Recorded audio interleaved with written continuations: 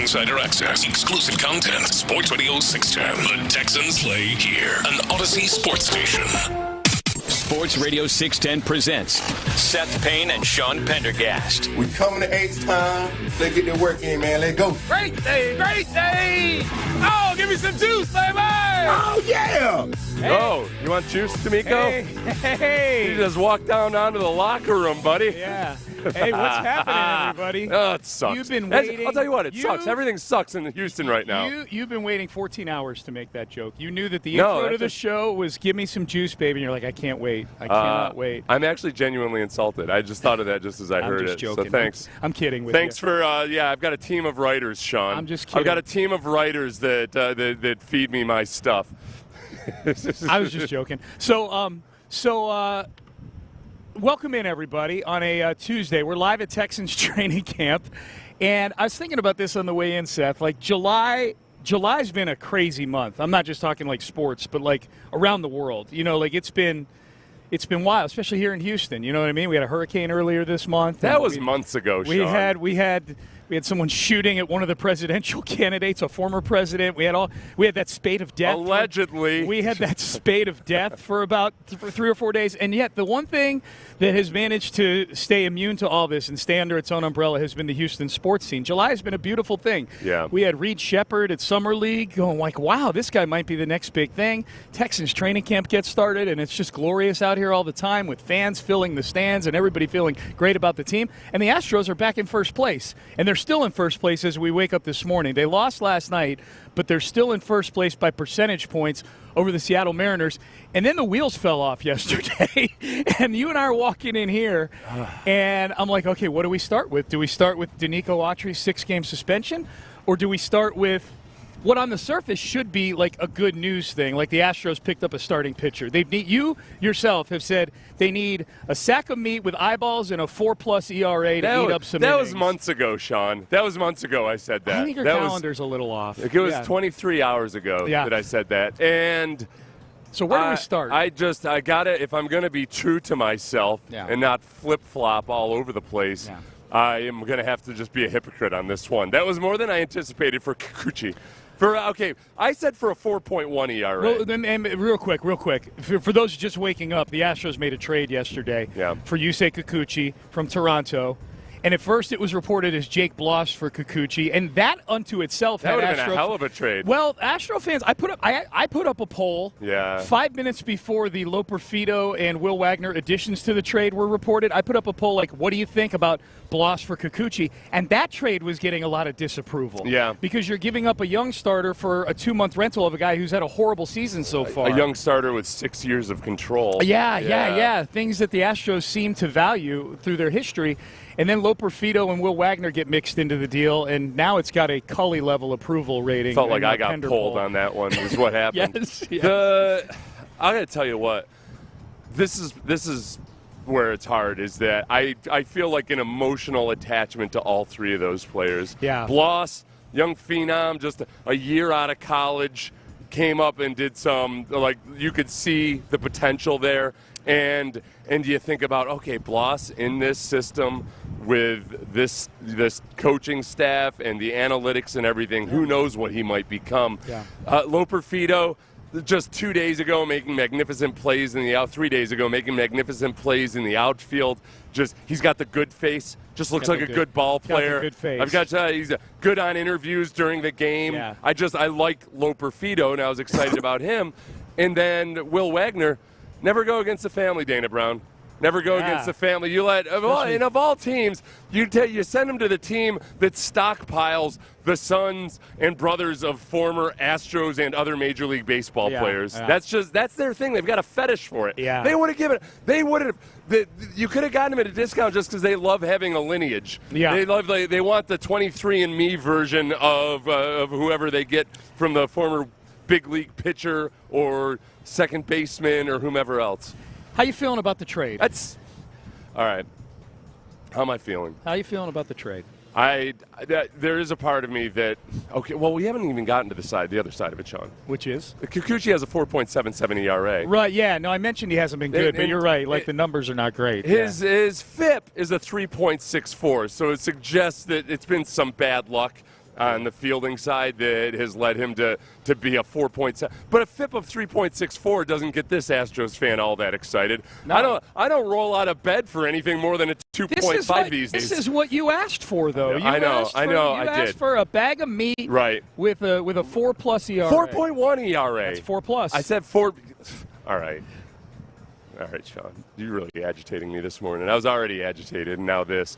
4.1 ERA. Okay. He's got a 4.77 ERA. There's a big difference. Dana Brown says, hey, we get him in with our, basically, thumbed his nose at the Blue Jays by saying, like, yeah, but he was doing that for the Blue Jays. Those guys don't know what the hell they're doing with pitchers. We're going to get him in here, and he's going to be just as good as Josh Hader. Yeah. Who gave up a 3-run bomb last night. Josh Hader got in here, and the Astros just transformed Josh Hader, didn't they? That was a bad night. Boy, they're really doing incredible things with Josh Hader. It's one thing. Boy, think about how good he was before he got here, and then he gets in with that magical pitching staff and analytics bros, most of whom are on other teams right now. Yeah. Everybody that brought you greatness in the front office and in the analytics department and everything, they're all working elsewhere. They're not going to do crap for Kikuchi. Let's hear from Dana Brown. Okay, so Dana Brown met with the media last night after this trade got made, and here was Dana Brown telling us what we all know, that starters have a high price tag. Yeah, I mean, the market right now is such. So, a lot of these guys are, they have high price tags. In order to get a major league starter with that type of arm, I mean, you're going to have to give up some pretty good players that hurt. And it's pretty difficult to give up young talent. But at the end of the day, we're trying to really stabilize our rotation so that we can get back to the postseason and potentially get deep into the postseason. Okay, so Astro fans hate this trade. Yeah. Like they hate this trade. The poll I put up last night, 92% disapprove of this 92% disapproval rating. That's like Cully level disapproval. That's even hard for presidents to achieve. Yeah. And they all suck. Right. All of them, every single one of them. Don't even get mad at me this morning, everybody. If you don't know that they all suck, then you're not paying attention. So I'll go back to Lincoln. So yeah, Seth did not like my Mount Rushmore take that I had when we were having private conversations. Oh, God. No, just your thought that there'd be like broad consensus on being able to name 4 presidents that would have wholesale Mount approval. Rushmore sequel. I wanted a Mount Rushmore sequel. Yeah. Yep. You're going to need about 300 years of distance. My view of the world is a little too flowery. Yeah. So 92% don't like this trade. I guess if I'm trying to kind of spin this thing around, this trade, and go, okay, why is this a good thing? Because most people think it's a bad thing. is that Kikuchi, you point out the luck thing with Kikuchi. He's had some misfortune with batted balls in play and fielding independent ERA and all that stuff. So the stats would seem to indicate there's some sort of regression in a good way to the mean coming back for the Astros. My issue is he's been horrible lately. He's 0-4 with a 7.75 ERA in his last 8 starts. He's been abysmal, and it's a 2-month rental. If I'm looking at the prospects that got sent out, Bloss now all of a sudden is on the radar, but he wasn't a tippy-top prospect coming into the season, and he's still clearly learning his way at the major league level. He's having major issues at the major league level. Joey Loperfido is a strikeout machine. That's not something that you can sustain long-term with him as an everyday player, I don't think, with him striking out nearly 40% of the time. And Will Wagner's never set foot on a Major League Baseball field. I have a hard time getting upset about Will Wagner if I wasn't getting upset over the 2 prospects they sent out for Verlander last year. Right, you know what I mean? Yeah. They're prospects. I mean, now this is a guy in Kikuchi who, if the rest of your staff performs the way they can, and if Verlander comes back and if he's healthy, Kikuchi will probably be the 5th starter and might not even start in the playoffs. Right. And not to mention Luis Garcia. Yep. So there is that, which again, though, I guess harkens back to why'd you give up so much for that. Yeah. This is the problem. Yes, the Astros have done it in the past where they'll take guys who are on a rough stretch or historically different than they've been, and the Astros put them through their analytical car wash and the pitching staff gets to work with them. I'm sitting here and I'm looking at Josh Hader, who's got the 2nd or 3rd worst ERA of his career. High-priced closer that's got a 4.0 ERA and let up 3 runs in the 9th inning last night. Even Chandler Rome, in trying to show both sides of it, is okay. He's had this bad stretch. His ERA went from 2.64 on May 21st to 4.75 on Monday. Yeah. So from May 21st through, it's been a really, really bad stretch. But then he tries to paint a picture about how there's going to be regression to the mean. So for those of you who don't know, FIP is just fielding independent pitching. So think of it like an ERA, except you take all the errors and anything else out of it, bad luck, all of that. Yeah. Chandler says, sure, he's had an 870 OPS against him in that stretch, but it's a 4.68 FIP during that stretch. No, that's awful too. That's not good. A 4.68 FIP is awful. So what mean am I waiting to regress to? Right. Right. Well, and the other thing is too. Now, did you say he doesn't have 4 years of team control? He's got 2 months of team control. He's a free agent. That's after less this than year. 5. That's. Yes. Okay, all right. I just wanted to be sure about this. Less than 5. Okay. Yeah, so that's the other thing about the whole car wash theory is he's got to turn it around now. He's in the rotation now. You have Spencer Arrighetti and you had Jake Bloss, and you don't have a 6th starter. He is a starting pitcher for the Astros starting whenever his next turn in the rotation is. And then he's done at the end of September for this team. We had our damn relievers pitching a perfect game through how many innings last night? They were really good, the first set of relievers, until they brought the highly paid guys 5th inning, I think. Something like that. Taylor Scott and Ort, that Ort character who I didn't even know was on the team. They were really good last night. His name's Kyle Orton.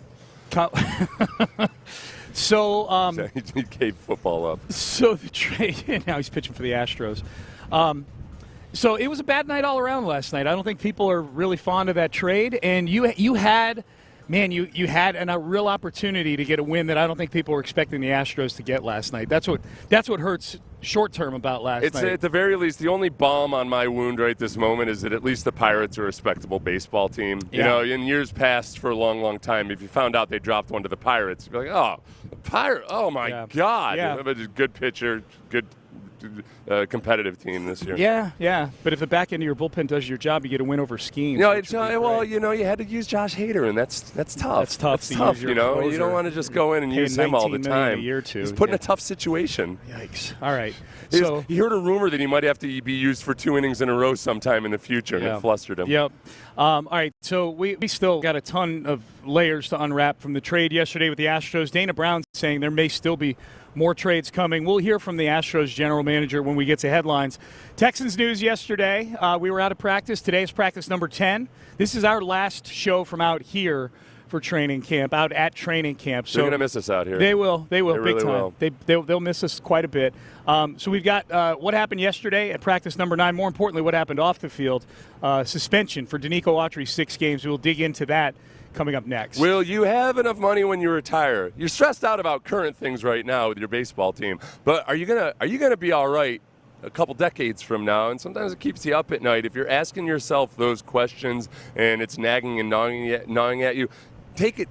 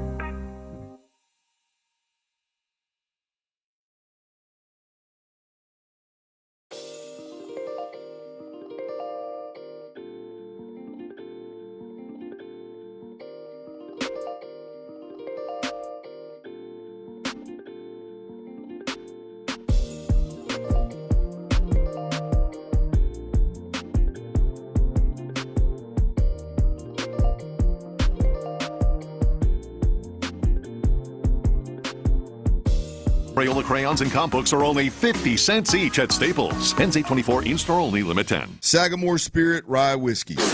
We're on the road to Canton, getting you ready for Thursday's game and Andre Johnson's Hall of Fame induction on Saturday. Here's Payne and Pendergast. All right, good to be with you on a Tuesday. Payne and Pendergast. We're live at Texans training camp. Practice gets started, as it has every morning out here at 9 a.m. We've got you covered all day long. We will pass the torch to Mark Vandermeer and John Harris at 8 o'clock, Texans training camp live. And then In the Loop will be out here from 10 to 2. And then keep it tuned here all day long for your updates and your reports from training camp. The big news yesterday came down just after all the press conferences were over yesterday. Yeah, it was almost immediately. Out comes the news. I was recording it on my computer, and I remember it just as soon as I was sitting in my car recording it on my computer, just several feet from the press conference, and just as soon as it came, there it was. Whatever the delay was, it felt like it must have been instantaneous. As soon as the last player left the podium, they hit the button. I got a notification on my phone. Yeah, Denico Autry suspended for 6 games for violating the PED policy. He put out a lengthy statement yesterday, Seth. We don't need to read the whole thing, but basically what he's saying is he had a prescription that got changed. That a compounding pharmacy either intentionally, unknowingly, negligently put something in there that's in the banned list. Yeah. And that is, I think a lot of people hear that, and if you're cynical, you're like, yeah, whatever. That's what they all say. They all say it because sometimes it does happen. There have been documented cases where I think this is what happened with Thomas Davis, of guys that a doctor prescribes them something or the pharmacy screws something up. And the relevant thing, though, is that it doesn't matter. The NFL doesn't care. If you're taking a medicine or a supplement that's tainted, you're not getting out of that suspension. Yeah. One of the only guys that's ever gotten out of it was Dwayne Brown, and it's because he proved that it was food that was tainted with clenbuterol. Down in Mexico. Which is an expensive way to go get shredded. Yeah. He's going down to eat beef in Mexico. And it was a lot of beef that he had proved he had eaten. Yeah. Well, it was basically a side of beef. Yeah. Right. It was half a cow. So I don't think he's getting out of this. I mean, he'll appeal. If I were him, and if it's so sometimes a doctor will prescribe something and think well, it's not steroids, you're good, without consulting the list. There's a lot of stuff that aren't steroids that are on the banned substance, the PED list. Yeah. And that's happened before. So it's very possible that Denico Autry genuinely didn't realize he was doing anything that was illegal or that it was prohibited, but he's not going to get out of it. No, he's accepted the suspension. Yeah. He, at the end of his statement, he said, I'm going to serve the suspension. Yeah, I'd be suing that pharmacy. Yeah, well, $4 million. And I think he is pursuing legal action independent of the NFL. Yeah. Because you're right. It's costing him, for those who wonder about these things, it's costing him $1.6 million and change, almost $1.7 million in base salary plus the per-game bonus checks that he gets. I guess before we get prorated sign-in bonus that he'll lose too. Before we get into the what this impact is on the Texans, as a former player, how much of this is on Denico Autry, just to be sure to check everything that you put in your body? Well, the hard thing is, the supplements, you can totally blame the player because, look, all right, man, you know the deal. You've seen enough. There's a big sign in the locker room that tells you about it. You've seen other guys with supplements because the supplement industry is lightly regulated, and there's just tainted supplements all over the place. Every now and then you get tainted, Sean. Yep. But with when you're getting it from a compounding pharmacy, presumably a legal compounding pharmacy, I don't put it on him much at all. You do have to be careful, and again, I don't know exactly what it was. When you get into the longevity doctor business and some of the guys that are hanging around on the periphery of athletes, some of those guys are sketchy as hell. Yeah. Really, really sketchy.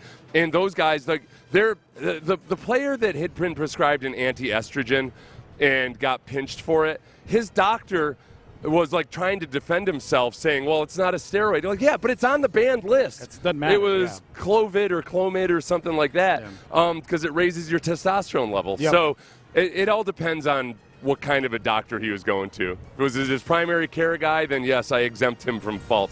If he was going to some dude in South Florida, nope, that's on you. There you go. Never get prescribed anything from South Florida if you are an active athlete. My God. I don't think any of the first 6 games for the Texans flip the end result because Denico Autry's not out there. You know what I mean? It's football. he's one guy. But this is for the coaches that have to manage that portion of the team, the defensive front, and Denico Ryans, the defensive coordinator, this is kind of a big deal. Like this acquisition, he was one of the first guys to sign. He signed before Danielle Hunter did. Yeah, when he signed, it was a big deal. Like, this is a guy at 11.5 sacks. We're going to put him opposite Will Anderson. Man, this is great. And you can bump him inside and all this other stuff, the versatility. And then you get Danielle Hunter, and the versatility becomes a huge deal because now you can put him in there with Danielle Hunter on the outside. All of the concerns about the defensive tackle position were lessened to a great degree because Denico Autry can rush inside like a fiend. He is physical. Like, he can rush the way like 320-pound guys do sometimes with a bull rush and with power. He's got a really good knack for getting his hand in passing lanes, poking the ball out, all these things. And yeah, I was a little bit of state of denial yesterday. I realized that I was like, okay, you've got all this depth for a reason, and sometimes that you're going to get an injury. And okay, the guy's out for 6 weeks with a sprained ankle. We're okay, but it's a bigger hit than the name brand would imply. I think Denico Autry is not a big brand name, but he's very effective, and that's why they paid him the money they did. Aaron Raybald, our on-site engineer here, made a good point before we came on, which is, given the timing of everything, because these things take a while before the actual suspension is stamped. Yeah. They probably signed Jerry Hughes right around the time they thought there might be an issue. Because they knew something was coming. There's a good chance that's why Jerry Hughes is here. Yeah. But Jerry Hughes isn't the same on the inside that Denico Autry is as a defensive when he rushes from the inside. No, I mean, Autry's getting $10 million a year for 2 years. There's a reason for that. And you know who likes him a lot? Nick Caserio. Nick Caserio said this about Denico Autry when he was on our show back just after free agency. Specific to Denico, I mean, this guy's a badass. I mean, this guy's a junkyard dog. Like, if you go into a dark alley, like, you want this guy behind you. Like, this is a bad MFer. I mean, and a really good football player who cares about football. And we've had to play against him over the last couple of years in, Tennessee, and then he was in Indianapolis. But glad he's on our side, and, we're excited about what potentially he could bring. Okay, so this hurts. This hurts. I'm going to send that clip to the pharmacy. I'm going to send him to the pharmacy that gave him the dicey substance. So that they're sitting inside at night, up, not asleep, with a gun in their hand, waiting for Denico Autry to get there. This guy's a badass, and he can afford good lawyers. Yes. So have fun with that. That's the worst kind of badass, the worst kind of bad MFer, the one with money. Yeah. And high-priced lawyers. Yes. So this Denico Autry suspension, Seth, led to lots of speculation about J.J. Watt coming back yesterday. Lots of Twitter speculation. Yeah. A lot of, I won't say smoke because nothing's come from J.J. yet. I think that first, I don't want J.J. back in the NFL for his sake or ours, whether he comes to the Texans or otherwise. I don't want him back in the NFL until late October. I think that's when you spend the first part of the season getting yourself completely ready. But JJ's 35 years old. He's got an extensive injury history. He doesn't need to be going out there and trying to play an entire NFL season plus the playoffs. So this doesn't change my opinion on that at all. And I think that if they were inclined to get JJ in and JJ were inclined to play right now, then back when they signed Jerry Hughes would have been when they did it. That was just a few weeks ago that they signed Jerry Hughes. Yep. Here was J.J. Watt. For those who don't recall this, or maybe you're out of the loop when J.J. said this, this was J.J. Watt at the pregame press conference at his charity softball game, talking about the situations that he's talked about, talking about his conversations with Denico Ryans and where it would make sense possibly for him to come back. I'm a very fortunate, lucky man. I got a beautiful wife. I got a beautiful son. I've had 12 great years in this league, and I'm very thankful to have walked away healthy and playing great. I told Denico last year, I said, don't call unless you absolutely need it, but if you ever do call, I'll be there. But he knows not to call unless he absolutely needs it. This is the last year I'll tell him that, because I'm not going to keep training the way I've been training, but he knows that if he ever truly does need it, I'll be there for him. But I don't anticipate that happening. They got a very good crew. Yeah, they got a very good group. And this is no disrespect to Denico Autry. Denico Autry missing 6 games is not the break glass in case of emergency situation. Right. It's they've still got a formidable pass rush. Yeah. Without Denico Autry, it's just not necessarily a world-class, what the hell are we going to do on 3rd and long type of pass rush. And your margin for injury goes down, too, now without him. Right. Somebody gets hurt, there goes your depth. Yeah. So it's 1.6. You're right. I thought the prorated signing bonus would have got him. But so according to Texans cap, it's $1.6 million that he'll miss out on, but that also the Texans will save against the cap. That's not signing J.J. Watt, I don't think. I don't think they're gonna. I don't think that $1.6 million isn't what J.J.'s probably expecting. A lot of avoidable years. Yeah.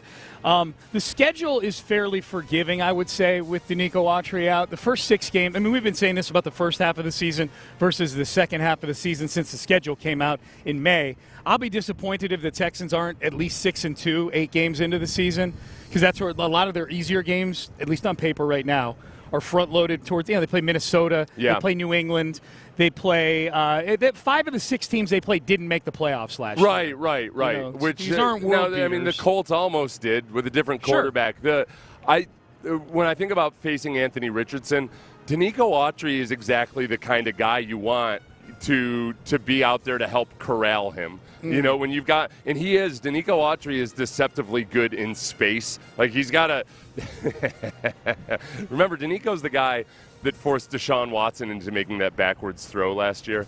When Deshaun spun around and threw it inaccurately to the running back who was standing 10 yards behind him. That was Denico Autry, who had corralled Deshaun Watson outside the core of the offensive tackles. So when it comes to a guy like Anthony Richardson, that you want as many athletes out on the field as possible who can also help against the run. And him playing defensive tackle in those situations is that hurts you. It's not a death blow, but it hurts you. Yep, no doubt.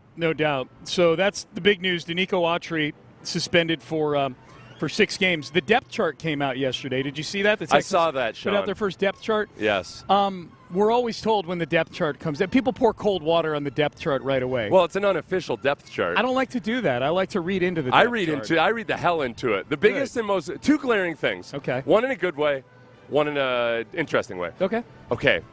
The starting kickoff returner, Dameon Pierce.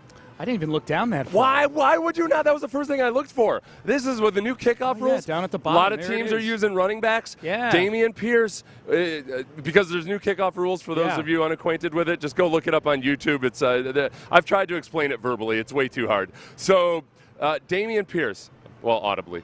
Read the words on the internet. Dameon Pierce is your kickoff returner. A lot of teams are using running backs right now, or at least experimenting with it, because it looks a lot more like a run play than it does the old school kickoff return. And I'm excited about him. But the other one is slot corner or nickel back, because the Texans list their nickel defense as their starting defense. Yeah. They do right now have Des King listed as the starting nickel back, and with Jalen Petrie as a safety. Yeah. Not even a. I saw starting safety. Petrie, okay, so I saw a couple people say, "Hey, don't read into that. Jalen Petrie's been out there with the ones as the nickel back every practice." That is true. I'm not reading into too much to the fact that he's been out there as the starting nickel back every practice. I'd actually think there's just as good a chance that in Game 1, Des King starts at nickelback. I think they're just trying to get Jalen as many reps as possible. So they can film and they can look at it. Yeah, well, and that he can improve, that he can actually work at it, and he can do it out there versus Tank Dell, versus Stephon Diggs, all those guys. So you throw him out there right now, and see what he can do, see how much he improves. But can we be honest with ourselves? He's not a cornerback. Like, he's a safety. Oh. He's closer to a linebacker than he is a cornerback. Mm-hmm. And you don't want to mess around against elite receivers with a safety playing cornerback like full time. Yeah. So I think it's going to be a committee effort there. They like the idea of at times using Jalen Petrie as a slot corner, so they can blitz, so they can disguise coverages, all of that. But I don't. I don't read into this depth chart, but I also don't think that Jalen Petrie is bona fide starting nickelback. For what it's worth, the spots on this roster that we have deemed as hyper-competitive spots coming into training camp, left guard, it's Kenyon Green listed with the first team right now, which matches what they've been doing out here every day. He's been running with the ones. Defensive tackle, which is this just melange that we think is going to be a rotation. The first 2 listed, at least, are Mario Edwards Jr. and Foley Fatukasi. But I think there's going to be a lot of mixing and matching along the defensive line. But those guys have consistently been in base downs, like in base defense. They've been the ones. And then Denico Autry had been coming in on nickel. That won't be for at least 6 weeks. Right. He does get to play. Denico Autry does get to play in the preseason games. He does, yeah. It's one of the weirdest and dumbest things the NFL does is like, hey, you're suspended. This guy who's juicing, yeah, he can keep competing against all the non-juiced guys. They can be subject to all that, but and try to make the team, but not once the regular season comes along. Henry To'oTo'o listed as the third linebacker, the first string, third. It's Christian Harris, Azeez Al-Shire, and then Henry To'oTo'o listed first string, and then Kamari Lassiter is listed as the first-string cornerback opposite Derek Stingley Jr. Yeah. So that matches greatly what we've seen out They've been there. giving Deshaun Phillips, the fifth-year pro who comes to us via Baltimore, they've been giving him some reps with the ones, and he's a lot more athletic than Henry To'oTo'o. So I'm not exactly sure how it's all going to shake out after Christian Harris and Al-Shire. We'll see. And the Texans don't really get too caught up in the prototype Sam linebacker. Right. They want their three best linebackers out there. Yep. I think that'll be a game plan by game plan thing. All right, let's get into headlines. It was a big day yesterday. Texans training camp. We had our first really hot day out here yesterday. Of course, we just talked about the suspension to Denico Autry. We'll touch on that again in headlines. And then the Astros lose to the Pirates last night. And then, according to at least a lot of Astro fans, lose in the trade market as well. We'll hear from Dana Brown, the GM, on that coming up in headlines next. Made my stop this morning on my way in at the Shipley Donuts.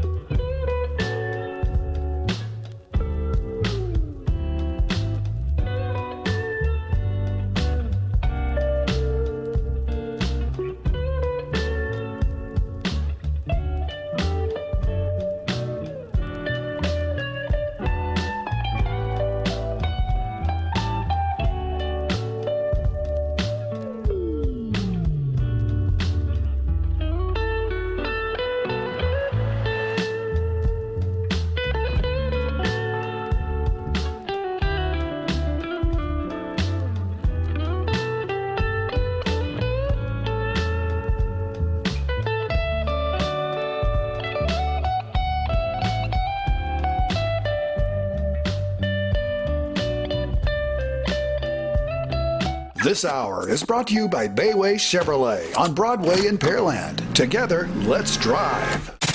Payne and Pendergast with today's headlines.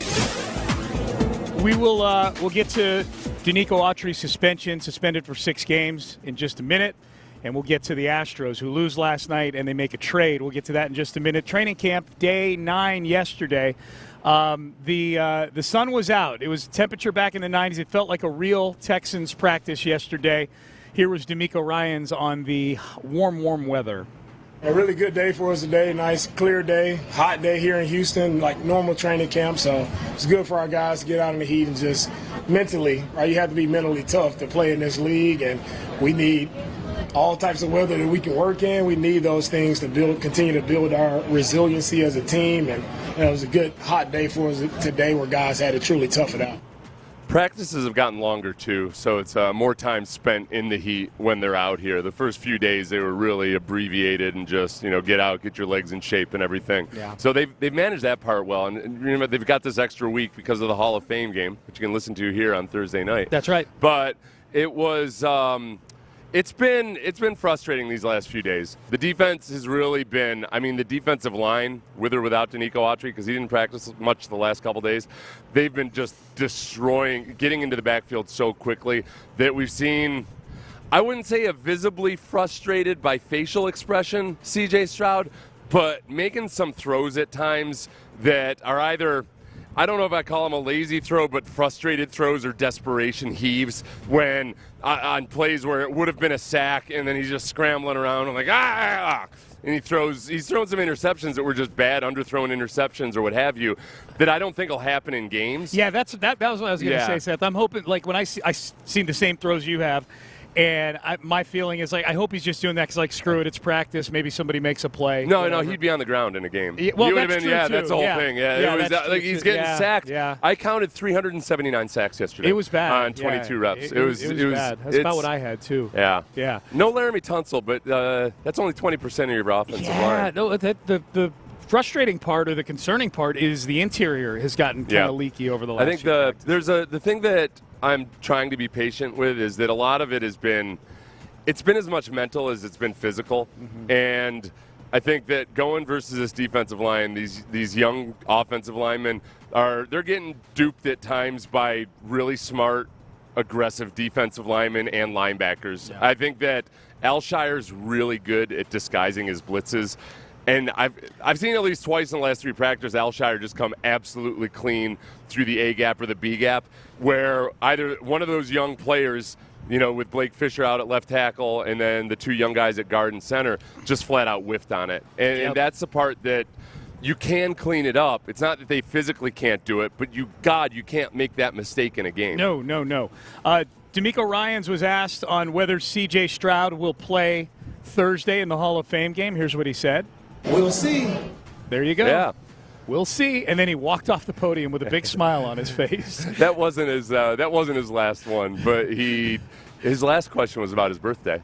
Oh, that's right. Yeah, that's right. It was the last cut on our sheet, so I just assumed he walked off the podium. Denico Autry suspended for 6 games. Texans defensive end, big signing in the offseason, PED policy violation. Autry put out a lengthy statement yesterday, really explaining everything in detail, that he had a prescription that was switched, and either through negligence or some sort of intent by the pharmacy, there was a banned substance in there. Yeah. So if that's the true story and the accurate story, I think that I'm not too worried about getting all caught up in all of that, whether that's the right story or not. It does happen, and it's happened before, and it's been documented. I think if he's concerned at all about his reputation, it would be good for him to actually show the documentation, like show the actual show the test results and all that. But that's neither here nor there. He'll lose out on about $1.6 or $7 million. The Texans will get that relief against the cap. But most importantly, he's just not available to the team for the first 6 games. And this is a guy that, for the people who are concerned about the defensive tackle position, I've been saying for months now, well, yeah, but you got to remember, Denico Autry is going to play down inside a lot. He was like half a defensive tackle for right, and he's really good down there as a pass rusher. and you're not going to have that. So this really, really scary and menacing defensive line still looks scary from a pass rushing perspective because of the guys you have on the edge. And I'm okay with the defensive tackles they have in terms of just being all around, okay, they can stop the run. They're not great pass rushers, but they can get some push. It's a hit. It's a hit. No doubt. No doubt. Let's switch to the Astros. They lose 5-3 to the Pittsburgh Pirates last night. Josh Hader gave up a 3-run home run in the ninth inning to break a 2-2 tie. The bullpen, the back end of the bullpen, not great. Ryan Presley gave up a run in the eighth to allow the game to get tied at 2. The front end guys in the bullpen, the guys who made the bullpen start or the early innings, Taylor Scott, Caleb Ort, Brian Abreu came in and did a nice job. They all did a good job. It was the back end guys that lost the game for the Astros last night. Meanwhile, while that game was going on, a trade was made, or at least earlier in the day. Yusei Kikuchi is now a Houston Astro. Toronto Blue Jays starting pitcher is now a Houston Astro. This is a trade that has Astro fans very upset because they sent out Joey Loperfido, Will Wagner, minor league infielder who's the son of Astro legend Billy Wagner, and then Jake Bloss, who was supposed to be the starting pitcher last night. He got scratched from his start, so you knew something was up. Right. That was they started the broadcast off with that. Yeah. Callis kind of hinting that, all right, well, this is not insignificant that Bloss isn't out there. The poor guys on the broadcast have to dance around it when the news is sitting out there. Like, well, until the team announces it. So at any rate, the trade gets made. Astro fans, by and large, are very upset by this. This is Dana Brown on how he sees Yusei Kikuchi in an Astros uniform. Yeah, I mean, we see Kikuchi as a guy who could really strike guys out. We see him as a guy who could really log some innings for us because we're going to need that. And we see him as a guy who could pitch in the postseason with the power that he brings, throwing from 93 to 98. And so this addition for us, we feel like this could be a pretty good addition to get down the stretch. He's awful right now. He's had a horrible stretch since May. He's just been absolutely abysmal. He's got a 4.77 ERA. There's some bad luck that's gone into it, but even when you erase the bad luck, he's still got a 4+ ERA since May.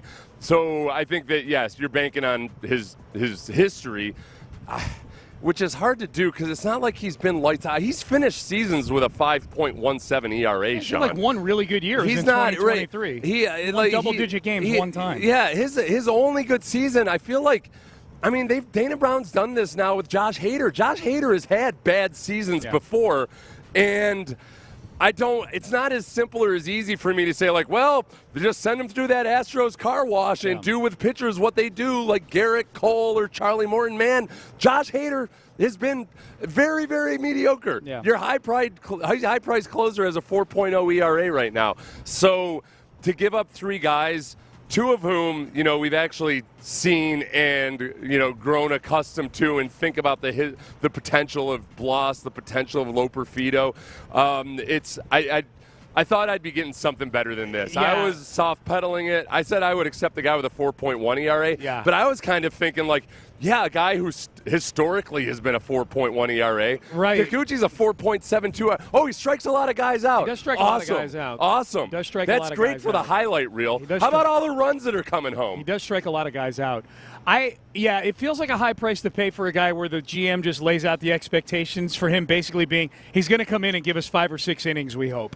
They're hoping he comes in and eats some innings. I think part of it is that they look at him as a guy that, okay, if Verlander and/or Garcia is healthy going into the playoffs, where a lot of times you only need 4 starting pitchers, like Kikuchi's the last pitcher in that rotation, possibly 6th. He might not start in the playoffs, and for this guy that can get a lot of strikeouts, I think they look at him as a piggyback guy, long reliever, just a reliever. Or like a leverage situation in the middle innings guy. You know what I mean? Like you got guys on base with 1 out or 2 outs. You need a guy that comes in and has strikeout stuff that won't put the ball in play.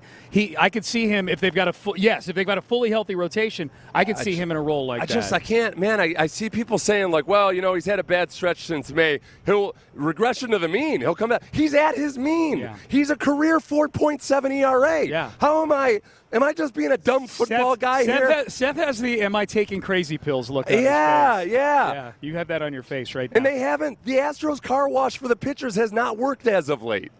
Our baseball talk is presented by T-Mobile. Switch to T-Mobile and you get tons of benefits and still save on every plan versus AT&T and Verizon. Use their savings calculator to find out how at t-mobile.com/switch. All right, let's circle back to the Texans and this Denico Autry suspension.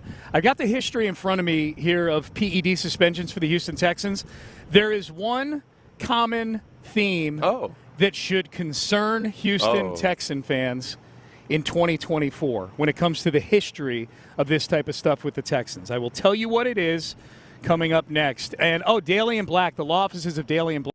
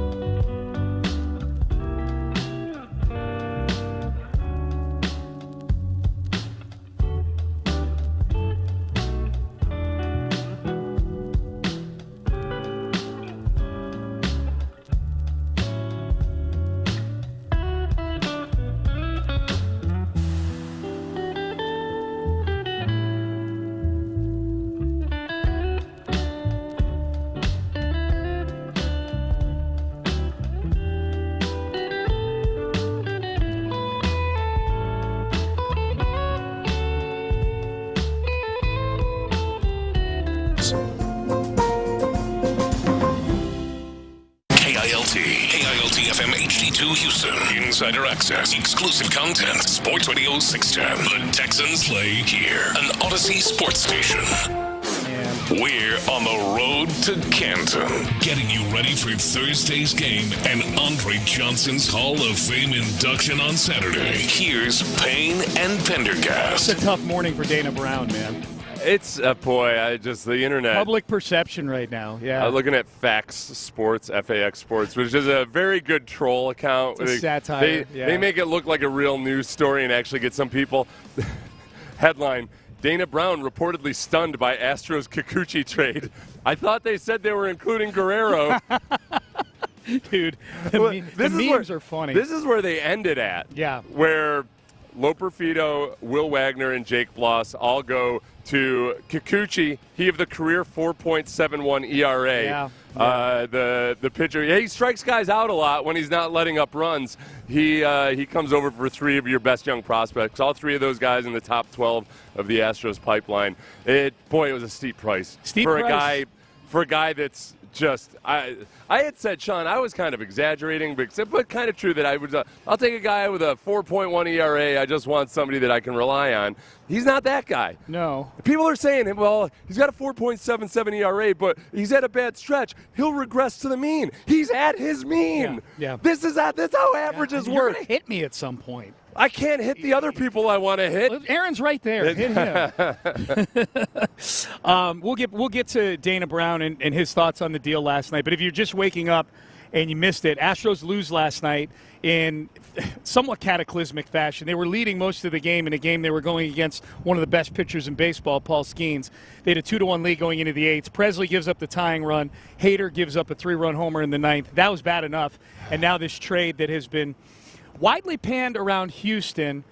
I have seen at least one report card that has the Astros winning that deal. We'll get to that later in the segment here. We'll get to that at 7:20. The Denico Autry suspension. Texans defensive end Denico Autry suspended for 6 games for violating the PED policy. Took some sort of supplement or prescription that had a banned substance in it. It was a tainted prescription. He claims that he didn't know that it was tainted, that he had no idea he was putting that into his body. He's accepted the suspension. He did lawyer up at first. I think probably saw that that's probably a fairly futile road to go down with the NFL. The lawyer, I mean, that would be probably to go after the pharmacy or the doctor. Yeah, I think he tried both. But you try to appeal with the NFL, and they just, unless it's very, very rarely overturned. The NFL's policy is very clear that you're responsible for what you put in your body. The only time they've relented on that is when it's like actual food, like with Dwayne Brown. He'd eaten clenbuterol tainted beef, and he could prove it. But other than that, it's just nope. It's in your body. You gotta sit. This is the history of PED suspensions with the Houston Texans. They've had their fair share actually since 2010. They've had 6 PED suspensions since 2010. We remember in 2010, Brian Cushing got suspended before the season started. He missed the first 4 games. Then Dwayne Brown was suspended 2 games into the season, so he missed weeks 3 through 6. So that was in 2010. Then in 2017, Max Bulla. Remember Max Bulla? Old Michigan State. Inside linebacker, undrafted free agent. Texans had a Michigan State fixation for a little bit. Under O'Brien, they did. Keith Mumphrey, Max Bulla. Yeah, Keyshawn Martin was in the building here. Yeah, Mr. Fair Catch himself. Yeah. Max Bulla got suspended 4 games for PEDs in 2017 in May that year. Yeah. I don't even know if he saw the field again for the Texans. Brian Cushing got suspended a couple weeks into that season for a second time, and he missed 10 games that year. Yeah. That was in 2017. Then in 2020, if you remember, right around Thanksgiving, Will Fuller and Bradley Roby both got suspended for 6 games. And they were wrapped up in some kind of, like a doctor or somebody else, some kind of trainer in Arizona, where I believe it was Arizona or Denver, somewhere out west. Sure. And they'd gotten, those players had gotten suspended too. Yeah. It must have been Denver because it was Roby. I think Roby was the connection to the other, maybe. And Bradley Roby, a Denver Bronco before he became a Houston Texan. But if you remember, they both got suspended for 6 games. Will Fuller ended up serving out his suspension as a Miami Dolphin. That's right. The last game of it. They've served the final 5 games of that year, and then the last game they served with whatever team they were on next. I think Roby got traded to the Saints that next season. The common theme with all this. Yeah, I've been thinking about this. Common theme with all this: 2010, 2017, and 2020, all massively disappointing seasons for the Houston Texans. Wow, come on. Massively disappointing. 2010, they were coming off their first above 500 season, and they were supposed to be a big deal, and they finished 6-10. 2017, a lot of that was because Deshaun tore his ACL, but still a massively disappointing season. And then 2020, that was the COVID year where Bill O'Brien got fired. But I'm not going to allow 2017. Because Deshaun tore his ACL, and yet it felt like a promising season at the end of it because you had seen what you had in Deshaun Watson. Yeah. So I'm not accepting. You're not? No. Okay. You're okay with 4-12, unless you're also guaranteeing that the recent history of Hurricanes bringing World Series championships is a steady and the consistent irresistible force meets the immovable object. The trend of the one dot on the graph. Yeah, I'm going to call it a trend. It's brought baseball championships. 100% of the time, Sean. 100% of the time, there's been a Hurricane before the World Series. It brought baseball championships in 2017. It brought the season that you're saying was all right with Deshaun out there right now. Yeah. So anyways, I get it. Like the cause and effect of those suspensions in those seasons. I'll tell you 2010, there actually was probably some cause and effect with Cushing and Dwayne Brown. The weird thing about it is that you've got two guys that have had two suspensions in both Dwayne Brown and Cushing, but Dwayne's was retracted. The second one was rescinded, but it was he was pinched a couple times. 2 run-ins. They unpinched him once. Yeah, 2 run-ins. So that's the history of the suspensions. Again, if you're just getting in your car and you're hearing about the suspension, how big an impact do you think this is, Denico Autry? It's all right. It's not the sky is falling because you know what else happens during the season? Guys get injured and they go out for 6 weeks. And I always try to look at suspensions and holdouts through that filter. Like, all right, yeah, look, you're going to lose people to injuries. You're going to lose people to holdouts. You're going to lose people to suspensions.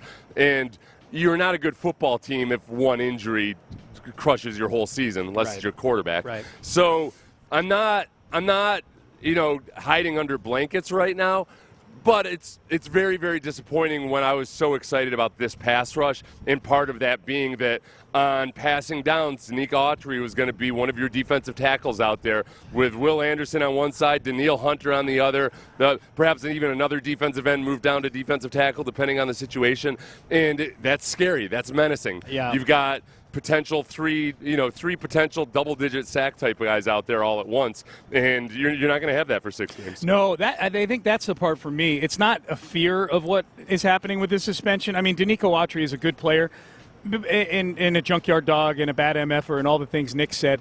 He's fairly far down the list of guys that impact your season if he's not out there.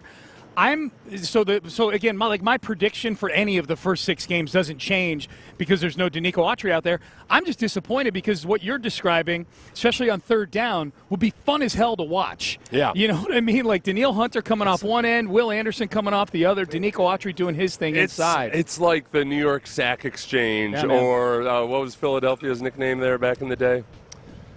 Remember back when they had Clyde Simmons and Reggie White and everybody? They had a nickname, I think. Did they? Okay. I mean, I know the Steel Curtain and the Purple People Eaters. I think they called them the Philadelphia A-holes. Okay. Well, that's the city. Okay, no, I don't know what the defensive line was called. Something, yeah, something.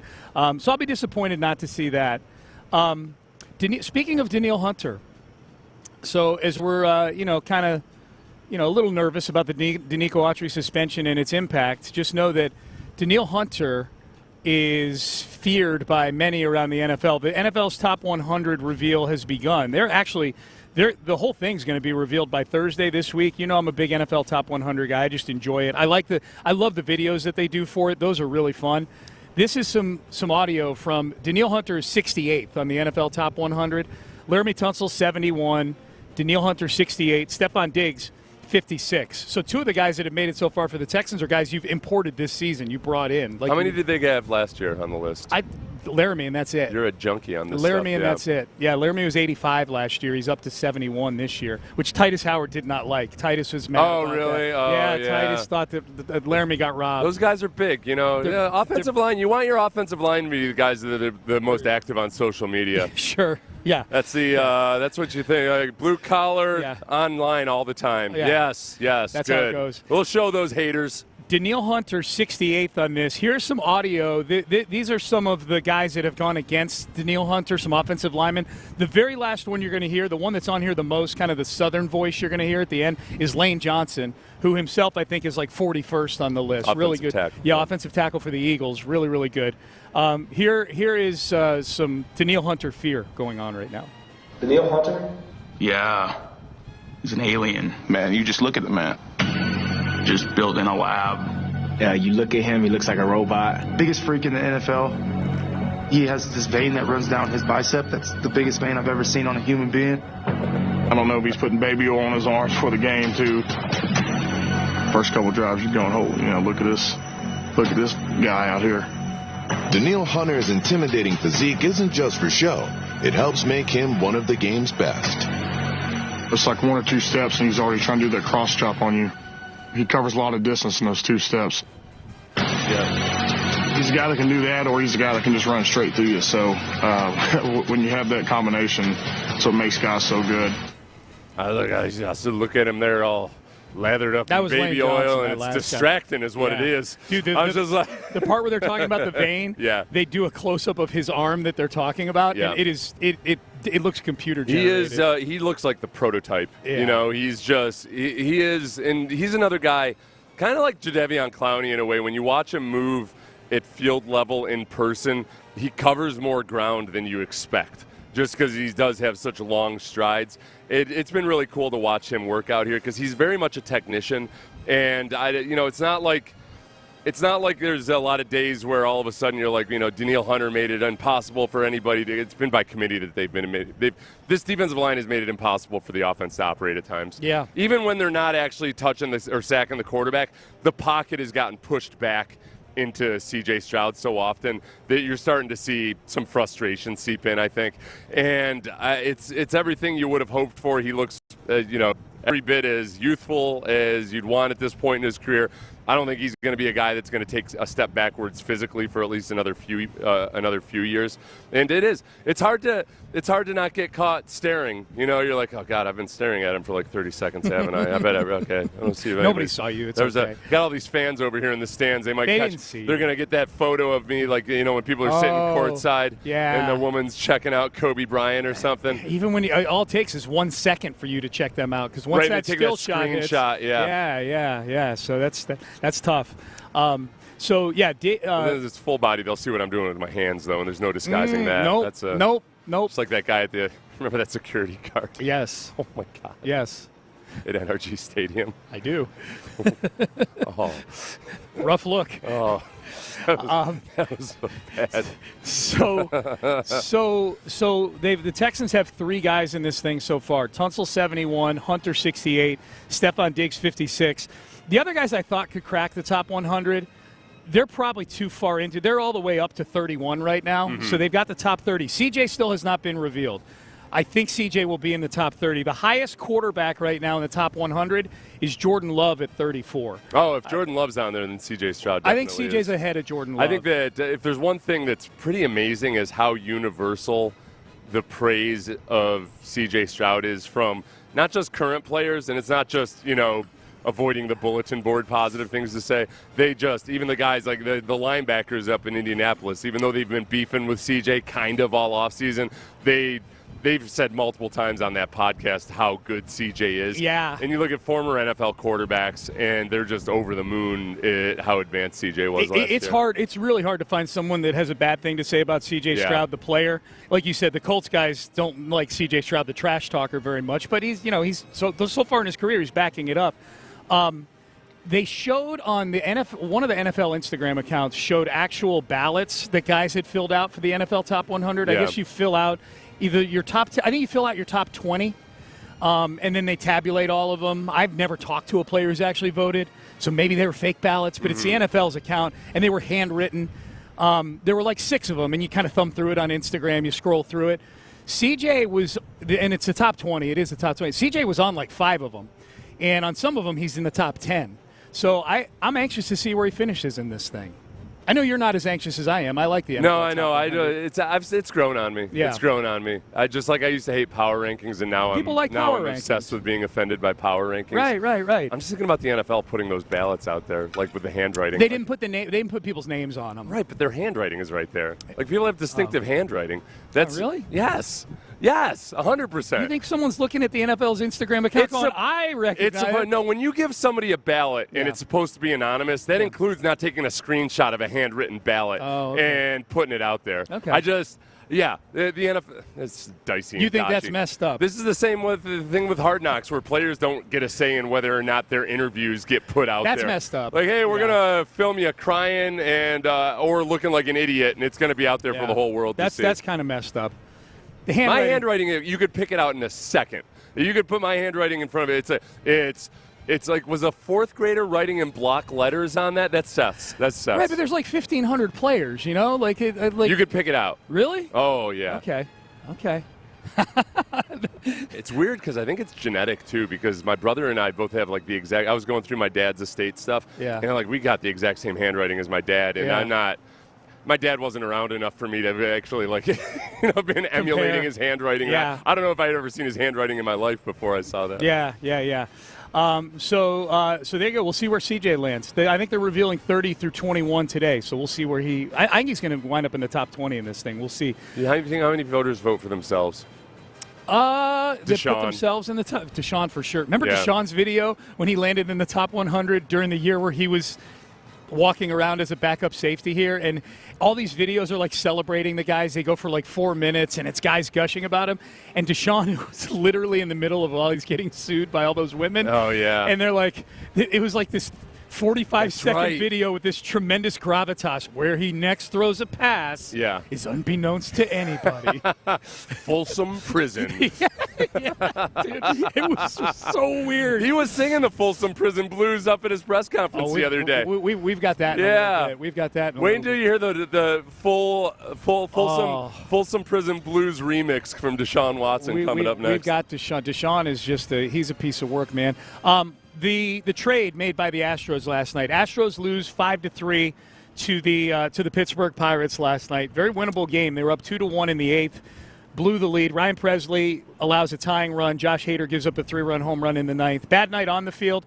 And most fans would say, Seth, at least 93% of them now on my Pender poll, would say bad night off the field as well. The Astros trade Joey Loperfido, very popular young outfielder. Yes, made some great defensive plays very recently. A lot of potential, and by the way, a team that might have on a team who they don't know where they're at right now in this season with Kyle Tucker and long-term with Kyle Tucker. Right. You know, you're trading away outfield depth, young outfield depth, cost-controlled outfield depth. Guys with 5 years remaining of arbitration and what have you. Team control, right. So they trade Joey Loperfido, Will Wagner, a legacy, the son of Billy Wagner, a solid minor league infielder, and then Jake Bloss, who is a starting pitcher who struggled in his major league debut but tore up the minor leagues. Right, and is one of these guys like Arrighetti that shouldn't have been in the majors anyway. Yeah, like there's something there. There would be, I think this trade would feel even worse had Bloss not come up to the big leagues at all. If he was just still in Double-A with like his 1.7 ERA or what it was, you would feel like, man, this guy could be the next big thing. Astros fans would be PO'd about this. Yeah, and they already are. But well, because the thing is, all right, what are you getting back? Okay, we need a starting pitcher. You don't need him to be magnificent or anything, but you got to be able to spread these starts out as Verlander and Luis Garcia come back. That's great, but you can't rely on that. But it's a guy that's got a career 4.7 ERA in Kikuchi. Yeah, it's Yusei Kikuchi. I hadn't mentioned who they traded him for. Yusei Kikuchi of Toronto, who's not been good of late. It's driving me insane because you know what it doesn't make sense by? The back of the baseball card. Yeah. Like, there's no way to paint this. It's the back of the baseball card. Someone posted the back of his baseball card on Twitter last night. It's an awful back. His best year, he had like a 3.8 ERA, and it was last year. Dana Brown is a sucker for a recent success. It's like Josh Hader. Josh Hader's had dicey seasons before. Mm-hmm. This is all this. And then Dana Brown cited, with our analytics staff and our coaching, we can really bring guys. Who as of late? Like Garrett Cole doesn't play here anymore. Charlie Morton is not here anymore. Mm-hmm. It's not. I have zero faith that they're going to come in and get Kikuchi. a version of which we haven't actually seen other than one little single season last year. Yep. And it wasn't even that good. Here was Dana Brown talking about the market for starting pitching. Yeah, I mean, the market right now is such. So, a lot of these guys are, they have high price tags. In order to get a major league starter with that type of arm, I mean, you're going to have to give up some pretty good players that hurt. And it's pretty difficult to give up young talent. But at the end of the day, we're trying to really stabilize our rotation so that we can get back to the postseason and potentially get deep into the postseason. The deadline is 3 o'clock this afternoon. So this is going to be, from an Astros fan's perspective, Seth, it's going to be very interesting to watch from two perspectives. One, do they make any more deals? Because that was rumored last night after the trade got made for Kikuchi, is that they're in on Yandy Diaz from Tampa Bay. And I'm like, man, it's been an hour, and I already have PTSD from the Kikuchi trade over any other trades getting made. So that'll be one thing to watch. Obviously, do the Astros address any other needs? Because they probably still need another arm, whether in the bullpen or in the starting rotation.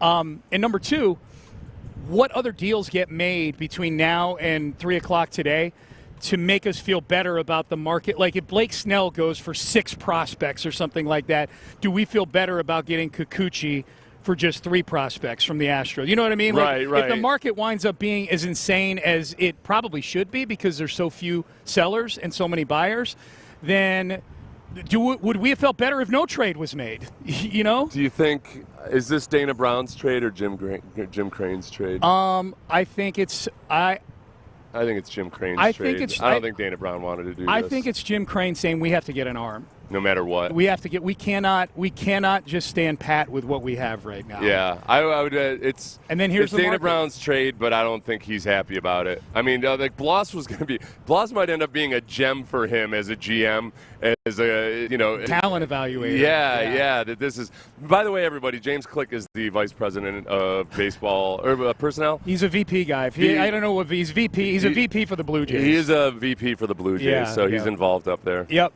Now, ESPN thinks that the couple guys on ESPN that are doing report cards on all these deals, they think the Astros won the deal.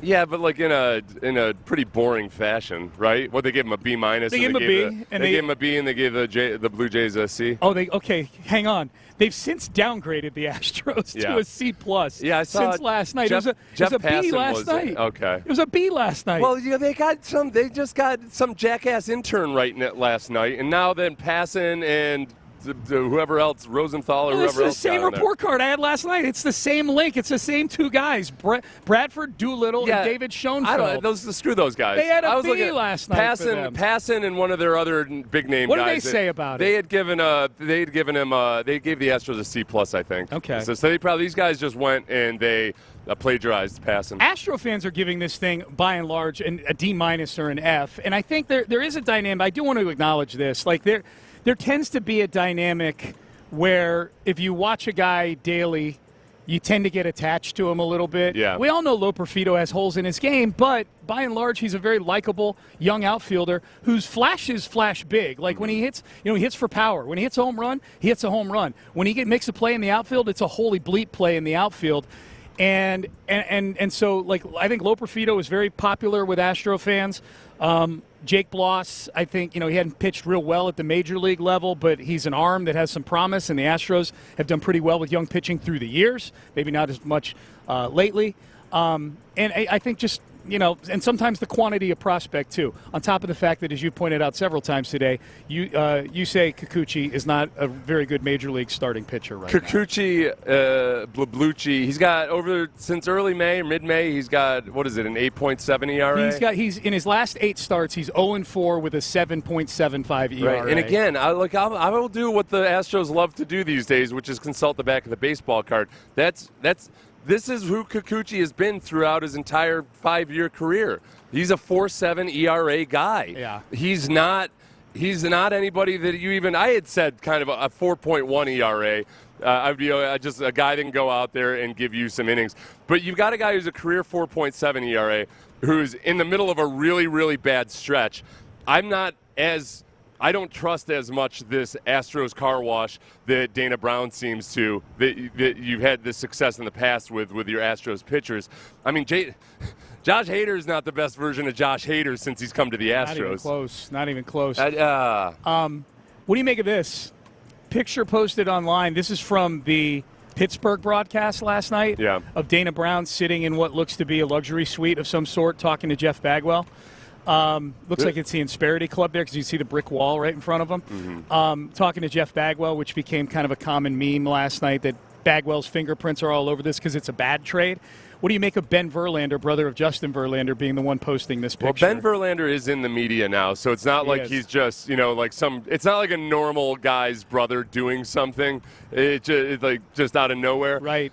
And yet, Verlander knows. He's got the pulse of what the fans want. Yeah. And they're putting their own words into Bagwell's mouth, and it's something along the lines of like, well, I don't know, Dana. First they tell me that I'm not supposed to look at the back of the baseball card, so I stopped. And now you go and you make a move that I would have told you to consult the back of the baseball card. Yeah, it's a great point. This is stupid on back of the baseball card. It's Jose Abreu stupid. It's Jose Abreu stupid. I'm not calling Jose Abreu stupid. You think this deal is as bad as what we now know the Abreu contract looks like? I mean, he was the worst player in baseball. No, the Jose Abreu contract was. And I'm not saying it's a good trade. No. Okay, let's remember the Jose Abreu contract raised eyebrows, but it wasn't. Nobody should have expected that he would take the plummet that he did. Okay. The big mistake with Abreu was sticking with him as long as they did. So you're saying at the time of the deal, it feels like the Abreu thing a little bit. This feels worse than the Abreu thing because the Abreu was like, okay, you're overpaying, but look, Abreu showed some signs of age the previous year, but.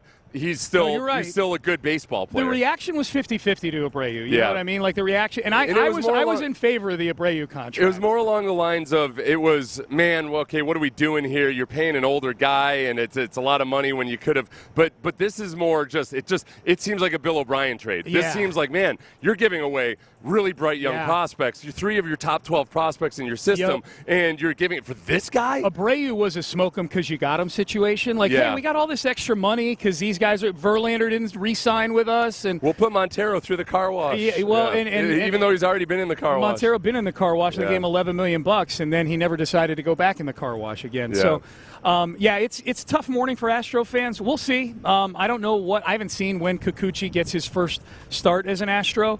I feel kind of bad for Kikuchi because, you come to a new team, and the fans are probably more upset about what they gave up for him than the fact that he's the acquisition. Like if they got him for just what if it was as the trade was initially reported? Because we got to point that out. This was very weird reporting because it was initially reported as Jake Bloss for Kikuchi, right? And that was something that had Astro fans upset because you're giving up a guy with many years of team control left, who was excellent in the minors. Had flashes here and there in the majors, but had struggled, but expectedly because he's not even supposed to be pitching in the majors yet.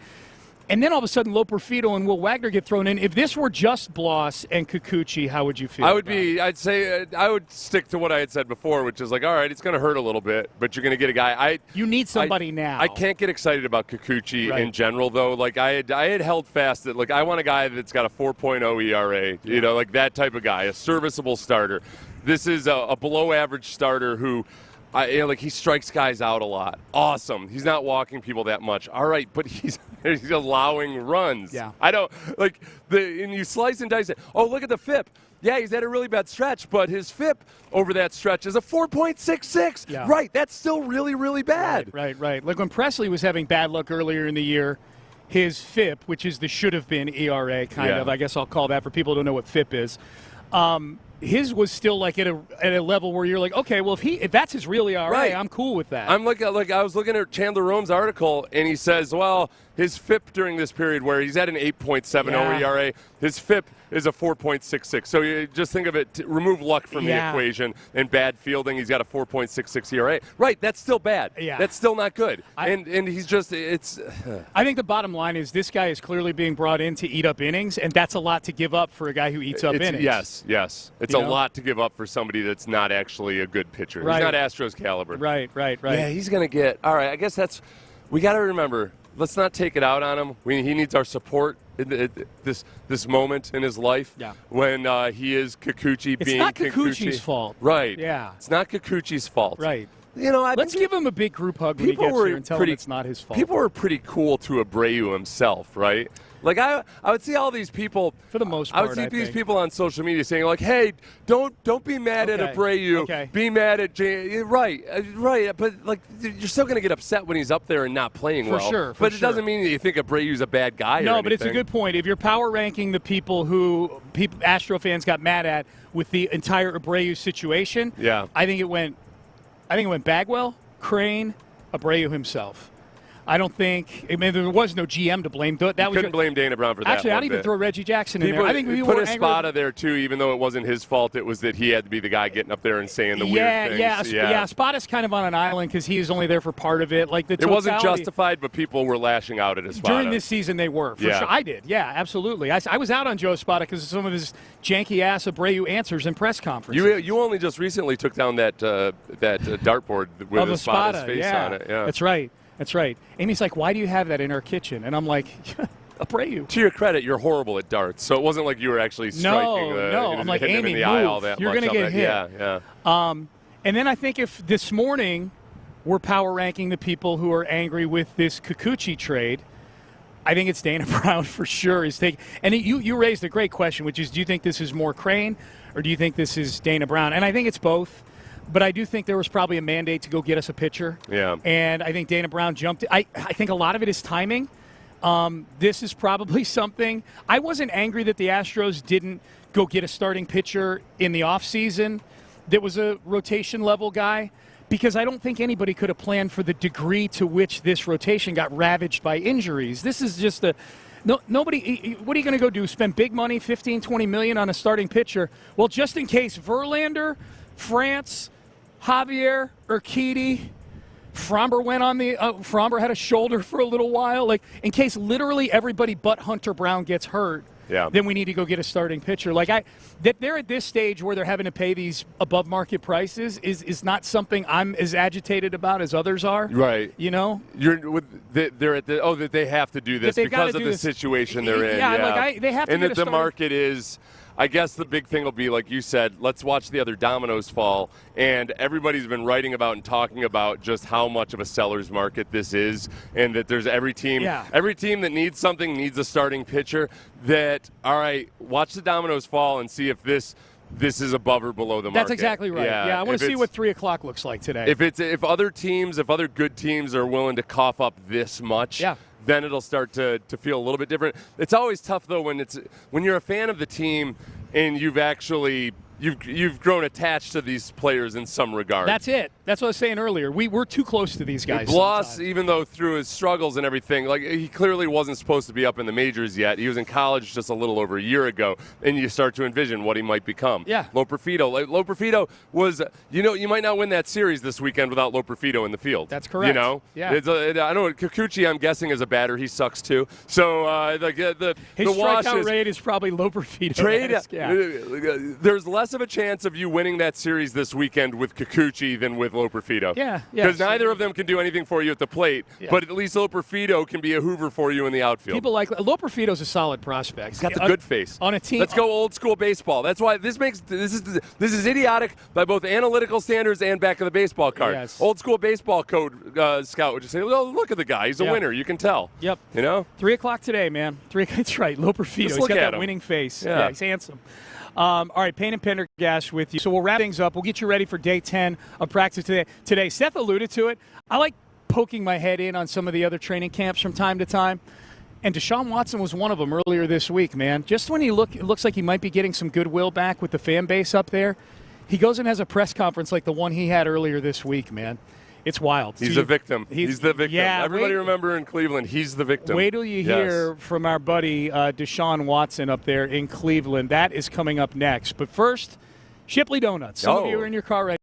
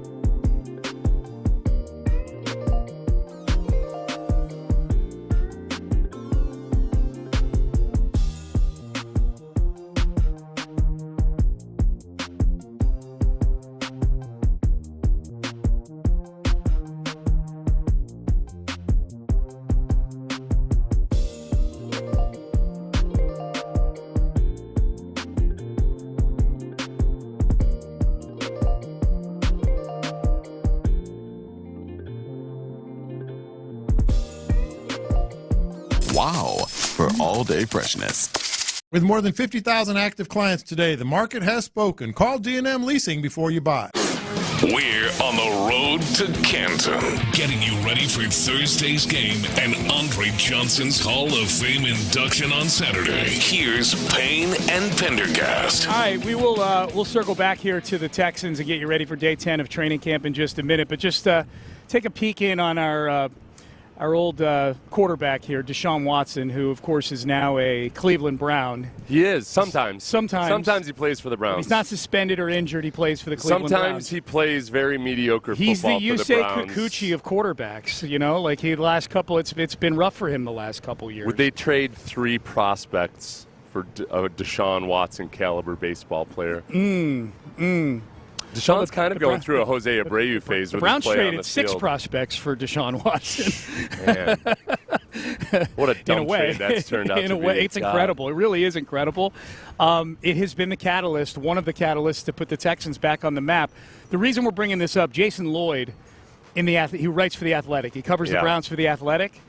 And he points out in the very first few sentences of this piece that he posted yesterday, I've really tried with Deshaun Watson. He has, too. I've defended the Browns for pursuing because Baker Mayfield wasn't good enough and they needed to upgrade the most important position. Yeah, and I remember reading some Jason Lloyd pieces early on there, and it sounded like it sounded like Deshaun Watson. It sounded like Rusty Harden had talked to him. Someone had gotten to him. Yeah. Yeah. And as you know, my rule, the problem with talking with lawyers face-to-face for any extended amount of time is that they are convincing. You don't get to be an awesome lawyer without being really convincing. Yeah. He's the best. Yeah. So, but Jason Lloyd has now turned on Deshaun Watson. Mm-hmm. And it's because Deshaun Watson, in his press conference earlier this week, his first media availability of Browns training camp this year, was asked some questions, some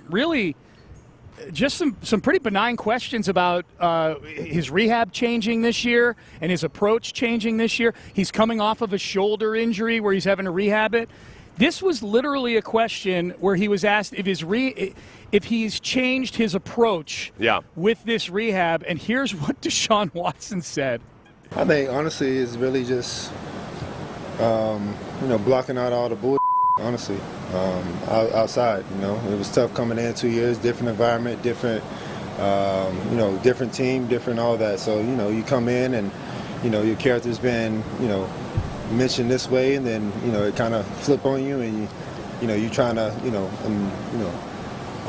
biggest thing you're trying to, get people to, like you or improve. But now it's like, at the end of the day, it's 2 years in, and if you don't, like me, or you have your own opinions, then forget it. It is what it is. So I think blocking out all the noise and focusing on me and focusing on what I need to do to be the best Deshaun Watson I can be for myself, my family, and my teammates. Yeah, focus on you, Deshaun. He's just rambling. Like he's literally rambling on a question that I think that the gist of the question was just more like medical and like practice routines, and it was, have you changed who you are as a person? Because he's been injured a lot. That's been part of the problem, his availability. There was nothing he could do about his initial inavailability. Right. That was a suspension handed down by a judge who said, "Oh yeah, he definitely did it." Right. But blah blah blah that all that. Initially gave him 6 games, and it got bumped up to 11 games. That judge. Remember the league appealed to that that's judge. Right. Yeah. Remember that. Remember the judge in the statement though too was like, "Yeah, he definitely did it." Right. But based on precedent, it sounded like she really didn't want to. The judge that was working for the NFL, everybody, not like working for the state or anything like that. Yep. But she was working she was making the judgment on that. Yep. Since he's been in Cleveland. With a variety of reasons for why he's missed time. He's played a total of 12 games. Total of 12 games. He's thrown 14 touchdowns to 9 interceptions. Wow. He's got an 81.7 QB rating. That's horrible. He's been a bad quarterback. And I mean, Browns fans are running out of excuses for him. Remember that first year, it was all the receivers and Mother Nature's fault. Like, Browns fans acted like no quarterback had ever played in bad weather up there before. Yep. Or, the funniest thing about this is, remember, this was framed as a football decision, not a money decision. He had already put Cleveland out of the race. They had called Cleveland and said, no, we're not going to go with you. Cleveland upped their offer by several tens of millions of dollars and guaranteed the whole deal. Yeah. And all of a sudden he loves Cleveland. Right. They've got a very good roster built around him. Oh. Like, there really aren't any excuses for how bad he's been. It's a top 10 team outside of the quarterback. All you need to look at is one of the most comical plays I've ever seen on a football field of Denico Autry, our friend. Denico Autry about to sack Deshaun Watson. Deshaun gets out of the sack by turning around and throwing 10-plus yards straight back towards his own end zone. Straight back. Inaccurately to a running back who had to corral the ball and salvage like a 10-yard loss on that play. He's been bad. He's been bad. Here was a follow-up from a reporter because Deshaun said, I want to block out the bull bleep. And so the reporter asked, was it tough to block out the bull bleep? I mean, yeah, of course. My character was getting challenged. And I know, like I said, I know who I am, and a lot of people never really knew my history or knew who I really was. So, they going based off other people's opinions and whatever other people are saying. But, I'm a person that like to have people like me. And I feel like a lot of people are like that. So sometimes, things in your brain, you just got to turn and you just got to be like, forget it. It is what it is. So. Yeah, the thing about that is that, the people in Cleveland was like the one metro area in America that was trying really hard to give you the benefit of the doubt. Like him, yeah. Right. Like, so that stuff that's out there about you apologized for that at one point, then retracted the apology, of course. But it's like they were trying as hard as they could. If he had played good football since then, he wouldn't be talking about all this BS and everything like that. You know how it works. People would have just kind of put it in a compartment in their brain. They would have believed every story that makes an excuse for whatever behavior off the field or anything, and they would have embraced him. It's been his play on the field. Well, the problem for Deshaun, and I said this when he got traded to Cleveland, I said this when he was going through this whole ordeal, is that he, above everything else, likes to be liked. And he just admitted it right there. He said, I like to be liked. And I've been saying this for 2 years. I said, if he's a bad football player there, the big reason is going to be, I think, more psychological and mental, because I don't think he can play the villain. I don't think he's a good villain. I think some quarterbacks are happy to play the villain and don't have to be liked. I think the problem for Deshaun, I think his quality of play and what people think of him are linked to each other. You know what I mean? It's tough, though, too, man. I don't know if, there's certain types of villains that you can play where it's like, oh, you're a dirty football player, on the field, or you got in a bunch of bar fights when I was in college or something like that. This is a different type of villain, For sure. in people's minds. Yeah. So it's, I can appreciate the emotional stress that would put on anybody. I mean, because him saying I like to be liked, everybody likes to be liked. There's very few people that don't like to be liked. He needs to be liked. Well, he needs to be liked, but also it's he needs to be liked. But also, this is something the Browns should have anticipated. Yeah. This is a level of scrutiny and pressure that they were trading for that they should have 100% expected, instead of the idiot owner's idiot wife getting up there and acting about, basically saying, hey, therapy takes a lot of time. Remember that? I got to go back and watch The idiot owner getting up there and saying, like, hey, I talked to women about this, all of whom rely on me financially, and they gave me the go-ahead. Right. Like, oh, good for you. Women. Yeah. So that's our little check-in on old DW4 up there. I'll tell you, I'm rooting for something out here today. I want the offense to win today. I'm tired of the defense winning these practices. I want the defense to look like crap. I want there to be some kind of irresponsible headline that says it's because Denico Autry isn't out there or something. Which he's eligible to play, but he wasn't practicing the last couple days much. So we'll see. But you're right. It's been frustrating for the offense, and CJ he hasn't had time to throw a lot of these. Yeah, need one of those tank days, man. I need one of those Tank Dell days. We haven't had one of those yet. All right, so day 10 today. We've got you covered all day long. John Harris and Mark Vandermeer up next. In the Loop out here after that. And then we're back in studio tomorrow. So keep it tuned here to Sports Radio 610. We'll see you tomorrow at 6 a.m., everybody. Have a great day. Mokaram Law, if you have been injured in an accident, go to Mokaram Law. It's as simple as that. They will pick up the phone 24 hours a day, 7 days a week, because they know that accidents don't happen.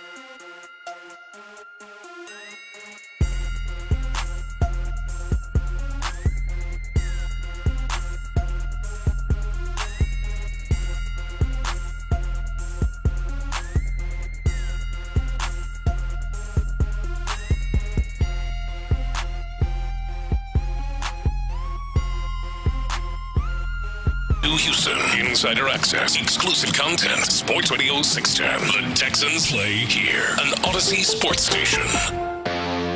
It's time. Here we go! To get back to the grind. Let's go to work, baby! And prepare for the 2024 season. Go, go, go, go!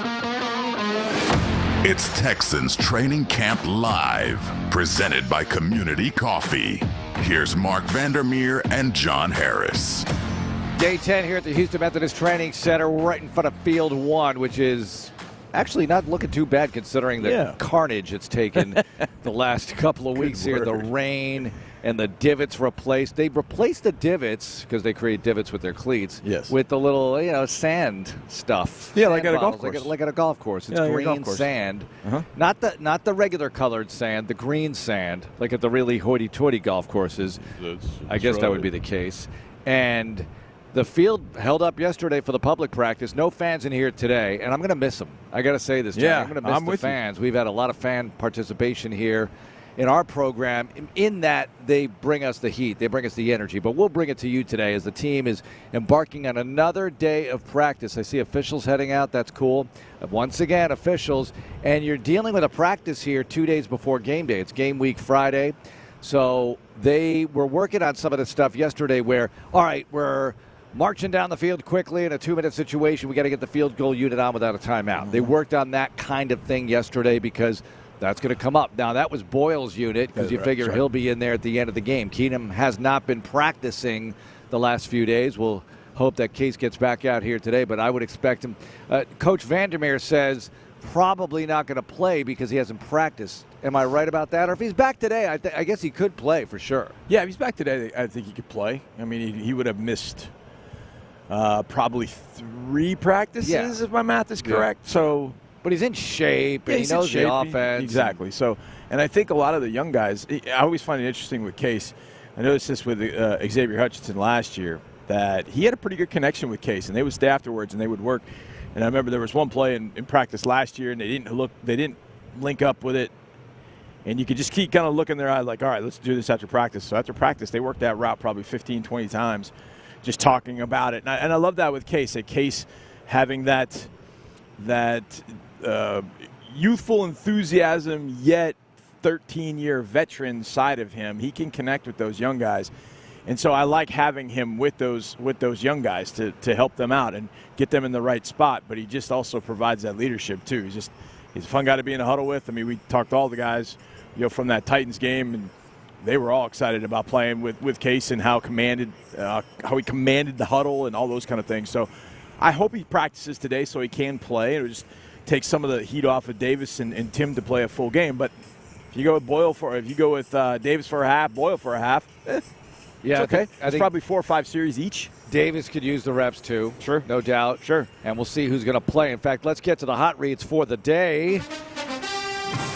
Coach Denico Ryans, you're familiar with his work. In fact, Johnny and I were just in the building, and they were doing a special teams meeting in the big team auditorium.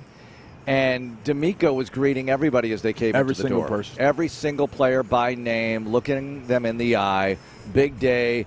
You hear it at the beginning of the Deshaun and Seth show, which is the unofficial name of their show. Did you know that, the Deshaun and Seth show? Yes. Great day, give me some juice, baby. That's Denico every day, and he's like that in the hallway greeting the players going into the special teams meeting, of which he's really not a part of, right? He doesn't lead that meeting. Yeah, he doesn't lead it. It's Frank Ross, but he wants to greet all the players, and he goes off and does something else and comes back, whatever. But he's got the heat, he's got the energy, he's got the juice, and he's got the answers, too, because yesterday he was asked about how do you approach game one, who's going to play, who's not going to play, how do you go about that? Yeah, anytime we line up, right, it's real. So for the guys who are out there, right, it's important. That's the first thing, and we have to understand that all these guys are vying for a spot, on this team. They're vying for a spot, a chance to play in the NFL and make it. So we don't take it lightly for all the guys to get reps, and we want to make sure our guys are prepared and they're playing their best, right, so they can showcase their talent to the entire league. And we have a lot of young guys who we'll see play in this game, and I'm excited to see them just go play. Right? You work a lot with them in the classroom, making sure they understand the X's and O's. But certain guys, they show up when the lights come on. You may not see it out here at practice all the time. When the lights come on, they just have a good feel for playing the game, and that's what we want to see on Thursday. I would love to know privately how many coaches really enjoy coaching in a preseason game. Part of you has to be on pins and needles. Don't get hurt, don't get hurt, don't get hurt. But it's a non-pressure situation as far as the W and the L, but a great chance to evaluate. I got to think a lot of coaches love it. A lot of coaches hate it because they want the juice. They want the juice of the actual dub. They don't get that in a preseason game. So I guess it's a mixed bag when you talk about the personal enjoyment among head coaches. He's never going to go there. I got a feeling he's one of these guys. He just wants to see his team play, like he just said, evaluate them on the fly during a game, in a game context, have some fun with that. He enjoys coaching. Coaches want to coach. You've always told me that. Off-season, they can't wait for April, whatever the date is, when they come back for off-season conditioning. Yeah, absolutely. And I think one of the things about coaching a game, especially with young players, is the fact that you don't know what they don't know. Like, there's going to be something that comes up, and they're going to come to the sideline with a question, and you're like, oh, hey, wow, I hadn't thought about that. Because it's a young player seeing something for the first time. So now you got to think on the fly as a coach, like, okay, well, how do I give him an answer to something that I wasn't sure he was going to even ask? Or, it might be something so simple, but it's their first time, and especially the first game in the NFL. I mean, these guys have all played NFL games, or they've all played football games, but they've never played it in the NFL, and they've never done it the Texans way. Mm-hmm. And so there are going to be some things that pop up. You think about all the things that you do in an NFL game as a coach. Offense is on the field, defense over on the sideline, and they're going through, the surfaces, and they're talking to the players, and they have that opportunity. In practice, you really don't get that. Yeah. I mean, you do and you don't. So just the process of coaching those young guys in those games for the first time and kind of seeing the look in their eye, how they're responding to big situations, how they respond to big plays, and just being able to do the game coaching responsibility thing for the first time, I think it's really cool, and I think it's really exciting for a coach to be able to do that. Everybody should be mic'd up, Johnny, because remember Hard Knocks with the Houston Texans 2015? What was the Vrabel moment? Who was the player where he said, you can't tap out? He was the outside linebacker, Brown. You can't tap out? Yeah, he had like a scoop and score, and it was a guy that everybody was getting all hopped up on because he had a couple of sacks. And then he had a scoop and score. And he wants to come out of the game after a moment or two. Yeah. And you can't tap out. You got to go back in there. Exactly. What are you doing? That was Vrabel. You can't. Yeah. What are you doing? That was fun. It was typical Vrabel, too. It was like, what are you doing? Vrabel's with the Browns now as an assistant. And no wonder they're at the Greenbrier. I saw one of those videos where he's at the Greenbrier. I guess he was racing Jameis Winston. Oh, God. They were running the 40 or something in a sprint.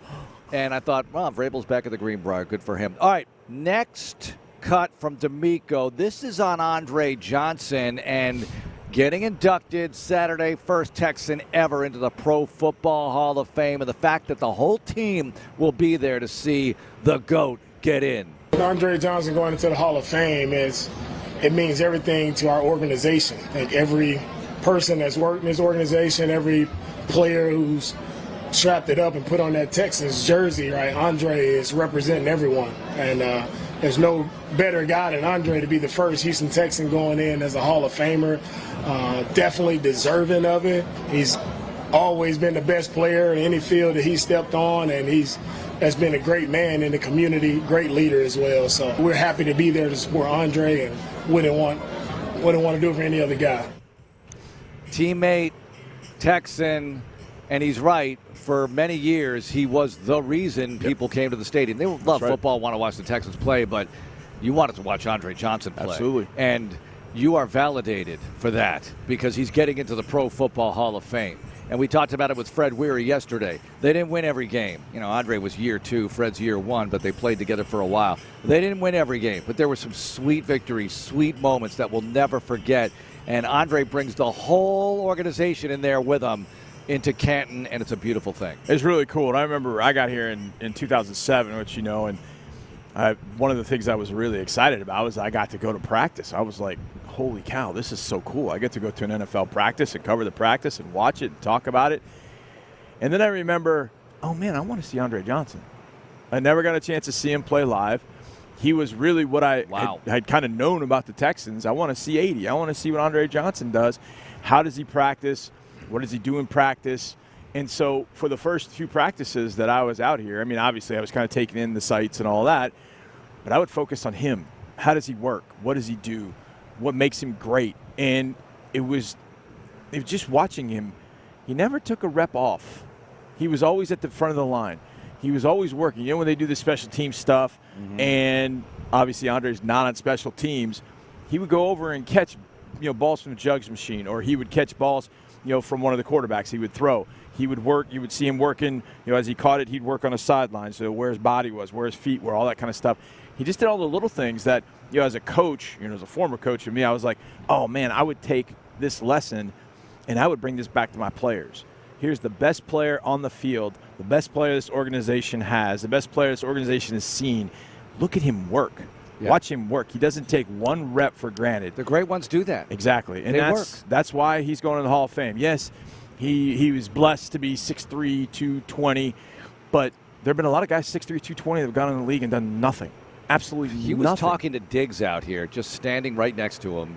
He towers over Diggs. It's an eclipse of Diggs, and Diggs is awesome. He's an elite receiver in this league.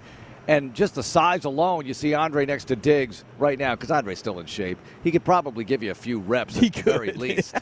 If we run out of receivers and can't, like, hey, Drake, can you go in for, like, a series? Yeah, I don't know about 17 games, but he could give you a lot. Yep. I mean, I think he could be available for 17 games. That's right. You never know.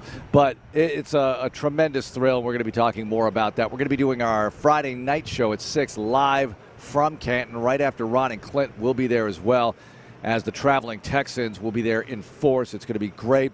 But anyway, Denico bringing the whole team. I think it's wonderful. Cool. Like you mentioned, that is really you cool. want to be like this guy. He's getting into the Pro Football Hall of Fame. This is the team you're on. This is the organization you're with. This is incredible stuff. And then they're going to stay in Cleveland, practice, get ready to face the Steelers a week from Friday night. We are in it. And by the way, Denico was asked about whether CJ and the starters would play. He said, we'll see. So we'll see what they're going to do, because you said maybe Mills for a half and Boyle for a half. That's just a guess. That's a total guess. Yeah. Total guess. I mean, I'll say this and I'll reiterate this. We are in a building. There are certain things that we see, but a lot of times when it comes to those things, we get no info, none at all. So we're guessing right along with you. Educated guess, of course, but we're guessing right along with you. So the hope would be that we'll guess right one time. But Stroud played in all 3 games last year. You had to get him ready to go. He's a rookie quarterback. Yeah, that made sense. That made sense. Doesn't make sense to play him all 4 this year. And we were all looking for signs of how he's going to be, what's going to happen this year, his rookie season. And New England, he threw the pick, right, at New England. Yeah. And we thought, oh, that thing was dissected. And you knew it would be. And you can't blame people, because there's so much attention to this league and everything these guys do. And we can't celebrate that and at the same time condemn people for going through everything with a fine-tooth comb, because that's just what they're going to do. Right. But the bottom line is, you know, the spreadsheet, your profit and loss, your P&L statement is the W's and L's at the end of the season, right? And that's what matters most, and clearly it all worked out extremely well, and stat-wise in addition to that. I was on with somebody doing a radio, and I can't remember Gosh, I can't remember when it was. Been a lot of them lately, huh? I know. Yeah. But it was somebody brought that up and was like, hey, take us kind of through CJ's evolution. You know, when he played in that preseason game, you know, he didn't look very good. In fact, he looked awful. He didn't look awful. I was like, well, I don't want to be. Well, actually, guy is like, you know, he didn't look awful. He threw a pick. Yeah. And they're like, well, yeah, you threw a pick. And then they followed up and said, because he didn't do that much as a rookie. And I was like, oh, okay, got a point. He didn't. He threw 5 picks. But that's how you learn. And we won every game that he threw a pick in. That's bizarre. Yeah. Well, remember the first one, he's so good that he throws a pick and they get it right back. Got it right back. Nico went and punched it out. Because Stroud, listen, I'm going to throw a pick, but we're going to get the ball right back. Yeah. So I'll learn from down. that, and this is a great way to learn where you're not paying for making your mistake. Anyway, we'll see how much, as Denico said, we'll see how much they play, if at all. I wouldn't expect it in a 4th preseason game with this Hall of Fame outing on Thursday night, but you never know. And we'll be with countdown to kickoff at 4 p.m. Thursday.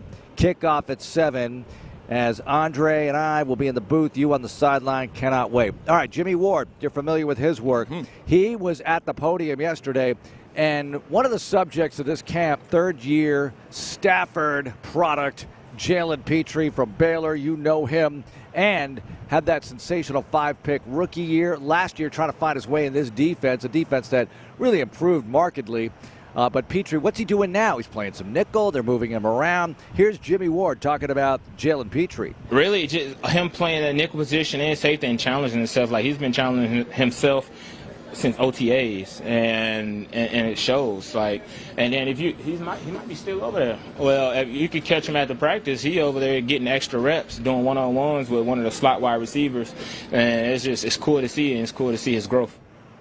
All right, we'll see what Petrie does. You think he plays? Probably, maybe. I don't know if he plays on Thursday night. But in general, Johnny, Petrie, nickel, your thoughts, where's it going? Because in the secondary, I'll lop this on top of the question. Okay. Kalen Bullock? Because Kalen Bullock, and I'm not saying Kalen Bullock's going to start or whatever he's going to do, but I see him making plays out here. That's fun to watch. We'll see how it all fits together eventually. They still have 5.5 weeks till opening day, but I like where that's going, and it's interesting to see where Petrie's going as well. Well, with Petrie, him playing the nickel, he's actually doing a lot of what he did at Baylor. And so at Baylor, he would blitz. He played the run. He was just a menace because you really couldn't block him out in space. And he, like I said before, I've talked to Dave Aranda. And the one thing that's going to be different is at Baylor, Dave Aranda had set up what they called the Jalen rules, which basically was kind of like the JJ rules back in the day. Like with JJ Watt, JJ would kind of do what he felt necessary. And the defense was like, okay, fine. Everybody else, if JJ decides to spin move inside, you guys have got to pay attention to that, and you got to react accordingly. And it was kind of the same way at Baylor with Jalen. Jalen might have a blitz, but he might see something and blitz all the way to the opposite A-gap, as opposed to blitzing off the outside, A-gap being between the guard and center, as opposed to where he should have been blitzing was all the way on the tight end side. So, all right, we got to adjust to that. So Jalen went all the way in here. So as a linebacker, all right, you got to make your – so – there was kind of a rule and an adjustment for Baylor that they came up with based on what Jalen did during a particular play or a particular game. That's not going to happen here. Right. Jalen's got to be a little bit more sheet music with it. Yeah. But I think playing near the line of scrimmage allows him to do a little bit more of Jalen's improvising, which he's pretty good at. All right, within the context of the sheet music as you describe it, because D'Amico's big on everybody do your job, stay in your lane. Right. And if we're going to go musical analogies, you can pop in an extra note or two. Right. But I don't want you soloing. Yeah. I don't want you ripping off a solo. That's right. When we're still in the melody here, verse 2. Right. So I could talk about music all day. So we'll see how Petrie performs in this version of the Texans defense with him playing some nickel. And that's exactly my point. That's where it's going to be a little different than Baylor, in that, okay, at Baylor you just kind of you went. You were the guitar soloist. You just went. You're going to have to play a little bit more, like you just said. You're not going to get way too crazy. You might get a couple extra notes in there. You might smash a guitar every now and again, but you're going to have to do it within the context. And by the way, why do rock musicians smash guitars? I've never understood this. Well, Jimi Hendrix would light his guitar on fire sometimes. Yeah. He put lighter fluid on it. Right. Like at Monterey Pop. Yeah. This is so dated. Right. Don't even get me started. People know I don't Hendrix. know why he did that, but I actually tweeted out a picture when we were winning a game big last year of Jimmy lighting his guitar on fire because I said mood. Yeah. This is what I'm feeling like right now. Yeah. I think it's just, it's an aggressive thing. It's too bad because, you could give away a guitar to somebody who needs a guitar. Yeah, exactly. But the point being, Jalen's done a really good job, I think, at the nickel, kind of taking what we've talked about, coloring within the lines a little bit, and being really consistent with that. The one thing that you heard Jimmy mention was, he's over there, working with the slot receivers, covering the slot receivers. Yeah. That position is just tough in general to cover really good slot receivers. I mean, I don't care what background you have. When they spread you out, and you got to go mano on the guy, and if you don't get great pressure on that particular play, ouch. There's anticipation. There's a little bit of guessing that is involved in that.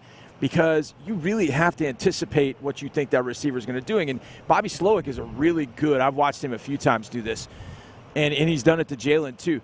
He'll have two receivers on a side, and he'll take one in exit motion, like away from the formation.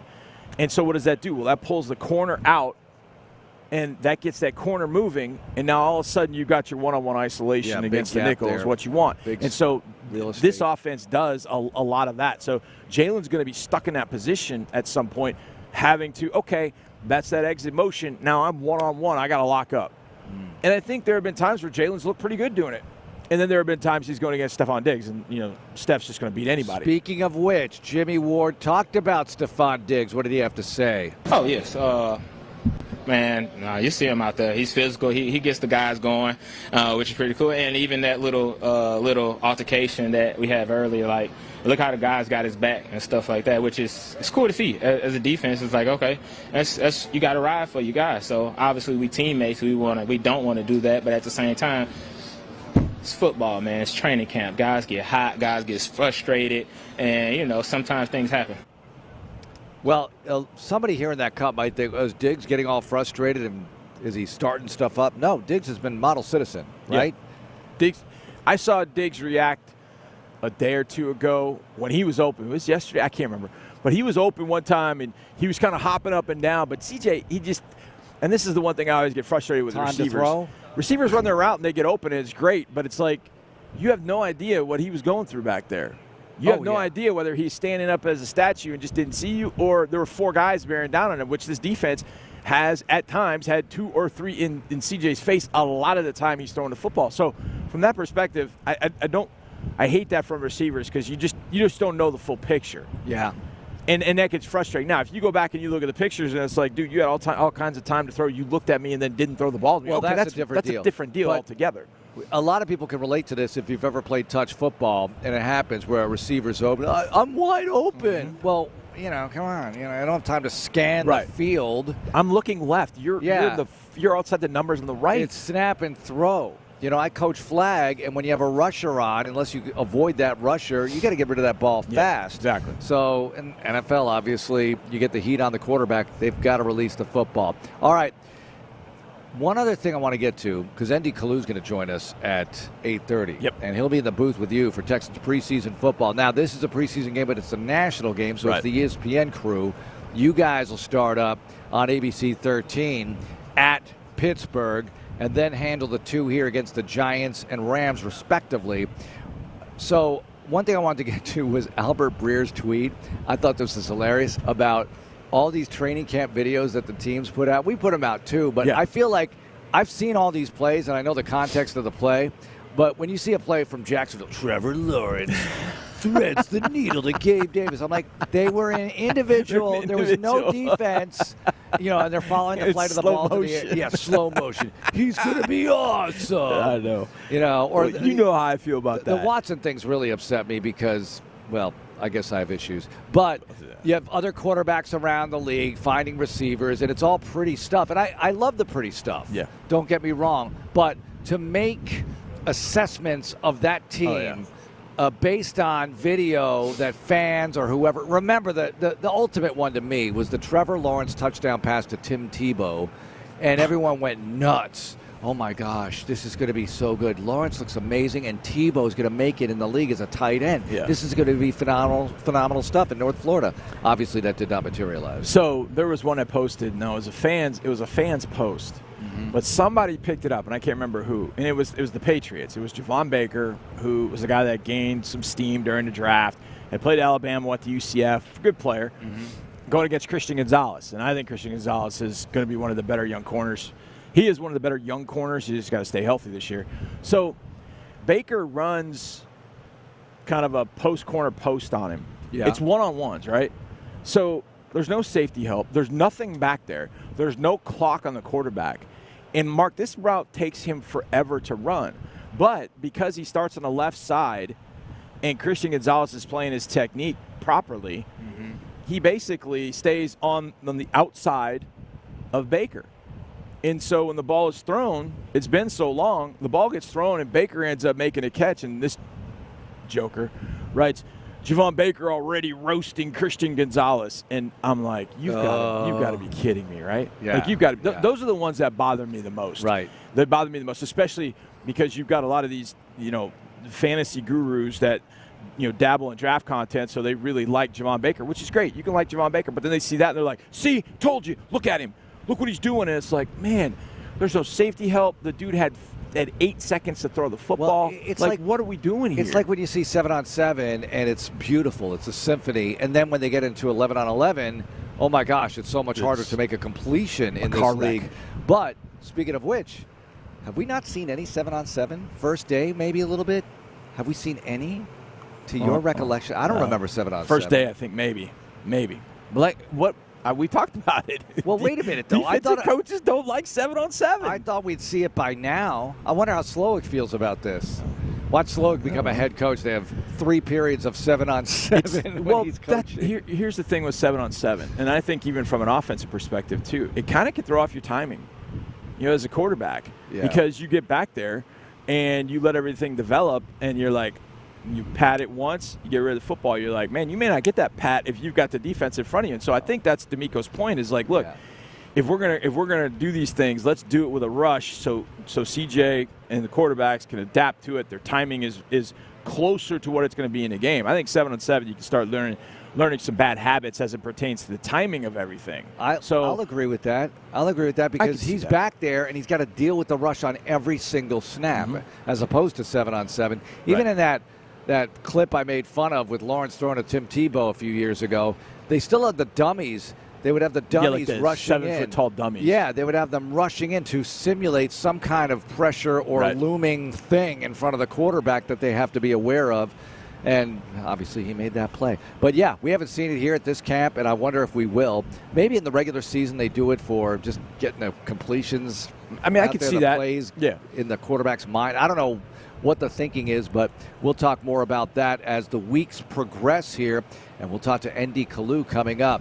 He is a Texan that played back in the day, 12 years in all in the NFL, Washington, Philly, and here. Houston businessman, joins us every week on Texans Radio, host of the podcast Texans OGs. You want to hear what he has to say about this year's team and about some other stuff, including Andre Johnson getting into the Hall. It's coming up next, Andy Kalu on Texans Training Camp Live.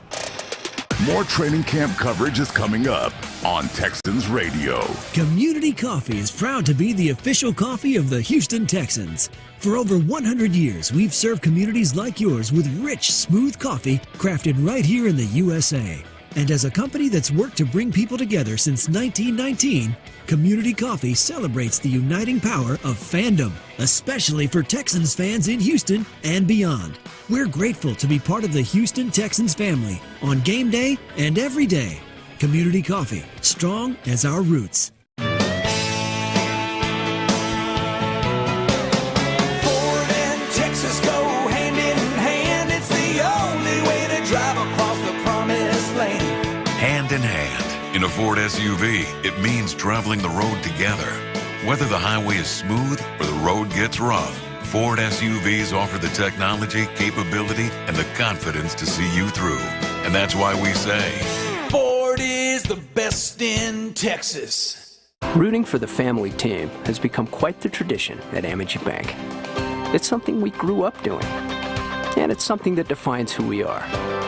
We're also big fans of rooting for family businesses. Because in all of our years of banking, we found that when we treat every business like family, they tend to prosper. So, if you're a family business and you need a bank, come see us today. Amity Bank. Here you grow. A division of Zions Bank Corporation, N.A., member FDIC. What could be better than watching your Houston Texans take the field this season against exciting opponents like the Chicago Bears, Detroit Lions, Miami Dolphins, and Baltimore Ravens? Watching the exciting matchups with 10 or more of your friends and family. Experience the sights and sounds of NRG Stadium with your crew and secure group tickets now for one or more of these exciting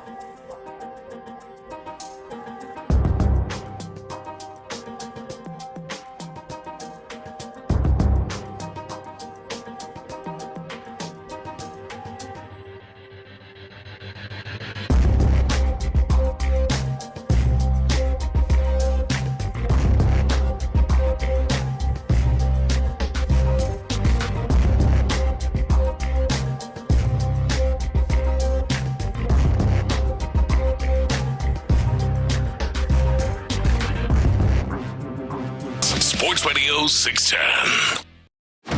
We're a few feet away from your Texans. Nice! Way to run! On Texans Training Camp Live. Here we are, Fields. John Weeks warming up, spinning a football like a basketball.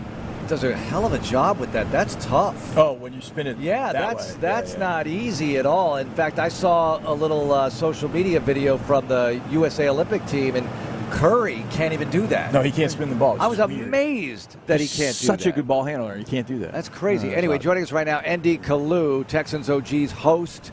He's on Texans Radio. He's on Texans preseason TV in the booth with Johnny Harris and Kevin Kugler with Shelby Coppage on the sideline. Looking forward to this new crew debut. Andy, how's it going, my friend? It is good. It is good. And thank y'all for the big fan. I feel like y'all did that just for my big sweaty ass. Yeah, just for me.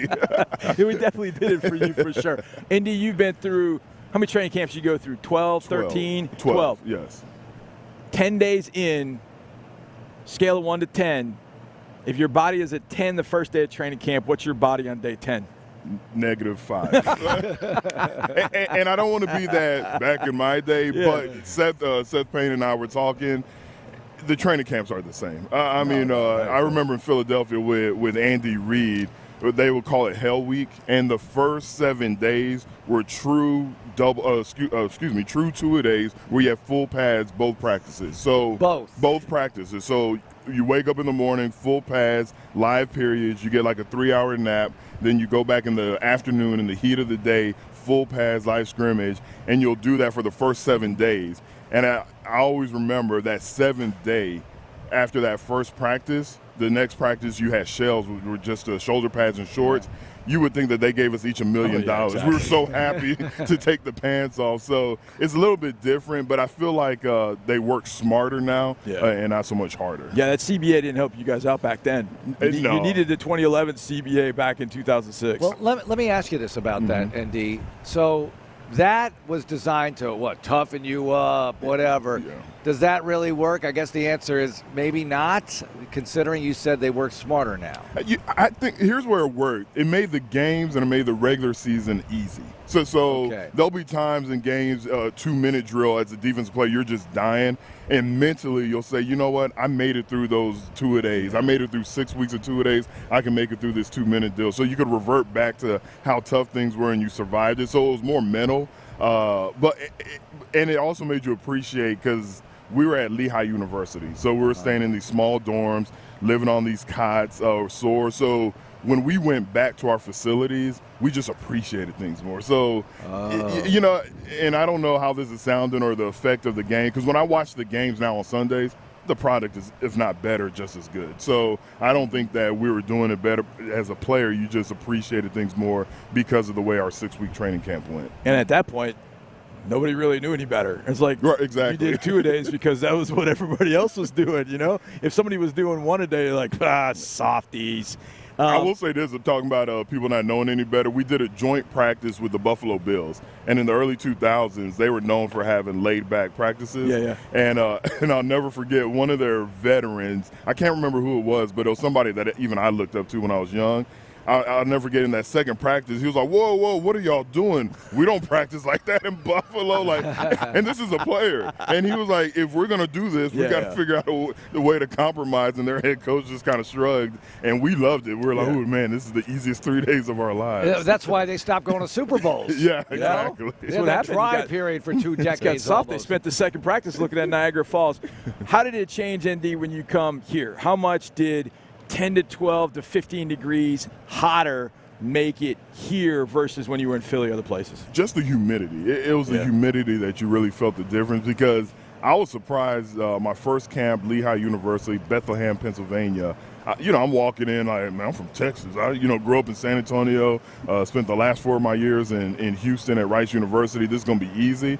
And I was damn near dying after that first training camp. And they said it had something to do with the valleys. But after, spending 9 years on the East Coast and finishing my career here in Houston, the one thing that I remember, not so much the temperature, but just the humidity. Yeah. Wow. Andy Kalu joining us. Okay, the team is going to watch Andre Johnson. We'll get to the games in a moment. They're going to watch Andre Johnson get inducted into the Hall of Fame. The entire squad, Denico's bringing everybody.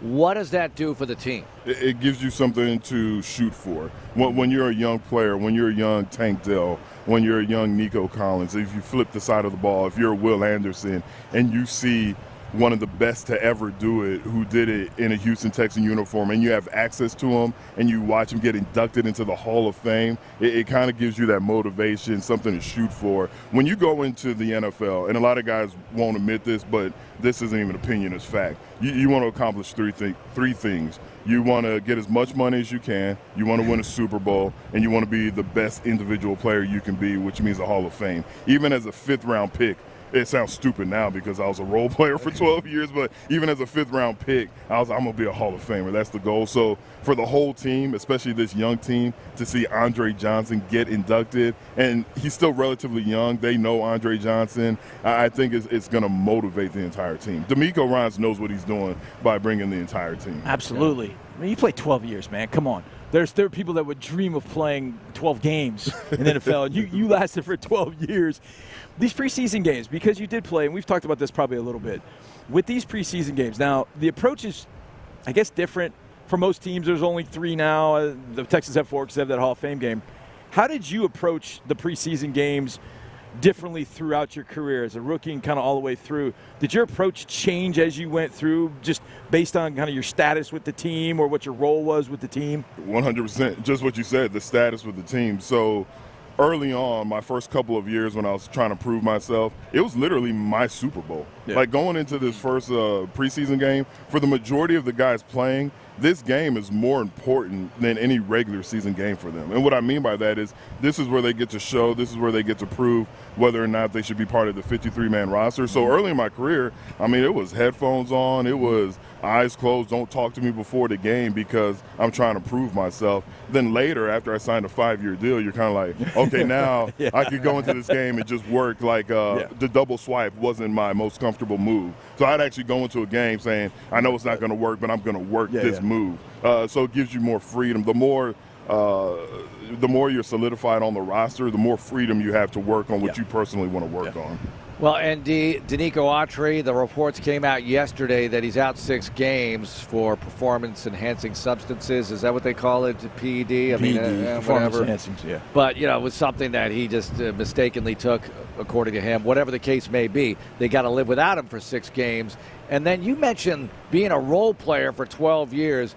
They put Mario Edwards at the podium. He's listed at 280. Johnny swears he's got to be 3 bills plus. Super quick, making play after play out. He's been in the league 9 years. Hasn't started much, but this is the kind of player. I'm not saying he's Autry's replacement, but he'll help as they look to shore things up. What's the secret, couple of things, to surviving in the league that long for a player like that, a player like you, if there are any similarities, and what might he be able to do for them? Just knowing the game mentally, because you're going to lose a step. You're not going to be as strong as you were in your prime. But when you really know and understand the game mentally, and I'm not just talking about the playbook, looking at the offensive lineman stance, looking at any technique that you could pick up, any read, I should say, that you could pick up that's going to help you out, I think that's the difference, and that's what allows guys to play so long. The 1 year I was lucky enough to back up Bruce Smith, I believe he was like 38 years old. He was slow. He wasn't as strong in the weight room. And I remember thinking, like, I know he's the best to ever do it when I was watching him work out. But I remember thinking, like, man, how's he going to be in the regular season? Because it doesn't look like he has it still. And he had like an 11-sack season, and he told me all his little clues that he uses. Like he'll watch the quarterback when he's under center, and when the quarterback flexes his fingertips, he's out of his stance. So even though he might not be as fast as the young whippersnapper, his get off is going to be just as effective because he knows when to get off. So I think guys like Mario Edwards, Autry, the reason they're able to play and be productive is because they learn the little things. Now we all know what should happen now that he's out 6 weeks. What's that? We all know. What should happen? Oh, go say it. I know where he's going with this. 99. Say it. It's time. It's time now? It's time. You think it's time to put out the bat signal? You got to call JJ and say, come on, man. We need you 15, 20 plays a game. Who's going to be better in that role? But would you wait a little bit longer? No, I would not. Now, I would ask him to sign up now, but obviously I wouldn't have him out here on a full padded practice at this time. But I want him around the guys. I want him doing whatever he wants to do to get in whatever type of playing shape he needs to be in, and just tell him, like, man, 15, 20, maybe 25 plays a game. You want to play in week 1 at Indy? Absolutely. Wow. Absolutely. Terrorize Indy with J.J. Watt week 1. I was thinking, wow, that'd be fun. I was thinking you wait a little while to see how it's going, injuries, whatever the case is, and then less wear and tear on him so you have him for a stretch run. Well, to Indy's point, the way that the Denico Autry is going to be used is probably the way you would use JJ. Because I know JJ didn't love going inside, but JJ did love to go inside if he was one-on-one on a guard. Right. That was something that he didn't mind doing because if he had a two-way go against the guard, he would whip that guard. And I remember going to the Jets in 2018. We got the lead after Hobbs' catch, and they put Whitney, Clowney, Watt, and Covington. It was those 4. Well, those 4, you're not going to put Witt or Clowney inside. So Watt goes inside, and he just terrorizes the Jets' guard. And because they had to be aware of the edges, Whitney and Clowney. That's exactly right. Tough. That's what I think with Denico Autry, and I think that's one of the things that he does. When you get in your pass rush, and we saw this the other day, ND, you'd see Daniil on one side, Will on the other. Autry was the third guy with a hand down, and then Jerry stood up. Mm-hmm. And so they were doing some things with Jerry and Will on that particular side. So it gives you the look of a 4-man look, but really it's a 3-man with Jerry who can move around a little bit. But the spot that Denico was in was the spot that, JJ, I don't really want to fall for it because I'd be kind of fun if he came back, because if you added him when Denico Autry comes back healthy, holy cow, what you can do from a pass rush perspective. Well, he'd get a lot of attention. How do you think the young guys would react to JJ here? Not just JJ in the locker room, JJ playing, because that's awesome. Yeah. But the media paying all the attention that they want to JJ, because he is such clickbait. You post any JJ Watt video, they know the analytics on this. I'm talking about digital media, social media, they know. So he's going to get, and I'm not talking about the team's internal media, right. I'm talking about everything and the amount of attention that he's going to command, even if he's only playing 15 plays a game. I could be wrong on this. You know way more, infinite more when it comes to this.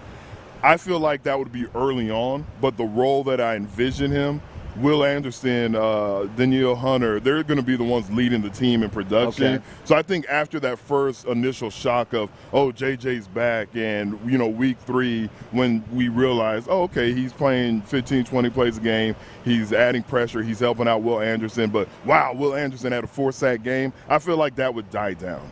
And I could be wrong, but I just feel like maybe the first week or two, everybody will be going crazy. But you think in the locker room, everything's okay? Oh, absolutely. All right. Absolutely. Okay, so I want you to think about this. I want you to think of a music analogy. All right. Think of somebody who was a lead singer. Okay.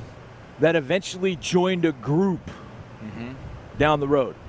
A lead singer. A lead singer's pretty good on his own, her own, and then joined a group later on.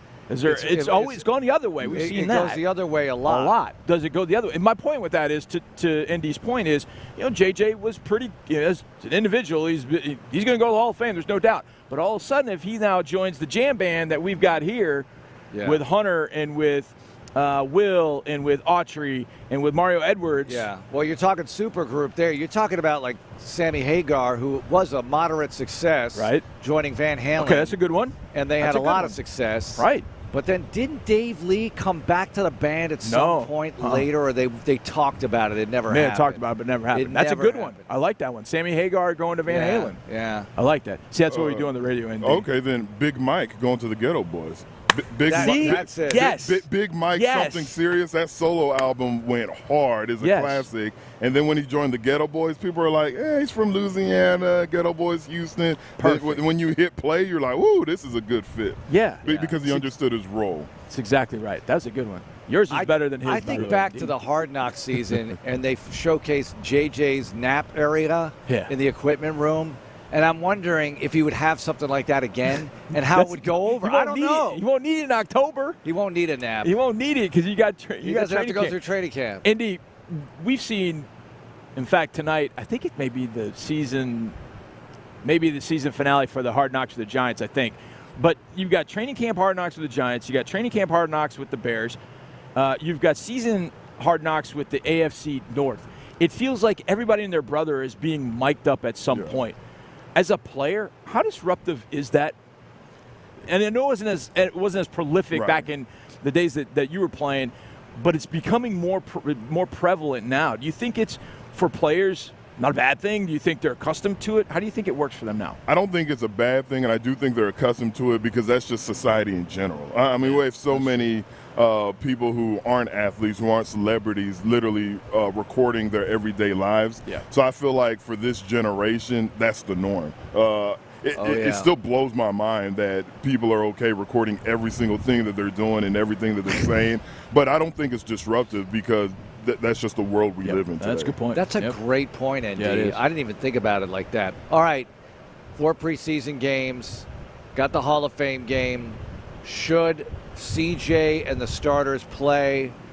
It's not what do you think is going to happen. What would you do? Coach Kalu, what are you thinking here as you approach 4 games in the preseason? I'm glad you asked me this question because I actually wanted to get both of y'all's take on this because I know I'm in the minority.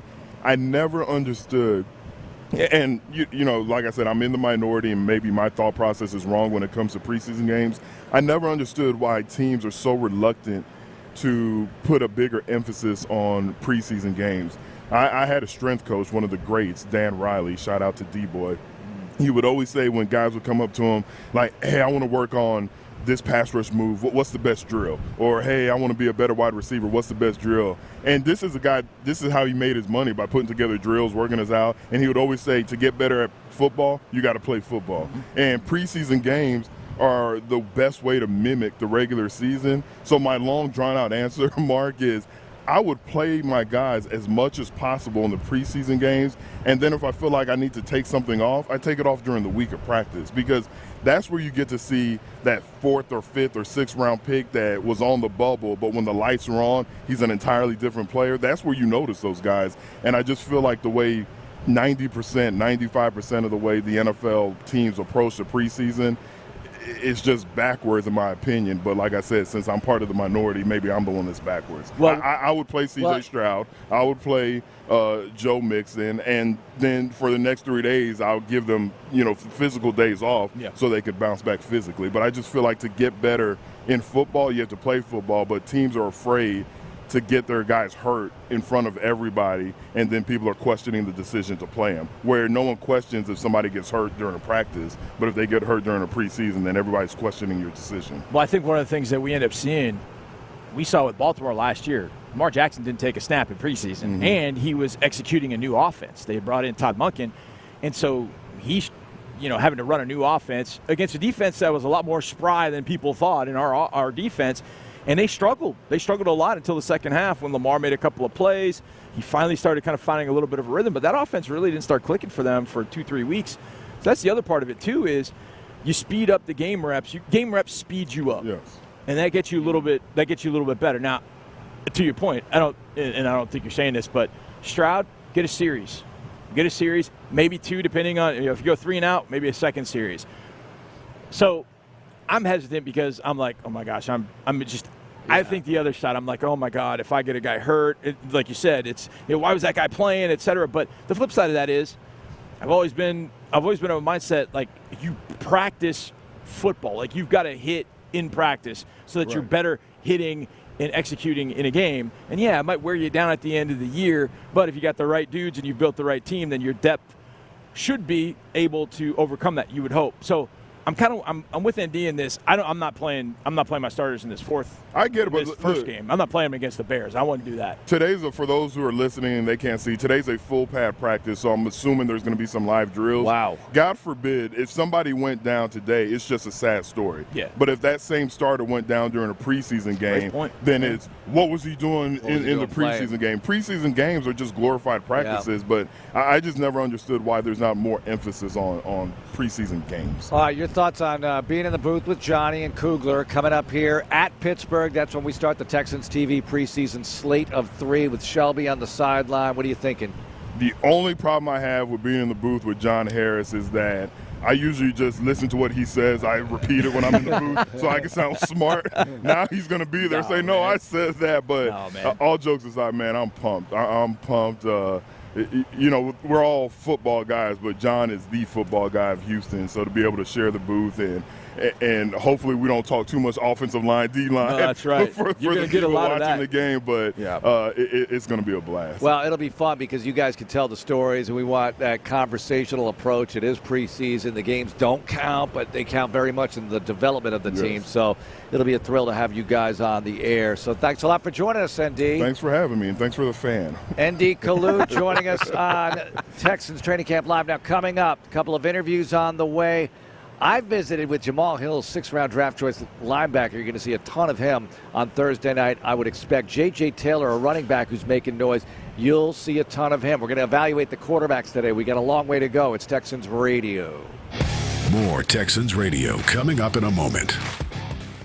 When it's your turn to pick up the tab, do it in style with the Texans debit card exclusively from TDECU. With access to team store discounts, discounted tickets, and other offers and promotions, this card is a must-have for all Texans fans. So whether you're grabbing concessions at the game or buying your lucky t-shirt to wear on game day, spend with spirit all season long. Visit TDECU.org/Texans and get yours today. Insured by NCUA Equal Housing Lender.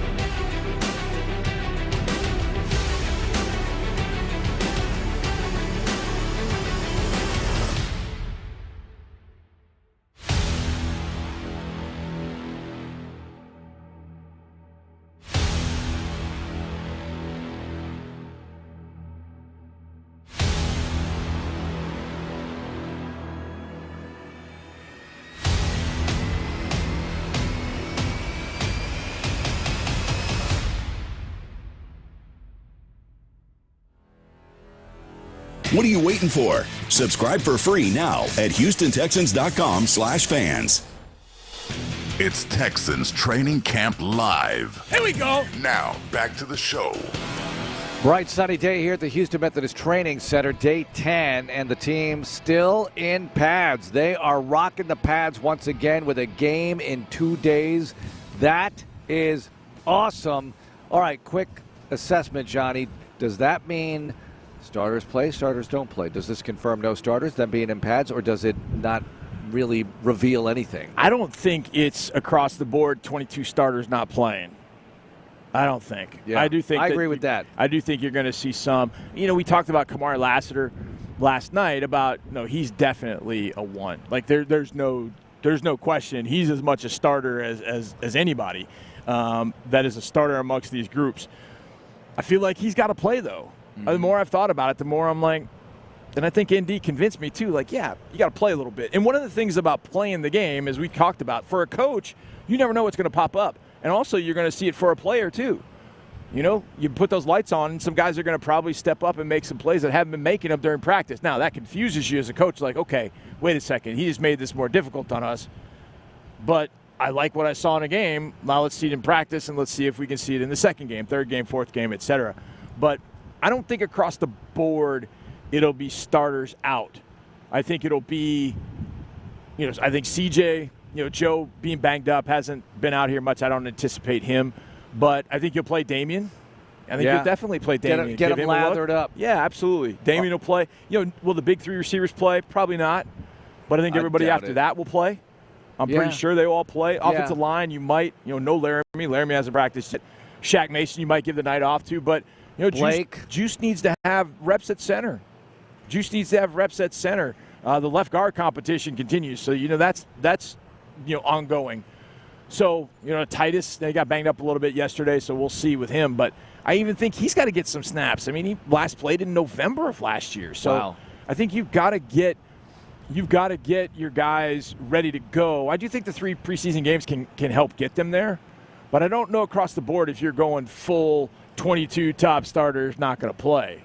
All right, well, one guy who is going to play is 6th-round draft choice rookie Jamal Hill, a linebacker. He's from Georgia, played at Oregon, trying to make a move here and get people to notice him. 2 minutes with a Texan. I checked in with Jamal Hill. How's it going so far for you, rookie camp? It's going pretty good, man. Every day is war. We compete at the highest level. You won't want to know other way. So. All right, when you came here, what were your thoughts? You got drafted in the 6th round. What were your thoughts that day? And then leading into all the rookie camp stuff, OTAs, minicamp, and into training camp now? Just got a lot to prove. Just prove myself right. Prove the organization right for coming to get me. So just proving myself. All right, and you have to do rookie-like things. Somebody just dropped off a helmet, Aziz, so that's just part of the game, right? Yeah, that's rookie duties, man. Paying homage to the people that came before you, so. Does it remind you of getting started at Oregon because you started playing special teams and working your way up? Is this similar in a certain kind of way? Yep, just super competitive. Like, it's war every day, like I said. But, yeah, it's very similar, though. What is it like facing this offense, some of these guys? I mean, it's just the best offense in the league. Just got great players at every level. They know what it looked like. They know how to practice. So it's just making us all better. I see you working out after practice on special teams type stuff, right? Tell me about that. Oh, just being wherever they need me to be, whatever position they need me to play. Coach Frank and Coach Will, Coach Bate working with me after practice just so I can be a sponge, just do whatever they need me to do. You're from Georgia, so shout out to Georgia for me about how much talent comes out of that state. Oh, we're the best football state in the country. Like, people do your homework, man. That's all I got. Did you grow up a Falcons fan? No. I actually grew up an Eagles fan. Why was that? I just never liked the Falcons. I don't know. I was a fan when Michael Vick was playing, but that was a short period, like when I was younger. So when he went to Philly, I went to Philly with him. Yeah, you were a baby, I think, when Vick was playing. Yeah, definitely. All right. And does this heat compare to Georgia in any way? It's comparable. It's a lot more humid here. It's a little hotter, but, I mean, the weather don't really dictate that. So. How much are you looking forward to playing in the game on Thursday night? I'm excited. Can't wait. Can't wait. What's that going to be like? Your first NFL game, you get out in the field, you see the stands and everything? Just another day of practice, really. Treat every practice day like a game day, so ain't going to be no different. Cool. Thanks a lot. Good luck to you. Yes, sir. Thank you. Well, that Georgia's got more talent than anybody comments. Not going to endear him with a lot of Texans. But we get the gist, and you like the loyalty, right? He's loyal to Georgia. That's good. But he's fighting to make a difference here in Houston. Jamal Hill, 6th-round draft choice. Coming up, we finally do it. We break down the quarterbacks. That's the position group of the day. Plenty of other stuff coming up, including, I guess tomorrow we'll do the prop bets unofficially of who's going to play and who's not. But this is going to be a discussion point on all the hours of radio we have from now until kickoff on Thursday night in Canton. It's Texans Radio.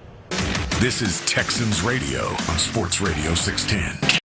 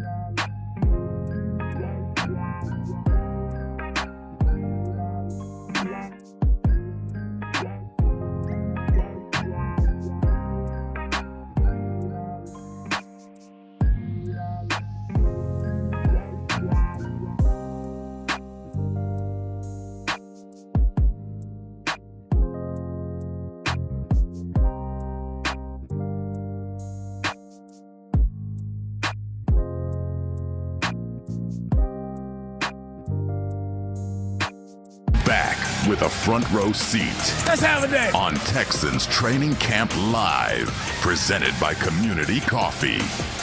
Final practice before preseason game 1, which is Thursday night. Canton, Chicago Bears, Caleb Williams, maybe, and the rest of that squad that won 7 games last year. Of course, they've overhauled a bit and added a lot of talent, so we'll find out more on Thursday night about them, because the Texans will see them in week 2 at NRG Stadium, a Sunday nighter here. It is going to be so much fun, part of a great schedule. You know, when that game popped up as the primetime leadoff, I mean, I'll give you another note on this. We have a national radio deal with SportsRadio USA. They're kind of like Westwood One, Compass. They do the national games. And they told me, because they have a deal where they have rights to all of your games other than primetime games, which go to Westwood One first. All right? And Westwood One with their deep voice guy. Anyway, the guy from SportsRadio USA said, well, you have 6 primetime games. I said, 6? Said, okay, Bears, help me out, Jets, Lions, Cowboys. That's 4. And then I said, Christmas, okay. That's 5. He said, the Chiefs are a Saturday. That's a standalone game. That counts as a primetime game in this mix, in this context. So 6 standalone national games for the Houston Texans, and that's before anything else. Flexing. What do they do with that final game at Tennessee? What if Tennessee turns out to be good? Now, that's a big what if. But I'm just saying that game could mean something. Think what they were saying about us last year. And think about what they have thought Week 18 against the Colts was going to be a win-in playoff game. Well, how about this? Do you think the Jags-Titans game meant something to one of those teams at the end of the season? Clearly it did, because it knocked the Jags out to have them not win it. Anyway, as promised, we break down position groups every day. Tomorrow, I don't know what we're going to do. Maybe special teams will do something else. But today, it's the quarterbacks. And we know it's not a very long list, but let's start here with the man who was acquired last season, joined the team. We're wondering why. What's he doing here? He was a Jet. He's from Connecticut, played at UConn in Eastern Kentucky. Tim Boyle, rocket arm Tim. Great guy, by the way. We've interviewed him. He's a tremendous individual. He's on this squad, Johnny. What are you seeing in Tim? Well, you said it. He's got a rocket arm. He can move a little bit, but he is your prototypical pocket gunslinger. And that was the word that he used when we asked him, hey, look, that starts the NFL, but, man, there may be a lot of Texas fans that haven't seen you practice or see you play. What kind of quarterback are you? What can you tell Texas fans? And he's like, I'm a gunslinger. I mean, so I hear that. The first thought is, okay, it's true. When you watch it out of practice, he doesn't throw caution to the wind every single time he throws, but there is this thought, I've got this 98-mile-an-hour fastball. I'm going to use it. I'm going to use it. And maybe not every throw calls for that. The one thing I will say about him, though, is he knows when to throw the changeup. You know, when he's got to put a little bit of loft on it. I remember talking to a buddy of mine. He said there's three balls you can throw. There's a 1, which is just a laser. There's 3, which is kind of the deep ball, the high parabola, and then there's the 2 ball, kind of that layered in the middle ball that you got to throw over a linebacker on a deep over. Tim actually does that pretty well. He doesn't throw the 98-mile-an-hour fastball, Bobby Powers, every single time. He doesn't throw a check down, through the chest of his check down. He's got pretty good throwing acumen, what throw he needs to make, how he needs to make it. So I give him that, but I hope to God we don't see Tim Boyle in a regular season game this year. Yeah. No offense to Tim. No, I just hope we don't see him, because that would mean obviously Armageddon at the position. But I think Tim has shown that when he goes in the game on Thursday against the Bears, it's going to be pretty exciting.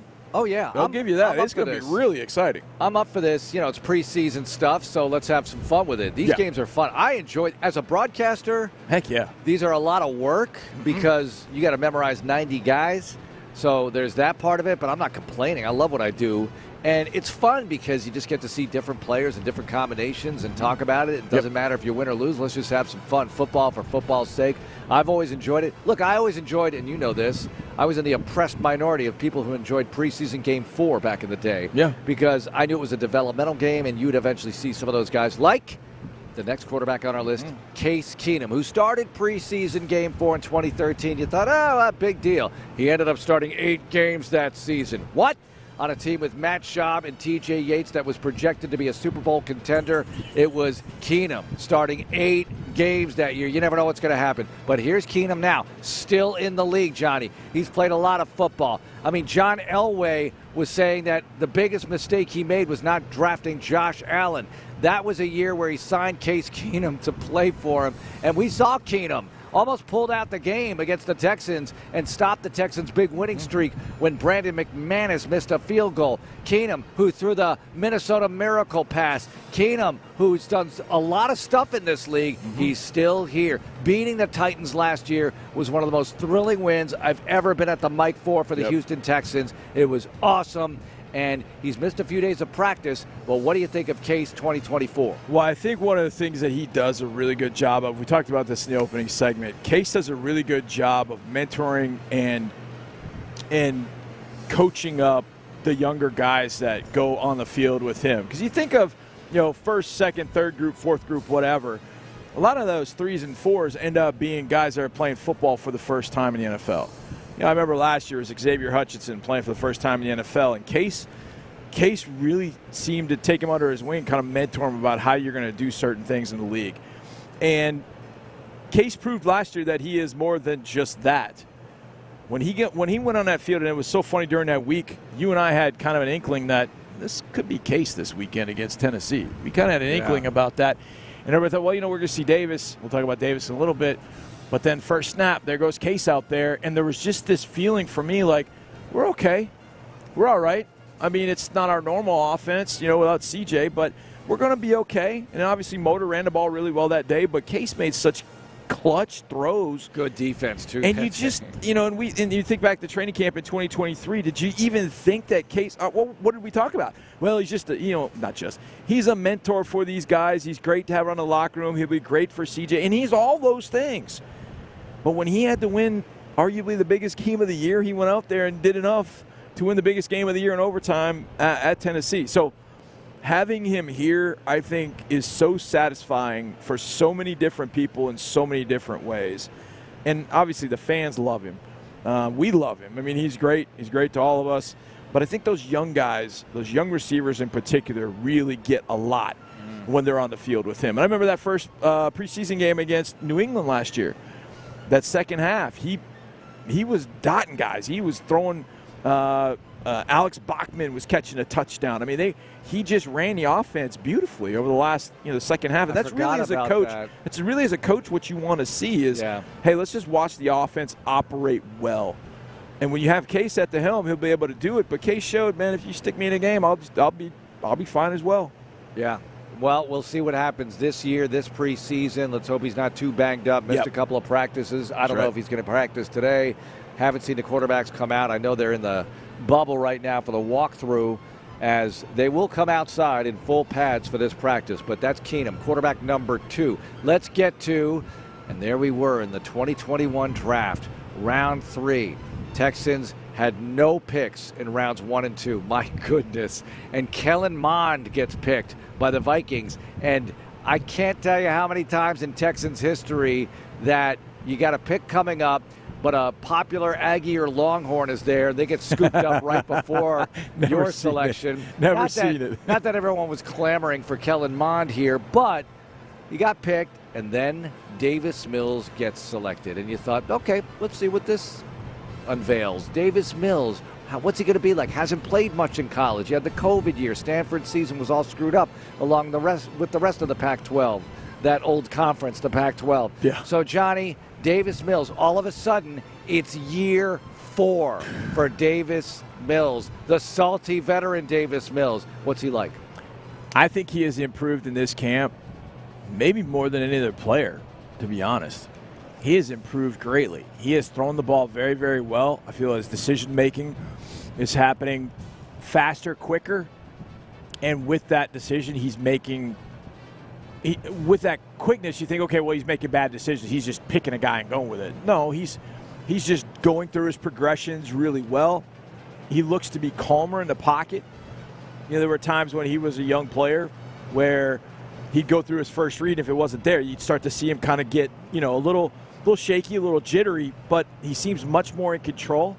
He has thrown some absolute dimes out here. He threw one to, I can't remember if it was Cephas or Noah Brown.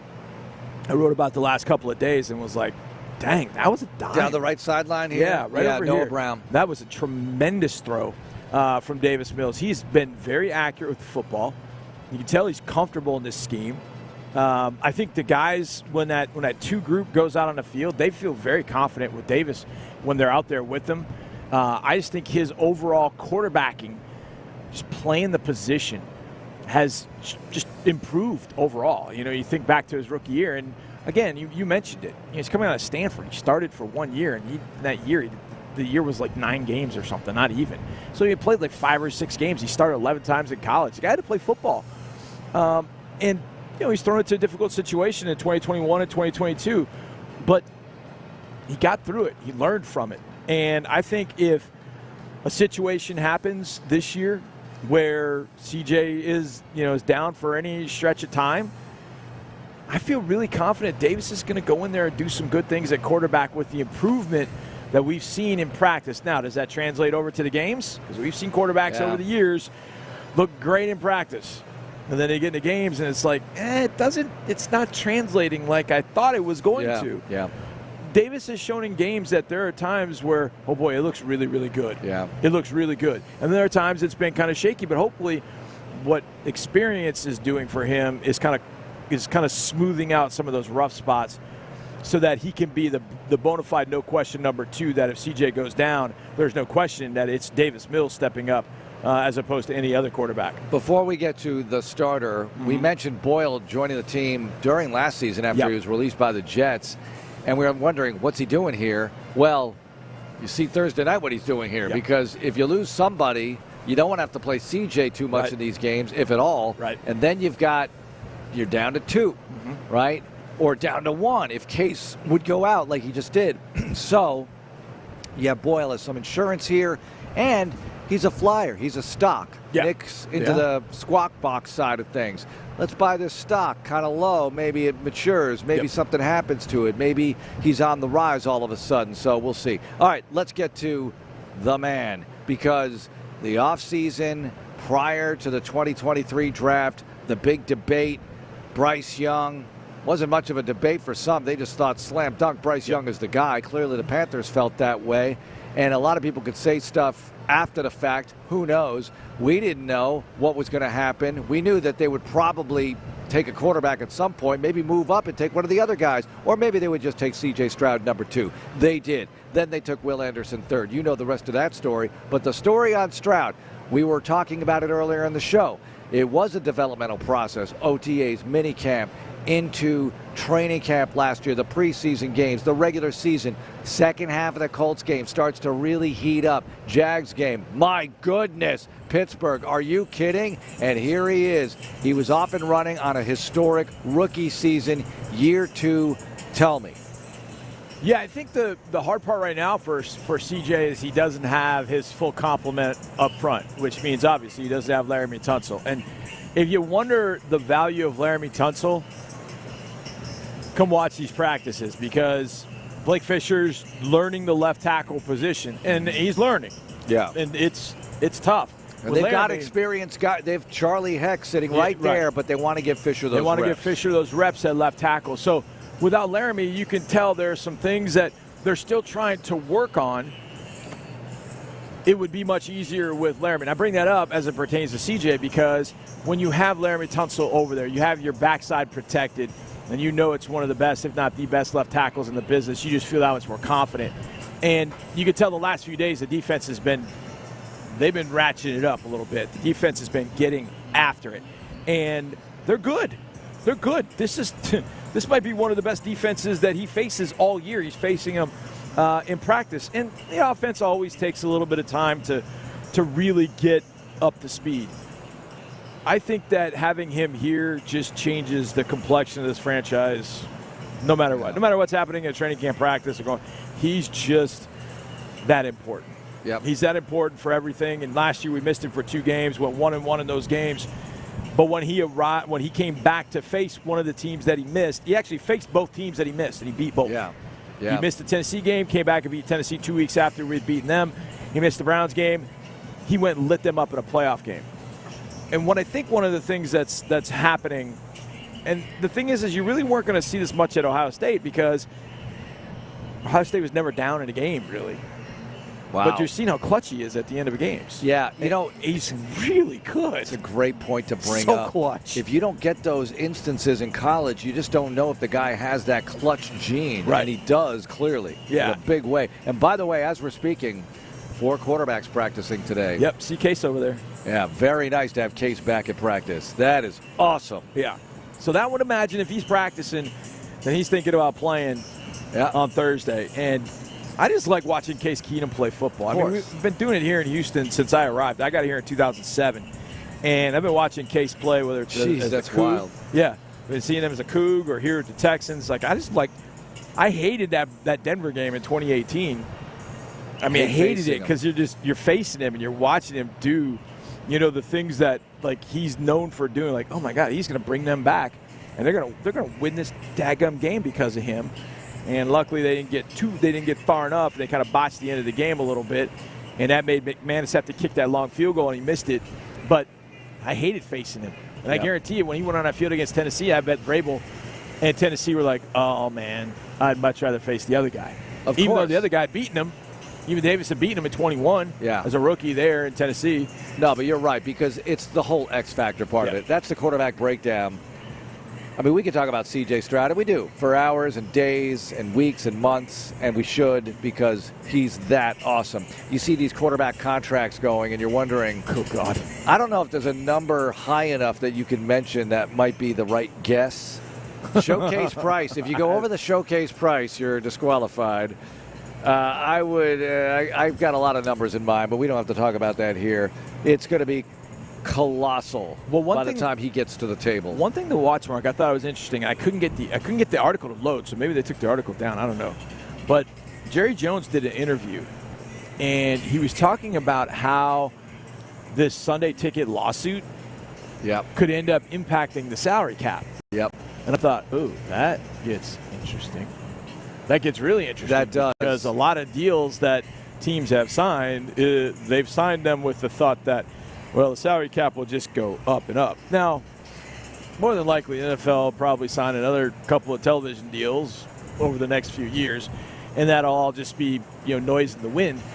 It's a lot of money, but it's Johnny. A lot of money. Yeah, and they can redo especially the Sunday if it gets ticket. Tripled. They can redo the Sunday ticket package. Yeah, the triple thing. It was one thing when the USFL won $1 from the NFL, it was tripled to $3. Yeah. This is in the billions with a B, and that tends to balloon up on you a little bit, and you get sticker shock over the settlement price. So the punitive damages, we'll see. They still have a long way to go before this thing is resolved with the Sunday ticket. And the sad thing is, okay, so they win the lawsuit, the NFL's found to be wrong, whatever happens ultimately. But the fans suffer if the salary cap is affected because it affects all the teams. Yeah, it does. And it puts the squeeze. So I think it's too early to overreact on this. We'll see where it goes. Now, speaking of reaction, kickoff rule. We've been talking about it. Sorry. It comes up again because Thursday night, as you know, first time, everybody's going to see it in action in the NFL.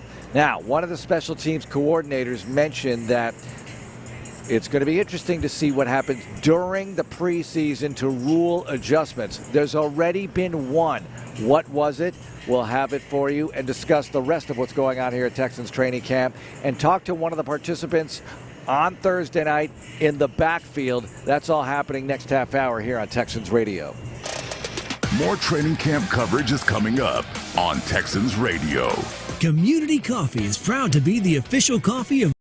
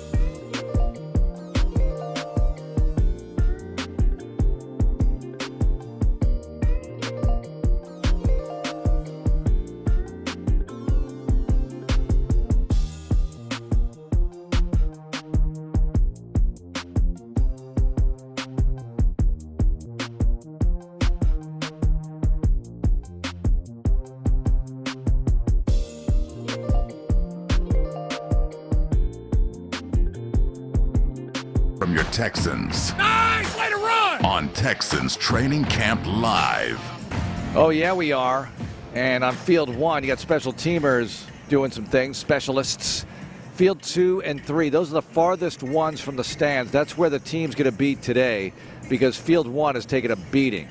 I mean, it looks like it looks like me at the driving range after I've been just chopping it up, just practicing my divots. Actually, it doesn't look that bad. I'm really being facetious here because the grounds crew here does a tremendous job. But this field has taken a lot of use in the rain, which makes it even tougher with the cleats they use. But it'll be all spiffy by the time they get back from their trip to Canton, Cleveland, Pittsburgh, and a night practice here scheduled for August 11th. Oh, that's the next practice here. That's the next practice here. Next practice here. How about that? Practice August 11th. So, Johnny, we get back in the wee hours on August 10th, Saturday. Then the team, I'm wondering what they're going to do with that night practice. I doubt they're in pads, I can tell you that. Yeah, because they have a preseason game less than 48 hours prior. So they'll probably not be in pads, but they'll have a nice night practice here. The fans will love it. They'll be on Field 1. It'll be great. And then that week, they'll take on the New York Giants at NRG Stadium, noon kick on August 17th. August 24th, they'll round out the preseason against the Rams with a noon kick. But prior to that, back-to-back joint practices with the Rams that week. That's going to be cool. All right, the kickoff rule. We don't want to belabor the point here, but there's news on it. They already made one rule adjustment because they noticed the teams were kicking the ball sometimes flat on the tee. They were putting the ball flat on the tee. And what you get is this knuckleball effect. That's right. And remember, they got to kick it in the landing zone between the 20 and the goal line. Not the end zone, the 20 and the goal line. Right. That's the landing zone. It's punitive if you kick it into the end zone. If you just blast it Kaimi style back of the end zone, they'll get the ball at the 30, the return team. That sucks. Now, if you kick it at the 5 and it bounces in the end zone, they down the ball, they get it at the 20, which feels punitive, but that's where we were for years in this league. You get the ball at the 20, so it's just kind of strange. I can't wait to explain all this to Andre. I'm sure he knows already, but I'm going to do it on the radio for the listeners, and he's going to react. It's going to be awesome. That's must-listen radio on Thursday night. Then, in fact, we're probably going to have to come back from break and catch the opening kickoff well ahead of time so we can go over some of this stuff. We're going to see it for the first time. Right. But anyway, Johnny, what do you make of that? The league is saying you cannot put the ball flat on the tee. You have to put it vertical on the tee, and you can't have it too high, too low, whatever the case is. You probably can do it too low, so to speak. Hey, is it still on a tee when they hold it? If it's blowing off the tee, and they still hold it on the tee. They still hold it on the tee, like very, very gently, like just enough, just to keep the wind from knocking it. to show the refs, like, hey, we're here. I like that. I mean, these kickers are so good. Just watching Kaimi the other day and seeing what he was able to do. But you turn that ball sideways, there's no telling what that thing is going to do. And for the kicker, too. Yeah. There's no telling what that thing is going to do. It's a knuckleball. It's that one's tough. So the league noticed it. How did they notice it? They saw footage from whatever practices, maybe on social media, and they said, so what's the rule? No. You got to stand the ball up. The ball has to be vertical. Vertical on the tee, not flat. Okay, so that's one. Now, Rick Bisaccia, who coaches special teams for the Packers now, said, expect more changes. Once they see this thing in action, they're going to tweak it even more. In fact, the league has been requesting practice footage to see what it looks like in practice so they can have a look-see and, be the bad cops here and adjust. Now, maybe the adjustments, we'll just assume it's all for the best, right? Are you looking at Tommy Rockets? Is this Tommy kicking? Tommy Rockets is just hitting bombs. So I'm sitting here. Johnny and I are sitting. We often stand for this show, but we're sitting. If you see us on YouTube, we're just sitting in front of the stands, which are empty today.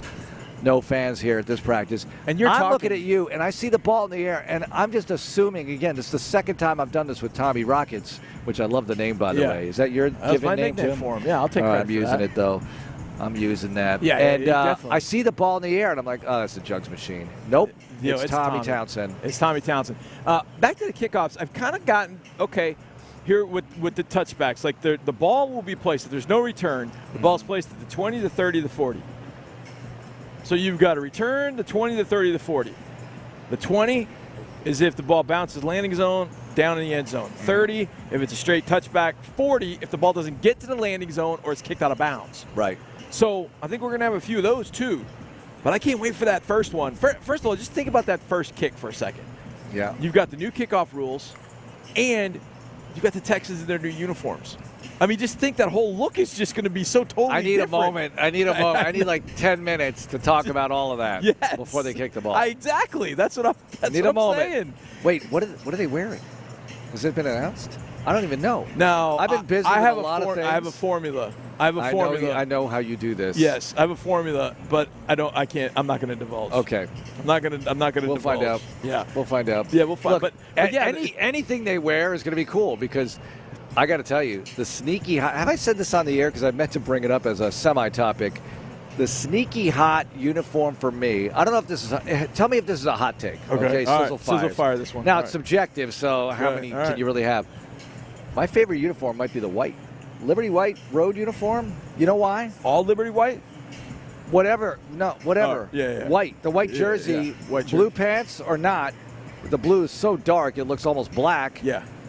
I think that looks badass. That was the leaked photo with the model. Yeah, with Tank. the Tank and model Nico. who's not going to play football ever. Nope. But when they put out the photo, when Cal responded with the photo of Tank and Nico, oh boy, that looks awesome. Now, for years, Johnny, and I've been here for all of them, this is true confessions time, lunchtime confessions on In the Loop.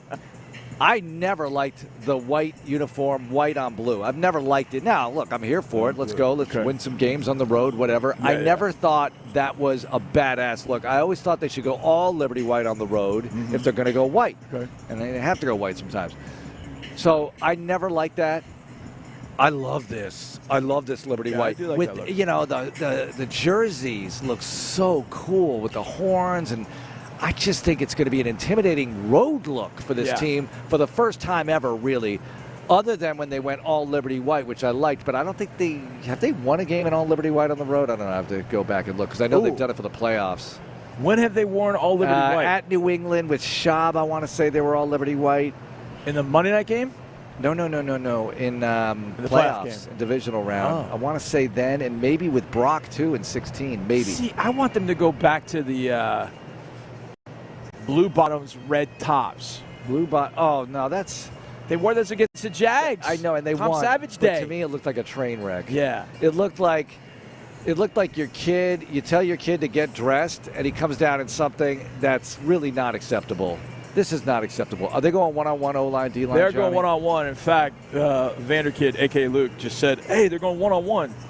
Well, it's a good time for us to get to something here because one of the running backs seeing action on Thursday night who joined the team during the season last year was visited by John Harris after practice, and this is Johnny's conversation with J.J. Taylor. All right, this is one of my favorites from camp thus far. If you've read Harris Hits, you know I've been talking about this man for a while, J.J. Taylor.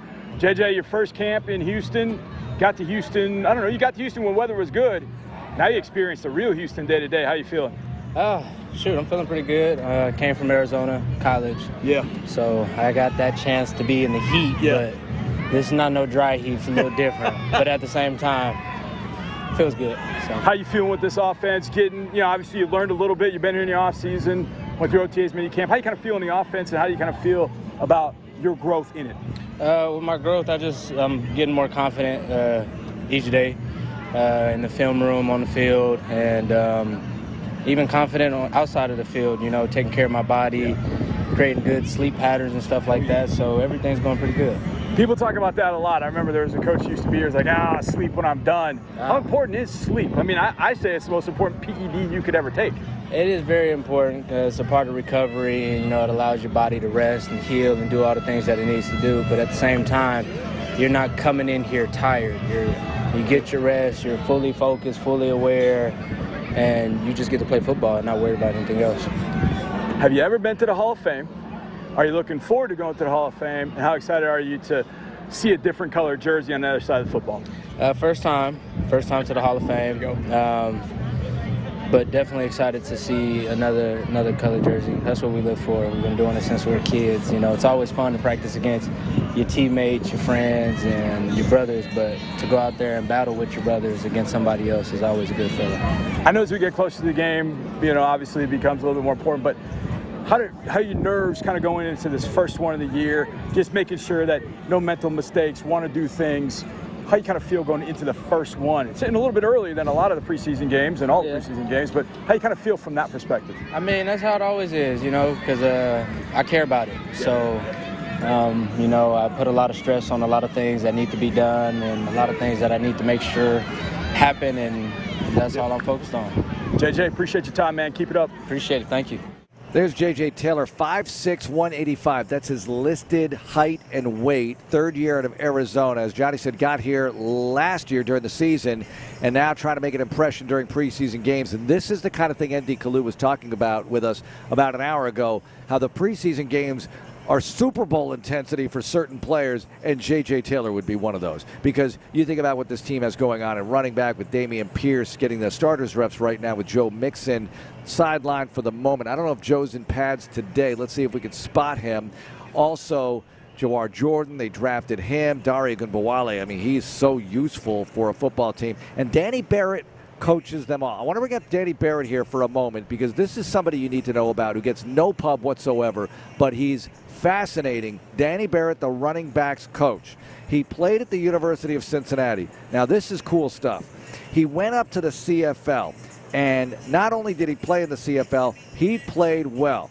He started as a slot back with Calgary, but also played quarterback for the 87 Argos and 91 Stampeders, taking them to Grey Cup appearances. How about that? And he set a CFL record in the Grey Cup for completions with 34 in 1992. So Danny Barrett, quarterback, played slot back, and he's coaching running backs here. Now, coaching career, interesting, because he was in the CFL as a coach and quarterbacks coach and worked his way up to head coach of Saskatchewan. So he was head coach for 7 years at the CFL. Then makes his way to the NFL. Quarterbacks coach with the Bills, back to college for a couple of seasons with UCF, Miami with running backs from 16 to 17. He's been with the Texans. Danny Barrett has been with the Texans since 2018. So think about it. Got here with O'Brien. Obviously went to the 2020 year with O'Brien, then Romeo Crennel. But how many coaches now have kept him? 3 more coaches, head coaches, have built staffs and kept Danny Barrett. David Culley, Lovie Smith, and now D'Amico Ryans. Danny Barrett here coaching running backs, and he's a treasure. He's a wonderful guy. He's won numerous community awards in the CFL, and he's been coaching running backs here since 2018. So he's got a squad here that he's developing when you look at guys like British Brooks, who's an undrafted rookie. We just mentioned J.J. Taylor, who's bounced around the league a little bit, and Jawar Jordan, the rookie, who's looking to develop and make an impression here on Thursday night. So a little running back talk for you coming up. Some thoughts on what we're seeing here in practice so far, because they're in full pads today as they play Thursday night. This doesn't usually happen in a regular season context. In fact, never will you see a team practice in pads on a Friday and then get you ready for a game on Sunday. But this is game week Friday with Thursday being Sunday. I'm not going to go through all that again, but it's surprising somewhat that they're in pads considering how many of these guys are going to be playing big chunks of the game on Thursday night. So we'll set you up on what is happening in practice so far, get you ready for the rest of the day. In the Loop will be out here. We'll be back at 6 as well. We got one more training camp show tomorrow where we will feature D'Amico Ryans and talk all about the game and the preseason schedule to come. It's Texans Training Camp Live. More training camp coverage is coming up on Texans Radio. I am your tech-savvy AI assistant. At Hyundai, all our 2024 models offer tech-savvy features, like available digital key and complimentary BlueLink Plus. It's user-friendly technology. I'm friendly. Can you figure out time travel? Yes. It's your journey. Own every mile. Get 2.99% APR for 60 months on the Tucson, or lease for $269 a month. Visit your local Hyundai dealer today. Offers end 7/31/24. Call 469-405-7740 for details. When it's your turn to pick up the tab, do it in style with the Texans debit card exclusively from TDECU. With access to team store discounts, discounted tickets, and other offers and promotions, this card is a must-have for all Texans fans. So whether you're grabbing concessions at the game or buying your lucky t-shirt to wear on game day, spend with spirit all season long. Visit tdecu.org/Texans and get yours today. Insured by NCUA Equal Housing Lender.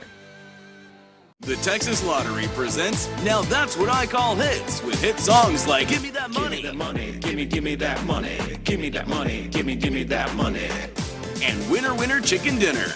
Winner, winner, chicken dinner. That's right. With hit scratch tickets from the Texas Lottery, you can have an instant hit on your hands. Like the old classic, Ain't That Some Luck? Well, ain't that some luck? You could hit it big with big cash prizes. So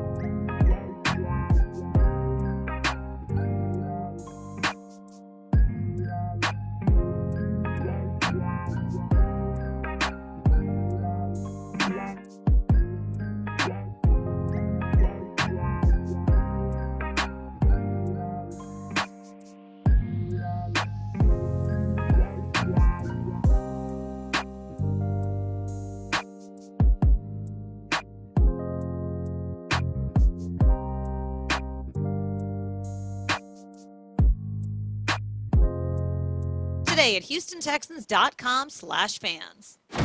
We're a few feet away from your Texans. Nice way to run! On Texans Training Camp Live. Things I'm not popular with the rest of the media about, including but not limited to agreeing with the players who want to modify locker room access. I'm not one of these locker room guys, you know that. I don't like going to the locker room. I think that's their place.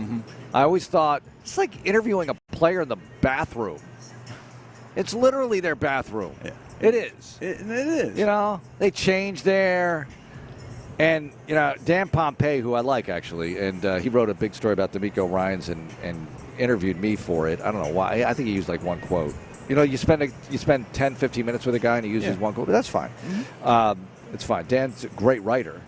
But he cites this Washington Post story about the NFL players wanting to modify media's locker room access. And his quote tweet was, because it's too much to wear a robe or wrap a towel around themselves. Look, I get it, though. I don't want to change in front of people. Yeah. You know? I've never felt comfortable. Maybe I've got issues. I don't know. I've never felt comfortable going into the locker room. Just never have. But I guess maybe because, you know, I mean, I grew up in locker rooms. You know, my dad was a coach. I was always you grew up in around locker it. rooms. So, I mean, I shouldn't say I'm not. I'm just uncomfortable going in there in a role of, hey, I'm going to ask you a bunch of questions. Yeah. So when I do my post-game interview, like I try and get the guy away from like all the locker rooms, so like try to get away from all that. Yeah. Partially so we can have a good interview so you can hear it, but it's just it's tough. But over the years, there have been so many reporters that have gotten great things from the locker room, purely just based on a bunch of microphones in a guy's face, and you ask the right question at the right time, and you get a great answer. Yeah, honestly, if I was a different kind of media member, I'd agree with them. But I'm a play-by-play guy, and I don't really need that kind of access, and I just read everybody else's stuff. So I'm just being unfair, probably. And to be clear, I'm fine, like at the Y, showering, changing. I'm just talking about other people coming in with cameras and microphones. Like, oh, hi. Right. How are you? Okay, let's talk. I mean, maybe there's an opportunity, I guess, to maybe lengthen. So I think it's like let's say after a game. Yeah. It's like a 10-minute period in which guys can cool down. Yeah. Maybe extend that. Thing is, I've seen a lot of guys get themselves together in 2 minutes and take off. They leave. They leave. You miss that opportunity. Even showering. I'll shower at home. Now, to ND's point, we had ND Clue on earlier, and if you missed it, go to our All Access page because it's absolutely fantastic stuff. But he talked about everybody now is used to having a camera in their face. Mm-hmm. Everywhere you go, there's a camera in your face. There's a microphone in your face. Yeah. People are used to it. They're going to be guys in the locker room that will want somebody to come over and talk to them about what happened during the game or what happened during practice. There will be those guys. Now, how many of them? I don't know. But there'll be a lot more probably than there were back in the day. So I'm curious to see where this unfolds. How do I say this? I'm just indifferent on it, to be honest. I'm indifferent because I understand a player's perspective, but I also know our side of it, which is, you just need that one quote. You just need that one soundbite. You need that one thing because, I mean, how many radio shows have we done? We've taken one soundbite and we've taken it for an hour. Yeah. Because it mushroomed for whatever was being said. We just took it and it elicited calls or texts or whatever, and it just there's more response to it. So, I see both sides of it. So I'm kind of indifferent because I see how it can benefit both sides. I can see why both sides would not want to do it. By the way, Joe Mixon, I mentioned I would look out for him to see if he's practicing. He's definitely doing some individual rehab work. Yep. Dr. Vandermeer says he's going to be fine. Mm-hmm. And Andrew Beck as well, who's off PUP. And Laramie's out there working as well. Who else is that? It's Dylan Horton. Oh, yeah, Dylan Horton. Good to see him out there. Been working out every day. Working out every day, trying to get himself back. Working his way back into football. It's a great story. Johnny, you were out there watching a little bit of individual, or one-on-one rather, with the O-line, D-line. Give me a couple of tidbits here. Okay. You've heard of Khalil Davis? I've heard of him, yes. He's better this year. He's even better than he was last year. I'm watching an interior guy. I'm watching him, and he's not winning every rep. He's going against Shaq Mason, and it looks like a week one rep against the Colts. Wow. Like you just see that explosiveness out of Khalil. And I talked to a couple of coaches that said, before he got banged up in the offseason, he was really, really looking good. So he just looks like he is in prime shape right now where he needs to be. I don't know that Khalil ends up being the starter. Khalil's going to get 25 to 30 reps in a game, and that might increase because I'm watching him against Shaq. I'm thinking, Jiminy Christmas, that's as good interior as I've seen.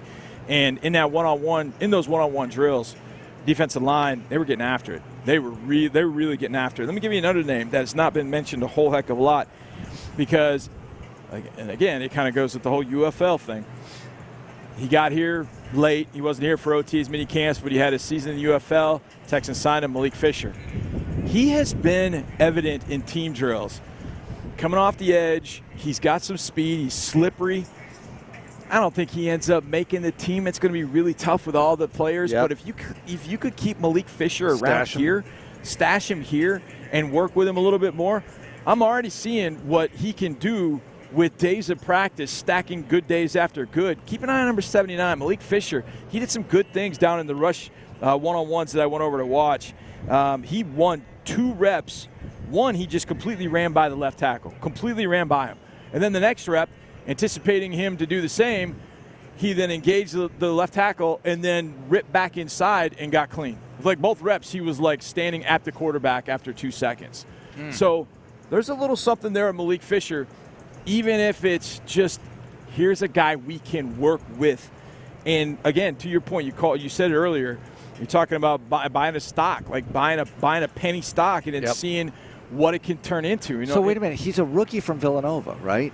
Yeah. So he goes right to the UFL from Villanova? No, I think he was somewhere else. I don't know the whole story. Okay, but I'll find out. He wasn't in this past draft.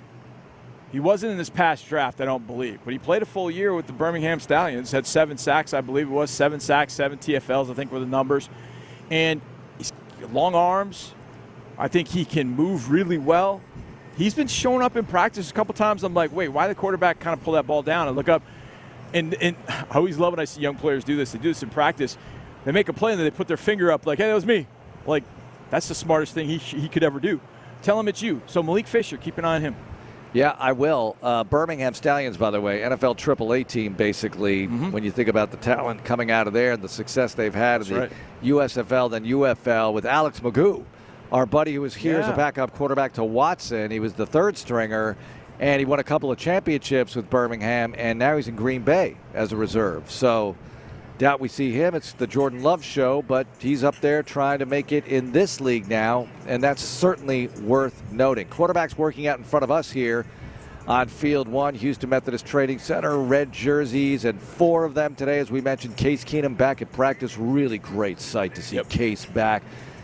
Wonder if he's going to play Thursday night. I would expect it. Now, I also expect In the Loop to do a great show with B. Scott and John Lopez, and a guest they'll have here on the field is John Mechie. How's it going for Mechie? All right, this is year 3 for Mechie. It's a big year indeed. He's getting a ton of reps. We want to see how he performs. I would hope that he plays Thursday night. I think he's got to play Thursday night, Johnny. So we'll see how that goes, and we'll see what he says about that. Denico Autry will talk to everybody after practice. You'll hear that throughout the day on Sports Radio 610. We'll be back at 6 to talk about it all. And one more training camp show tomorrow, 8 to 10 a.m. We'll do that one from studio with plenty of stuff.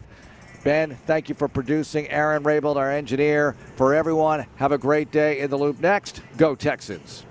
This is Texans Radio on Sports Radio 610. Hey, Texans fans, you're invited to Louisiana's largest casino.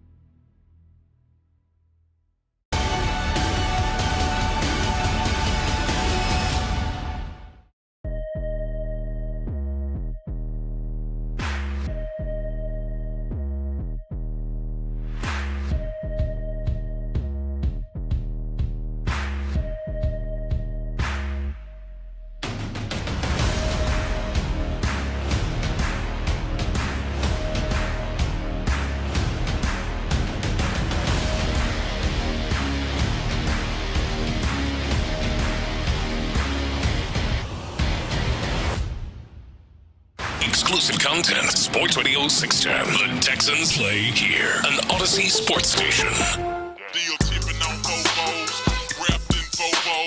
Houston, let's get in the loop. Great day, great day. Oh, give me some juice, baby. You're in the loop on Houston Sports Leader. You know what I'm bringing today. You know what I'm bringing today. Let's go. Go to work. Let's go. A-Town. Sports Radio 610. It is our last day, Lopez. Texans training camp practice day 6. Brandon Scott, John Lopez, here on the scene at the Houston Methodist Training Center for the Houston Texans training camp practice number 10. It is our last chance to lay eyes on the Houston Texans live here on the scene, Lopez, before we watch them in their first preseason game later on this week against the Chicago Bears in the Hall of Fame game.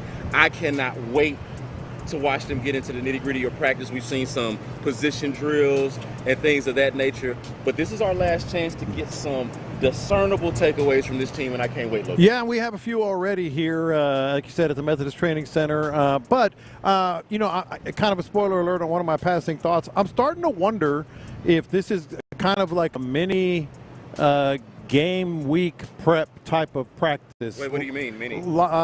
Because they do. It is a game week prep. Well, you know what I mean. They have a game on what is today? Today is Tuesday. They have a game on Thursday. So it's kind of like a Friday practice. Yeah, kind of. It is game week. It is game week. It is game week for the Texans. We get our first chance to watch them play football this week on Thursday. Man, it is absolutely game week. Yo. Sorry to butt in. Can we check B Scott Mike? It sounds like it's not on or it's not up a little bit. Sorry to butt in. Man. There we go. You mean all of this energy and nobody could hear me? Yeah. Nobody could hear you. I've been screaming at the top of my lungs. Nobody could hear no energy, man. Y'all, man, I've been screaming at the top of my lungs about the fact that we got Texans training camp practice and a game to actually cover this week. Lopez talking about it feels like a mini game week, bro. It does feel like it is a mini game week, I dog. thought you were sad, man. It was last day of training camp. Hey, bro, we'll get to the Astros later. I cannot wait, bro. They playing this week, dog. We'll get to the Astros later. No, they are. No, but what I mean is, like, it's a lot of drills, a lot of technique, a lot of, that type of stuff. We're going to find out here in about 5 minutes. Usually right when we come on the air, they're going full bore, 11 on 11. That's not happening just yet, but we'll keep you up to date on that. And so that's what I mean by that. But lots to take away already from training camp. We'll do the passing thoughts for sure. I was just messing with you. I know. I know you're pumped like I am. I know. I am. But, no, it is, and it's funny because, like, you're like, okay, Hall of Fame game, nobody's going to play. Hey, I got news for you. Some people that we are going to want to watch are playing on Thursday. I heard Vandermeer talking about this right before we came on, and he's 100% right. John Mechie has to play. John Mechie probably wants to play on Thursday night because, he's trying to reestablish himself at the highest level. By the way, John Mechie will be sitting right in front of you, B. Scott, when practice ends, joining us right off the field, and that's going to be fun because there's a lot to cover with that. I was going to say, I mentioned this to Seth Payne, who's out here watching practice. I'm going to try to go through the whole interview without mentioning cancer, but I don't think I can. Because let's move on. No, but here's the deal. Here's the angle, because you and I have talked about this. Figgy and I have talked about this, like how the lingering effects. Maybe even last year he didn't even notice. Yeah. And now maybe the lingering effects. Because we've said it, we've all had people in our lives with cancer, and even when they get the clean bill of health, they kind of they don't realize it, but something's just kind of lingering. So that's the only way I'm going to mention. I think it's valid. I'll be honest with you. The way that I thought about this, because this was on my mind when I was driving into the stadium, and when I realized that we were going to interview him, Mm-hmm.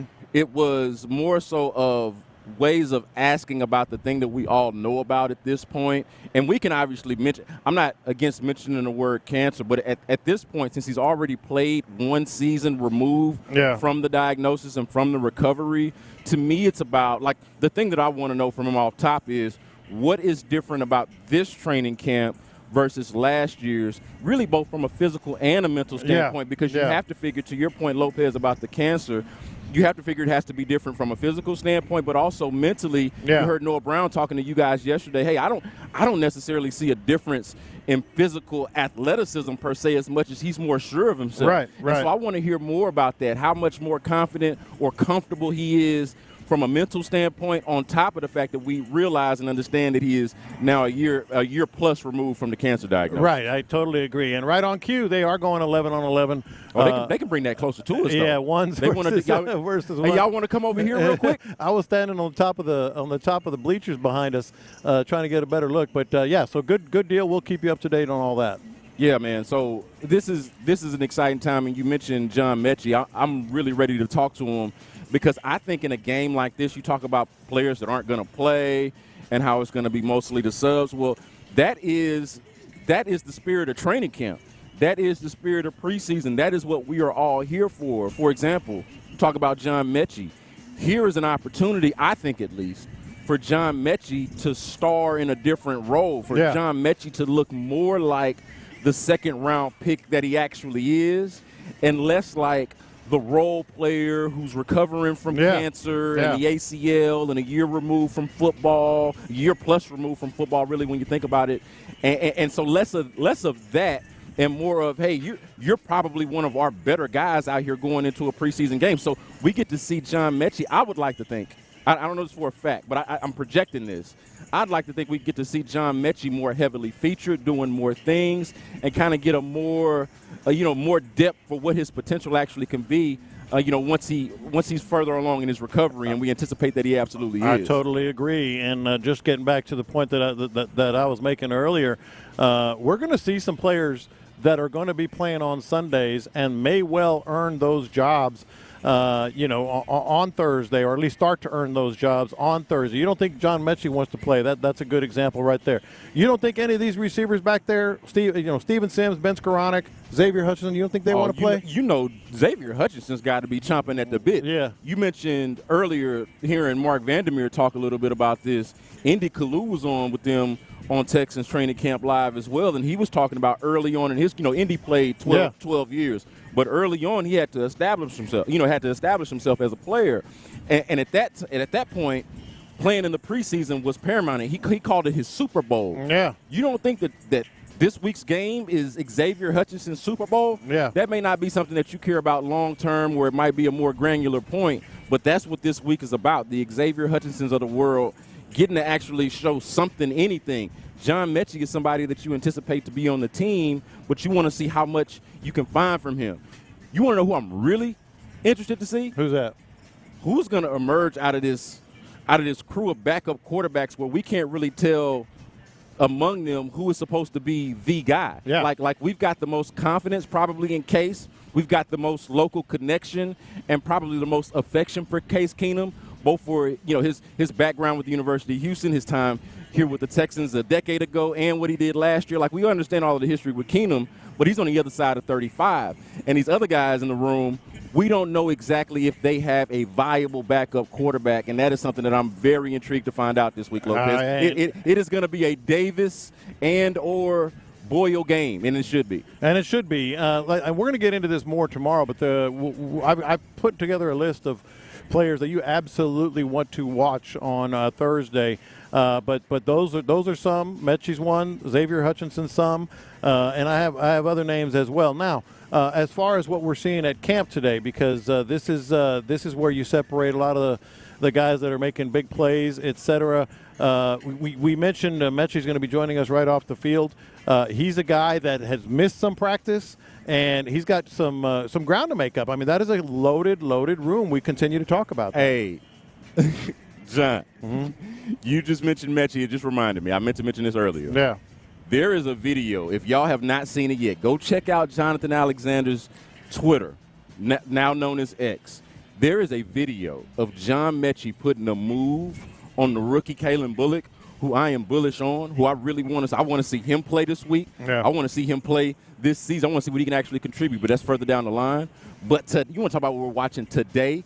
John Mechie put a move on Kalen Bullock that had him like on the other side of the field. It would be the equivalent of breaking ankles on a basketball court, making a dude fall. I saw it, and that it was the one that stood out to me as well. And, of course, the Texans released their first depth chart yesterday as well. And the thing about that is there were some real truths in there, and there were some where I was like, Where are you challenging? Because I think we know a lot of the truth. Where are you challenging the Texans on their release depth chart? What are you calling BS on? Okay, one more than any other by a long stretch. Okay. They have Jalen Petrie at safety.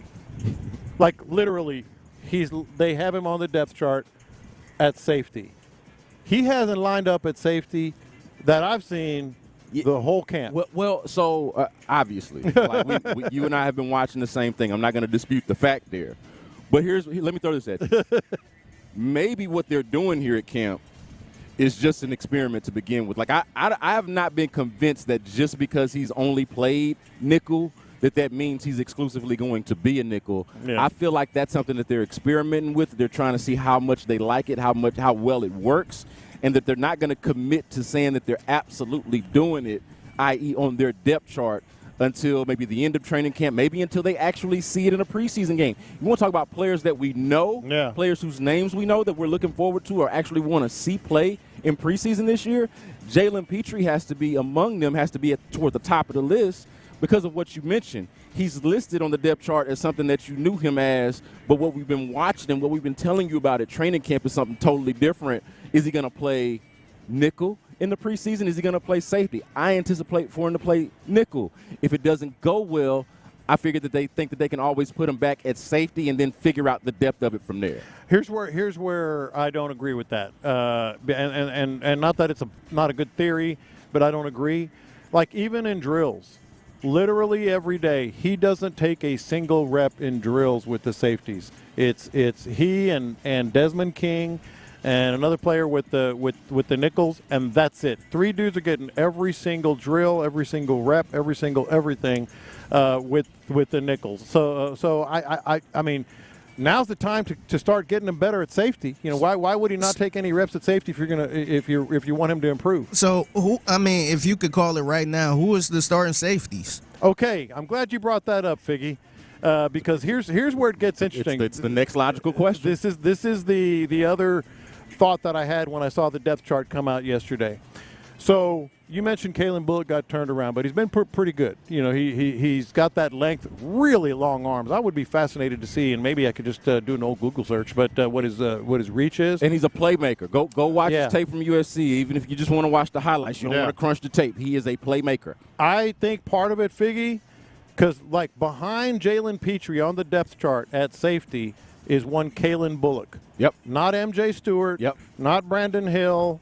Kalen Bullock. Yep. I'm wondering if they're trying to protect him a little bit from penciling him in as the starter, and they want to see a little more. They don't want to put that on him. You know, he's a later round. Was he 4th round? Yeah. 4th round draft pick. And so, like, it's one thing to put Kamari Lassiter as the starter at cornerback. It's obvious. Like, he is the starting cornerback. Kalen Bullock, I think they maybe want to learn a little more. They don't want to put him as the starter on the first depth chart at safety. I think that's a lot of pressure to put on him. And see, I think it's a lot less about protecting them and a lot less about what kind of pressure you put on them and more so about there being a little bit less desperation at the position. I think they feel like, hey, if this doesn't work out with Jalen Petrie at nickel, we can put him back at safety. You talk about him not taking enough reps here at safety. Well, the fact is he at least has played safety before. It's not like the position is new to him. He played there all of last year, albeit he did get benched there and struggled there mightily at times.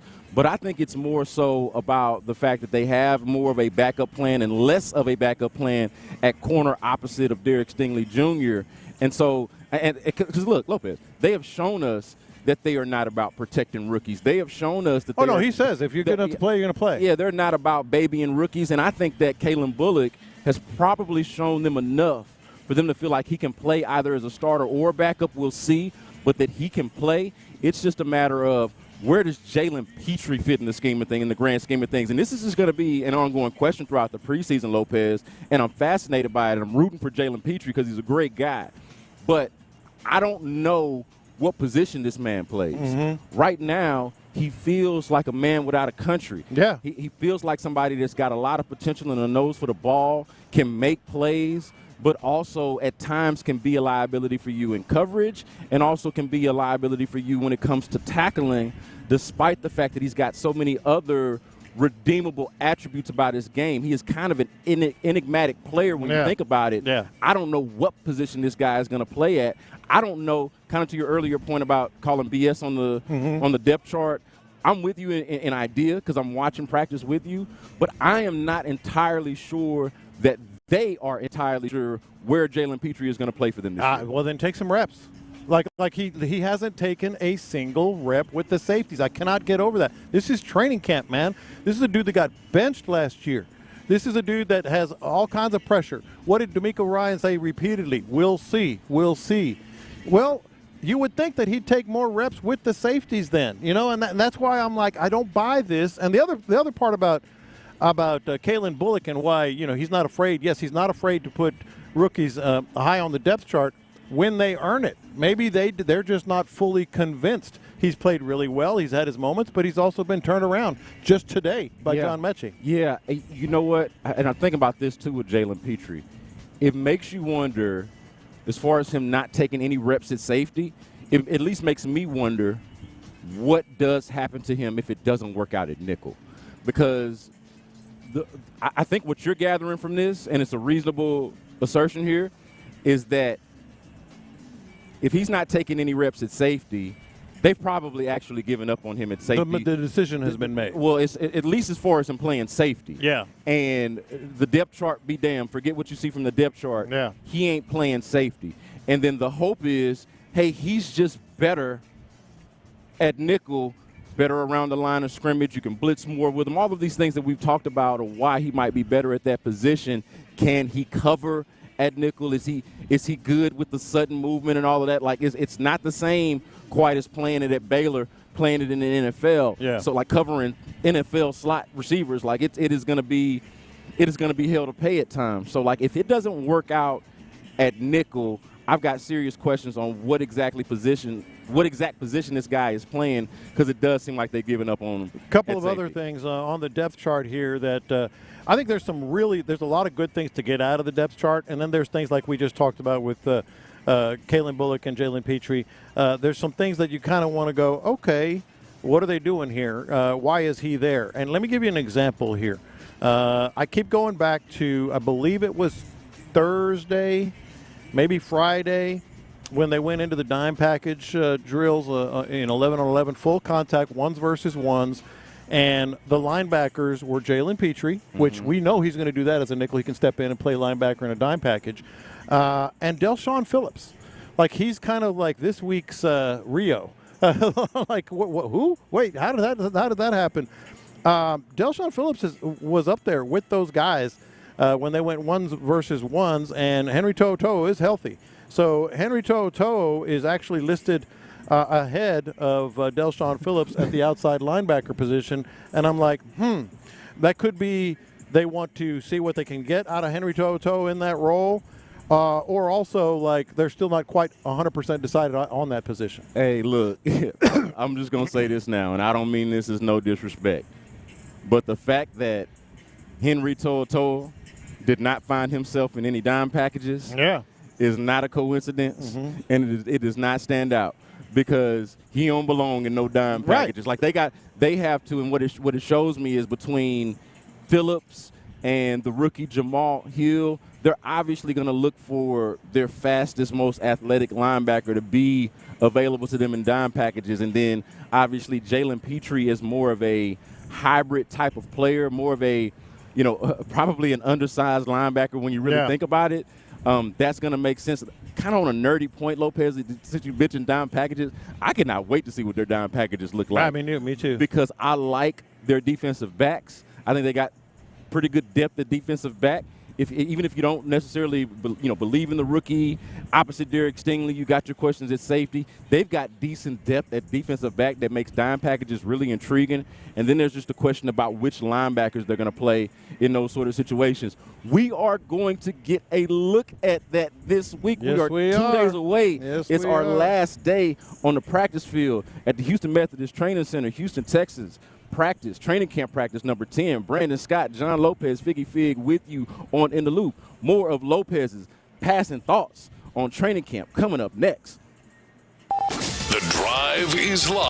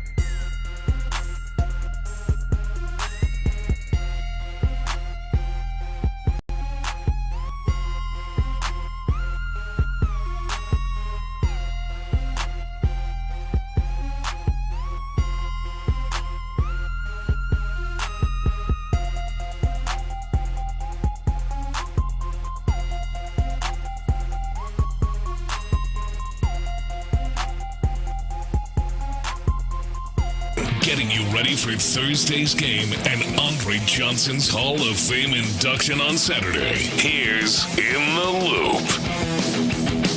Loop. We are live at Texans training camp here at the Houston Methodist Training Center. Brandon Scott here with John Lopez. Figgy Fig is holding it down for us at the studio. And it is time for your daily OG passing thoughts. You're darn from right. Texans training camp practice. What you got for us, OG? All right, first attendance. Let's anybody take attendance. Brandon Scott here. Yes. Present. Edward Figgy Fig. Hey, were y'all here or when they would call your name for attendance? I hated the guys that said present. I did too. I hated the guys that said present. Man, I wanted to beat them up. What are you trying to be different for? It's just attendance, man. I actually got in trouble one time. I said something different. Everybody was like, here. And he said, Edward. I'm like, Kool-Aid. I actually got kicked out. And see, I appreciate that over, like, the guy, for whatever reason, the people that said present, I wanted to just yank them by the collar. Like, what are you trying to do? Put them up against the locker. Not real violence. Yeah, get out of here. What are you trying to do here? So attendance. Titus Howard is in after he went to the tent for about 10 minutes or so yesterday. Came back. He's in. He's participating, full go, all that. Noah Brown, Vet Day. Not here, but that's all cool. And then there's this, and I know everybody's talking about Joe Mixon.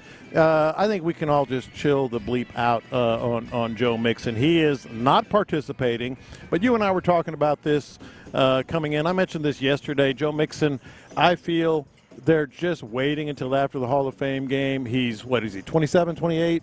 He's at least 28. He's been in the league 7 or 8 years. He's 28, and they're just kind of treating him like Laramie Tunsil. We were watching him on the side field over here, full, no limitations, running with bungee cords, full speed, all that. Not participating, but I think we can just chill on that. Just turned 28 a week ago. Not even a week ago. Okay. Yeah. So a fresh 28. Happy belated to Joe Mixon. Yeah. Another passing thought here. As they're doing drills, I'm up on the top step because they're in the middle field. I got a better view that way. And I've been known to maybe like the one-on-one offensive line, defensive line drills a little bit too much, but I just do. But no one loves them more than one John Harris. Dude put down his headset in the middle of a segment and ran across the field while the punters are still going. The punter is still going to go watch it. And the reason I say that is because he's just all about that. But the other thing about the one-on-ones, and this is where it's going to tie in with our listeners and things that they want to know. Kenyon Green, I was watching from up here. Kenyon Green had a couple of really good reps. Yeah. Like a couple of really good reps, one-on-one, full go. Another good sign. You've got 2 offensive line notes that I like to hear. Yeah. Oh, and on those real quick. Yeah. Since you mentioned, well, first of all, John Harris has got to have them 35 to 45 notes that he writes after every practice, which are must-reads, by the way. Yeah. Check those out at HoustonTexans.com. John Harris takes diligent notes after every practice. But also, back to Joe Mixon just for a second. Yeah. I do hate that was one of my training camp things to watch, things to be excited for the people, and obviously the people are not out here with us today. Mm-hmm. But I hate that they didn't get a chance to really lay eyes on Joe Mixon. Yeah. That they didn't get a chance to really get a good look at Joe Mixon, because I thought that based on what the running back room has looked like in recent years for the Texans, that Joe Mixon would be very much a welcome sight for Texans fans. How big he is, how fast he is, how imposing he of a figure he looks like as a running back. I really hate that the fans didn't get to see that, but stay tuned for Joe Mixon. Yeah, no, he's cut a little different. You're going to like him when you do see him. This is just kind of a funny observation, a funny passing thought, if you will. So I'm walking in, just to pull the curtain back on how we do this here. There's a tent that's air-conditioned where they have the press conferences. Then there's a covered tent outdoors where the media kind of stands and watches practice. And then we're over here, we're near the grandstands, if you've seen it. Really best seats in the house, 50-yard line. So I have to walk. You always have to walk. You do this, Figgy does this, etc. You have to walk around field number 1 here, and you always have to stay on the concrete. You know, they don't want you on the field, and it's just respectful. No one's ever told me anything, but so I'm walking on. Man, I had my J's all on the field. Wasn't worried about that. Look Laramie Tunsil dead in his eye walking on the field. What's up? So John Weeks is working on some snaps near that end zone, and I'm walking on the concrete, and I hear Lopez, and it's Weeks, and he calls me out on the field. And I'm like, man, is somebody going to tackle me or something? What's going on here? So I'm walking through the end zone. I'm up on about the 5-yard line there. And I had left some OG sauce for John Weeks just because he likes it so much. And he goes, hey, man, Jerry Hughes wants some. I was like, what? Oh, he goes, look hey, at you. Hey, Jerry Hughes wants some of your sauce. He thinks it's the best. Wait a minute. And I'm like, all right. Figure we might be on to something. I'm like, here, man. all right. Is Lopez going to infiltrate the Texans locker room by way of barbecue sauce? Yeah. He goes, so now I got to get some cook for the team, man. Yeah, I got to cook for the team. How much brisket? I remember last year I took a bunch over to Gerard's house because he had a little get-together with, I shouldn't even be talking about this, I guess, with the quarterbacks after training camp. And they had a bunch of barbecue, and he was. I mean, you can talk about he's allowed to have barbecue and a get together with his position group. Yeah, he had certainly the quarterbacks over in Slowick, and they were eating it. And they had some, so I'm like, now if there was cocaine and hookers, and you know about it, don't mention it. It was just OG sauce, Keep it to yourself. which is as addictive as cocaine. Anyway, so that was just kind of funny. I'm like, all right, I'll take care of Jerry Hughes, and I got to hook him up. All right, so Kamari Lassiter and Tank Dell studs. Is worth the price of admission. Studs. Dude, like it's been going back and forth. Friendly, competitive. They're always slapping each other on the back after their reps. Dude, I've seen like 3 or 4 reps today of just those two dudes, including 11 on 11 when it's a full go. And Lassiter is making some plays. Dell's making some catches. This is like not even low key, but for me, this is one of the kind of low key best things about training camp this year is Lassiter versus Dell. So this is the thing that I anticipated that I am glad fans got a chance to look at, and something that we have obviously had a chance to look at every day that we've been out here, and that is this wide receiver group versus, let's call it, the top end of the cornerback group. And we're really talking about Derek Stingley Jr. and Kamari Lassiter. Like both the matchups across the board, whether it's Derek Stingley Jr. against pick your receiver on the other side, whether it's Kamari Lassiter, pick your receiver on the other side, Stephon Diggs. You mentioned Tank Dell. Obviously, Nico Collins against Derek Stingley Jr. has been appointment viewing. It has lived up to the billing. It has easily been the best part of training camp, watching those battles play out. And then there's some that are kind of hit and miss. John Mechie, if you didn't hear, will join us right off the practice field today. Absolutely put Kalen Bullock in a washing machine, man. Ooh, I mean, he put him in a washing machine. That might be, maybe it's a good thing that the people weren't out here, honestly, exactly. for that one, for the rookie. Don't do that to that man. Yeah, and as a defensive back, you got to have a short-term memory. You got to have supreme confidence, irrational confidence in some cases. But that is one to make you question a little bit. Yeah. That is one I think if more people saw would have been a damage to the ego. It probably was one anyway, just for how bad it was. But I'll say this, man, those matchups I just mentioned were the highlights of camp overall. If you want to take a single highlight, a single play, that one is going to be in contention in terms of just wow factor. Yeah, it was like I literally went, ooh. Yo. Ooh. Yo. All right, a couple more for you here. And this is something we can dig in more on a little bit later. I know you want to. I'm not trying to say anything other than, are we sleeping on Tim Boyle? Ooh. Are we sleeping on Tim Boyle? This works. So they were doing the reps. This works for me. I want. Let me hear you out. Yeah, just real quick before you weigh in on this. So they were doing some reps, just quarterbacks, drills, footwork, technique, planting, throwing, all that good stuff. And Davis Mills, Gerard Johnson, who's obviously low-key, laid back, all that, made him do the rep again because he was so sloppy on that rep. And so we talk about Davis Mills. He's number 2 on the depth chart, by the way, right now. So I'm not saying anything other than, Tim Boyle's been out here. He's going to play on Thursday. Let's put a pin in that and pick it up on the other side. Those are the OG's passing thoughts. I've got thoughts on his thoughts. That one in particular when it comes to the backup quarterback position for the Texans. We'll talk about that on the other side. Also, there's a QB list that I'm so glad not to see C.J. Stroud on. I'll explain next on In the Loop.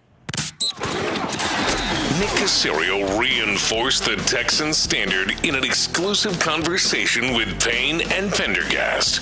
Everything is earned here. It doesn't matter who you are, where you were drafted. Quite frankly, we don't really care. Ultimately, you're going to be judged on how you perform on the field, and everybody's held to that same standard. Hear the full interview now on the free Odyssey app. Insider access. Exclusive content. Sports Radio 610. The Texans play here. This report is brought to you by Sagamore Spirit Rye Whiskey. Nothing unusual on the roadway. Actually, it looks pretty good out there. Very even-tempered rush hour. Nothing unusual. I-610 North Loop westbound at Irvington Boulevard. Had a wreck there in the right lane, completely off to the shoulder. Actually, most of that's been towed off, so really looks great in that area. Right now, it's 83 degrees. I'm Laura Houston, Sports Radio 610. See The Drive with Clint and Ron at the Downtown Specs on Smith Street, Tuesday, July 30th from 2 to 6 p.m. Come sample the famous triple.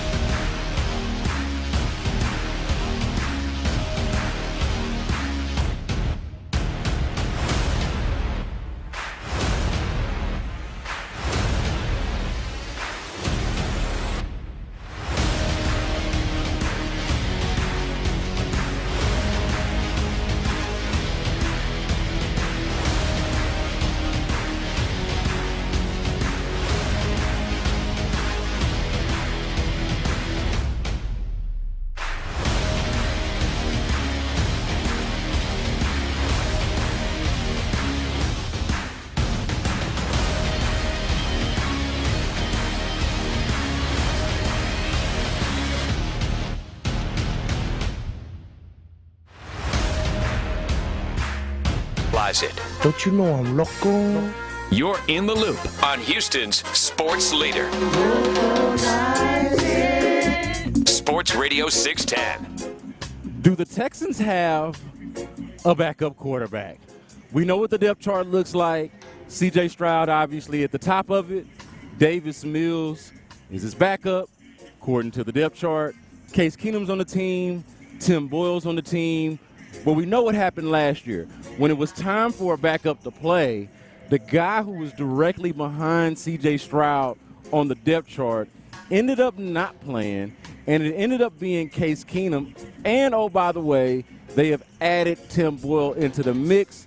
Last year's situation makes you feel like, hey, they don't have the utmost confidence in Davis Mills. And then Lopez, you were just giving it to us a moment ago in the previous segment about what we were watching here from Davis Mills, just going through some of the basic position drills with Gerard Johnson, the quarterback's coach. Had to do them again a couple of times. Yeah. The other quarterbacks did not. My question, man, given that Davis Mills is the guy listed as the second quarterback, and we were calling out BS on the depth chart that was released yesterday, do we believe that? And if we don't, do we feel like the Texans have a backup quarterback right now as we sit here 2 days ahead of their first training or their first preseason game? Well, I feel like, and I think this is very telling, I feel like they do have a backup quarterback, and it's Case Keenum.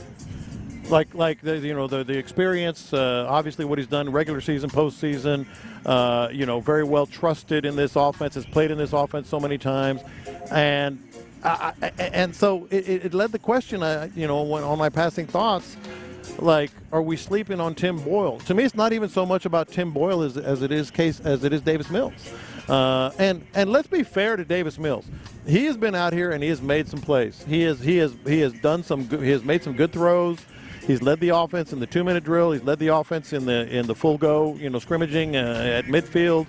He's made some plays. I don't want to say this guy has been garbage, because he's not. But what he has been is, you kind of cross your fingers on every play. Is he going to get this one right? Every once in a while he just hiccups, and those hiccups, we've seen it when he was a starter. They turn into losses. They turn into a pick or a drive that stalls or whatever. And I go back to what we've said a couple of times on this show, B. Scott, and that is, if C.J. Stroud is out for any extended period of time, that's a wrap. Yeah. That's a wrap. So it doesn't even really matter who this backup quarterback is. But if he's out for 1 or 2 games, whatever ding, he might get, or, get stepped on the foot or whatever, you need a quarterback that for 1, maybe 2, maybe 3 games at the most can win you 1, maybe 2 or 3 games. And I don't think they have that confidence in Davis Mills. It is the reason why I am so looking forward to, or I would say at the top of the reasons why I'm looking forward to this Hall of Fame game against the Bears this week. Because hopefully, once we get into the season, this becomes a non-issue. Hopefully we never have to discuss this again once the season starts. But for now, I feel like it's worth exploring all kinds of possibilities, all kinds of, potential outcomes for the Texans, and that includes one that happened last year, and that's where C.J. Stroud misses a couple of games because he gets dinged up. It could happen. Again, hopefully it does not. But the Hall of Fame game presents us an opportunity, and what we're watching right now at training camp practices presents us the opportunity to find out how confident do you feel in the team's ability to survive a C.J. Stroud absence if it occurs. And look, Case Keenum, I think they got fortunate last year in the way things worked out. That Case was able to win them a game and really show up for them, and they clearly had confidence, a level of confidence in him. And I don't think it was all physical. I think it had to do with the mental side of the game. I think it had to do with experience. I think it had to do with confidence, like actual self-confidence that the player has and his ability to go out there. I think there were a lot of things around it aside from just the physical aspects of the game that led them to Case Keenum being the backup quarterback last year, or being the guy that they went to when C.J. Stroud could not play. Yeah. But I want to know what that looks like this year, because I'm not confident that guy is Davis Mills. I'm not 100% confident that it should be Case Keenum, with all due respect and reverence for Case Keenum. Tim Boyle, to your point, are we sleeping on Tim Boyle? Could this be a Tim Boyle game coming up? We'll talk about that later on in the week, I'm sure. But it's something to keep an eye on. And I will give Clint Stoerner some credit for this, too, because earlier on in training camp, he did point out, hey, watch out for this Tim Boyle cat. He might be the guy that can spin it better than Davis Mills and is a better option than just, say, Case Keenum, who you'd probably rather go to in more of a pinch than, say, an ideal situation for your backup quarterback. Yeah, I mean, Tim Boyle has played 5 years in the NFL. He's played for, I believe, 4 different teams. He's not a star. But he's started some games in the league. He's won some games in the league, and whether in relief or as a starting quarterback. I'm not jumping on the table for this guy, but it's a legitimate question, man. Like when you have a guy that has been somewhat inconsistent, like Davis Mills, and you brought it out. We're day 10 at training camp, and he's doing reps again by the coach's request because he didn't get it right. That's something, man. That's not nothing. Yeah, and I think it's important, Lopez, to reiterate a point that you made earlier on in this segment. We're not saying that Davis Mills sucks by backup quarterback standard. He is not a starter. I'm confident in saying that. He is not a starter in this league. We're not saying he's terrible by backup standards. We're just pointing out a few moments and a few things that make you question and some background and history that makes you question how much confidence do they really have in this guy. But to his credit and to the Texans' credit, in terms of the opportunity that they're giving him, he's listed as the second quarterback on the depth chart. We're potentially calling BS on that. We'll see. But he's listed as the second quarterback on the depth chart. And he is taking part in the second-team reps here at practice. Like C.J. Stroud does a rep, then Davis Mills does the rep. Then Case Keenum does the rep. Then Tim Boyle does the rep. So that is the pecking order here at practice. We're just noticing some other things, kind of outside of exactly what they're showing you at practice and what they're saying on the depth chart. We're noticing a Tim Boyle who at times looks sharper, and we're noticing the fact that last year they showed a clear lack of confidence in this guy. And right on cue, as you were speaking, they were running some 11 versus 11, and he completed a pass. They ran the ball. Then he threw one into the dirt on a little dump-off in the middle. It's just that little stuff that kills drives. And how many of those did we see back when he was a starter? Yes. You got to remember, this guy was a starter for this team. How quickly we forget, or how quickly C.J. Stroud allowed us to forget. But we watched Davis Mills start for this team, albeit under a different system with different offensive coordinators, for almost 2 full seasons. For basically 2 full seasons. And how many times did we see exactly that, Lopez? Ball in the dirt, or a ball for Nico Collins' tall, athletic, high-jumping ass couldn't even get to it because it was that far over his head. How many times did we see that? Plenty. Yeah, Plenty. It's a fact. No, we did. So that's definitely something, getting back to the Hall of Fame game. I fully expect Davis Mills to start. By the way, and you brought this up, and I thought about it at the time, like somebody was asking Denico Ryans, hey, is there any chance that C.J. Stroud's going to play on Thursday? Yeah, so I was hoping. I'm like, come on. Help me out with that question. Come on. Were they asking more about the preseason in general? Because it was framed as if they were just asking about the preseason. Were they asking about this game? He's not playing in this game. He is not playing in this game. He is absolutely not playing in this game. I hope you're right. I heard it the other way, but I hope you're right. Yeah, no, I did not hear it clearly, so I'm not saying one way or the other. I thought that they were asking more so about the preseason in general. If they're asking about this game, I'll just say this, Lopez. I would love to see, if it was me, if I ruled the world, okay, C.J. Stroud would play in this game.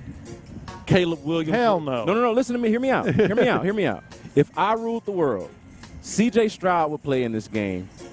Caleb Williams would play in this game, but they'd wear the red jerseys. I wish. They'd wear the red jerseys because I understand the business side of it. Like I don't want to see Tyson Bagent and Tim Boyle, okay? Like I know we just hyped up that whole backup quarterback competition thing, but I don't actually, from an entertainment value standpoint, want to watch that. Yeah. I want to watch C.J. Stroud and Caleb Williams, even if you can't hit them. So if I ruled the world, Lopez, those dudes would be out there playing the whole damn game in red jerseys, and you wouldn't be allowed to hit them because we ain't going to mess up the money just because I want to have fun, and I understand that. That's the way we would do this. I don't rule the world. No, you don't. And it's a good thing that I don't because these guys ain't that crazy. Yeah. And by the way, they not wearing red jerseys, so if they do play, you would be able to hit them, and that'd be crazy. What would C.J. Stroud need to prove to you?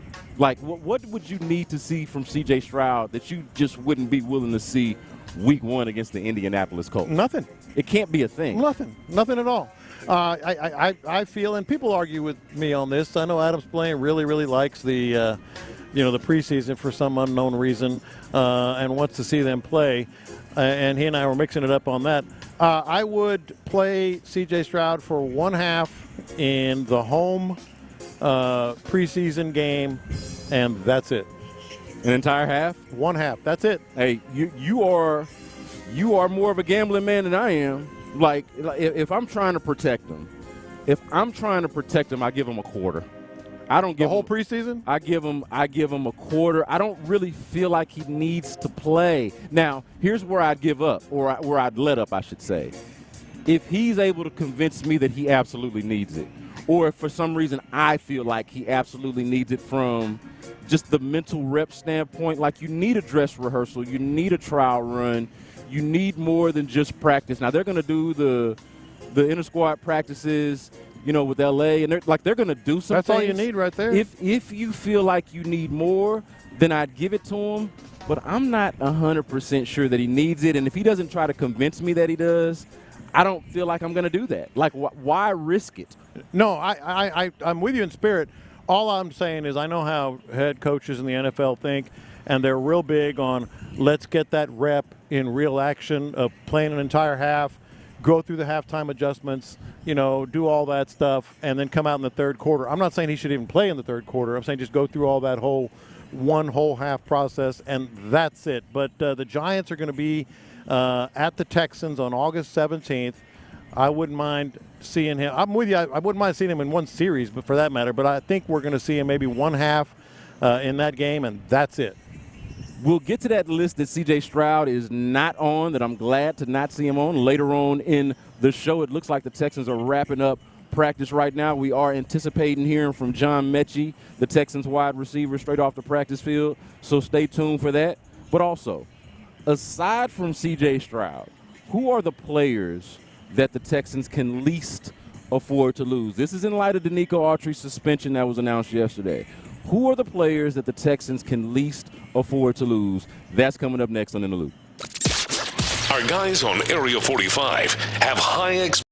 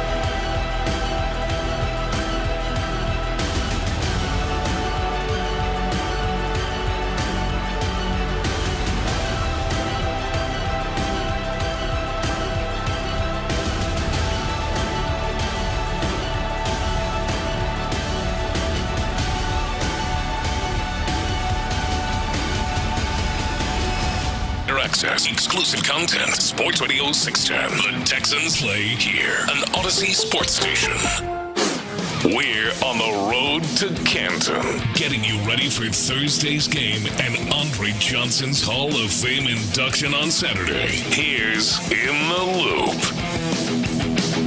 Brandon Scott and John Lopez here with you live from the Houston Methodist Training Center at Texans Training Camp Practice number 10. Figgy Fig is holding it down for us at the studio. And I got to apologize for the fake news that I delivered on the other side of that break there. I told you that Texans Training Camp Practice number 10 was over with. At least it looked like it at the time. They're still going, Lopez. Yeah. And I'm looking over here at the clock. It looks like they got at least another minute left in Team 3, whatever exactly Team 3 is. I don't know how long they're going to go. Normally practices ended around 11.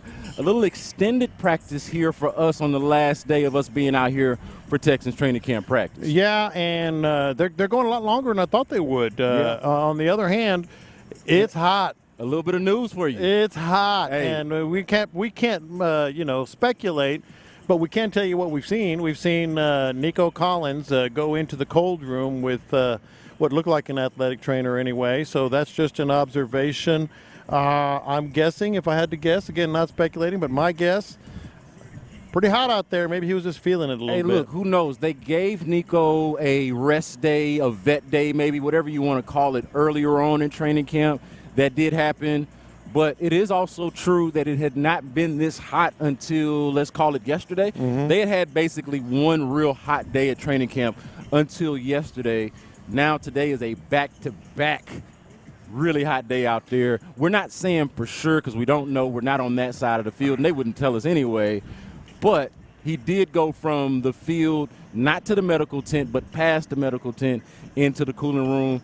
And hell, I can't blame him. No. You know what I mean? And Like look at it's the hot as shaded hell out area here, man. How many times you seen that many players sitting in the shaded area as well? Like they're feeling it a little bit. Bro, it's hot. That's Titus Howard and Damian Pierce and Jalen Thomas. Not passing judgment, just saying, man, trying to illustrate here. It's hot. It's hot. And I've always said this, and I will say this for as long as I live, for as long as I watch football.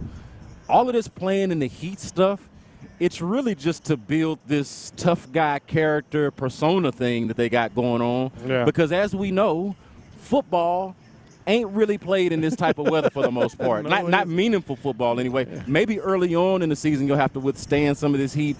I'm sure you will. But if you're playing when it really matters, if you're playing late in the year, you ain't going to be out in no heat. Like this. You're going to be playing in the snow or hopefully in an indoor stadium, as I encourage every city and every franchise to actually build a stadium with a roof. No, it's they are definitely feeling it today. 100%. So practice not quite over yet. We are anticipating hearing from John Mechie whenever it ends, so stay tuned for that. He'll be with us on In the Loop straight off the practice field. But I mentioned earlier a list that C.J. Stroud, a quarterback list that came out, that C.J. Stroud is not on, Lopez. Mm-hmm. And I was going to try to not reverse engineer, but reverse think this, because it's like this is one of those where it's not a slight.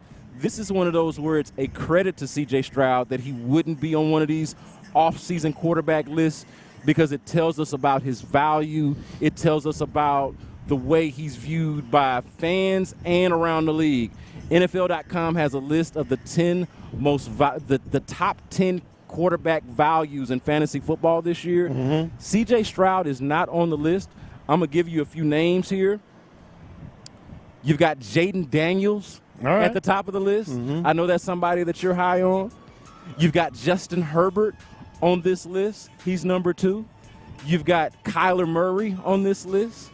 You've got Anthony Richardson on this list. Mm-hmm. You've got Kirk Cousins coming in at number 5 on this list. Aaron Rodgers at number 6 on this list. Tua Tagovailoa at number 7 on this list. And Caleb Williams at number 8. Before I get to 9 and 10, are you noticing something about the 8 quarterbacks so far that I've named on this list? Stats. They're stat packing, and they're not on good teams.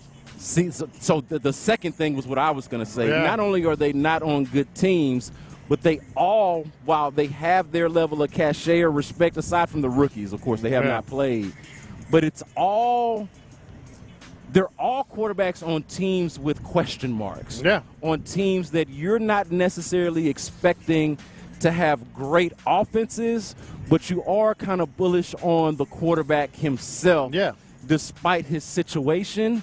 And so that's a long-winded way of saying those are good, decent to good quarterbacks, and in some cases I think great ones, on teams that we're not sure are going to be very good. Yeah. Or on teams that might give you some good offense, but we're not expecting to go very far, to do many things.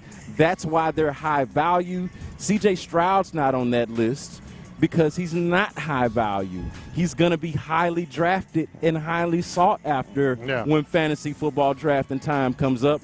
And I think that is a good place to be in. May not be something you think you care about, but what it says about your quarterback to me is an important one as we watched him out there do work. Is that one to Stephon Diggs? Stephon Diggs. Stroud to Stephon Diggs, something that you can – hey, that's why he's not high value, Lopez, because he's going to be throwing the ball to Stephon Diggs, and folks are going to want to have both of those types of dudes on their fantasy football team. Yeah, it's kind of like those guys are pretty much like the entire offense for those squads. Yes. So they're going to put up some good numbers, which, as I said, stats.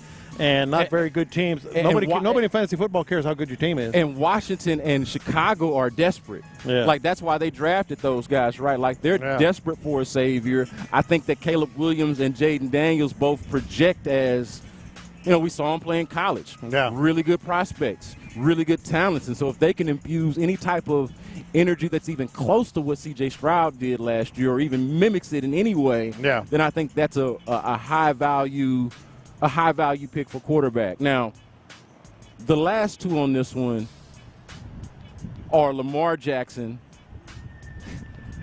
or Jared Goff and Lamar Jackson. Jared Goff at number 9, Lamar Jackson at number 10. Now, those are guys who I am expecting to have good seasons. Those are guys with teams that I am expecting to have, like, high offensive output. But I think honestly, Lamar Jackson as a high value confuses me a little bit because I would think a lot of people would want to draft Lamar Jackson. Yeah, that's why he's lower. But that's why he's lower on this list. Yeah. But again, to me, I would prefer C.J. Stroud not be on this list at all because not being a high value fantasy quarterback means that you're more than likely a high value real life quarterback, and that's what the Houston Texans have. Yeah, no, and they're lower on the list. So clearly, people are very aware of the work that Jared Goff and Lamar Jackson do. But wasn't that surprised to see Goff was a little bit more because Goff is slept on, Lamar not so much. So was a little bit surprised to see Lamar Jackson on the list. Goff not as much. And as we're watching the Texans, this looks like it'll be their final period. They're going at it today pretty good. And this is something that the Texans offense, I feel, really, really wanted and needed.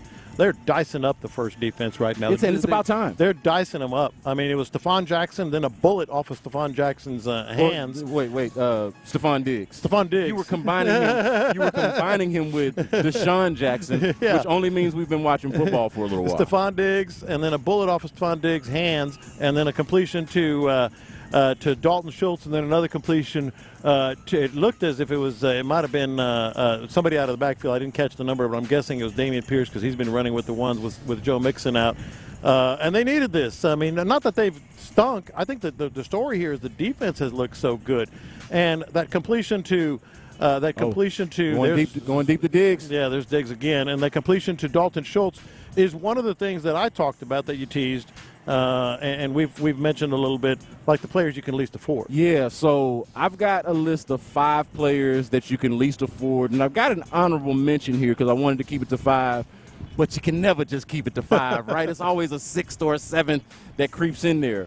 But 5 players that the Texans can least afford to lose, and this is in light of them losing Denico Autry, and this broke on y'all's show yesterday, on this show yesterday. And y'all talked about it. You did a great job talking about this yesterday. Denico Autry obviously suspended for 6 games for a PED violation. And so it got me to thinking, because I do think it's an important loss. I think it's significant. I don't think you pay a guy $20 million over 2 years and guarantee him $10 million just to shrug your shoulders when he's not available to play for you. But I don't think he's one of the 5 players that they can least afford to lose. One of them that I would mention off the top here is one that you just mentioned, Dalton Schultz. Just made another catch. That is one guy, and this is in no specific order. These are just the names that I got. Dalton Schultz is one guy who I feel like the Texans cannot afford to lose, because as much as I like this tight end group, as much as I like that room, and we've talked about that, we like Cade Stover as a rookie, as a bit of a project, as somebody that's still relatively new to the position, and the tutelage under Dalton Schultz, we're high on that.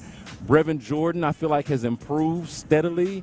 And Tegan Quatoriano, if he can stay healthy, we think can contribute to them in a number of ways, both in the passing game and as a run blocker. So I like the depth of the position, but I don't know, and I'll say this, I don't feel like they have a starting tight end not named Dalton Schultz. And so if something happens to him, I am curious and also worried about what that group looks like at the top end of it if he's not there. I'll put a number on it because a lot of people will say number one is Laramie Tunsil. I get it.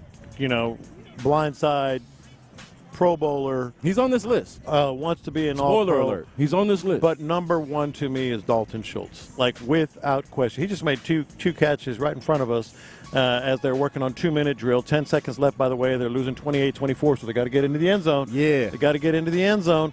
And so he is by far my number one, just because as much as we like those other guys, as you talked about, and you know, another little observation here, Cade Stover has shown some nice hands today, pretty much throughout the whole practice. But they cannot afford to not have Dalton Schultz. Is that a score? It didn't look like that's right in front of the pylon there. It didn't look like the defense was trying. That was Tank Dell. No, I'm not even trying to like knock on them. Like it looked like they were either waiting or confused. Like there was no movement. Maybe there was a flag. We didn't see that. Yeah, or it was a practice throw or what? Yeah. Okay, so that was confusing. But yet, I don't think Lopez. This is not to cop out. This is a list that I came up with. But as far as the number one, I don't think there is necessarily a right or wrong answer to it, because it depends on what you're more concerned about or like just kind of what you prioritize. I think that any of these guys could be number one depending on the argument that you make. Okay, so we mentioned Dalton Schultz. Derek Stingley Jr. has to be, if not number one, toward the top of this list, because what we've learned here at training camp is that absent of Derek Stingley Jr., their number one cornerback is a rookie who has not played a single NFL down. Now, he's somebody that we're excited about, somebody that we've enjoyed watching here in practices at OTAs and now at training camp, somebody that we'd actually like to see in preseason probably because he hasn't earned the right or the equity built up to not play at all in the preseason. So I'm interested to see how they handle a presumed starter but also a rookie who hasn't played yet. But we're a Derek Stingley Jr. injury away from Kamari Lassiter being your top corner. If the depth chart is to be believed, and if what we've seen so far out here at training camp is to be believed, Derek Stingley Jr. to me, for as much as I am high on Kamari Lassiter, is absolutely a dude that the Texans cannot afford to lose. Hey, the Texans won. How about that? Oh, man. Right at the buzzer, they got the touchdown. You know, there was some suspense there. There was. For a while There if was. it would be the Texans or the Texans, but it turned out that the Texans got it done. Yeah, the Texans got it done right there. Dude, there are a lot. I want to get to your point because I think it's a good one, but there are a lot of hands on hips. There are a lot of hanging heads. They went at it in the heat today for hot out a here, bro. long time. Dude, it's 11:15. They started at 9. It's hot out here, man. You know, it's hot. So, with you, absolutely. Yeah, as much as he has impressed, Kamari Lassiter is a rookie, man, and Derek Stingley changes the way that offenses approach facing this team. So I'm with you 100% on that. I'm jealous right now because I think I'm watching Mark Vandermeer walk across the field. That is definitely Mark Vandermeer. And he's been standing outside in the sun now for, I'm going to call it close to an hour. The man ain't sweating the drop. I'm over here sweating in the shade. Now, I'm comfortable, but I am hot, and I'm sweating in the shade. Mark Vandermeer does not have a stain on him, just cool as a cucumber. Look at him. Hey, it must be nice. He's got a strut going on, too. It must be nice. And look, Mark Vandermeer distracted me from my list of guys. I got a couple of more here. Laramie Tunsil, you mentioned. Yeah. I think that's somebody that they obviously can't afford because of not just the importance of the position, but how good he is at it. Yeah. Dude is elite. So, like, I don't feel like they can afford to lose him. And that's played itself out to me here at training camp. We've watched that. We've seen Blake Fisher try to fill in, and he's a rookie. He's learning. He's figuring it out. But spoiler alert, newsflash, my guy ain't Laramie Tunsil. Nobody out there is, okay? So I think that's absolutely one that they can't afford to lose. Aziz Al-Shair, I think, is another one because of the way that they talked about his leadership, the instant leadership that he's brought here. I feel like he's brought a dynamic to this defense. We heard Will Anderson talk about it when he was with us a couple of weeks ago right here at Texans training camp. Brought something that they did not have before, something that they absolutely needed to have on the team that they didn't have previously. So if they lose that, I'm very curious to see where all of a sudden they're supposed to find it. And then, of course, Joe Mixon is another one at the running back position. He is John Lopez. I am Brandon Scott.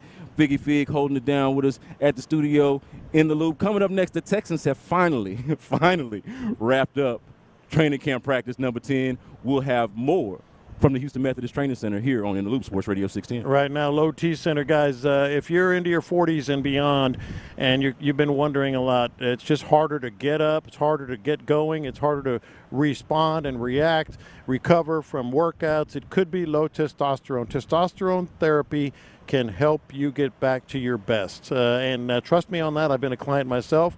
It does work. Low T Center, lowtcenter.com.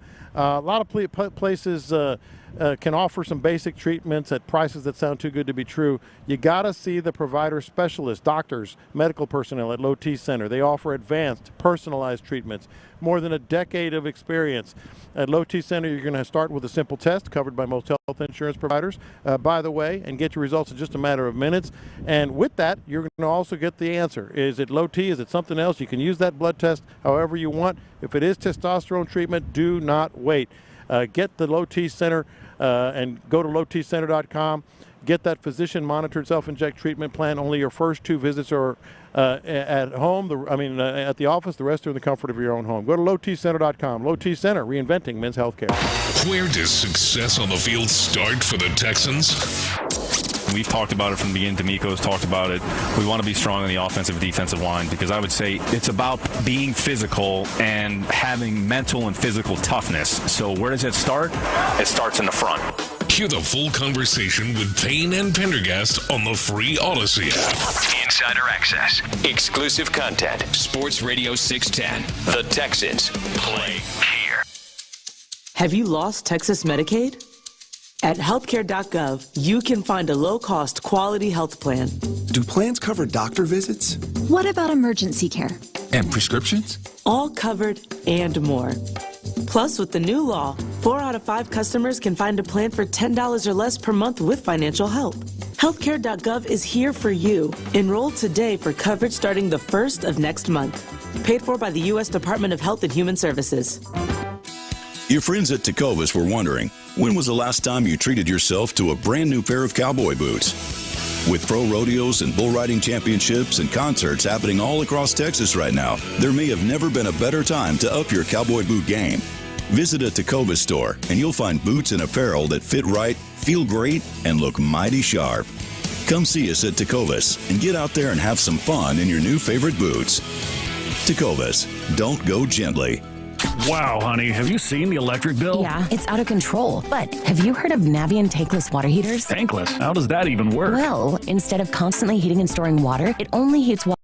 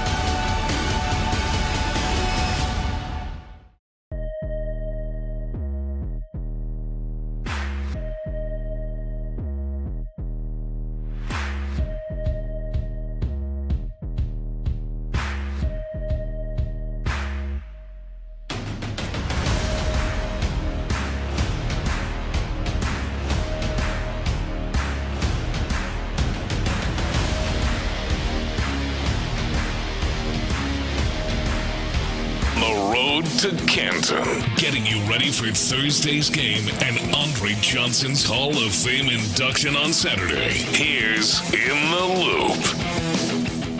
Loop. We are live at the Houston Methodist Training Center for Houston Texans training camp practice number 10. They just wrapped it up about 10 or 15 minutes ago. Denico Ryan speaking to the media right now. Hopefully we can bring some of that to you before the end of the show. We are also anticipating hearing from Texans wide receiver John Mechie straight off the practice field. But before we went into the break, we were talking about the players that the Texans could least afford to lose. I listed 5. I didn't get to my honorable mention. I want to know what you think about this. And we'll also talk a little bit here about Denico Autry, because that is what prompted the idea for me. That was the impetus for the segment, if you would. I got Christian Harris as an honorable mention for me, all right? I got Christian Harris as an honorable mention. In case you missed the list, Dalton Schultz, Derek Stingley Jr., Laramie Tunsil, Azeez Al-Shaair, and Joe Mixon are the 5 guys that I feel like the Texans can least afford to lose this season. But Christian Harris, for me, is an honorable mention and might even belong on this list, depending on how you look at it, depending on how much you think of Dameon Pierce and the potential for his bounce back. Maybe you don't think that maybe you think they can survive Joe Mixon not being out there. I would disagree. But Christian Harris absolutely is an honorable mention. He has not practiced since training camp started. It's a little bit concerning. Got a soft tissue injury, but I feel like he's somebody that absolutely has to be out there. They can't afford to lose him. They don't have another guy in the room, I feel like, that's like Christian Harris. Man, the guy might be a Pro Bowler. I mean, you know, Andy Clue says he could be all pro. Could be. And so, he has been that good. You can't afford to lose them. They've actually, you know, as we've talked about, the defense has looked very good this entire training camp. They've actually done well without him, but you want him. You definitely want Christian Harris, because he could be that good and that much of a game changer as we saw last year. Yeah, and for this discussion, it is worth noting that they've done well without him. That's encouraging. Now, you're hoping, obviously, that you're not going to have to be without him for an extended period of time. We'll figure out later down the road how serious of an injury that is. But, yeah, they've done well without him. The other side of that is if they've done well without him, how good are they going to look once they add that dynamic to the defense, once they add this element, a guy who is unlike anyone else that they have in that room. So I think he absolutely deserves to be in that discussion, if not on your top 5, certainly an honorable mention. And it has been a little disappointing that we haven't been able to see him out there. I am surprised that the soft tissue injury has kept him out for the entire training camp so far. Yeah. But I am hoping that there is a bounce back there and that he is available to them. And I'm anticipating that he will be available to them by week 1. Now, the reason, again, that we even started that conversation is because Denico Autry was suspended for 6 games. That came down yesterday during the show. I was not here to react to it, but I'm going to do so now, Let's Lopez. go. I feel like this is a pretty big deal. And here's what I'm saying. I don't think it is crippling. I don't think it is backbreaking. I don't think it is a dream killer. But the fact that they paid Denico Autry as much money as they did, the fact that he was their contingency plan on the inside, particularly on passing downs, the fact that when we watch them out here, he's out there with the first team lining up next to Daniil Hunter, lining up next to Mario Edwards, who's lining up next to Will Anderson Jr. on the other side. The fact that they're expecting as much out of him as they are, I feel like it is a significant loss, even if it's not a dream killer. You don't pay a guy that much money, $20 million over 2 years, $10 million guaranteed, for you to just shrug your shoulders when he's not available to play for you, for it to just not be a big deal when he's not out there. So to miss him for 6 games, again, I think it's cool that the Texans are talented enough on both sides of the ball to survive losing a $10 million guaranteed guy. Yeah. And I think they are. But you cannot minimize the significance of losing a guy that you paid that much money to, because that tells you outwardly how much you thought of him. No, he's one of the key pieces of the entire defense. Big ticket item, as you mentioned. Obviously, one of the concerns, it's not so much anymore right now, at least going into the preseason, has been the interior defensive line. Then you get Autry, and you're like, all right, they're probably going to run him a lot on the inside, and that's going to be, holy smokes, that's going to be good with Will Anderson and Daniil Hunter on the outside. Well, it's turned out he's played mostly all inside, and so that's even better. No, he is integral. He's high priced. He's one that can win you some games. And you're right. It's not like a deal breaker, or whatever, or devastating, but it ain't great. And especially when you consider, and I go back to this, I mentioned it to Figgy yesterday, I think the early part of the schedule is when you can really make hay and get off to a great start. I'm looking at the schedule, and this is going to change, but right now I'm looking at, hey, man, they can go 4-1 against these guys. Rookie quarterbacks are there. Obviously Indianapolis is going to be a hell of a test to start the year, but they've got some very workable games early. Well, you would like to have one of your best players on the field to do that. Yeah, and I've said that too. Like, I think that when I look at the start of this schedule, it's difficult across the board in the AFC South, but I like the Texans' chances of coming out of it, coming on the other side of it with a 4-1 record, or at least an above 500 record, as opposed to everyone else in the division. I think they are best equipped to survive it. I want to clarify something about that list for a second here, because I was unclear to some of the listeners. I'm seeing this on the text line. That list was everybody not named C.J. Stroud. Oh, yeah. I did not say that at the top of this segment. I said it earlier in the show. But that C.J. Stroud goes without saying. I think we started the show talking about backup quarterbacks. We only did that because of the importance of C.J. Stroud. What does it look like if he's not there? If I've got to qualify, and clearly I do, we're talking about guys not named franchise quarterback. Okay? Yeah, so that's a given. Yeah, man. so that's a given. And if you were following, I led that after a quarterback segment. So those were the guys not named C.J. Stroud. Denico Autry, not in the top 5 for me there, not even on my honorable mention at 6. That was Christian Harris. I think you could come up with some other guys, but still pretty damn important, man. Still pretty damn important, that push from the inside, what he was able or supposed to be able to allow you to do on the outside, the games that you were supposed to be able to run. Seth Payne has spoken about this and can speak about this in depth. He was sort of an X factor, a key piece. And another thing that it does, Lopez, and I think this is important, it puts an emphasis on, or a spotlight on, guys like Mario Edwards, guys like Foley Fatukasi, guys like Khalil Day, or Jerry Hughes. Yeah.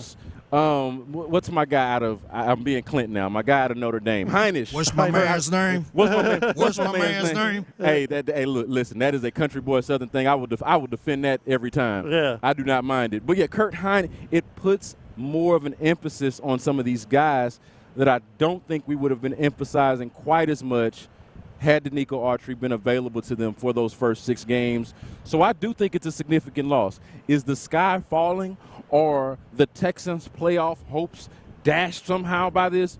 No, I don't think so. But will the defense, will you notice a significant difference in the defense? Will they feel the difference? I think absolutely so. Absolutely so. By the way, just an observation here as the Texans are walking off the field, doing some interviews, et cetera. John Mitchell will be joining us here pretty soon. Davis Mills coming out of the interview tent. Davis Mills coming out of the interview tent. He was at the podium. Yeah, he was at the podium. His audio was working. I think we have our starting quarterback for the Hall of Fame game. What? I think we have our starting quarterback. I think that's why he was in there. So you'll hear from Denico later. Obviously, he had a lot to say about Denico Autry, but Davis Mills coming out of the tent. How about that? There's your starting quarterback. All right, so let me ask you this then. Mm-hmm. Next logical question, at least for me. Does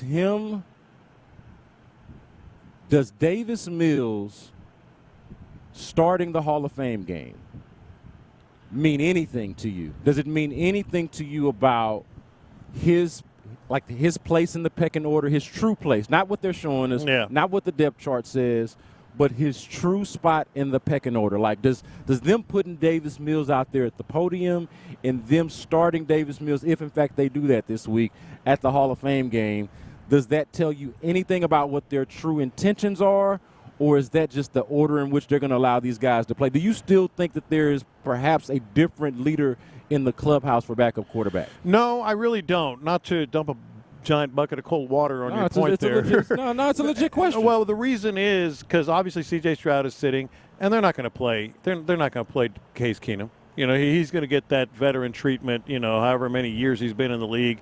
So I think we're going to get a heavy dose, maybe first half, second half of Davis Mills and Tim Boyle. But it does impact this in just how much they impress, because we've talked about Davis Mills being maybe a little bit erratic. And are we sleeping on Tim Boyle? So we'll see. Yeah, so to me, it doesn't say anything. Yeah. It doesn't say anything one way or another. It just means he's starting the Hall of Fame game. It's one of the reasons why the game will be worth watching, because what does he look like? Yeah, that's what I'm saying. I think what he looks like is going to tell us more than just the fact that he's starting the game or the fact that he's second on the depth chart. He's John Lopez. I'm Brandon Scott. Biggie Big is holding it down for us at the studio. Coming up next, we play the hits. We hear from John Mechie. We are live from the Houston Methodist Training Center at Texans Training Camp. We are. AbilityTrees.com right now. Let's get those trees taken care of.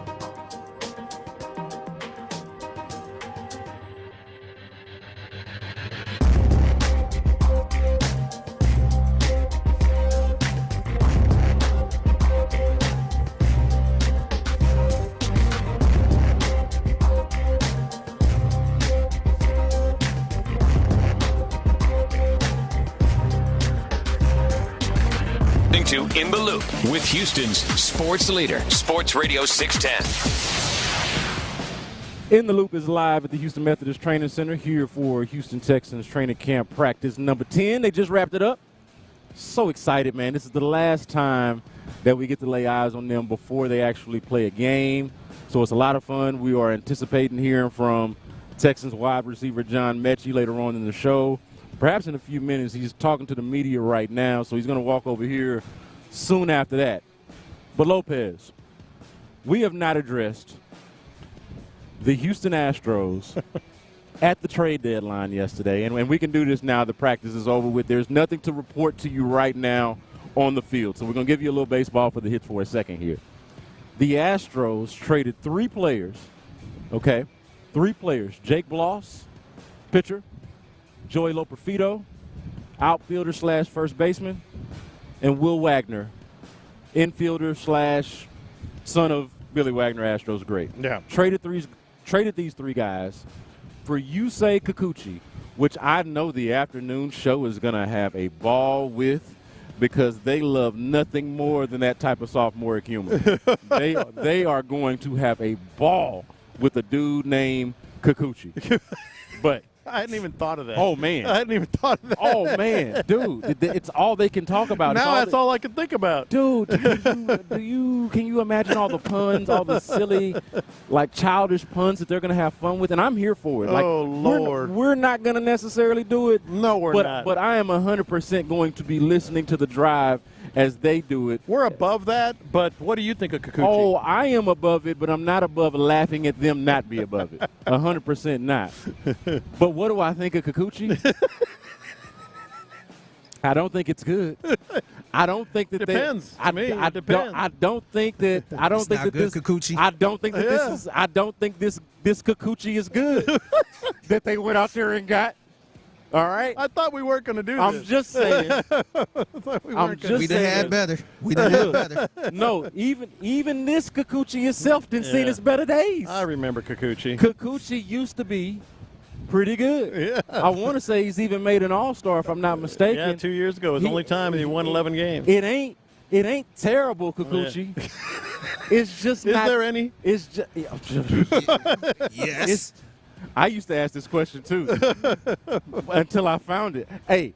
Good thing we're above it all. It's just not as good. And then you think about the fact that they gave up 3 prospects, 3 players that they really like, or I think really more so fans have become favorites of, particularly Joey Loperfido for some of the acrobatic catches that he's made. Yeah. Obviously, Will Wagner has the last name Wagner. We understand the significance of that. And then even Jake Bloss, who struggled in his limited time, showed some swing and miss stuff, just that he clearly was not ready to be at this stage, to be at this level. He did the Luis Garcia thing and skipped AAA and went from, hell, did Luis go to even double? Luis skipped the step 2, but he didn't look like Luis when he got here. So, like, I think there is some astonishment that the Astros gave up as much as they did, or as many players as they did, for some worn-out Kikuchi. Yeah. For some Kikuchi that's not as good as it used to be. Some old Kikuchi. Yes, I mean, it just ain't the same. He's 33.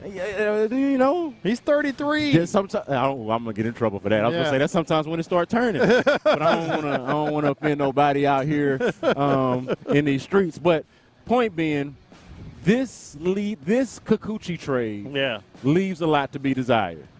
Look, man, if I had a nickel, first of all, but here's the other thing.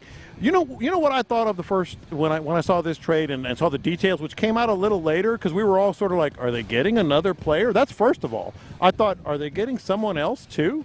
I thought of Bill O'Brien. Come on now. I thought of Bill O'Brien. I saw you say that. I've seen others say that. Y'all are going too far. No, y'all are going too far. Let me explain. This is ridiculous. Bill O'Brien. Let me explain why I thought of Bill O'Brien. Please do. Because Bill O'Brien in his final years really, kind of whenever he was making these stupid deals, you could just see him working. He was like, bleep it. If it doesn't work out, I ain't going to be here anyway. So I'm gonna roll the dice on this dude. That's what it feels like with Dana Brown. And we have been saying all week leading up to and last week leading up to the trade deadline, it ain't Dana Brown's fault that they don't have these assets to give. It really wasn't. And yes, we can criticize some of his preseason decisions that he didn't make, the deals he didn't make. We can criticize, a lot of things about him. But I was avoiding criticizing Dana Brown on this because it wasn't his fault that they didn't have these assets, that other people were outbidding them. Yeah. This is his fault, and let me explain that why. I frankly just got upset about it. Okay. Because, first of all, you panicked. He said he panicked. He literally said that. Well, that's not good. Yeah, no, he literally said that that these guys, they're offering a lot on these deals, and other players were going elsewhere, and we had to make this move. That's panicked. That's panicked is what that is. The second thing is no matter how they frame it, they got fleeced. And I've seen even our friends, Patrick Creighton and Adam Spillane talking about, these guys really weren't going to help this team this year anyway. Well, they have, first of all. And secondly, they're still not the top 7 prospects. Well, it's the prospects that have made it to the big leagues in terms of Jake Bloss, et cetera. This is bad, man. I mean, this was a bad deal, and there is more to come, you would suspect, or are they going to be out of the running? Well, see, to me, it just doesn't rise to the level of Bill O'Brien because we're just not talking about the same caliber of players that Bill O'Brien was, I would say, recklessly dealing with, whether it was giving out the contracts that he gave out or trading some of the players that he traded. So I just think that it's the big leagues versus – it is basically the Astros versus the Space Cowboys. Or what are the Corpus Christi Hooks? Yeah. It is Corpus Christi versus Houston in that regard to me in terms of the difference, the depth of it. But I would say that it's just the wrong way as the ball comes straight at us. Hopefully Steven Sims is ready for it. Yeah. Hey, look, I would say this. It's the wrong way to look at it, to talk about them not giving up their top 7, any of their top 7 prospects or any of that. I don't look at it that way at all. I look at the fact that them having to give up 3 prospects to begin with just shows how bad their prospects are. Yeah. That it took this many of them to go out and get a guy like you say Kikuchi, a guy who is not that good. He's been good in the past. Yeah. He's okay. He's all-star caliber. But he ain't that good, man, and it took 3 prospects to do it. That, to me, is more offensive than anything. I do blame Dana Brown for not getting the starter much earlier. I would say even to start the season. I think that would have been a smarter and much better play and a much less desperate play if they had done that, and then they found themselves in this situation. I do blame them for that. But I don't blame them for not having the prospects. I don't necessarily blame them for this deal. But I blame him for this deal and panicking. I think that this deal is just more indicative of where they are, how bad it is with the prospect situation, and how desperate they actually were for somebody who was noticeably better than Jake Bloss as their 5th starter or their 4th starter, whichever the case may be, and better than Spencer Arrighetti. They did get that. I thought that was important. Yeah. Sometimes desperate times call for desperate measures. Do I like the trade? Absolutely not. Do I feel good about it? No. But I do understand where they were coming from and why they felt like they needed to do it. As much as I don't like it, as underwhelming as I find it. I don't. Very underwhelming. The guy has lasted more than 5 innings exactly once in his last 9 starts since June 10th. His team lost 6 of those games. And now they're expecting Kikuchi to be durable? Exactly. They're expecting the Kikuchi to be durable. Exactly. I don't know about that. John Mechie III is joining us here, Texans wide receiver, joining us now on In the Loop, straight off the practice field. And, John, man, we've been waiting on you, man. This was – before we get into the questions about you, let's talk about this practice for a second, because this seemed like – and correct me if I'm wrong here – but this seemed like a longer one where y'all just trying to dot more I's and cross more T's. Take us through what y'all were trying to accomplish exactly today on day 10 of us being out here for Texas training camp practice. Yeah, absolutely. Like you said, it was a longer one for sure. I think the biggest thing was just strain. We were trying to strain, be able to play when everybody's tired and be able to execute when everybody's tired. I think that was the biggest thing. Dude, it worked. I saw some guys out there like I hadn't seen. I mean, you guys obviously are in incredible shape, but I've seen guys shaking their head, sitting in the shade over here. I saw some guys going into the cold room. Now, you're from Alabama. It seemed like you held up. Hell, you were catching balls for 15, 20 minutes after practice, but the strain worked, didn't it? Yeah, absolutely. It's past the physical toughness part. It's more the mental toughness. Yeah, for sure. Okay, so speaking of the physical and mental toughness part, I want to get to this with you. the biggest difference for you personally now, this training camp versus last one? For all intents and purposes, last year was your first one. You had missed some time playing football. Now you have played football. It's your first training camp coming off of that. Explain to us and our audience the difference between how you feel now physically and mentally versus how you felt this time last year. I think to start mentally, it's like you kind of dealt with all the hurdles, and especially like a new playbook and things like that. You kind of put that to bed. You know it, so you're not thinking about it when you're out there or second guessing, so you could just play. Yeah. You're not out there thinking about the plays or the install or whatever. And then I think physically it's just like I kind of got my body and my rhythm back, right? I think it took a while for my body to kind of get reacclimated, get back into real football shape.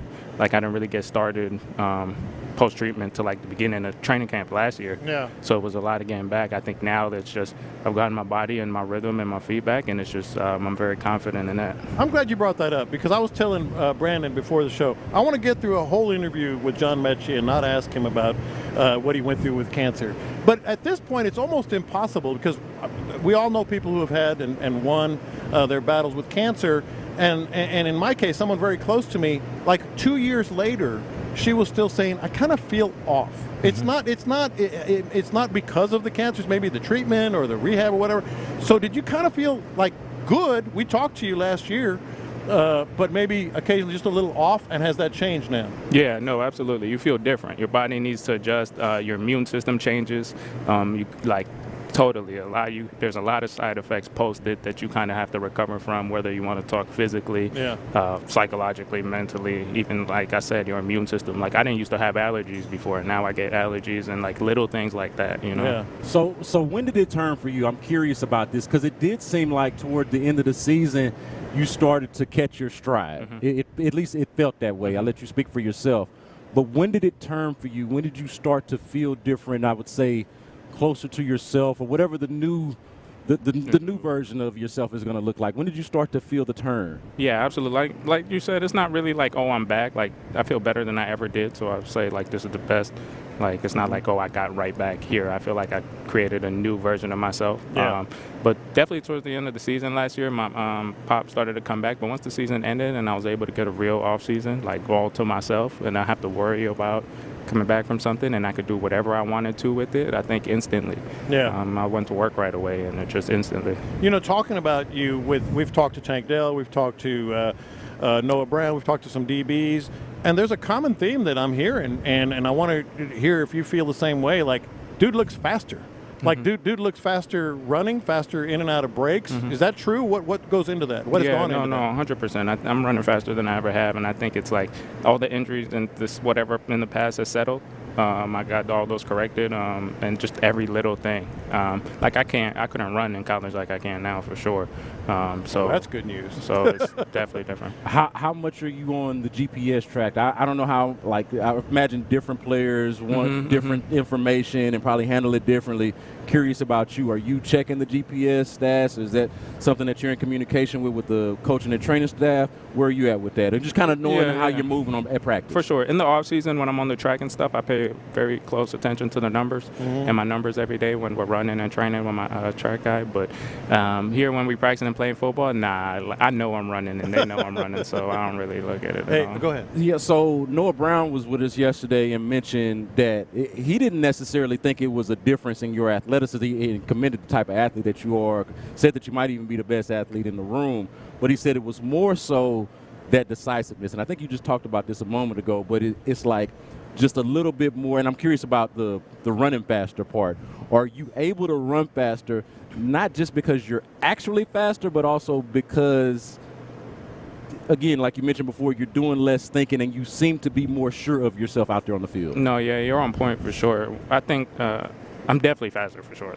I'm definitely faster. Yeah. But that's a real big part of it. Once you can take away the mental game and not have to think and just play free, like and just react and play free, you definitely play faster. You see that with guys that aren't even very fast, but that you know the game so well, they're uncomfortable with the game. They play fast because they make decisions fast. Yeah. So I think those two go hand in hand, and those two definitely went hand in hand for me for sure. All right, so that leads to the question I did want to ask as well.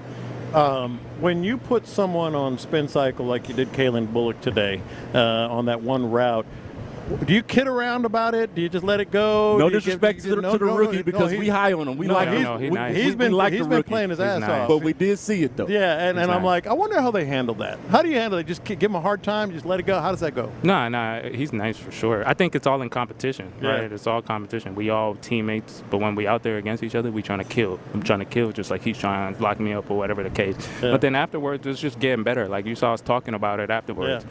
Right, I was telling them what I felt and what I seen, and then just like vice versa. If a DB get on me or I run a play out there, they gonna tell me what they saw and thought. And I think that's what's so special about our team is that like while we competing and trying to kill each other, on the in-between when we get a breath, we try and make each other better also. Because right now we're going against each other, but soon come it's going to be us versus them, right? Yeah. So it's going to be us versus everybody else. So on the field, in between them whistles and in them lines, I'm trying to kill whoever on the other side. But then if it's my teammate, once we're on the side and stuff, we try and help each other better. Well, you're a better man. You're a better man than me because I get in a hard time than that. Hey, one more thing here on your off season and everything. You worked, it seemed to me, worked a lot with C.J. Stroud. Mm-hmm. Like, take us through that and what that did for you. Yeah, absolutely. C.J. and Tank, that's my brother, and of course they had crazy, amazing years last year, and it was good for all of us to be together this offseason and work and just hang out, right?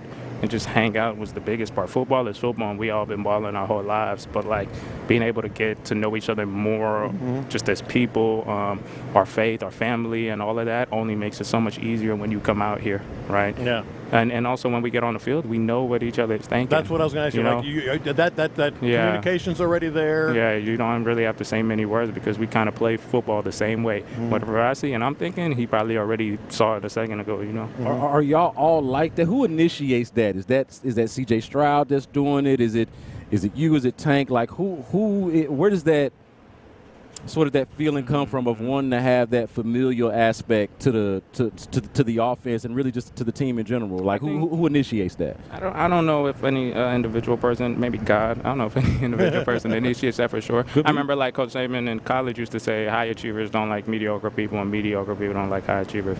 So I think it's kind of like that. Like people that really want to be good and students of the craft and like you go the extra mile for yourself, you naturally gonna gravitate towards the other guys that are like that, right? It's only right that like those are the kind of the guys that you can relate to or you gel with, you know, the guys that get as hard on themselves as you do on yourself or the guys that you can relate to. So since you mentioned that, I'm curious about the part of last season before it clicked or before it seemed to finally click for you. What was that like? Take our audience through that and what it was like getting through. Like, how did you get through whatever? And I'm not talking about outside expectations, your own expectations as a competitor, what you wanted to see out of yourself. If it wasn't necessarily measuring up or lining up to where you wanted it to look, how did you deal with that, and how did your support system, i.e. your teammates, help you through it? Absolutely. I think I had this vision for myself, and I think the biggest thing is God, right? You couldn't do nothing without him, and he gives you a vision and a plan, and it may not be right in front of you happening, but he gives you that vision and whatever dream for a reason. And I think that gave me solace in the fact that I just knew that I just have to stack every single day. Like, I don't have to build the pyramids today, right? I just have to do something today. I just got to stack one brick. And I think that was kind of, especially like CJ and Tank, like those are my guys. And throughout the season last year, they were like, just don't worry, it's going to come. Yeah. It's going to come. Like, God got a plan for it and timing for everybody. It's going to be perfect, and it's going to come. And it did. And absolutely, it did. Absolutely. Speaking of which, it's a great receiver room. I mean, we see it every day. 9, 10 guys deep, maybe more. They might keep 6 or 7. I mean, how do you put those two things together? Like, you're in a competition, man. I know everybody is, you know, and such a great wide receiver room. Yeah, absolutely. Football is a competition sport, and I think any sport is a competition sport. So, honestly, I know that's a very real thing, especially in this industry, and the business aspect and all those things is a very real thing. But I don't think about that at all. I just try to be the best version of myself. I don't think about that. I don't think about positioning. I don't think about ranking, like, at all. I think I run my own race, and that's what I've learned in the past few years of running my own race. And that's kind of all I can do, and leave the rest up to God, because he got a plan for us all. John, man, it is always a pleasure to talk to you. At the very least, man, you seem to got the right attitude, man, and the right head on your shoulders, man. It's a pleasure, and we're rooting for you, man. Rooting for you to achieve all your goals, both personally and for the team, man. Thank you for joining us. Thanks for having me. Appreciate it. That is John Mechie, Texans wide receiver, joining us here live at Texans training camp on In the Loop. Coming up next, there is one training camp storyline that ended yesterday for the Texans. We will talk about that next on In the Loop. All right now, D&M Auto Leasing, man. You guys want to make that payment lower. There's an easy way to do it, and that is with D&M Auto.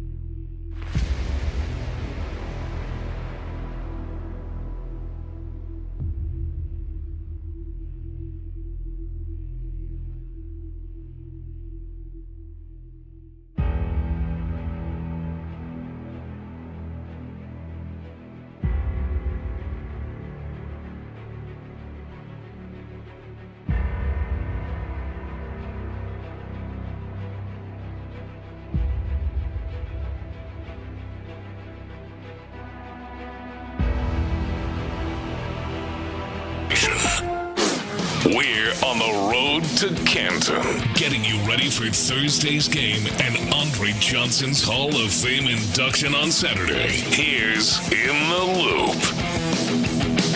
Something that nobody's talking about that perhaps they should be absolutely talking about. One training camp storyline ended yesterday for the Texans. It absolutely ended, and perhaps started a different one, started another one. Brandon Scott here with John Lopez live at the Houston Methodist Training Center at Houston Texans training camp. And what am I talking about here? What are you talking about here? The depth chart. We got the depth chart, the unofficial depth chart, albeit yesterday, but the revealing part. And you can maybe say that it's not revealing, but it was revealing to me because it's the first time that we saw it pen to paper.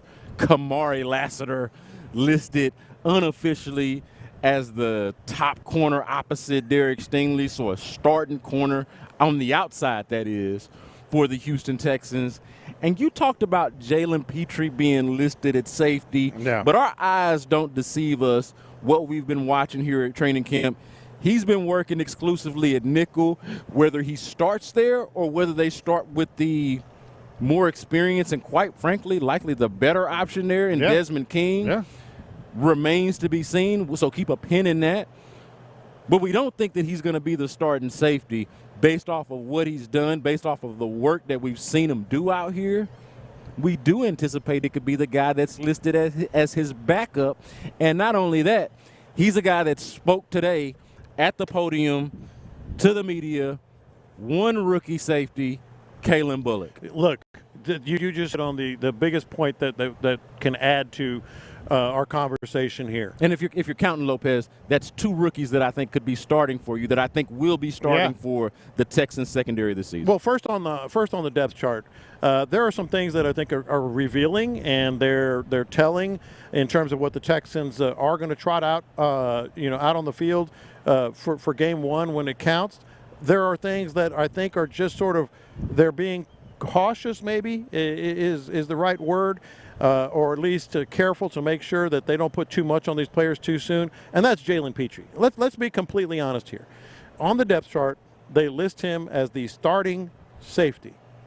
Dude has not taken a rep at safety that I've seen. Maybe you have, I have not. He is what he is, Lopez, is the incumbent safety. Yes. He is not the starting safety. He is the incumbent safety. He is there. He is penciled in there until they actually make the move that they want to make. Even during drills, there are 3 nickel, defensive backs that work together away from the safeties, away from the cornerbacks. Jalen Petrie is with them. He hasn't taken a rep, again, that I've seen all camp. Been here every day. That he has gone with the safeties. So that ties in, all right, who's the second team safety on the depth chart? Right. Kalen Bullock, the rookie, is there. And you just mentioned it, Kalen Bullock, and they don't do this by accident. They don't do this casually, was taken to the interview room today as a rookie. That means something to me. That tells me that maybe they don't want to put that on Kalen Bullock so soon as a 4th-round pick. Certainly he has some things to iron out. We just talked to John Mechie, which, by the way, wow, that guy is something special. But we'll get to that later. He put him on spin cycle, like completely turned him around once, maybe twice. So he has some things to iron out. He's also made some terrific plays. Made a terrific play in 11-on-11 today, knocking the ball free on a day when the offense was really grooving. He made a good play. So I think that's what's going on with Kalen Bullock. He will be ultimately the starting safety. And then you mentioned this as well. And how do you feel about this? 2 rookies. Potentially in your starting secondary. So there are 2 things.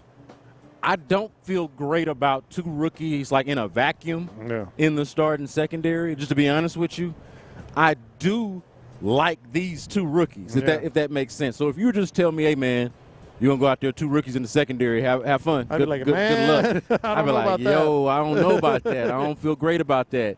You put me here at training camp and show me what Kamari Lassiter has been out there doing, and I'm going to talk differently. And I'll pat myself on the back for a second here, Lopez. Let's do it. Don't pull a muscle. I feel better, and really, honestly, I feel good about this.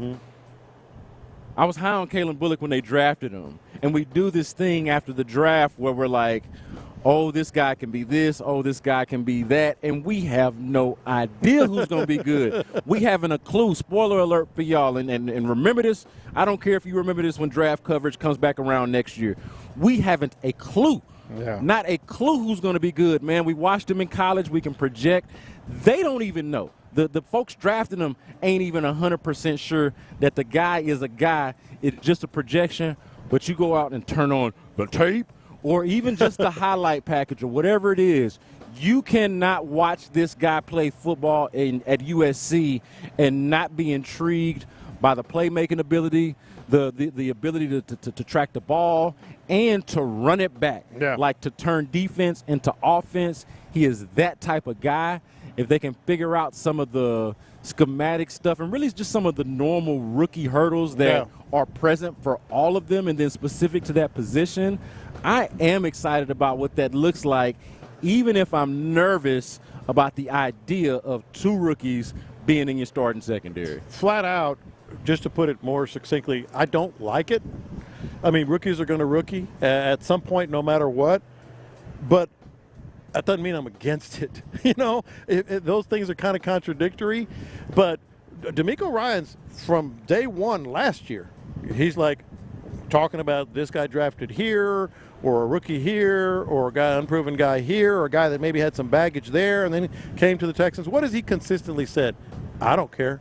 I don't care where you drafted. I don't care where you've been. I don't care about your story. I don't care. So he is putting the best players out on the field.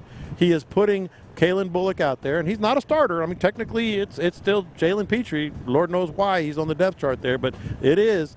He doesn't care.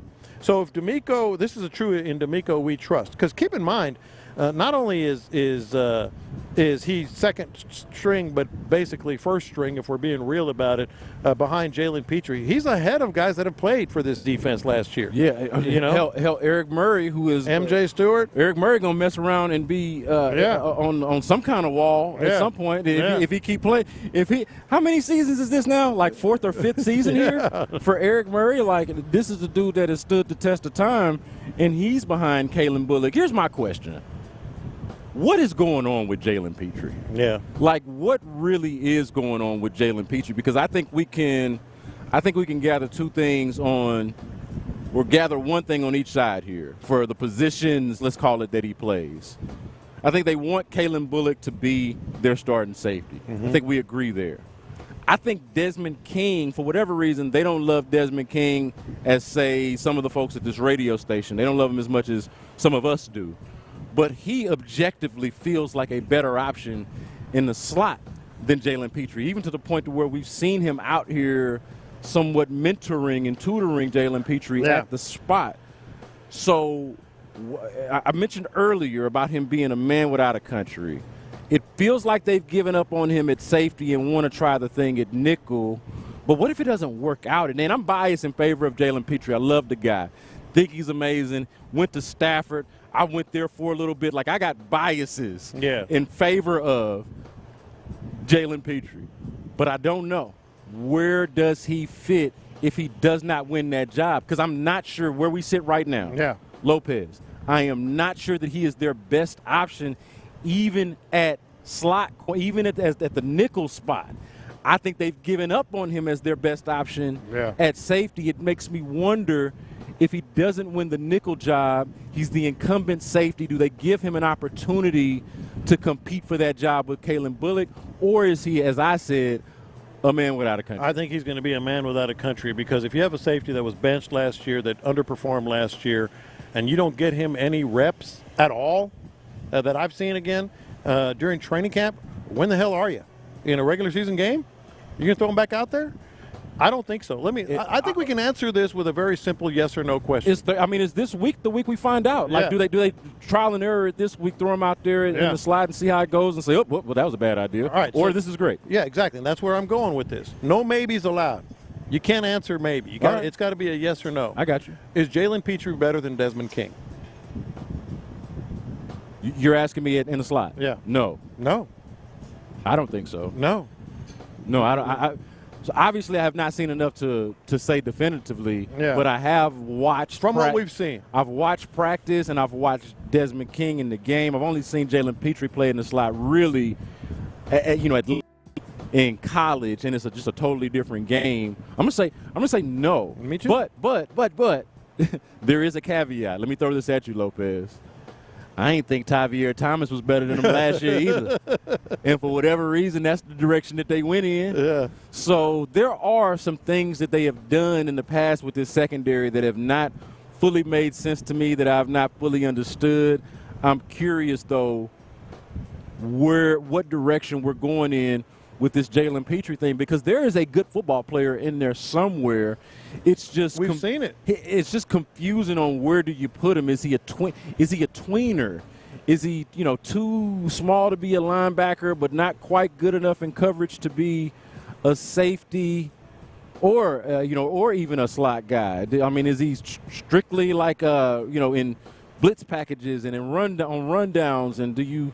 Like, I don't know. Like, is he only on passing downs in a dime package when he gets to be a hybrid linebacker? Like, they're going to have to figure out a way.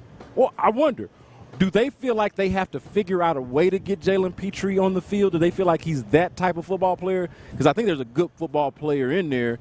Do they think that he's so good of a football player that they got to kind of force him onto the field one way or another, whether he's a safety, he's a nickel, he's a hybrid linebacker in the dime package, whatever the case may be?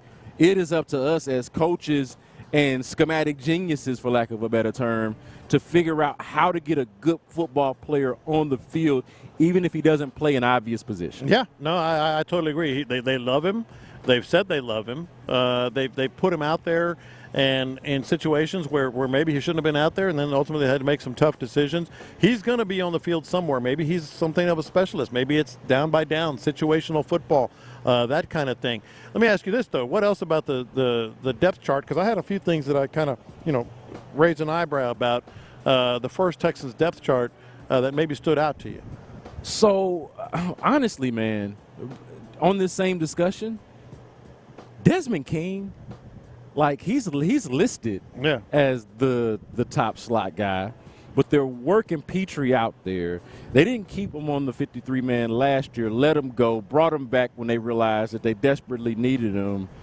Desmond King being at the top of the list as slot corner, but a lot of us not really feeling like he's either in good favor or that he's actually going to be the guy because of this Petrie thing and because of the background from last year, really just has me wondering, what does Desmond King got to do to earn some respect around here? No doubt. And the guy is coaching up Petrie between reps and everything else. You got to respect what he's done. I get that there could be a personality conflict that I'm not accounting for, that we don't have all of the details on, that might exist. I will acknowledge that. But when it just comes to football, the part that our audience really cares about, I still, to this day, 10 practices in, and with this experiment that they're doing with Jalen Petrie, I do not feel comfortable saying, and in fact, I will not say that they have a slot corner better than Desmond King. I hope that, honestly, I want Jalen Petrie to figure it out, or for them to figure it out with Jalen Petrie. But I hope Desmond King is the slot corner on this team, as the depth chart says he is. Secondary is looking really, really good. The only thing is, who's going to play that nickel? I think it should be Desmond King. And how do you feel about that rookie potentially being a starter come week 1 of the regular season? I got another one for you. Yeah. Kenyon Green. But, dude, that's the one I just wrote down. Do it. Let me hear it. Again, part of it is you're not doing any. You want to say they're not doing anybody any favors. Like, he's going to have to earn it. Denico and Nick have both said that. But he is the starting left guard, and frankly, like, the defenses look so good that whenever he's been, I've seen twice that I can remember where he got blown up during 11-on-11, and it was a severe, it was a severe thing. But he's been good otherwise, and this is a good defense. And today I went and watched, I pulled a John Harris, and I went and watched that one-on-ones, offensive line versus defensive line. He looked pretty good. So, keep an eye on Kenyon Green. They're not doing him any favors. He's earning it so far. Yeah, man. To me, Kenyon Green, like, the more this was a competition, I think that would have been exciting for us from a talking point standpoint, like just, topics and, that competition at left guard and Kenyon and Kendrick Green and getting the names mixed up, which guy's going to emerge, and all of that would have been fun for us from a topical standpoint. But as far as the team is concerned, this is better. Yeah. Like really either guy, it doesn't really matter who, but obviously Kenyon Green is higher in the pecking order because of where he was drafted and the projection that he would be a certain type of player if it all came together for him. Yeah. Him being the clear-cut favorite, just the obvious, hey, we don't have to have a lot of discussion about whether he's the guy.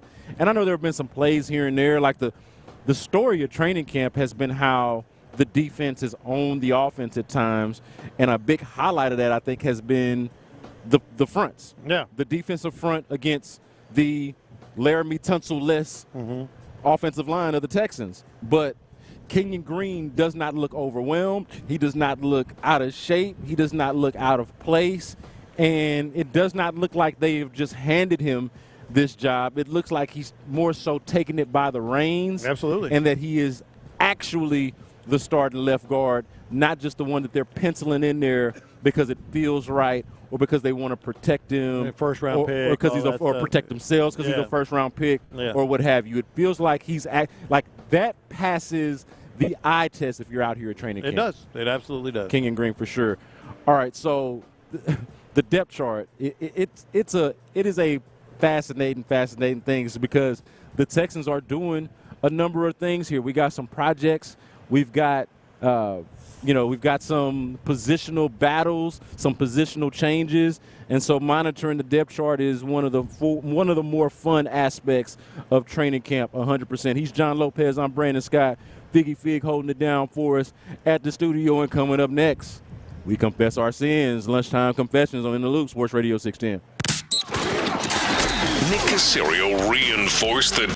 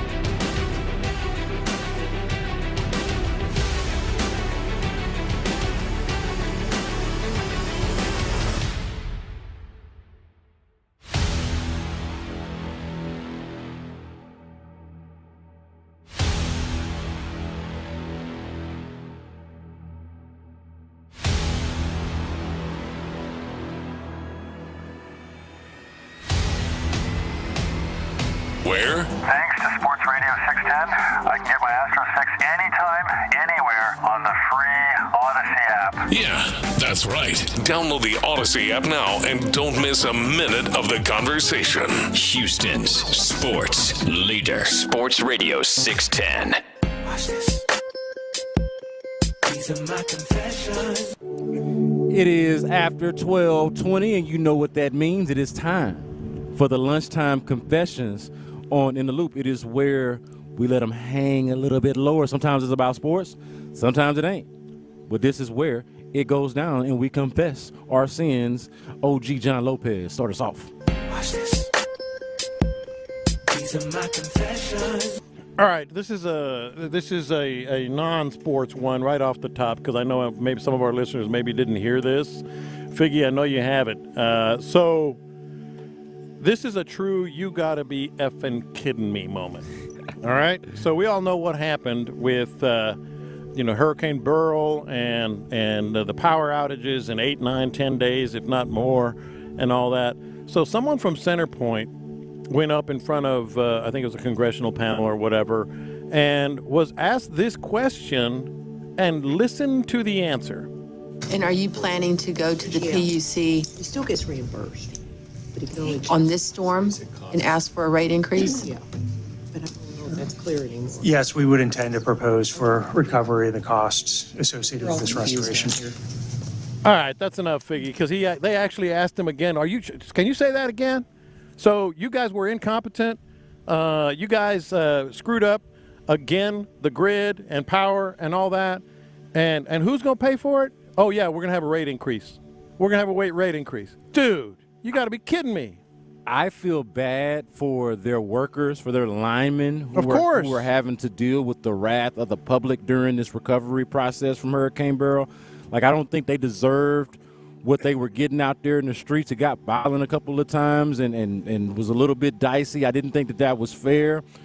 But I got to be honest, man, This is the type of stuff that'll do it. You want to protect your people, Centerpoint. You want to keep madmen off your people in the streets when they're out there trying to help the community or trying to just simply do their jobs.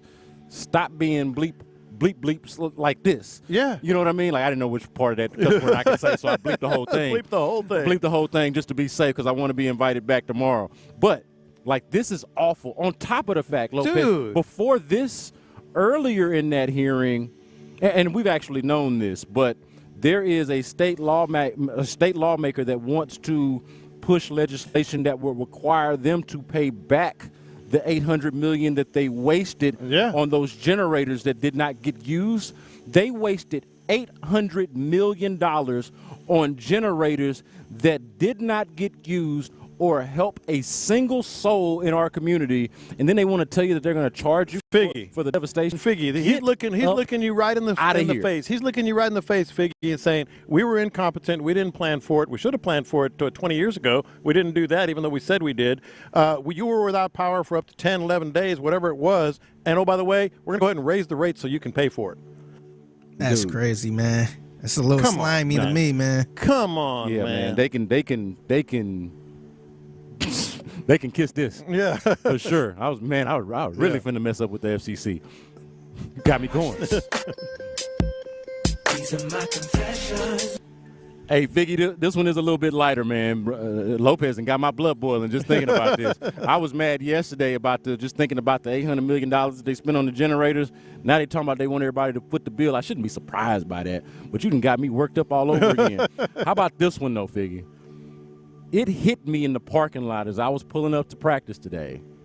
It hit me all of a sudden. Obviously, I know the contracts out here. I know that the people out here on the field, coaches and players alike, a lot of them are doing well financially. Yeah, there they are. It pays well to be in the NFL. I know this, all right? This is not something new to me. But as I was walking in the parking lot, I saw a young lady where it occurred to me, oh, I'm definitely in the presence of millionaires. It was one of those, and everybody's gone now, so I feel really comfortable saying this now. With all due respect, it was one of those where it was like, oh, this woman is clearly only in the millionaire market. Like, you have to Yeah. make a certain amount of money to date this woman. Yeah. She's beautiful. She's perfectly shaped. Like, you could have drawn her. Like, honestly, it would have been like she was almost cartoonish with how perfect she was. Like, shape, body, and then on top of that, the clothes were tight and matched the skin tone. And I'm talking about, like, I'm not even just to like marvel at it. She was perfect, Lopez. Yeah. She was perfect. And so I thought, oh, that belongs to somebody with guaranteed money in their contract. Funny how that works out. Well, you know what I'm saying? Because you go places, and you see beautiful women all the time. But this was one of those rare ones where you're like, oh, you're out of a different. Oh, you know them when you see them. Different multiverse. Yeah. Different multiverse of fine. This one was. No, sure. I know exactly what you're talking about, because it's funny when I was there, and you know how they let the family in at the end. Yes. This was when the fans was there and they let the family in. I started seeing all type of girl. I'm like, whoop, you got a BBL. Whoop, you got a BBL. Whoop, you. And all of them was going up hugging a player. Yep. I'm like, all right. And to be clear, this BBL looked nice. It looked proportionate to the body. To be clear, it looks like money well spent. No, see, that's the thing. The chicks that's coming up to these practices, their BBLs are legit. Like they look good. They ain't the ones that's out here, bottle service or something like that. Yeah, trying too hard. There's legit. I'm like, okay. I'm like, damn. Okay, bro. I see you. These are the caliber women. Ain't finna be coming out here with no raggedy BBL. No, absolutely not. Only the top notch. Watch this. These are my confessions. All right, so Snoop Dogg been making the rounds at the Paris Olympics, and he was shown recently with Billie Jean King, tennis legend, and a lot of people was just like, wow, never would have thought to see these two together. Are they friends? What'd you say? I thought they were friends. Yeah. No, they knew each other. Yeah, but they was pretty much sitting watching the same tennis match together. And so the camera showed both of them. So everybody's like, oh, never would have thought to see these two together. Man, I got to confess, man, we got to stop doing this with Snoop, man. Snoop is probably the most famous person on earth at this point, man. It is not weird to see him with a white person. It is not weird to see him in a whole different sport or music genre. Yeah, any environment. Yeah, like this is not Snoop in 1995 on death row fighting a murder charge, man. Like Snoop is out there. He is with all type of people. He is pretty much diverse. So I don't understand how people just make a big deal whenever they see Snoop with somebody, man. Like I get we kind of made the same jokes when he was with Martha Stewart and all that, but yeah. Now it's to me is nothing to look at, man. Like Snoop is out and about and he's cool with every single person, and every single person knows Snoop. See, two things on this. All right, you and I are old enough to remember when that wasn't the case. All right, so we remember, vaguely, but remember at least a little bit old enough to remember 1995 with the fact that he was, you had the murder case. But also think about people older than us that can remember when this would have been unfathomable. This would have been out of the realm, and so it is still shocking. But I agree with you. He has long since crossed over into the mainstream. I think especially too after weed was legalized, there was like, he had been past the murder case. Now the weed is legalized, and now he's kind of just that fun, lovable figure. But I'll say this: I don't know if you saw this, Figgy. You saw that picture with Snoop and Stabler from SVU? Yeah, I did. Hey, Snoop is holding up a gang sign. He is straight up holding up Crip in the photo with arguably the most famous symbol, cop. the one of the more famous fictional symbols for police brutality and Kenny Stabler. Yeah. That darn jerk. Elliot. Elliot, or my bad. What was I calling him? Kenny. Yeah, my bad. Elliot. My bad. Yeah, Elliot. I watched the show. Y'all know what I'm talking about. You want a little Snoop Dogg and Billie Jean King trivia? Yeah, sure. What? They went to the same high school. Oh, okay. Oh, know. Yeah. Okay. Long Beach, I think, somewhere in Long Beach. See, I knew I'd seen them together before somewhere, though. They went to the same high school. That is not the first time I feel like I've seen them in public. Yeah, but I'm just tired of everybody be like, oh, wow, these two together. He can go with anybody. Presidents, everything. Everybody knows Snoop Dogg at this point, man. He's like the go-to rap person everybody that's not familiar with rap can name. Hey, Billie Jean, she might be a little bit more down than y'all realize. Yeah, they didn't go together. Well, no. I'm just saying though, if she's from them neck of the woods, she might crip walk. Who knows? Yeah, maybe. I'd like to see it happen. I wonder if she crip walks. All right, Figgy. Watch this. These are my confessions. 2 confessions in one. I'm out on Dana Brown. I'm out on him. It may it's work a no for you, dog. It may work. You was out on James Click too, man. Well, here's the thing. We miss him now. This is the second confession. Thank you, Figgy. I'm kind of happy for James Click. James Click is a vice president for the Toronto Blue Jays. He was integral. In fact, under his watch, he drafted Will Wagner, drafted Joey Loperfido, and now as a VP for the Toronto Blue Jays, he's fleeced the team that did him wrong. So drafted those 2 dudes and then also got back the first guy that Dana Brown drafted to actually hit the big leagues in Jake Bloss. Yeah. So, like, he got his own guys back. He got one of yours. He's laughing his ass off. Oh, man, he's got to be. And I'm laughing his ass off. I'm glad you mentioned that, Lopez, because I, for one, am happy for James Click because I thought he got done wrong.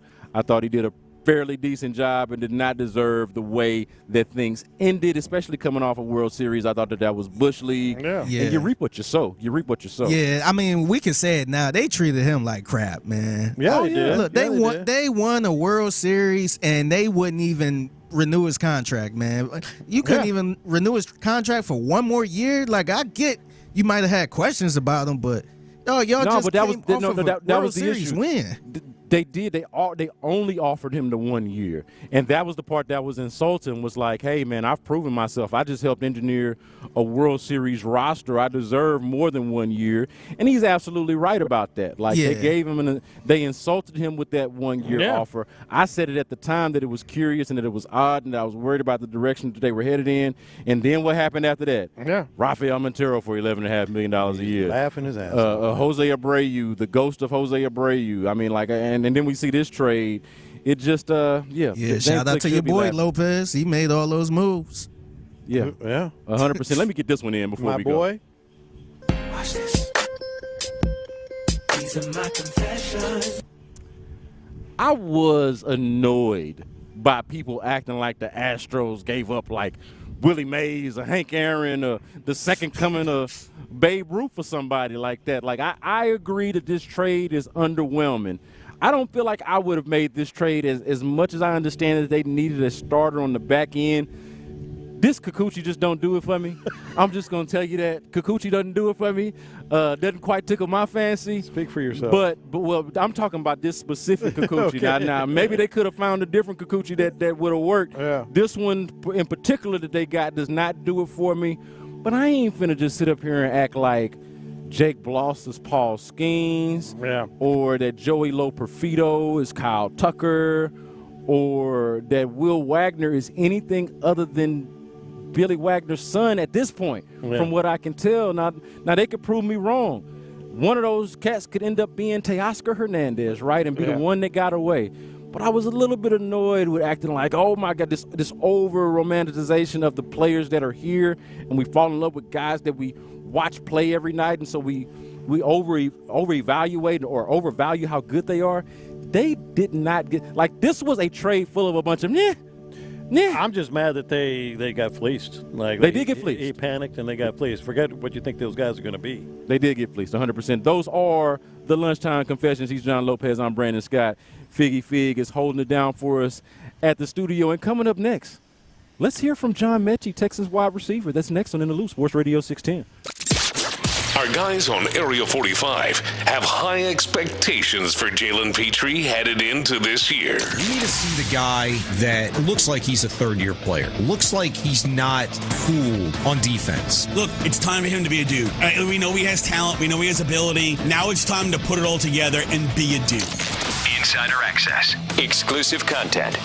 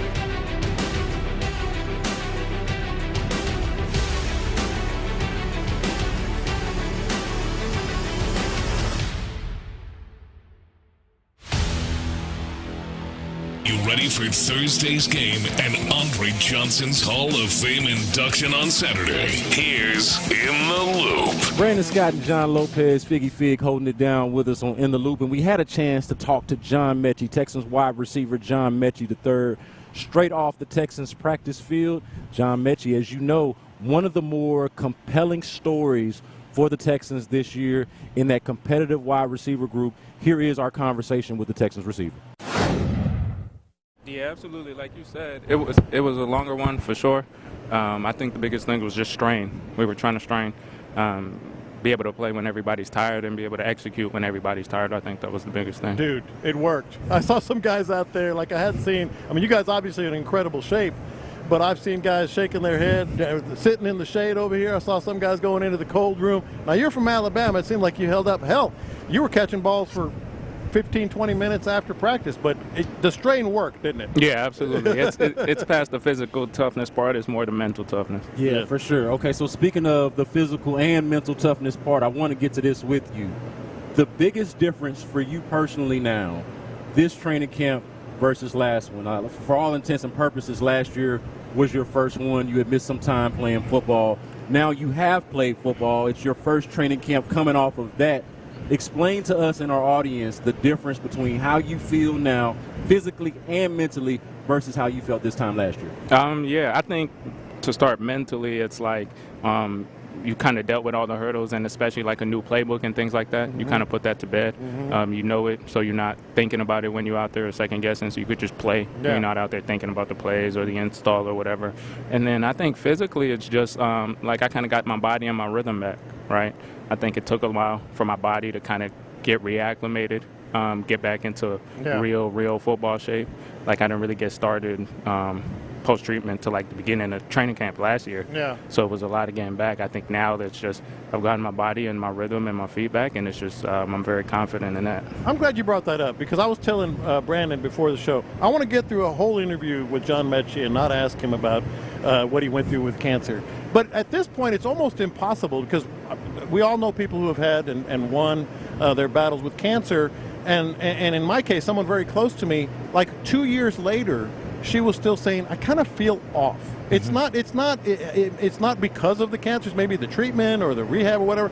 So did you kind of feel like good? We talked to you last year, but maybe occasionally just a little off, and has that changed now? Yeah, no, absolutely. You feel different. Your body needs to adjust. Your immune system changes. Totally.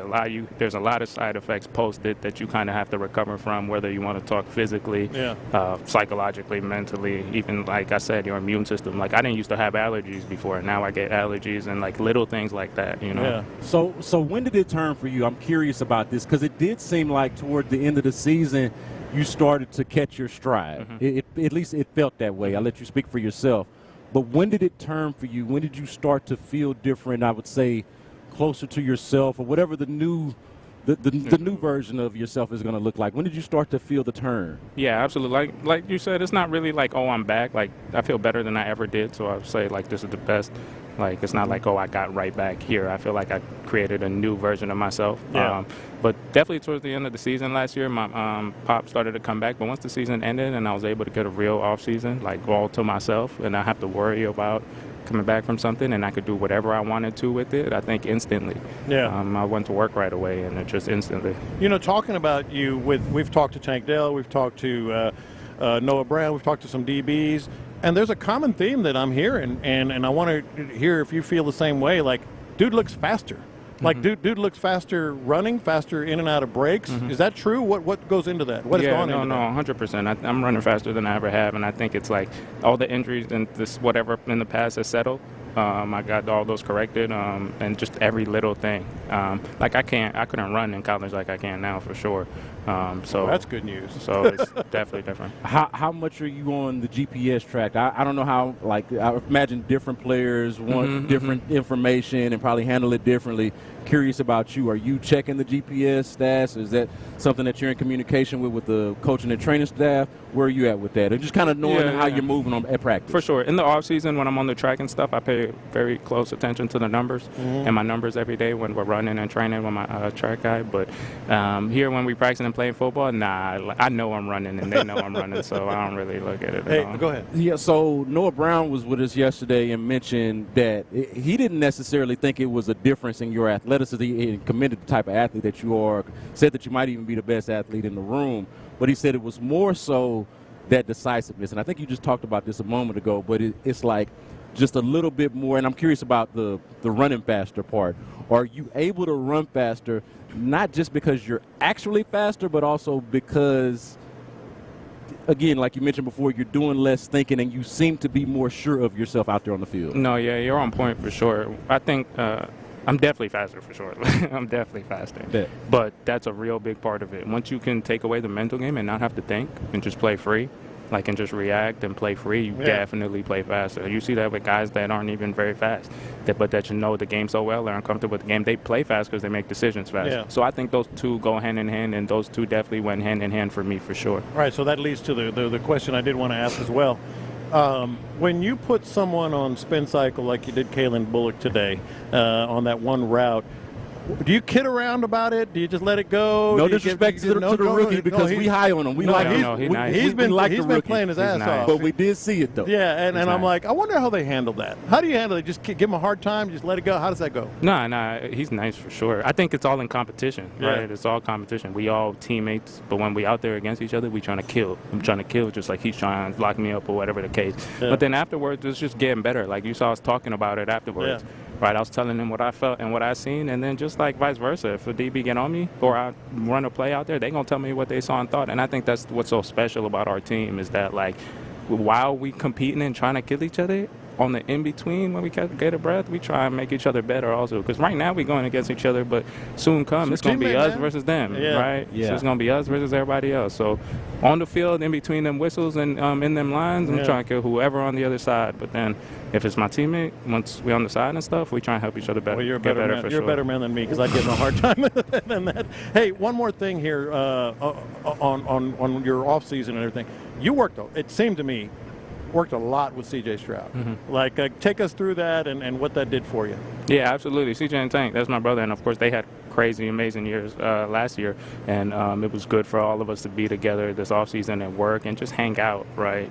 And just hang out was the biggest part. Football is football, and we all been balling our whole lives, but like being able to get to know each other more just as people, our faith, our family, and all of that only makes it so much easier when you come out here, right? Yeah. And also when we get on the field, we know what each other is thinking. That's what I was going to ask you. Like that communication's already there. Yeah, you don't really have to say many words because we kind of play football the same way. Whatever I see and I'm thinking, he probably already saw it a second ago, you know. Are y'all all like that? Who initiates that? Is that C.J. Stroud that's doing it? Is it you? Is it Tank? Like where does that sort of that feeling come from of wanting to have that familial aspect to the offense and really just to the team in general? Like who initiates that? I don't know if any individual person, maybe God, I don't know if any individual person initiates that for sure. I remember like Coach Saban in college used to say high achievers don't like mediocre people and mediocre people don't like high achievers.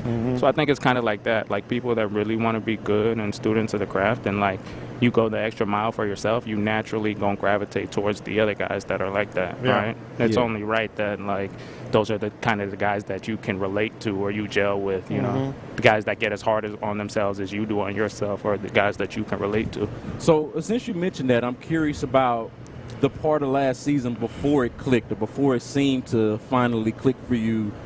What was that like? Take our audience through that and what it was like getting through. Like, how did you get through whatever? And I'm not talking about outside expectations, your own expectations as a competitor, what you wanted to see out of yourself.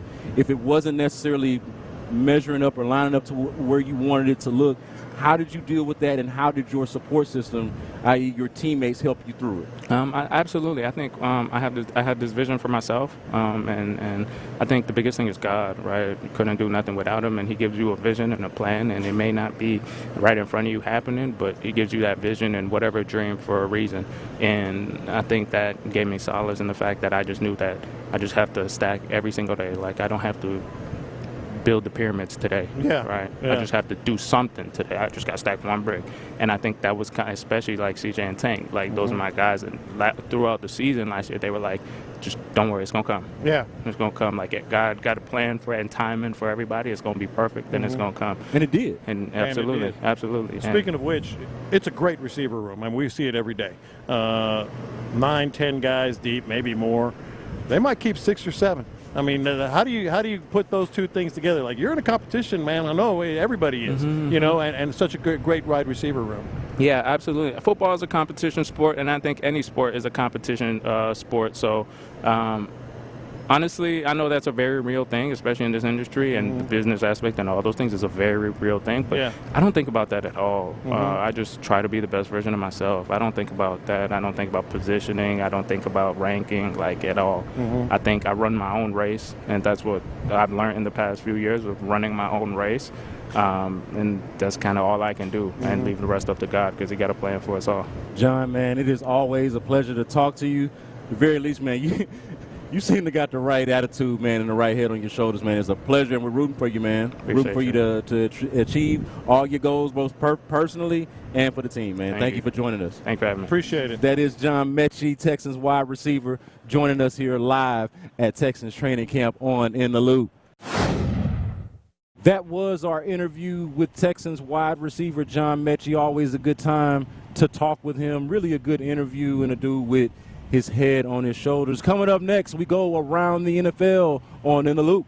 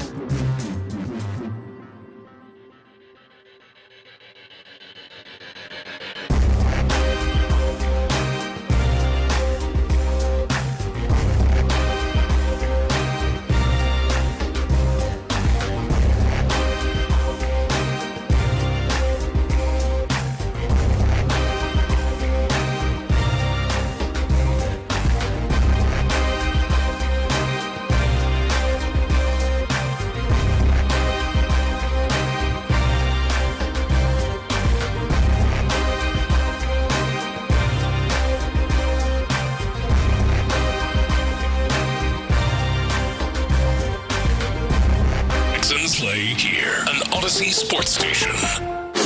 We're on the road to Canton, getting you ready for Thursday's game and Andre Johnson's Hall of Fame induction on Saturday. Here's In the Loop. In the Loop here with Brandon Scott, John Lopez, Figgy Fig, as we go around the NFL. And Lopez, there is some Aaron Rodgers news. We found out recently that Aaron Rodgers, it looks like, is not going to play in the preseason. I, for one, agree with this decision.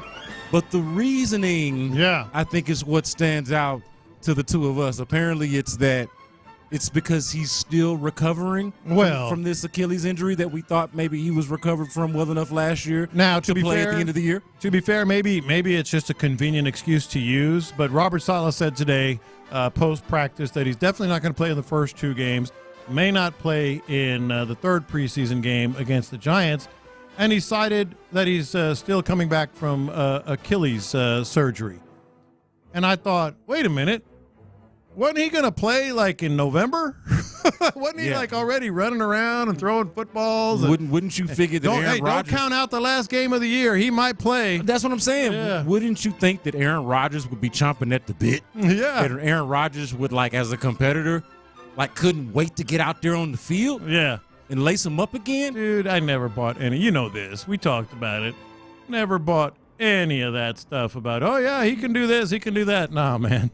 That was Aaron Rodgers being Aaron Rodgers. Yeah, 100%. Now, to be fair and to be clear here, I agree with the one point you made about maybe it's just a convenient excuse. I think it's obviously a convenient excuse, although he could just go up there and say Aaron Rodgers is 137 years old and he's been playing in the NFL for 50 years.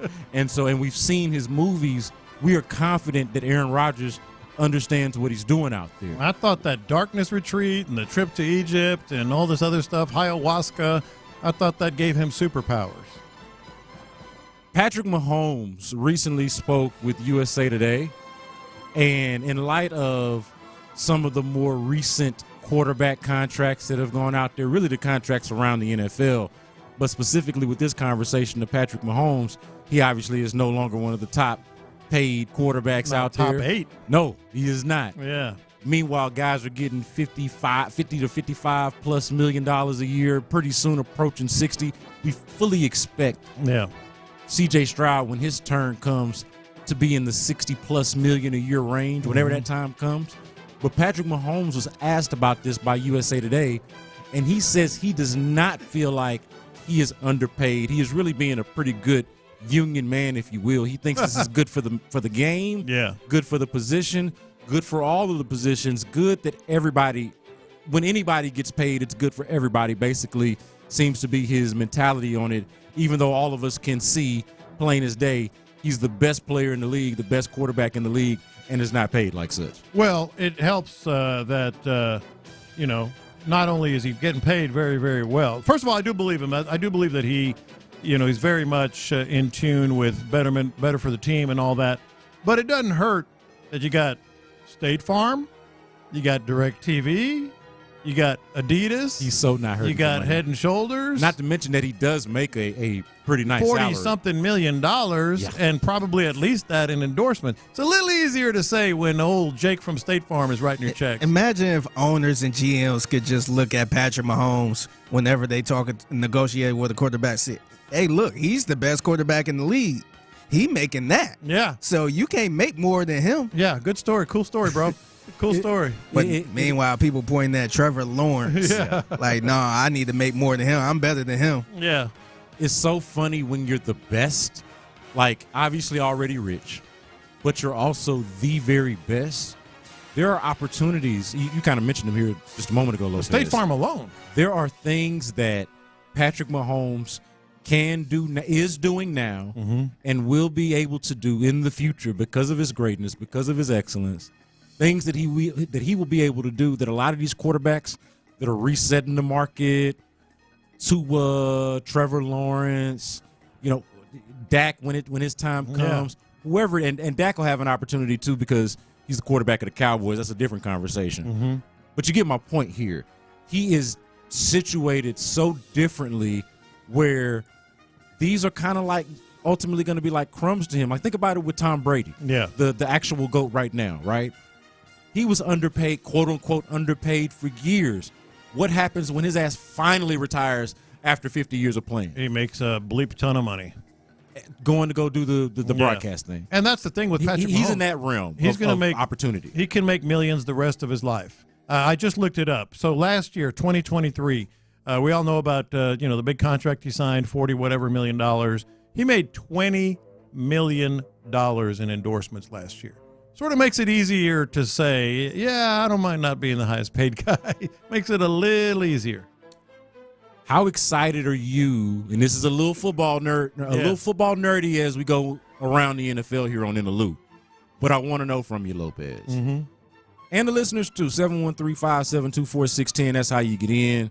You can also chat with us on YouTube and Twitch. How excited are you or not for the new kickoff? Because I don't know how excited I am. I know that I'm intrigued. I'm a little bit confused. But I am excited to watch it, to see how they're just going to deploy it and what it's going to look like. And also the changes that come from it after we do the trial and error. Yeah, no, look, I from the very start, I've been very excited about the new kickoff rules. I like them. I think field position is going to be great. It's going to be much more exciting. It's going to be an actual play, not a mandatory bathroom or beer break or whatever. But now yesterday, and Denico talked about this yesterday and kind of started making the rounds yesterday, now they have changed the onside kickoff rules as they relate to the new kickoff rules. So onside, and this is where a lot of people are like, nah, I don't like it, blah, blah, blah, blah, blah. Let me just explain this for a second here. So some people are going nuts about the new onside kick rules, and that is onside kicks are now illegal. Can't do them before the fourth quarter. Also, I was seeing that. The team has to be losing in order to do an onside kick. Also, you have to announce your intention, hey, we're gonna do an onside kick. Yeah, Denico was talking a little bit about this earlier in the week. Yeah, yesterday. And some people are going nuts about that.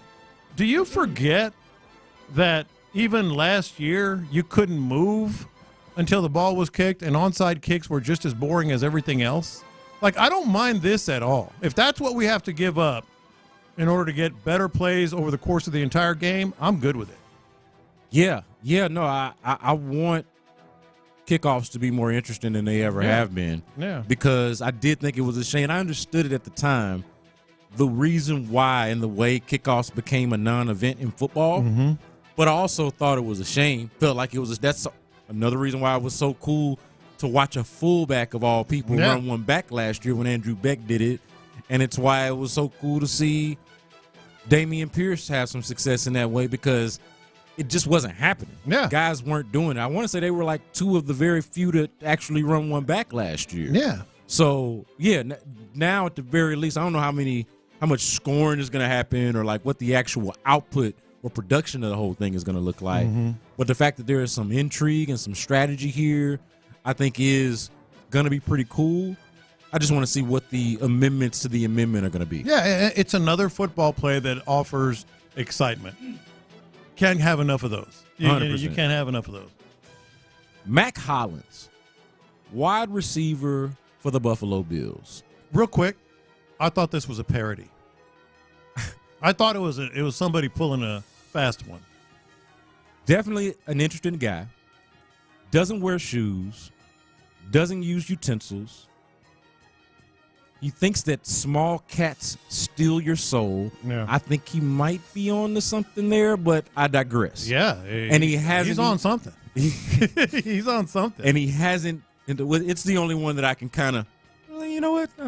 I've thought that myself. Yeah. And then he hasn't eaten a vegetable in 3 years. Yeah. First of all, how? Yeah. How is he an elite professional athlete and hasn't eaten a vegetable in 3 years? And what is up with this dude, Lopez? Well, first of all, I think you touched on it there. Do we have the audio, Figgy? Yeah, we got some. You got to hear this report. I think shoes are a tool, and people have made them a part of their body. Like, I wouldn't walk around with a hammer just because I might need a hammer sometimes. Now, he does wear cleats because he has to, but he calls them foot prisons. Like, look at that little tiny toe box. How you going to fit your toes in there?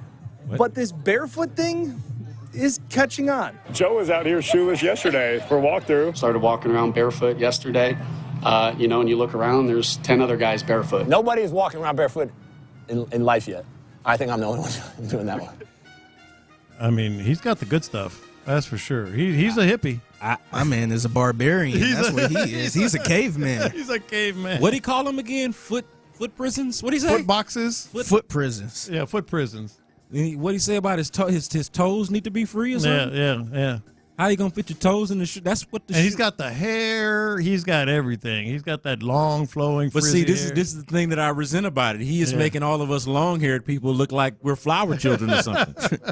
Like we all just sit up here daydreaming and thinking of cooking up new schemes and stuff like that. So when you let's say he's giving you a ride home in his car. Of course, he's driving barefoot, and you open the passenger door. What's the first thing you smell? Oh, either the ganja or whatever he has bought to knock you off the center deck, right? Or feet. Or feet. Yeah, rank them: ganja, feet, or like one of those sprays that you get from the gas station. Hey, I speak this from experience. Shout out to my two sons. It's hard to get rid of that ganja smell, no matter how hard you try. Well, I've heard the same. Yeah, it's hard to get rid of that ganja smell. The thing, think about it. I feel like it's from the earth, dude. I was gonna say maybe I'm revealing myself. I feel like it smells better. I like the way it smells. Certainly better than feet. Yeah. Which would you prefer? I get in your car and be like, man, it smells like weed in here. Or be like, man, did you take your shoes off? I don't want that. And did you wash them things? I don't want that. Were y'all the type of kids that walk around outside with no shoes? No. I never was. Me neither. No. Man. No. I never trust anybody. I knew a lot of that kids did. that did. Yeah, I knew a lot of kids that Some did. people would just be walking like on a concrete barefoot. Yes. I can't do it. And their shoes are like their shoes are like leather. And what's wild is my kids have become those kids. Oh, yeah? Like, I will tell them all the time, hey, go put some shoes on. Why are you out here with no shoes? I'm like, I'm that dad yelling about wear your shoes. But they themselves, so I make them go put shoes on when they're outside with no shoes on. It's just a thing for me. Yeah. I feel like people like that grow up with hard feet, like hard, nasty feet. Yes, that's what I'm saying. It's like leather. Yeah, and I'm not saying I don't have whatever it is, it ain't because I was outside rolling around on the concrete or running around on the concrete. But my kids are just as comfortable out there without shoes on. I don't know if it's because we spent time in the country when they were little or what it is. Yeah. But, and I wish they went outside more. But when they do, they are just as comfortable going out there with no shoes on, no shoes, no socks as they are with shoes. I always had to have shoes on. That crap hurt. Yeah, man. I'm still a big wussy when it comes to it. I guess because I've never gone barefoot very often, other than on the beach or something. Like if I have to run out to my car to get something and I don't have my shoes on, I'm like, ooh, ah, oh, oh. Yeah, and that hurt, man. It hurts. Sometimes I hurt walking around the doggone house. Yeah. Step on a crumb. I wear slides just to step outside. Mm-hmm. Like me too. I don't want the dirt on my feet. You know what I mean? Like that too. Whatever. I don't want to pick up whatever is outside and bring it in. And the few times I do it, I'm disgusted. I'm like, ugh, I just went outside barefoot and now I got grass on my floor inside. Don't love it. How about the whole cats steal your soul? Hey, man. I don't want to alienate nobody here, okay? I want us to be as likable of a show as we possibly can be. But I don't get cats. I'm not a cat guy. I don't hate them, but I'm not a cat guy. I don't hate them, but I don't trust them because I don't understand them. Like I'm low key scared of them, to be honest. Oh yeah, yeah. Like a stray cat. Yeah, like I'm not really scratch scared, your eyes out. But I don't know. Like a dog, I can get a read for very quickly. This is you know if a dog like you or not. This dog is friendly. He wants to play. This dog is hungry. This dog might bite your ass. This dog is aggressive. Whatever the dog is, you can get a pretty good sense for it pretty early on in the encounter. A cat, I don't know what you got going on. You could be around a cat for 30 days. And the 31st they turn day, on you. Yes. They turn on you, man. They be sitting there plotting on you for 30 days, man. I used to deal with a woman in college who had 2 cats. Oh, God. One of them was like, around all the time. Like you see the cat all the time. The other one, always under the bed. No matter what. Just stayed under the bed. And was a little bit uncomfortable in the beginning. Yeah, you don't know what's going on down there. Yeah, I'm like, well, I mean, I know what's going on All up of here. a sudden, you're going to wake up, and there's a cat scratching your face. Yeah. And is the cat okay with what's going on up here? Yeah, exactly. Like, is this going to disturb the peace? Yes. Does the cat know its role down there? You go into protection mode. Yeah, man. It's like, no, he just never shows. Never shows. Just kind of. Like, what's the purpose of having them there? Man, that's the question. Like, oh, but you don't understand that you have to earn their trust. Yeah, and then they turn on you. That is Around the NFL here on In the Loop. He's John Lopez. I'm Brandon Scott. Figgy Fig is holding it down. Coming up next, is Dana Brown actually Bill O'Brien? Yeah. The internet is going nuts here on In the Loop. Yeah, Low T Center right now. Listen.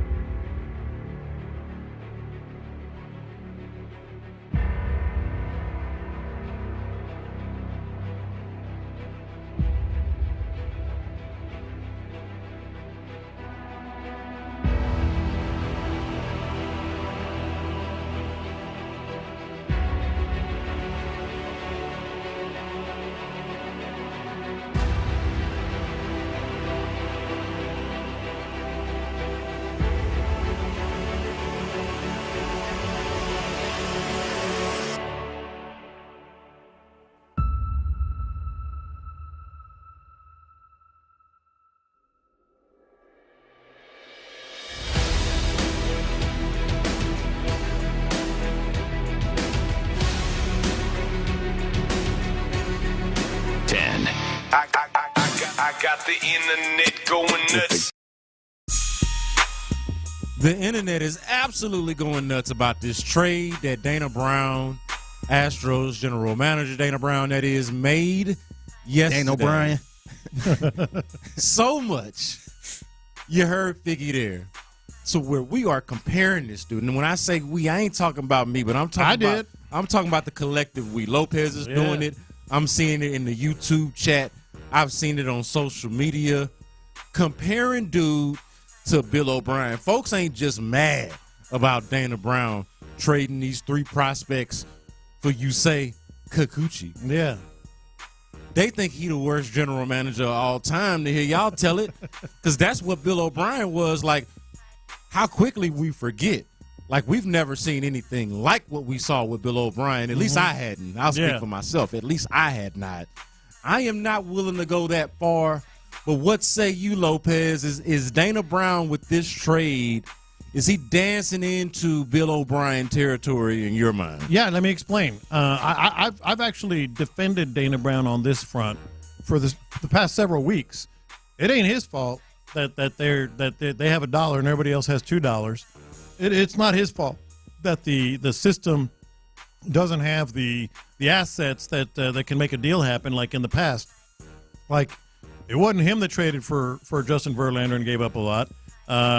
You can blame him for some of the things that actually it was. Well, no, he did do that. Yeah, well, that was him. He definitely did. That was him. It was, anyway. But we understand anything. That was Jim Crane. Anything Verlander related. Yeah, that was Jim Crane. Was a Jim Crane thing. But the other thing about it is, like, you can blame him for some of the things he didn't do during the training camp and spring training, getting another pitching and getting another arm when they needed one, getting a bat that they desperately need. That's my thing. You can blame him for all that, but I'm not blaming him for that they don't have assets. But here's why I immediately thought of Bill O'Brien. Like, they are so desperate, so all in, as well they should be. I'm not saying that's the case, of getting better. I think he panicked and he overpaid with what he had. And I've heard various people, Patrick Creighton, you just heard him on the promo, Adam Spillane said, hey, man, none of these guys that they moved were going to help them win this year the way they want to win. And I'm like, well, they've helped them win some already, first of all. Secondly, those are still assets, that you can use, and maybe didn't use as many of them. And then, like Patrick was talking about, well, the top 7 guys in the system are still, he was tweeting this, are still there. He didn't really tap into that. Well, Jake Bloss got called up. Loper Fido they were high on, and he's up. So they've actually hurt themselves with major league assets that we didn't think was going to necessarily be the case. So why is it like Bill O'Brien? Because I feel like he just said, bleep it, we got to do it. And if it doesn't work out, I ain't going to be here anyway. But see, I don't think he's wrong about that. Mm-hmm. Like, I think and that's the more frustrating part and the reason why I'm not as down on Dana Brown specifically. Now, I do blame him. I am more upset about him not addressing the starting pitching issues when they clearly came to the forefront early on in the season, when they were at spring training and guys started to go down, and you started to realize, hey, we could use at least another arm. Think about it. Spencer Arrighetti been up since how long? Mm-hmm. Like, they have been dealing with this. This did not just come up all of a sudden. This is not a sudden issue for the Astros. Right. To me, it is something that should have been addressed spring training before the season started. And you can blame him for that. At the very least early on in the season, because that, to me, increased the level of desperation that you found yourself in when this time rolled around. So I blame him more so for that in his current circumstance, even though I do not like the deal whatsoever. But I also understand that they absolutely had to get a guy better than Spencer Arrighetti and or Jake Bloss at the back end of that rotation. They had to do it. But see, the part I kind of have an issue with, especially with people like Patrick and Spillane saying this, like, oh, they were far down the line as far as prospects. They wouldn't talk. They ain't bring up those prospects at all whenever talking about. They said they didn't have prospects. Yeah. They were saying. Yeah, they was actually saying pretty much. I don't want to put words in people's mouths, but long story short, they pretty much saying we need to keep those. Yeah. Those are our prospects. Well, so now they not that important. Yes, exactly. Yeah, and it also ignores how difficult of a situation that it was. It's like it really speaks to how poor your farm system is. And these are points that they have both made. Yeah. To their credit, Adam Spillane and Patrick Creighton themselves. The farm system is poor. Therefore, and I said this earlier in the show. So you're giving away these major league guys that are young. Yeah, and so you have to do that. That's the price that you have to pay to get a guy that, oh, by the way, ain't even a Blake Snell or a Jordan Montgomery, types of guys that were available to you to start the season, the type of guys you should have been signing. You had to do this. You had to give up 3 prospects who have played for you in the major league, at least 2 of them, for Yusei Kikuchi, a struggling dude at the back of the Blue Jays rotation. Yeah. To me, this seemed like this should have been a move that was made a couple months ago when the injuries started piling up from the beginning. Mm-hmm. And right now it seems like this is just to stop the bleeding because it's a rental. They should have just signed a starter. Key. They should have just signed a damn starter to start the season. Yes. I agree. Forget the Josh Hader thing, and I was going to get to that in a minute. Forget the Josh Hader thing. You can piece together the bullpen. The idea and concept of a closer is somewhat antiquated now anyway. You feel decent about who knew that Taylor Scott was going to be this good, but between Taylor Scott, Seth Martinez, Brian Abreu, and Ryan Presley, I understand Ryan Presley is fading a little bit, but you feel like you got enough high leverage guys. Oh, by the way, you are paying Rafael Montero $11.5 million to do something. What, I don't know, other than the pitching garbage time, I'm not exactly sure. But you did pay him to do something you've already invested in and have some talent, at least some clay to mold a little bit in your with bullpen. Those guys, You didn't have to go sign Josh Hader. I wasn't complaining about it when they did it, but I did raise the eyebrow and say, okay, are you going to keep this same energy when it's time to get a starter at the back of this rotation? And that's what they should have done. And think about what they gave up. And, again, he panicked and paid too much for a guy, like Figgy said, is going to be a free agent, 33 years old. And, oh, by the way, in his last 9 starts, getting back to the first week, for the June 10th, has gone 5 innings exactly once in 9 starts. And their team has lost 6 of those games. And here's the last thing. If you don't believe me, like he kind of panicked and overpaid, let's listen to Dana Brown himself and tell me what you hear here. Yeah, I get the sense is that, first of all, there were names of pretty good arms coming off the board. And so ultimately, you don't want to get caught not doing anything to help the major league team get back to the postseason. And so I feel like, the later it gets, sometimes the higher the price can get. And so we felt like, it was pricey because we really like Loperfido, we really like Bloss, we really like Wagner, but ultimately, we felt like this was the way to go to get, a power arm in your rotation that could pitch it in the postseason. He's saying it. He's like, well, pitchers were coming off the board. We didn't want to get caught. Rocking a hard place, Lopez. I know. Rocking a hard. Let me ask you this. Yeah. Which would you rather, since we're criticizing, I think we're both criticizing the move. We're just coming from it in different places. We're coming at it from different places. But neither of us love the move. You probably hate it more than I do. But I'm going to admit, like, I am underwhelmed. I am not looking forward to Kikuchi Day. Yeah. Like, that's not going to feel the same as like a Verlander Day or like Fromber Days used to feel maybe 2 or 3 years ago. It ain't going to be that. It ain't even feel like does this have like Odorizzi vibes? Yeah. It don't even have that. Like it's along those lines. I think the worst part about it is it'd be one thing if the Astros just needed a number 5 starter. And it's like, all right, that ain't no big deal. But dog, we need him. They're counting on him. We need him, man. Because he got to come in and be good. You need a 4th and a 5th starter because I mean, ideally, he's at the very least your 4th starter and pushes Spencer Arrighetti back to conceptually being your 5th guy. Okay, like hopefully, but I'm not even sure if he's that. Let me ask you this: would you prefer to just roll Jake Bloss out there if it means that you get to keep Loperfido and have that flexibility both in the outfield as a pinch runner, everything that he provides to you from your bench and your depth? Would you rather just chance it with Jake Bloss, who does have potential, just is not ready yet?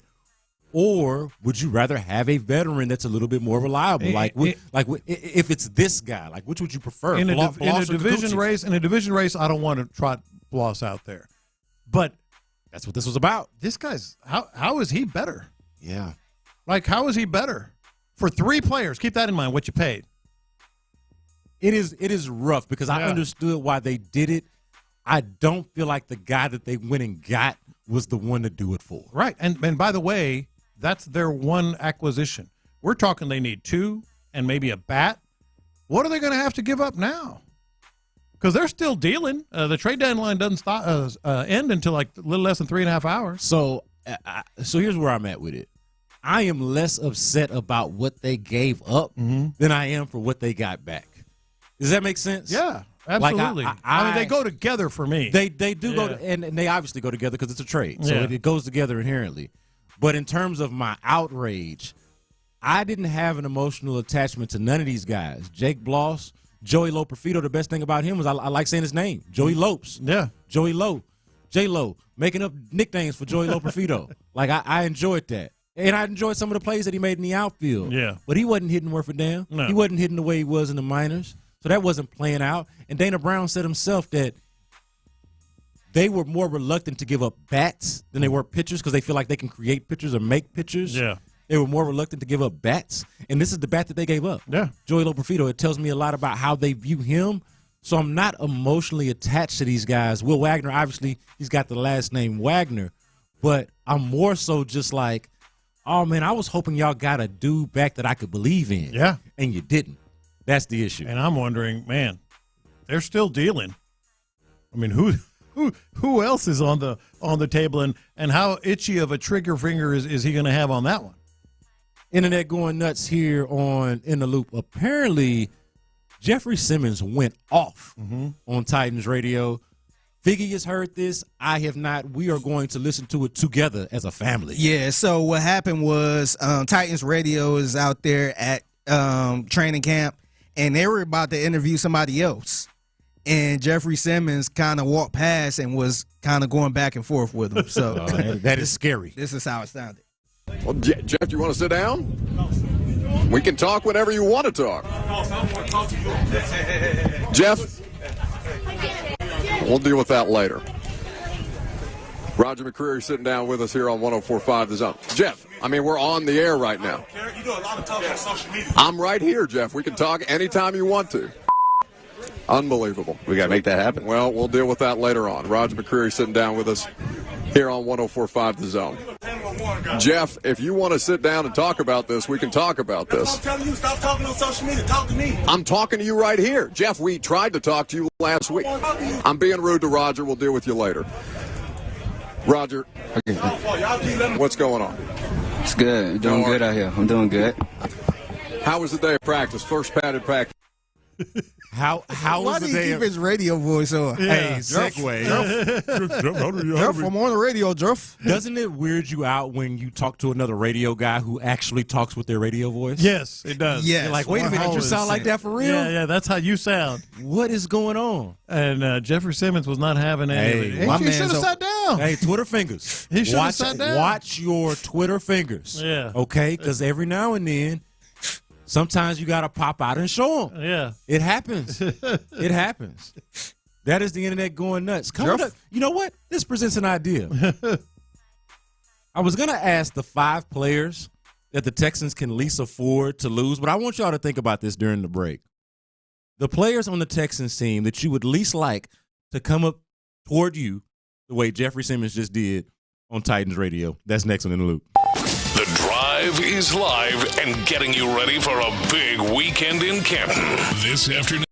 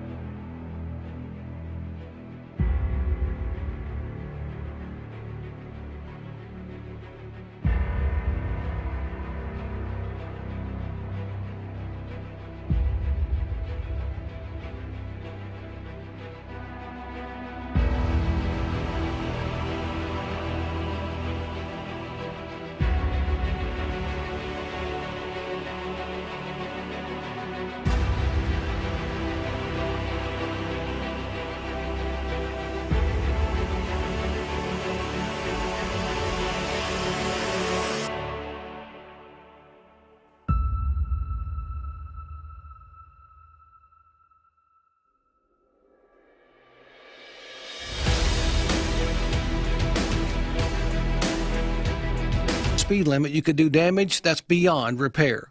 One way or another, speeding catches up with you. Paid for by NHTSA. We're on the road to Canton, getting you ready for Thursday's game and Andre Johnson's Hall of Fame induction on Saturday. Here's In the Loop. We got a solid list to come through here, Lopez. Yeah. This is a real solid list. The Texans that you would least like to see roll up on you the way Jeffrey Simmons did on Titans Radio. We'll let you hear that in a second. But this list from the 832, Lopez, a fine list. I got to give it to him. Mm-hmm. He goes, for sure. He starts it off with, for sure.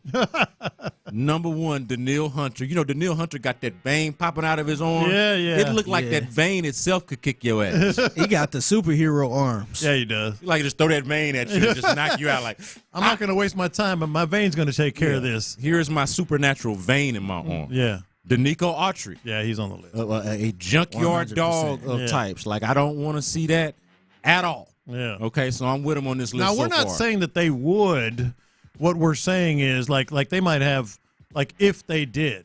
Because my number one yeah. Oh, yeah. And this is in honor of Jeffrey Simmons. This is in honor of Jeffrey Simmons. Yeah, this is like if y'all was doing the radio out there at training camp and Denico Autry came and started calling y'all some meows. So the top two on this list are Daniil Hunter and Denico Autry, both Texans newcomers. He's got another Texans newcomer on this list. Before I complete the list, let's play that again, Figgy, if you got it.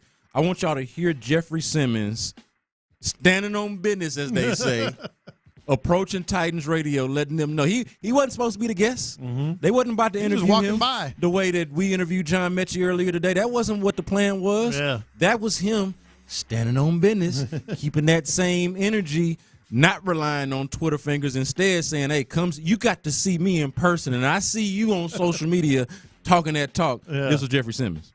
Well, Jeff, you want to sit down? We can talk whenever you want to talk. Jeff, we'll deal with that later. Roger McCreary sitting down with us here on 104.5 The Zone. Jeff, I mean, we're on the air right now. I don't care. I'm right here, Jeff. We can talk anytime you want to. Unbelievable. We got to make that happen. Well, we'll deal with that later on. Roger McCreary sitting down with us here on 104.5 The Zone. Jeff, if you want to sit down and talk about this, we can talk about this. I'm telling you, stop talking on social media. Talk to me. I'm talking to you right here. Jeff, we tried to talk to you last week. I'm being rude to Roger. We'll deal with you later. Roger, what's going on? It's good. Doing good out here. I'm doing good. How was the day of practice? First padded practice. Hey, listen. How was the day of practice? Hey, that would have So how are you? Jeffrey Simmons, though, mind you, that's Jeffrey Simmons. Jeffrey Simmons. Okay? One bad dude. Big bad dude. I would have been a little bit nervous. Yeah, I ain't going to lie. If that had happened, now I would have liked to think I would have handled a little bit more G than that. But in terms of what I would have been feeling on the inside, it would have been, Lord, please don't let me have to get in a fight with Jeffrey Simmons today. Please, God. Because I'm not prepared. Not today. Maybe another day. Maybe no day. Maybe no day while I'm living. Yeah. But your top Texans that you would not like to see roll up on you like that, the 832's got Daniil Hunter, Denico Autry, Neville Hewitt he throws in there. I like Neville Hewitt being in there. Look, Neville Hewitt, good with his hands, a hard hitter, scrappy dude. Yeah. I don't mean this is no offense, but like Neville Hewitt got like a background. You read his family background. Like people with a family with certain family backgrounds, you kind of assume like if they need to handle business, they can handle business. And I'm not making no assumptions about, you know, like the character of these people. I'm just saying in terms of if they did. If when the rubber meet the road, are these the type of people that you want to be on the other side of? Yes. And I'm going to say that the answer is no. So I like Neville Hewitt on this list. Also got Joe Mixon on here because we have visual evidence. All right? Oh, man. We do. We do. We do. We do. I mean, we do. We do. Yeah. I mean, I'm just saying. We do. And look, I don't really want to relive that or rehash that, but we do. So Joe Mixon is on this list, and rightfully so. We got recent visual evidence for number 5 on his list. Derek Stingley Jr. All right. He made the list because of that. That was a strong push. He made the list because of that. Who's y'all's? Y'all can just give me. You don't have to give me a whole list. I'm gonna give you 2. Give me 2. Yeah, give me yours, and I'll give you mine. And again, I don't think he would ever do this. I think he's too laid back. We'll see. I think mine would. I want to hear yours. But maybe he would.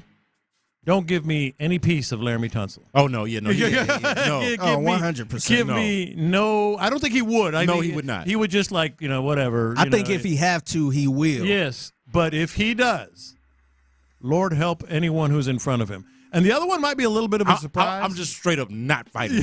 Yeah. I'm running. Like I'm gonna say, I don't know what the deal is. I would not do what this radio host did right here. Hey, I don't know anything about him. We are not doing this. Yeah, we are not doing Period. it. Laramie will just bop you on the top of the head and kill you. Not happening. And the other one may be a little bit of a surprise, but he's got that Jersey in him. He's got that tough, has fought every step of the way.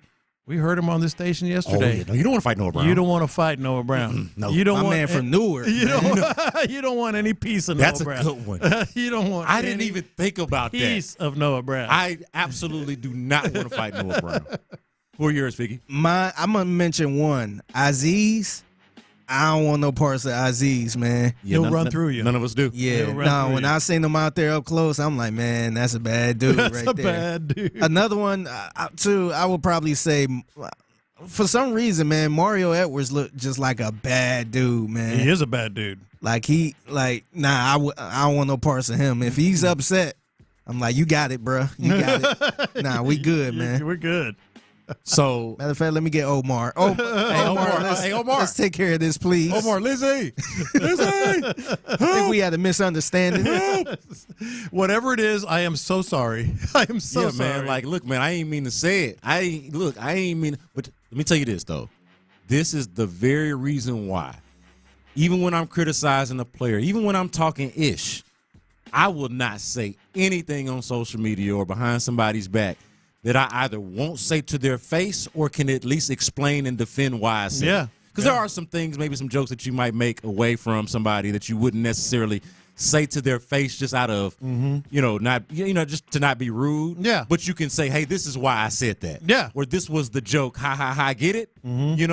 I don't say anything like that if I have to pull up or they have to pull up and I can't defend it. Don't want to have to deal with it. The very reason why.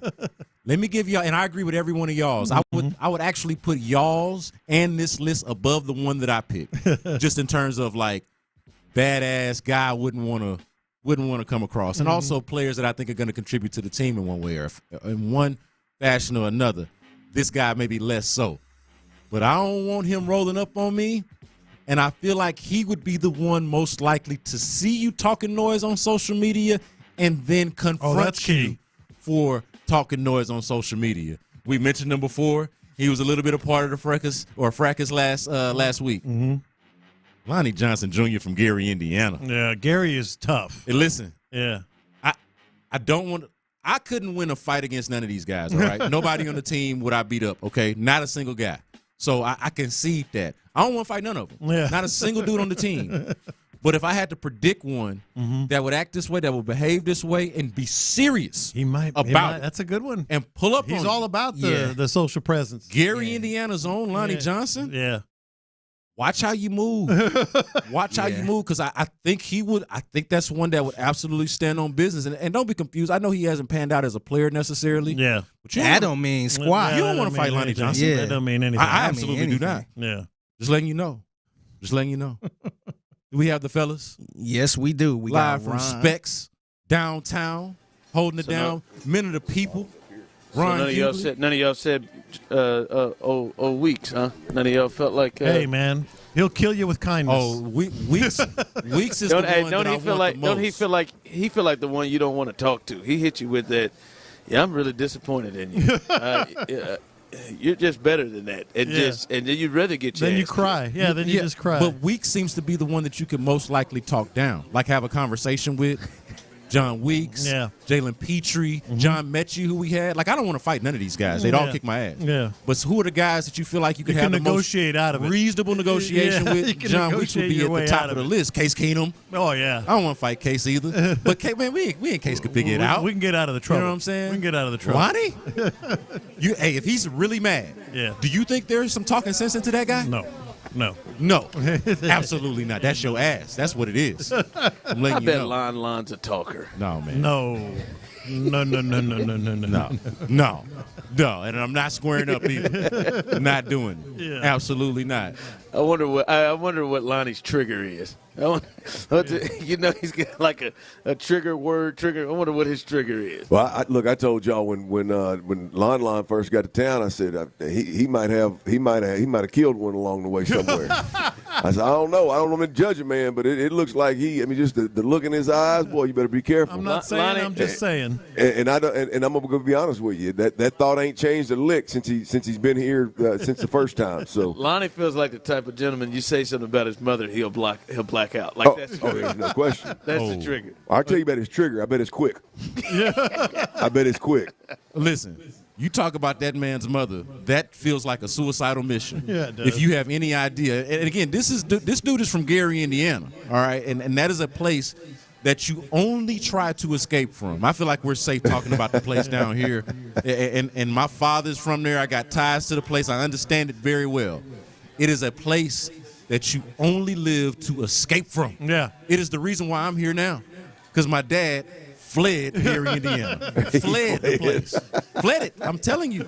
It is a place that you flee. That's why he's still in the league. Because he can't go back to Gary. I can tell you what guys that I don't want to mess with just on where they're from. If you're from Newark or Gary, Indiana or Oakland, I'm good. I'm good. I'm good. I'm good. You don't want no parts of Noah Brown or Lonnie Johnson. Yeah. What got this conversation cranked up, boys? Man, we Jeffrey heard Simmons. this Jeffrey Simmons audio, man. Jeffrey Simmons we got to get to that. I don't know how that hasn't happened to us yet. Dude. I don't know how that has not happened to our show yet. I'll be honest with you. I went back and did a little digging after I heard y'all talking about it earlier, and it's Jeffrey Simmons is right.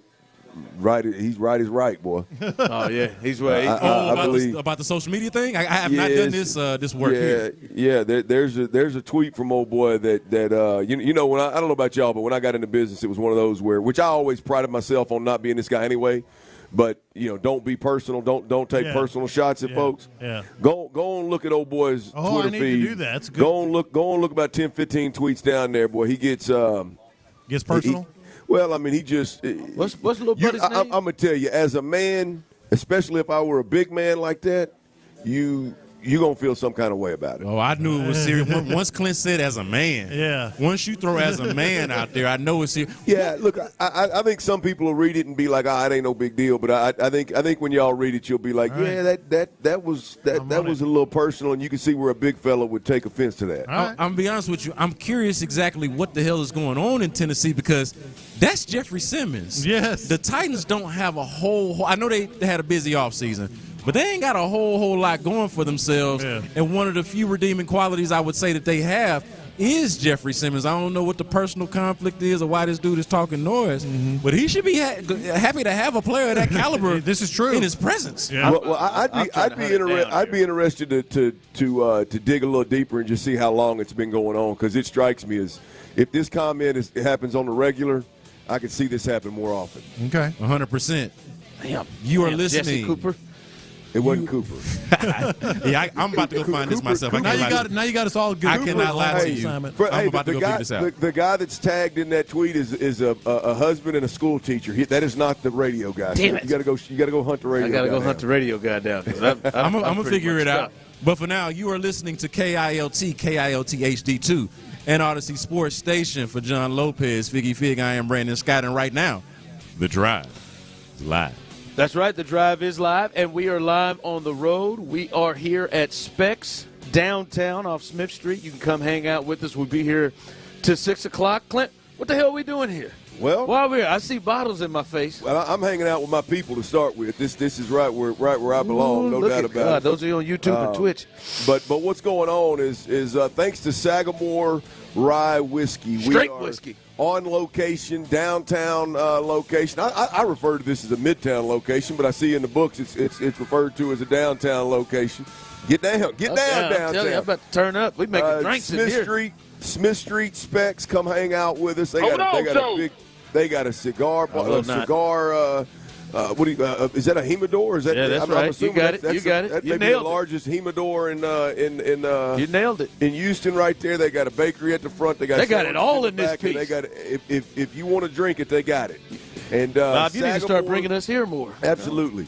Sagamore Rye Whiskey is on the shelves right now in Houston, in our beautiful city of Houston, and it is it's a high rye, low rye blend that creates a sweeter, more approachable rye whiskey. So all my whiskey-blooded folks out there, come on through, check us out, and wherever you're at, if you can't get here, make sure you go to your local liquor store and ask for Sagamore. And remember, savor responsibly. There you go. Yeah, it looks beautiful. Come on in here. I like the bottle. It's nice. Good feel in it. That's that small batch. That small batch, Small. They got some other options. I don't know what's over there, but they got some other. But this small batch is the way to go right One of these is going home with me, and I don't care what y'all got to say to me. I'm doing that thing. But, come on out. Hang out with us. We'll be here until 6 o'clock, enjoying ourselves. And you can come on here. My man right here is tasting a little drip of it. Look at shaking it. Got his pinky finger out. Look at him. He's feeling it. Smelling it. Go ahead. Do your thing, boss. There you go. So come hang out with us. A lot to get to. We were at training camp today, day 10. We'll get to that. But right now, what we're tracking, I know Tyler and Cheryl back in the studio are going to be on this big time. 5 o'clock, that is the time. Right before we go into 5 o'clock fire like we do every day, that will be when the trade deadline ends in Major League Baseball. So that is when it ends, 5 o'clock. So we will be there watching that, watching any moves potentially made with the Astros. They are connected.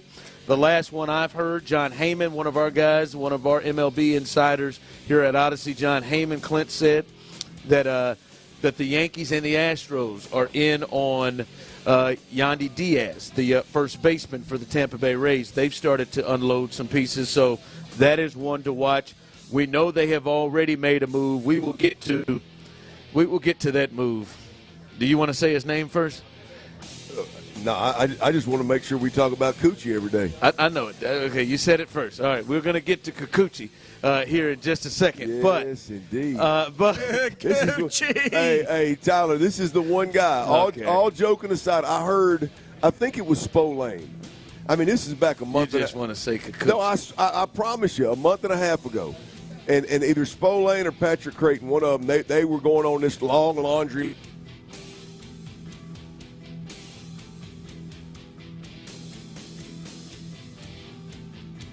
You fellas with me. They threw Kikuchi out there, and I said, if we can sign one guy in Houston, make it Kikuchi. If we can talk about Coochie every day on the radio, Kikuchi. Legally? Kikuchi. Legally? Kikuchi. You got to say that. See, this lady staring you down like, that's his nickname. The Astros signed a Kikuchi. His name is Kikuchi. No, it's not. It's Kikuchi. See, that's it right there. Good See, Lord. He going to get us in trouble. Listen, now, there's another new name. Would y'all like to hear it?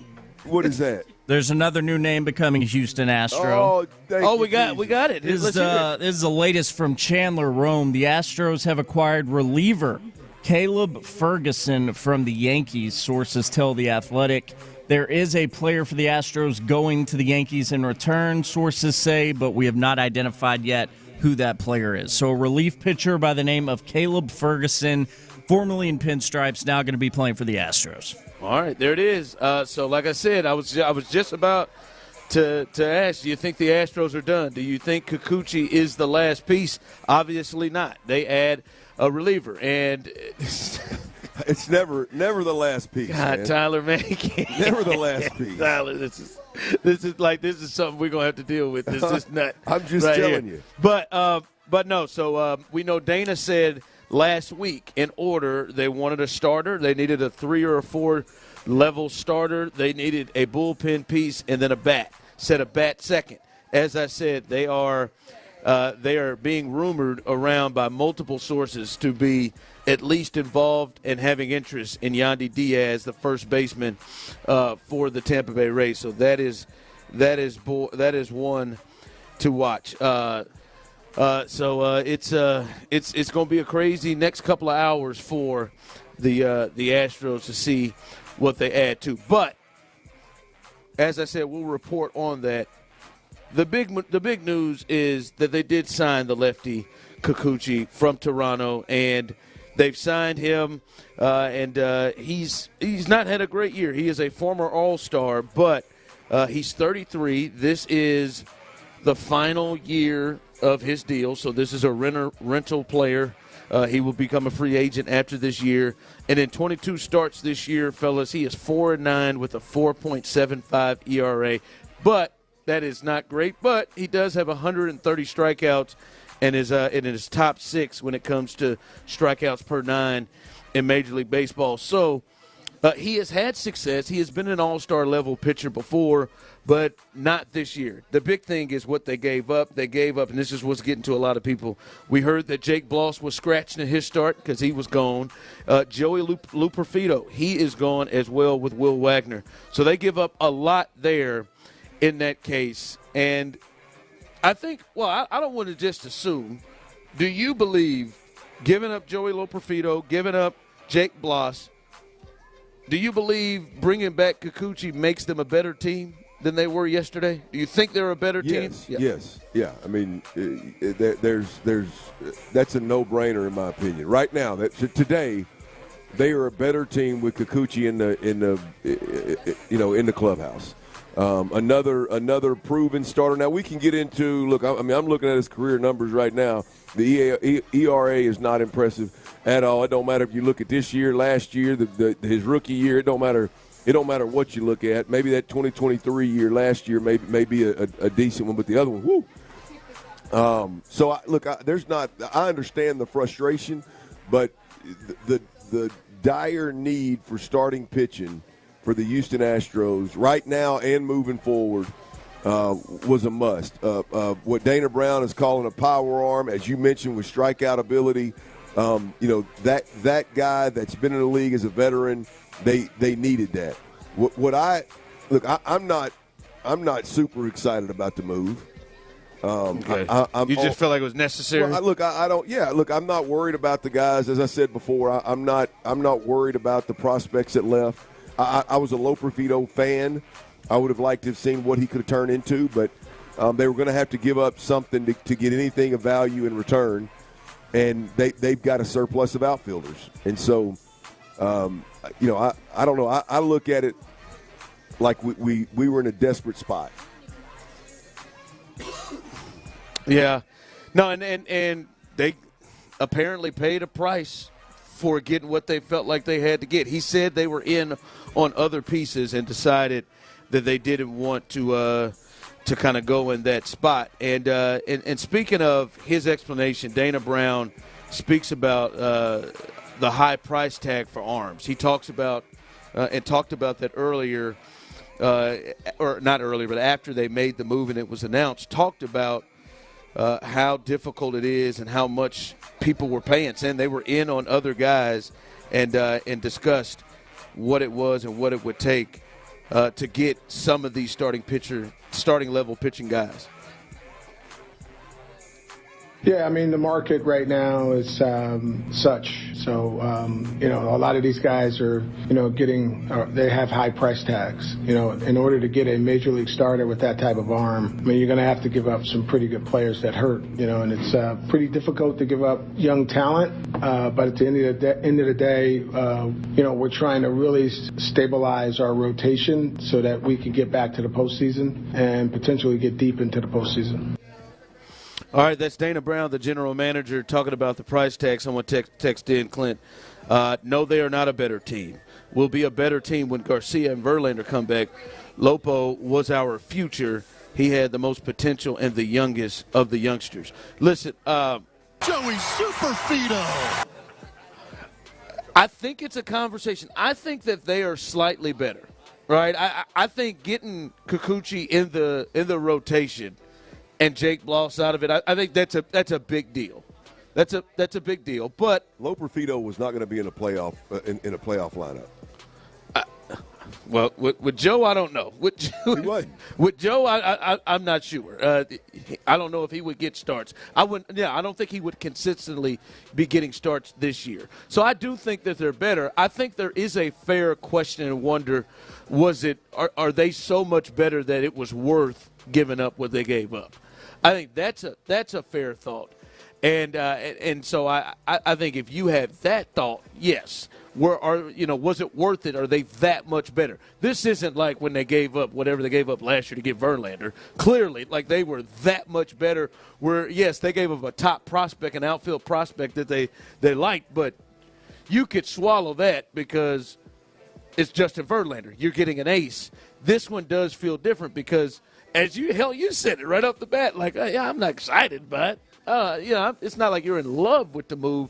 But I think that is fair. But I do think they are. I think this makes them better if you're just looking at what is going on this year. This does make them better because walking out there with Bloss and walking out there for how long it's going to take for them to get Verlander or Garcia or any other starter back, yeah, that put a lot of stress on this team. Well, look, I trust the Dana Brown at this point. I trust what these guys, the moves these guys have made to keep the Astros in 7 straight ALCS shape.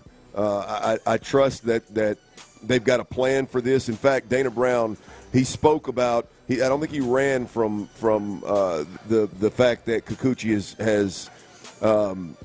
has struggled, and I was going to come in and talk about he struggled lately. No, I mean he's been a middle to bottom of a rotation type of guy. If you look at the numbers, he had a good April. Yeah, there you go, good April. So anyway, I don't know about that May, June, and July, but he had a good April. Dana Brown spoke to kind of what the Astros' plans are in relation to Kikuchi's struggles. Yeah, a couple things. I think he features, power with his fastball, and our guys have done a great job with pitching in this organization. We've been able to make some tweaks, and with that said, I think, we can really get this guy to a point where he could maintain some dominance with that fastball. Dana Brown seems to be pretty confident that they can make whatever adjustments that they need to make with what Kikuchi's working with, and he'll improve. So the reason until I see otherwise, I'm gonna lean into it. Like I can't get with people with saying, like, I understand some frustrations. I can't get with people who are saying like this is an F or this is an awful move. Like, the dude's season's not been great, but he has, especially when you're talking about the postseason, he has stuff.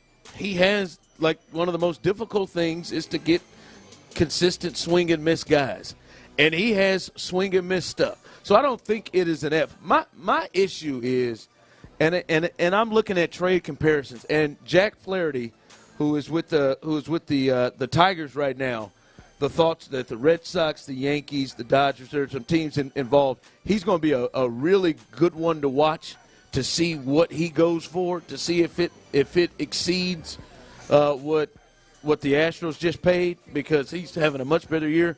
But I do look at this, and another starter, the Royals traded for Michael Lorenzen, a starter that was kind of in that list of the Astros, had a 3.81 ERA, solid, little bit, but I would say a little bit better than what Kikuchi has been this year. The Rangers got a left-handed pitcher named Walter Pennington. He's 26 years old, who had 27 appearances in AAA and was signed as an undrafted free agent out of the Colorado School of Mines in 2020. That's what they gave up for a guy whose numbers across the board are better, and he's also a rental. His contract is also up after this year. So by comparison, you think about it took to get Michael Lorenzen, whose ERA, his win-loss, all of the across the board's better except for the strikeouts. And it was a 26-year-old pitcher that, is not, 26 years old. You're kind of past the major league plan. Yeah. That feels like a big difference than Joey Loperfido, Jake Bloss, a guy that you clearly had some feel for. That was Dana's guy. You skipped him from Double-A to the big leagues when you needed starters. So you clearly had some feel for it. It does feel a lot larger of a pay than when we just look at another guy who just went for what appears to be a lot less. Yeah, look, I'm not going to sit here. I'm not going to sit here and pretend to know what that pitcher that the Rangers got in return, other than being 26 years old and whatever. Like I don't know what that prospect looked like. I don't know what that pitcher looked like. I'm not familiar enough with all the transactions that include players that we've never seen. I don't know. I'm not familiar enough with that. I know I'm looking at the Astros situation. Desperate. No, that sure you're in a World Series window, which not. I mean, what is there? 15 teams. I think I saw Patrick Creighton counted up earlier, and I think that's probably a big number. There's let's say 15 teams that believe they can make a run. And then you add to that, okay, how many of those have just been decimated with their starting pitching in terms of injuries? That shrinks that number significantly. And then you've got to obviously then know something about all the different prospects and all these different organizations to make it all make sense, man. I think the Astros are in a desperate situation. They needed starting pitching, and now is the time. There's no, and I think people obviously know that. People know the injury situation. People know the Astros expect to win World Series, and if you as a team have to spend a little bit more to get somebody, so be it. Yeah, we'll see. We'll see what happens. We'll see. I think a lot of people just view this move as like, is this going to get us over the top? Yeah. Is this going to get us over the top? Well, I mean, look, if you are just beside yourself right now with this particular move, I don't think it's a beside yourself move. I don't agree with it, but I don't think it's I don't think it's a train wreck. I mean, I got to see the guys. This ain't Dana and company's worst work. I got to see the guys pitch with the Astros. Look, it's not like. I mean, you've got to be pretty confident if you're the Astros at this point in terms of bringing guys in based off of stuff and based off of the experience, and you got to feel pretty confident about where you believe they fit in your rotation, and that you can, whatever you're working with, you bring this guy in here knowing there's a really good chance that you can get the best pitching out of him that he's had in his career. Yeah. As Astros fans, I mean, we all know that's happened with several pitchers that have. Hell, it's happening to Taylor Scott right now with the Astros. That's the thing. He has great stuff. Yeah, I mean, so I'm going to let all that play out. I'm going to let that part of it play out and see what happens. I mean, I have no problem dog cussing when it comes playoff time. I think you just say it out loud. I know we got to go, but I said this to Tyler earlier today. Like, if you'd have told me they were going to give up Joey Loperfido, Jake Bloss, and another prospect, I wouldn't have thought the guy coming back would have had an ERA pushing 5. Like, if you'd have told me all of that package, I wouldn't have thought it would have been Seems a guy like a healthy pushing 5. Yeah. An ERA pushing 5. And has an ERA pushing 5 in his whole career. A career ERA. Yeah, that one good year. So that's the latest. As we continue to roll through, again, as we said, 5 o'clock, that is the time. We will let you know the Astros already made a move, adding Caleb Ferguson to the bullpen. We'll let you know what they do, the Rangers, the Mariners, anybody that is connected to the Astros as the trade deadline comes up at 5. Coming up behind that, we were out at camp today, and Kamari Lassiter. Hey, we give our honest thoughts and opinions about what we watched. We'll let you know what we saw from Kamari Lassiter today. But before we get there, guys out there, hopefully –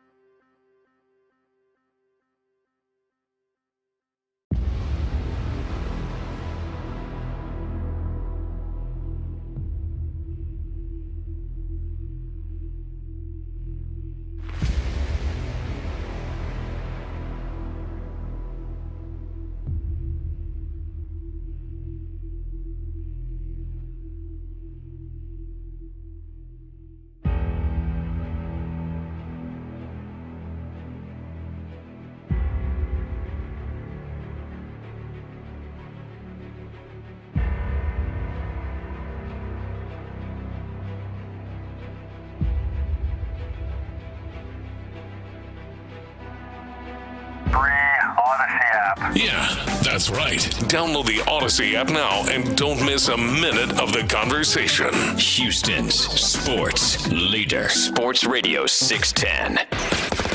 We're on the road to Canton. Live from the Specs on Smith Street. Thanks to Sagamore Rye Whiskey. Here's The Drive with Stoerner and Hughley.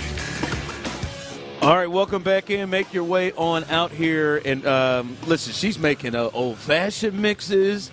I just had a little taste of something neat. Sorry, Tyler. But I mean, you could go for an old-fashioned, man. I know you could. You can come on out here right now. If you can get past the cookies and the dessert spot, which I have just accepted that I'm going to get one of them salted caramel cookies. I've accepted that when I walked in, and I don't give a rip if Red's listening, although I know he is out of town. So, but if you can get past that, you can catch us right as we walk in, and they've got it all set up for you. You can taste some samples, and then go ahead and get you a bottle on the way out. But it is a beautiful spot here. Specs, what'd you say? It's downtown, right off Smith Street. You said you felt like it's Midtown, but yeah, no, well, me and the wife both, we refer to it as Midtown. I mean, at this location now. I mean, we live a little outside the city, so I don't want to claim to know what the hell's going on down here. But downtown, Midtown, it's off Smith Street. It's the biggest Specs in the game. Yeah. And like Ron said, come with that sweet tooth. If you want a sandwich, they got one in the back. You want a cigar? It feels huge. You need a couple sticks. You got that too right here in this huge humidor and. Obviously, whatever drink tickles your fancy, baby, they got it in this place. And by the way, also, if you're in the building, we are hooking people up. We've got some prizes, and you can fill your name out, put it in our raffle box, and you'll have a chance to win one of our prizes. All you got to do is sign your name and put it in the raffle box. So come on out and have a good time as we are hanging out. Is all this stuff behind this prize? Is that your bag? I think it's just giving away. I think we got all kinds of shirts, hats. Oh, I thought you give away bags. That leather bag back there, whose is that? This brown leather one is mine. Oh, okay, my bad. That's that damn bag. I thought we was giving that away too. I didn't know. No, you ain't scooping that one. That one is not touchable. My bad. Right there. If you missed yesterday's show. Hey Tyler, this little pop right here, this little pop is Sagamore on this YouTube and Twitch. This is for you, bub. Appreciate you, man. I'm quite jelly. Man. Take a sip. Everybody take one for Robert Woods. His days are numbered. Oh, you think Rob's gone, huh? Yeah, I do. Sorry, Rob. I don't know why. Damn, that's a drive-by. We were celebrating. I think we were Rob, celebrating good rye, man. Good rye whiskey. I just wanted to get him some. Come on, swing on by and get you a bottle. Don't Jeffrey Simmons us, but swing on by and get you a bottle, which we'll look at later. But all right, Kamari Lassiter. Like I said, man, it should be a daily deal. Hey, I thought Kamari Lassiter was one of the best players on the field today. He today played well, and he covered guys like Tank Dell. I know he got a pass breakup in one of the team sessions on a slant by Tank Dell, which, hey, Tank's releases can create a lot of space, and he was able to play there, and he played against Nico. He played against Diggs. I thought he had a really, really good day today. Look, he had a good day today. I mean, go beyond the pass breakup that he had. It was with Tank. The one I saw was a deep hook. It was working a third and long situation, and so it was a deep hook route, and he broke on it well and had a PBU, no doubt about it. It was a hell of a play. But for me, even more impressively, man, as I watch practice, I watched Kamari Lassiter literally run a route. Now, the ball didn't necessarily go this guy's direction because, as I said, I think a lot of times, especially when you're talking about corners, you got to watch when the ball literally Kamari Lassiter ran the route for him. And then he came back, and it was Tank Dell on a go route.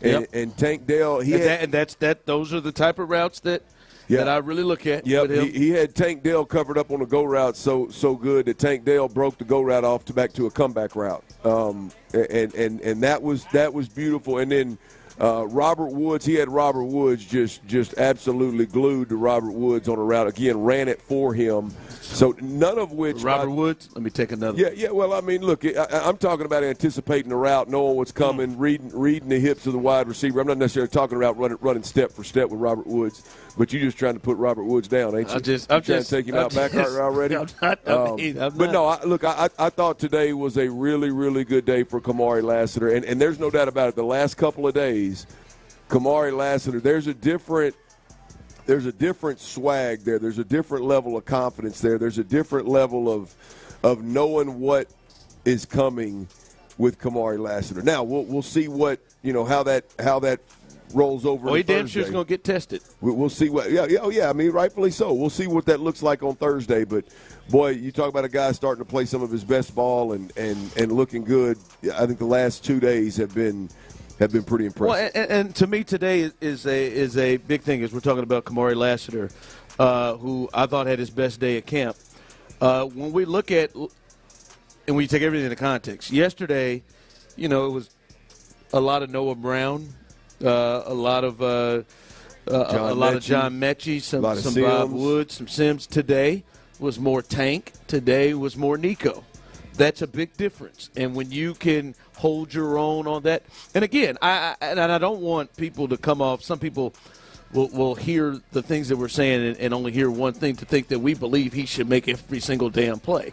No, right? Like Deion got beat. All right, like I don't expect him to make every single play, but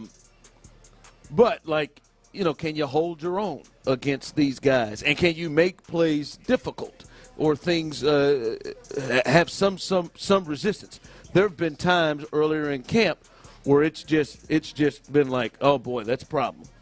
And today it was like, hey, my man's holding his own and doing what he could do, and he could cover those guys. And like you said, you could see some confidence coming off of that as well. So I think the context of today versus yesterday and who he was covering was a big deal. Not to mention it was CJ throwing the ball as well. Well, let's be honest, man. It's really difficult to see real game changing type type of movements and plays. I mean, it's like right now I'm putting a lot of stock in a guy that's mirroring and running routes for folks. Because it's a rookie.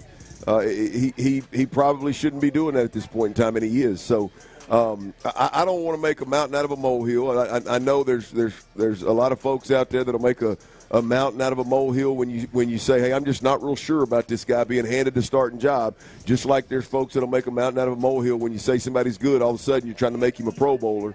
Not that at all. There's been a couple of impressive runs, not necessarily individual plays. I've not seen any super athletic type of interceptions or PBUs, but boy, being a headsy player, knowing what's coming, running routes for receivers that have the ability to threaten you over the top, but they don't push you out of your pedal. It was a good day in that regard. Impressive day for Kamari Lassiter. All right, coming up, hey, some I think great news, right? Some people may have some up and down feelings about what the Astros have done, especially the move to go get the pitcher at the deadline. But this right here, nobody will have an issue with. This is great news. We'll let you hear that coming up next. All right, it's Academy Sports and Outdoors.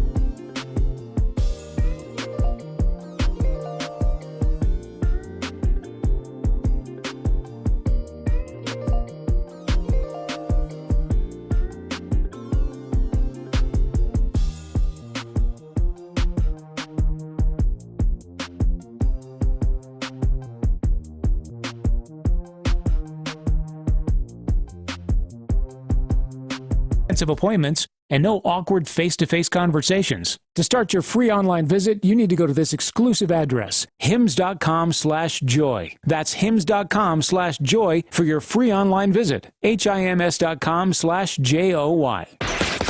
We're on the road to Canton, live from the Specs on Smith Street. Thanks to Sagamore Rye Whiskey, here's The Drive with Stoerner and Hughley.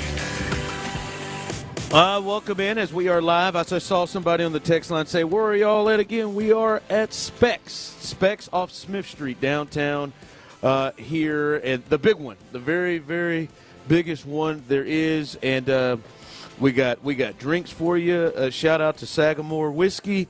They are here. We got, old fashions. I'm telling you, you can get a little sample of that. Sample of it neat. Maybe on the rocks, the old-fashioned mix. I'm a rocks guy. I know it. Where are you? I've tried neat, and now I've tried the old-fashioned. I'll be honest with you. I like rocks. I like mine to be a little cold. I'm not a neat guy at all with anything. Nothing. I prefer mine a little cold. I don't want it neat. I need it chilled. Yeah, but even if I'm shooting something, chill it. I prefer it cold. I don't like drinking hot stuff. But come on in, hang out with us. We'll be Tyler's here a neat guy till 6 o'clock. Yeah. Nah, I'm typically more on the rocks. Like it to be a little chilled. You don't turn it down, but yeah, you'd rather your preference. You like one of the big rocks, don't you? As long as it's dirty water, it's very well going to go down the gullet. Down the gullet. I'll be honest with you. When you were kind of saying that, I didn't think it was going to. The gullet was going to be the dismount. I did not. That one I didn't. I got to keep you on your toes. You did. I didn't see gullet as a dismount. All right, Chandler Rome reports this, fellas. Justin Verlander, who was supposed to throw a bullpen session off the mound. I'm not going to lie to you. When I read the beginning of that, when I first saw that and read the beginning of was supposed to throw a bullpen session off the mound, I said, oh, hell. We done got another setback. But no, he was supposed to throw a bullpen session off the mound at Minute Maid Park with hitters tracking pitches. Instead, he's throwing a live batting practice. Chaz McCormick just popped up the first one in foul territory. It's live and in color from Chandler. So he's taking swings. He's throwing the guys taking swings. That's what happens when you bring Kikuchi. When you bring new Kikuchi in town, that's what happens. All of a sudden, guys start getting well and guys start getting motivated. New Kikuchi will have you sitting up straight, man. I couldn't agree more. I'm telling you, Tyler, it is working on Verlander. It is working on Verlander, man. And look, whether it's new or maybe just new to town. Say untied. Hey. And undefeated. Untied and undefeated. Ooh, Kikuchi, no doubt. Justin Verlander looked over and said, what is in the dugout? Who cares? Oh, no, put some live hitters up there, boys. I'm ready. You said Flaherty? I'm ready. No, not Flaherty, no. They got that cat from Toronto. They got some of that new that Canadian Kikuchi that come down here, boy. They got that new. No, but that's big to jump up from. Hey man, we just want to have guys in there to just stand in the batter's box while you pitch, to take it to the next step, doing the same thing that Luis Garcia is doing. That has to feel that. And I think, and we've heard Joe say it a lot, I think Verlander seems to have a lot of say-so in the steps that he takes. And clearly he must have felt good today and felt good enough to say, hey, I want to let's take it up a notch. Justin Verlander. Well, what was that, about a month ago when somebody asked him a question? He said, well, that's a question for the trainers. Yeah. Training staff. I believe that. The medical team. There you go. That was. How the hell did you have that ready? Well, I got to believe that was more of a. There's probably been a request from management that the players don't give updates on their health, and so I think he may have just been towing the company line, if you know what I mean, and because I agree with you, Ron. I agree that Verlander is completely in charge of what the hell he does. A lot of it. If he felt like it, to me, to think that they would make this change, it would come from him feeling good enough to push that. Yeah. So that's the latest there. Verlander actually not just throwing in the bullpen, but throwing live BP, which is a big step from what they thought he was going to do. All right, as we're at training camp today, I told you there are two guys that are either Clint, either blind spots for me for the Texans or just I'm a Dameon Pierce, Jalen Petrie guy. I don't know what it's a blind spot or I'm going to be right about something. But I really, really want Jalen Petrie to work. I think the kid is a good dude, and I think he seems to have something that he can bring to the table. He seems to have all of those instincts that we talked about, and you can see the potential of great plays and game-changing plays and see how he could be effective. But, man, if he can't cover coming out of the slot, playing nickel, which he's been playing, and, boy, and we've seen it. And, look, some of these guys they have are difficult covers, but, boy, there are points where, there was a route over the weekend. Clint Tank Dale got, 5 yards of separation so fast and just ran away from him. Yeah. Saw a little bit of it today. That's my thing is I want him to work so bad because I can see a lot of the stuff around the line of scrimmage that he could really be good at. But, Clint, like we know with Tavier Thomas, with other players, like they can't play him if he can't cover. And then after that, Clint, we saw what it looked like when he played deep safety. Then the wondering is if he can't cover well enough in the slot at nickel, then it's like, what's the best place on the field for him? Well, look, I think that's the best place on the field for him is in and around the line of scrimmage where Denico Ryans is trying to push him right now. And look, here's how I feel. I feel like he is a better cover guy than Tavier Thomas ever thought about being. Yes, I agree. And so I think Denico making it work to where he helps this team win some football games, I think it happens. I without a doubt, I think it happens. Now, can he cover well enough to allow Denico Ryans to empty the clip, to bring whatever pressure he wants, to essentially not play zone coverage and funnel and have Jalen Petrie as more of a funneling a receiver to the middle of the field or funneling a receiver to wherever the help is. If they get in a situation where they got to go man-to-man, that's where we got to find out who Jalen Petrie is. And look, I think it's unfair to go out there and just line up in man across the board and ask him to man up and play some of these better wide receivers in the league.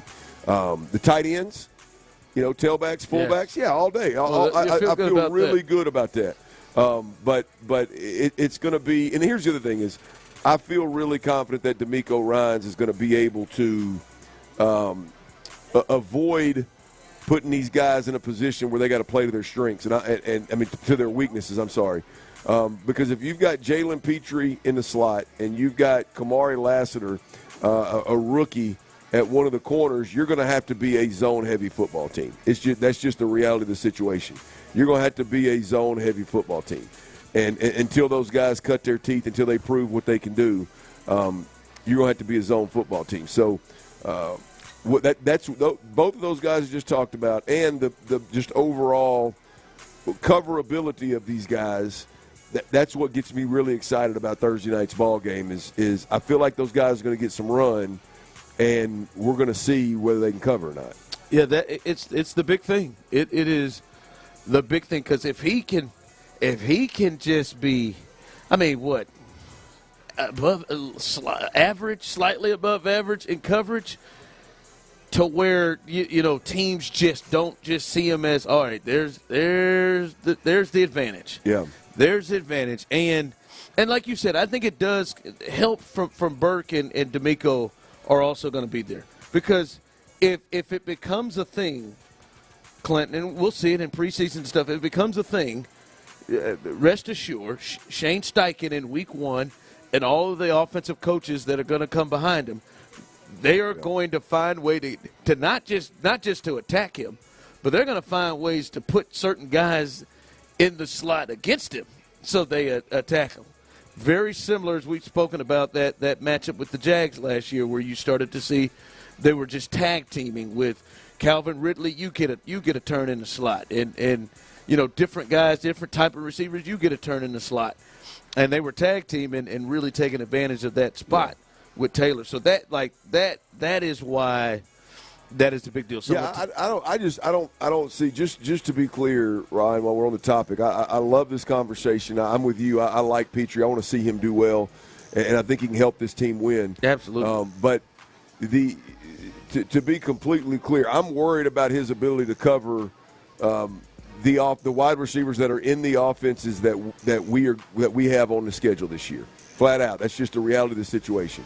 I am in no way, shape, or form worried anywhere near the level of what I was worried and concerned with Tavier Thomas last year, week in, week out. Yeah, you were like, you just couldn't. Yeah, I knew you just couldn't. I You can't just couldn't believe pay man. I can't believe it took 8-9 games. I can't believe Denico. Well, they were able to hide it decently, and I think some of the opponents probably helped too. But they were able. Believe Denico Ryans was able to do what he did with him out there in terms of calling and scheming and things like that. You would think offenses would know, hey man, they're going to be in zone if that cat right there is on the field, and so you're just cutting. And that's easy. For you're just. I mean, if you're telling me you're going to be in zone, and I can look at the tape and I can tell you ain't running but 2 zones, and one of them you're running 75% of the time, one of them you're running 25% of the time. Hell, I feel like I can have a little success against you. I mean, you're the quarterback having to read things post snap is out of the gate, and that's one of the things that Denico does really well is disguising.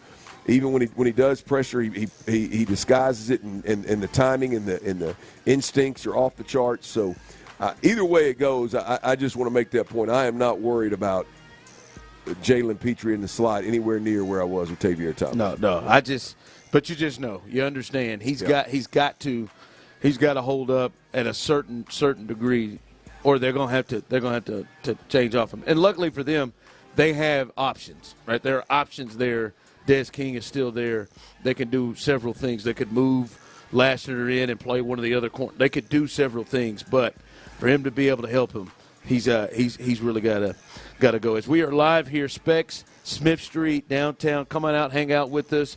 Get a little taste of some great Sagamore whiskey, and then everything in this spot. They've got everything you need here at Specs. So come hang out with us. We'll be here till 6 o'clock. Also, you can fill out your name and put yourself in our raffle and have a chance to win one of our giveaways. We'll get you completely updated here at 3 o'clock. We're just over 2 hours away from the trade deadline coming to an end in Major League Baseball. We'll let you know that the Astros, they have made a move in addition to their bullpen, and we'll let you know the name that they are being linked to as well, and about the big move they made last night that has been widely criticized. We'll discuss that. And wait till you hear this. I don't even think Clint's heard this. D'Amico Ryan speaks about Denico Autry. You'll let you hear what he had to say coming up next.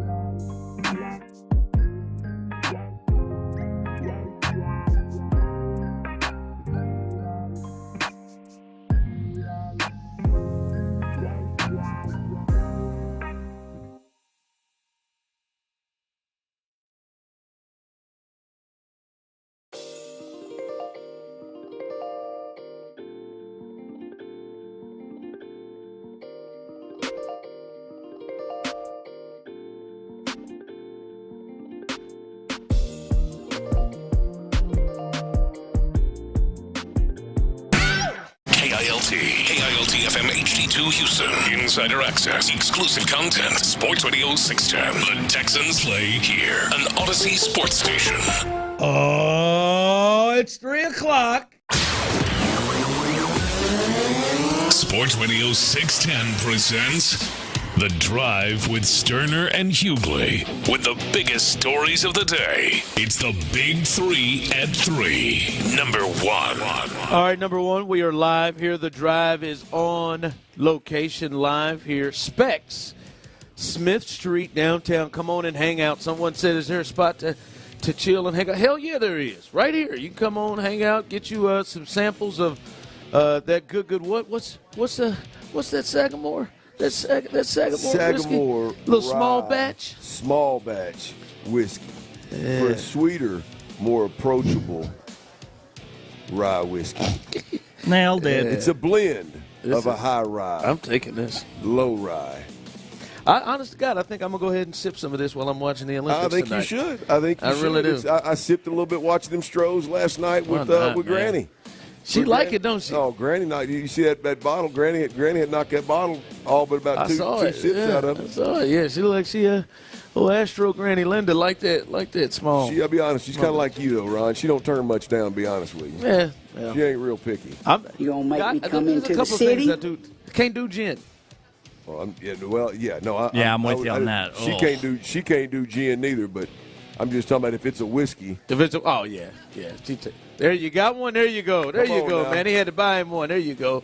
Why not, man? It's good stuff, man. Might as well check out that old-fashioned mix while you're at it. Boy, that's a tasty. I might need another one of those. I'm not saying nothing. But come on down. Hang out with us. We'll be here till 6 o'clock. We also have a raffle. You can put your name in and win a prize as well. So come on out and hang with us. All right, Clint, the deadline is exactly just under 2 hours away, 2 hours and 57 minutes. An hour and 57 minutes away. Thank you. Boy, you ask and you shall receive around this place. There you go. Man, what a sweet job. But they've obviously made the move to bring in the lefty and starter Kikuchi from Toronto last night. We'll get into more of that. Let you hear what Dana Brown has to say and how he sees him being a part of this team. But they've also acquired, since we've been on the air, Caleb Ferguson from the Yankees, someone to add to that bullpen. He will go directly to Houston. Don't know who the player is that he is going to go in the trade with him to the Yankees. We'll let you know as soon as that comes about. But they've added to the bullpen. Also, they and the Yankees are also two teams that our very own John Heyman, who is one of our MLB insiders here, John Heyman says that the Yankees and the Astros are in and interested on Yandy Diaz, and he could be coming to Houston, first baseman with the Tampa Bay Rays. A big time upgrade, Clint, big time upgrade at the first base spot for the Astros right now. So those are a couple of things to keep our eye on. Tyler, I'm not sure if you're hearing or seeing anything else. No, not as of yet. That's being connected with the Astros, but as soon as that comes through, we will give breaking news and let you know who potentially could be coming to Houston. But that's the latest here. They've added to the bullpen. They've added to the starting rotation, and it looks like maybe a bat, maybe another bat, and not just a bat off the bench. Feels like they've got plenty of those, but maybe a frontline bat. Well, that's what Dana Brown said. He wants a starting pitcher. That's priority number one. Relief pitcher was priority number two, and a bat, if one came their way, was priority number three. And what love it or hate it, they've addressed two of those priorities at this point in time. I know a lot of people are up in arms about Kikuchi at this point in time. And what was your first reaction to that? When you saw Kikuchi and everything. The fact that we're going to get to talk about Kikuchi every day on the air was exactly my first. I was like, hell yeah. Hell yeah. This is going to be awesome, man. I thought it was great. I'm trying not to participate in it. I got so many things I want to say. I don't know why you wouldn't want to participate. Did you lick your lips and say it first? Did you lick your lips and say yes, indeed. Kikuchi. Yes, indeed. All right, what's the first Astro thought, the first baseball thought you had when you saw they made that move and you saw it was for Joey Loperfido, Jake Bloss, and Will Wagner. Yeah, look, I didn't like to see Joey Loperfido be a part of that. Be a part of it. I'll be honest with you. I mean, not necessarily because I thought Joey Loperfido was going to be the next Kyle Tucker. I've heard some folks over the last couple of weeks maybe mention that, and I think that is a total stretch. I do like the kid. I liked his game. I would have liked to have seen him remain in an Astros uniform, but when it's all said and done, they weren't going to get a guy to come in here and under the circumstances that the Astros are under right now. World Series window is open. Everybody in baseball knows that they've got 7 starting pitchers on the injured list.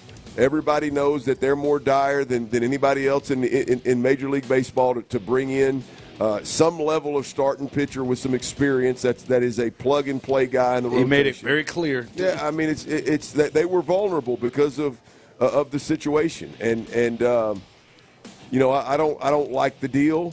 I'm not blown away with Kikuchi. I do like you said, the strikeout ability. I do like the thought that you bring a guy in here that's got some electric stuff, that has stuff that plays, and you pair him with this Astros pitching staff that has, seems like every year a guy or two pitches out of their mind, pitches better than they've ever pitched. I am willing to sit back, be patient, and see what Kikuchi looks like in an Astros uniform. Yeah, to the texter, text in, I'm sorry, but I disagree with the way Singleton's playing. They should leave him alone. He deserves to be the first baseman. Diaz is not an upgrade. Look at the batting averages. This is one that I would say is very similar to my feelings and my disagreement with Patrick Creighton. When it comes to Jake Myers and Julio Rodriguez, I don't need to look at numbers. I know that I know the two players, and I know that Yandy Diaz, is a real upgrade over John Singleton playing every day at first base. Right now, it will cost a lot, I believe, to get him, but he would be a clear upgrade and a guy that would be towards the top of the lineup every day. And I believe if he didn't win the batting title a year or two ago, he's been right up there. So he is a really good hitter. So no, I think that would be a clear upgrade. We talked about Kikuchi a little bit, as we said, little numbers on him: 4.9, 4.75 ERA, the 130 strikeouts and 115 in 2/3 innings is the big thing for him. When you say electric stuff, that's the elite thing where he can strike guys out. And Dana Brown, the general manager, spoke about this yesterday when he acquired him. Spoke about of how he could see him being used. Yeah, I mean, we see Kikuchi as a guy who could really strike guys out. We see him as a guy who could really log some innings for us because we're going to need that. And we see him as a guy who could pitch in the postseason with the power that he brings, throwing from 93 to 98. And so this addition for us, we feel like this could be a pretty good addition to get down the stretch. And that's to me I don't love it. I would not have done it. I don't think it's a train wreck. They were desperate, and now I think there is some real deal of they put themselves in a position to be this desperate to have to do this. But you can see, even if they were to make it to the playoffs and they're fully healthy, and all right, you need about 4 starters, that feels like Verlander, Framber, Hunter Brown, and Ronel Blanco. That's what that would feel like right now. He is at least somebody, if you then take him to the bullpen, and we know he can strike guys out, and as he said, 93 to 98 when he's letting it all out, there is also a space to use him there as well. So I think there are a lot of different ways to use him and for him to be used. That's why I just don't think this is a train wreck of a move that I think some may think. So I'm all right with it. Don't love it, but all right with it and understand it. Big 3 at 3, number 2. All right, Denico Ryans, he speaks for the first time. He spoke after a practice, speaks for the first time on Denico Autry, his defensive lineman who who is going to be suspended for violating the performance-enhancing drug policy with the NFL. This was Denico Ryan's when asked about the situation with Denico Autry. Suspension for Denico Autry. Positive question to start. Oh, well.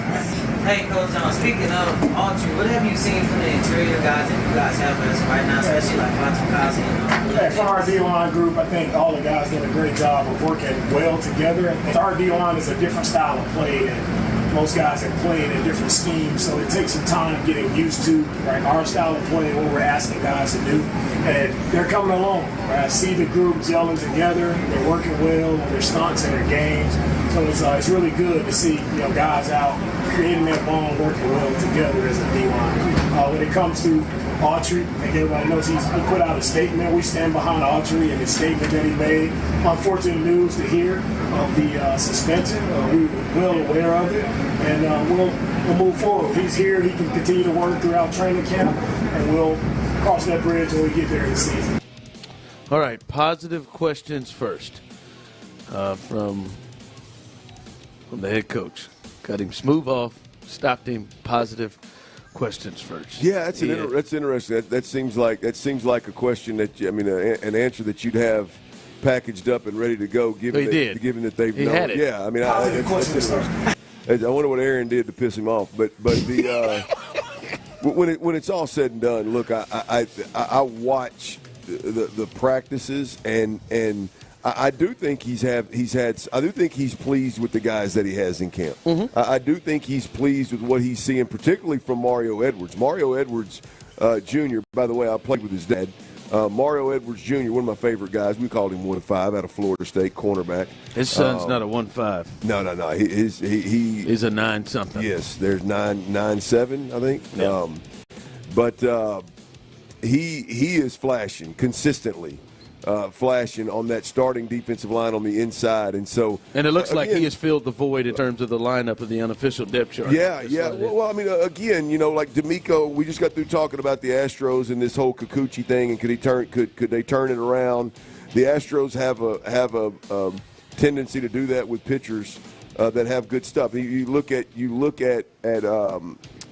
Denico, he talks about their defensive line. Typically, they play a little different than anywhere these guys have ever been. And so, you hope to see a different level player, at least a couple of them. All of them aren't going to take to it and run with it. But you take a Mario Edwards who's never played in Denico's system. If he jumps in there and he fits it perfectly, you could see a guy like that take off. There's no doubt about it. Mario Edwards, in my opinion, on the defensive line across the entire board, Mario Edwards is the one that's jumped off the field this year the most. Yeah, well, and it looks like he's going to be maybe the one that's asked to really step in if they don't make another move to fill that void, at least inside-wise for Denico Autry. So that's the latest. Real quick, your takeaways from practice. I know we talked a little bit about Kamari Lassiter, but you were there. I know you had your little perch where you're standing up on your little area. You were looking at everything. What was your takeaways from practice today? Well, I thought Kamari Lassiter had a good day. I flat out watched Kamari Lassiter run a route for Nico Collins. I watched him run a route for Tank Dell. I watched him run a route for Robert Woods. In other words, he's covering them so tight. He's breaking out on the route before them. Today was an impressive day for Kamari Lassiter. Today is a day that impresses me more than covering a go route on Noah Brown a couple times yesterday, right? That's a good day. That's fine, but today was impressive, and I think another thing that stood out to me today was clearly Diggs' ability to. We're 10 practices in, and dude is the hardest worker out there. He's not taking reps off. He's not quitting on plays. He is absolutely grinding through it, and when you got a veteran of that ilk that can do that 10 days in, it's pretty impressive. To me also, speaking to that, this is another time. The offense looked pretty good during red zone. They seem to they have like, even if they've had some kind of rougher days, they get to red zone, they seem to execute there. They almost got in for a touch. I think it was 8 of 10 near the red zone, and that I read from DJ Bijani. where he was keeping the stats of it, but watching it, you could see they were having success, which is a big thing. Multiple times in camp, we've seen them have big success in the red zone. Yeah, they've been good. It seems like it's day to day. I think today overall was probably a little bit more of a rough day for the offense, but again, the situational football, they caught themselves in 3rd and long multiple times. They're trying to work their run game, and so they were moving the ball with some drives, and it just wasn't as I don't know that they were as fluid as Bobby Slowick is going to be typically. So the other thing in practice today that I think really stood out is, we're on day practice, 5 or 6 of Dameon Pierce getting all the don't do it. No, look, I'm just telling you. Don't get me excited now. No, I didn't see anything to turn me on. I'm just saying in general. I'm looking for it. Well, you've got a guy that's got you're 5 or 6 days into him getting all the 1 reps. He's on record himself talking about how he's matured and how he's changed. The coaches are on record saying those things. I don't know. This team's going to they're going to need more than just Joe Mixon. Joe Mixon's going to be really good, I believe, if he's healthy. They're going to need more. And boy, if that more is a version of Dameon Pierce that's closer to 2022, look out now. He's getting a lot of reps. The opportunities. Joe Mixon was working on the other field, by the way. Yeah. Him and Laramie Tunsil, they were working. Not just standing and watching, but really working and getting a good workout in on the field today. So that's another good. If Dameon Pierce doesn't work out with this football team, it's not going to be because he wasn't given the opportunity. Yeah. He's getting all the work you could possibly get, and so he's going to get some coming up. I think Thursday and in preseason. I'm in Thursday game mode already, so I'm kind of looking at this thing through that lens, Ron, of like what's going to really get me worked up on Thursday, and we're talking Dameon Pierce. We're talking Jalen Petrie. A lot of the guys we've talked today already, I think, are the guys that because they're playing new positions are going to play more than maybe they would. Maybe we thought they would year 3 of their NFL career in the preseason. So there's going to be some guys out there that I think are going to be integral to the Texans' success this year. All right, I got to be honest. I held out a little bit. On what? I didn't give away my number one takeaway in camp today. My number one takeaway in camp today, I think it's something that can get a lot of Texans fans excited. We'll discuss that coming up next. All right, Clint Stoerner here. Before we get to that takeaway in camp right there, we got to talk about these silver bullets now.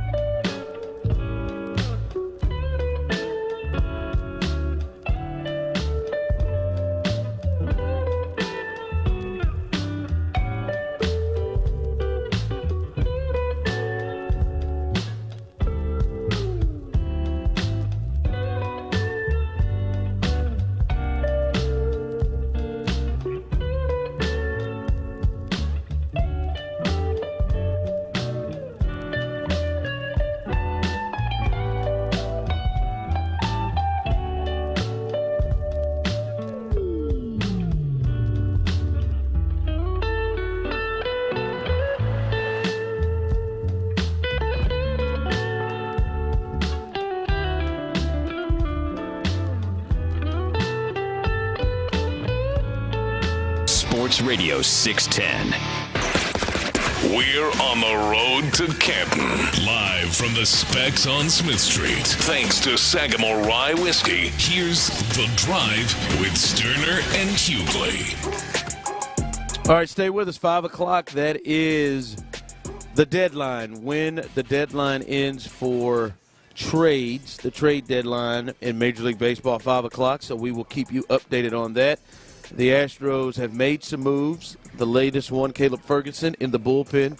They sent a high A right-handed pitcher in the deal and 750,000 in cash as well to the Yankees in that deal. And also, this goes a part of the move with the trade and they brought in. They also called up Pedro Leon.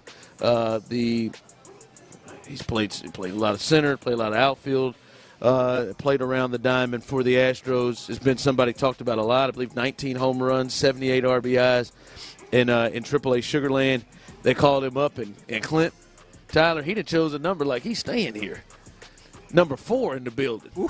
Slide. I didn't even know that. I didn't even know singles were still available around here. He got number 4. One old Springer dinger on him. I didn't know you had to. He went in and grabbed number 4 out there. Go ahead, baby. That ain't 71, which is Hater. That ain't 77, which is Garcia. That ain't a high ass crazy 60 number. He went for it like he gonna be here a minute.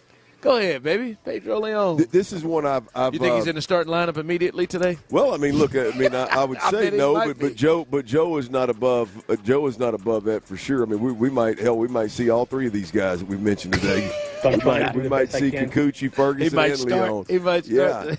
Yeah. But no, he already talked about Kikuchi trying to get him in town by Wednesday. Yeah. But nonetheless, look, Pedro Leon's he's one that I've been wanting to see at the big league level for a while.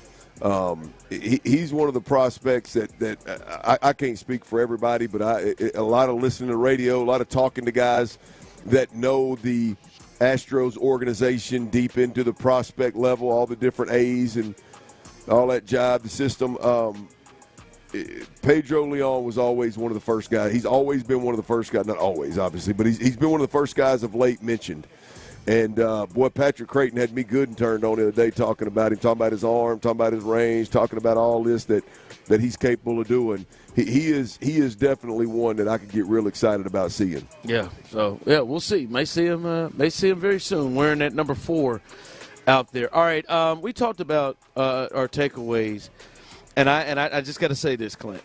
We've talked about certain players going into camp, players that we were going to watch, players we wanted to see, players that had big camps to try to make a move. And I got to say today to you, and what I would say it's the whole practice. I thought he had a really, really good practice. But, Clint, for me, today was the first time that I was able to lay eyes and see, that's why they moved up in the second round to get John Mechie. That's why they moved up in what they saw in him. That was a guy at Alabama that was a 1-2 punch with Jamison Williams that made big plays. That was the dude. Man, he had a stretch, and if you go and look, you ain't got to look too deep. You can see him. What he did to the rookie Bullock, I mean, it wasn't quite Tavier Thomas on Xavier Hutchinson, but it was spin cycle. He put a move on him, Clinton.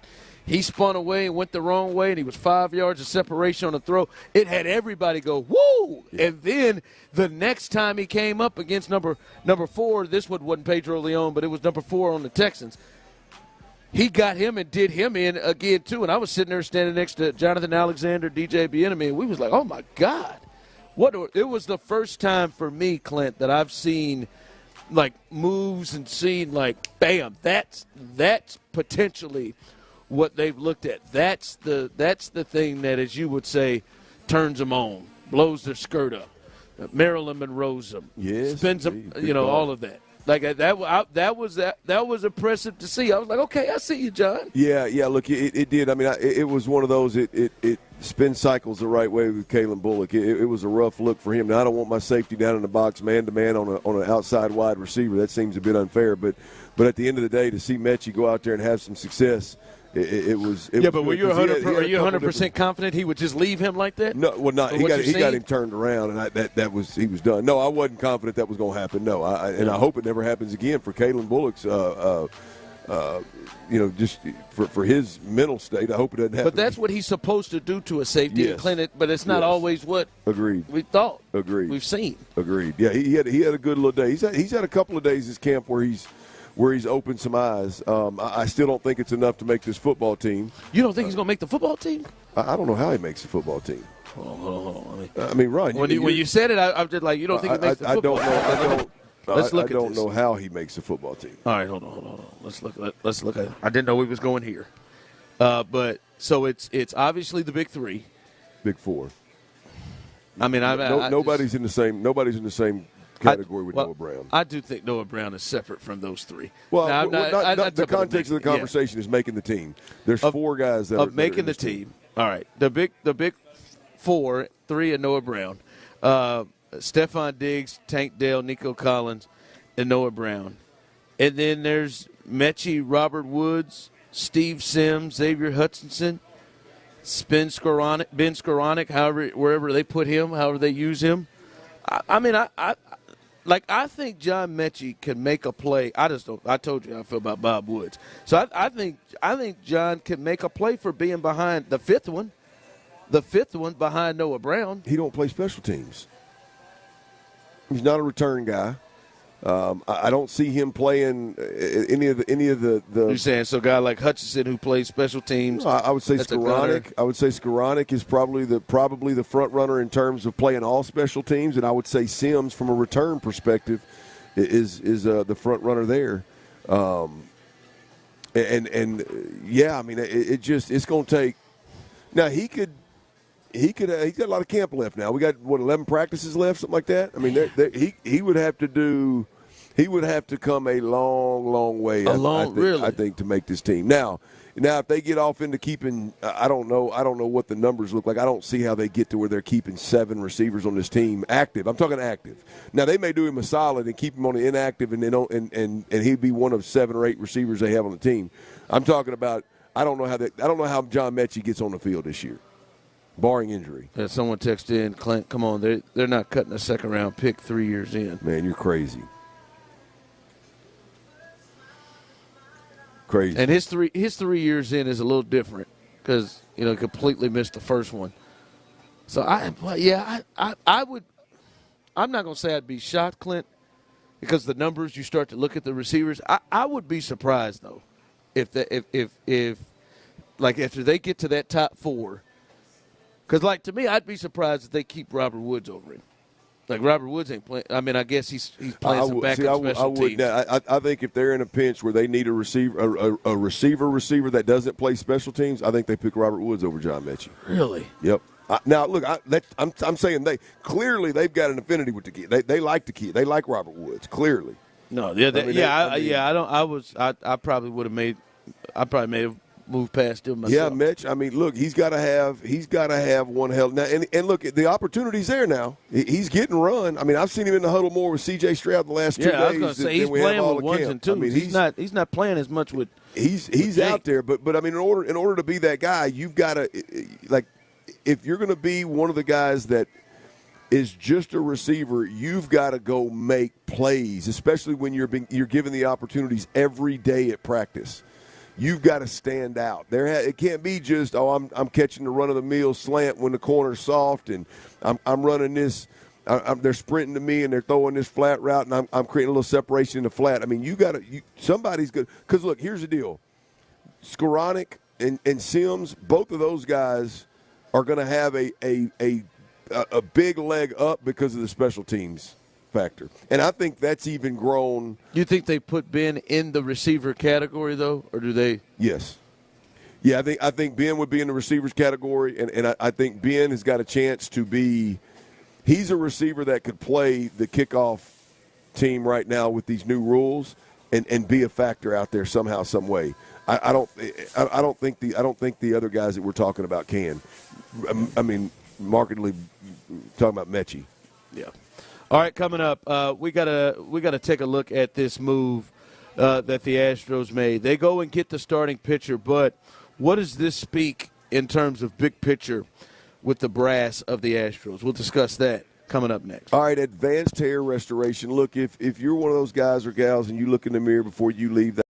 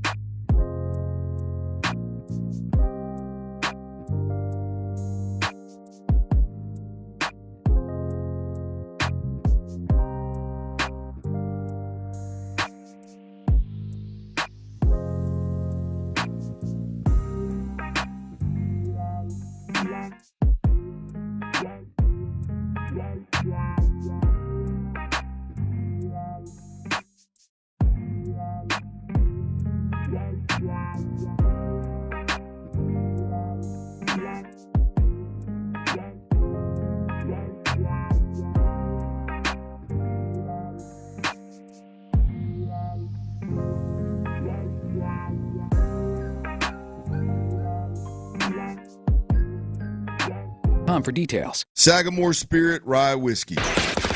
We're on the road to Canton. Live from the Specs on Smith Street. Thanks to Sagamore Rye Whiskey. Here's The Drive with Stoerner and Hughley.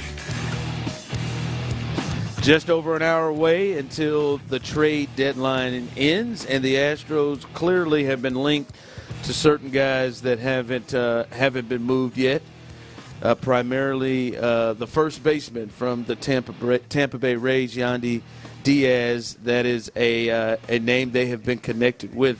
As I said, we will break in. Tyler will break in whenever a move is made for the Astros. That they've added two arms, one in the bullpen, one in the rotation thus far. By the way, we were out here at Specs, and I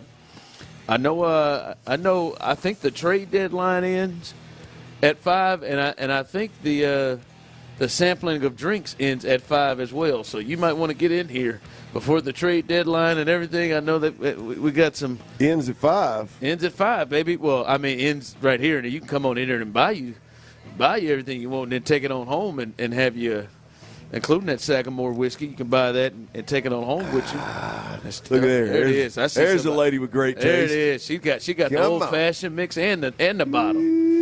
It's a sexy bottle, too, boy. I'm telling you, as I told you, I'm going home with that, and I'm sipping on that. I think you should, man. Why not, You got that gift card? Oh, no, I went balls to the walls already with that one. Oh, you wasted it already? No, I didn't waste it. Oh, well, I meant used it. I didn't mean like whatever you got wasn't worth it. You know, I went in there and I said, you know what? I'm gonna give me a nice $100 bottle in here. So you put both of them together, huh? Well, I only have one, so I had to that pay my boy Ron? another piece of it. Oh, man, nice one out there.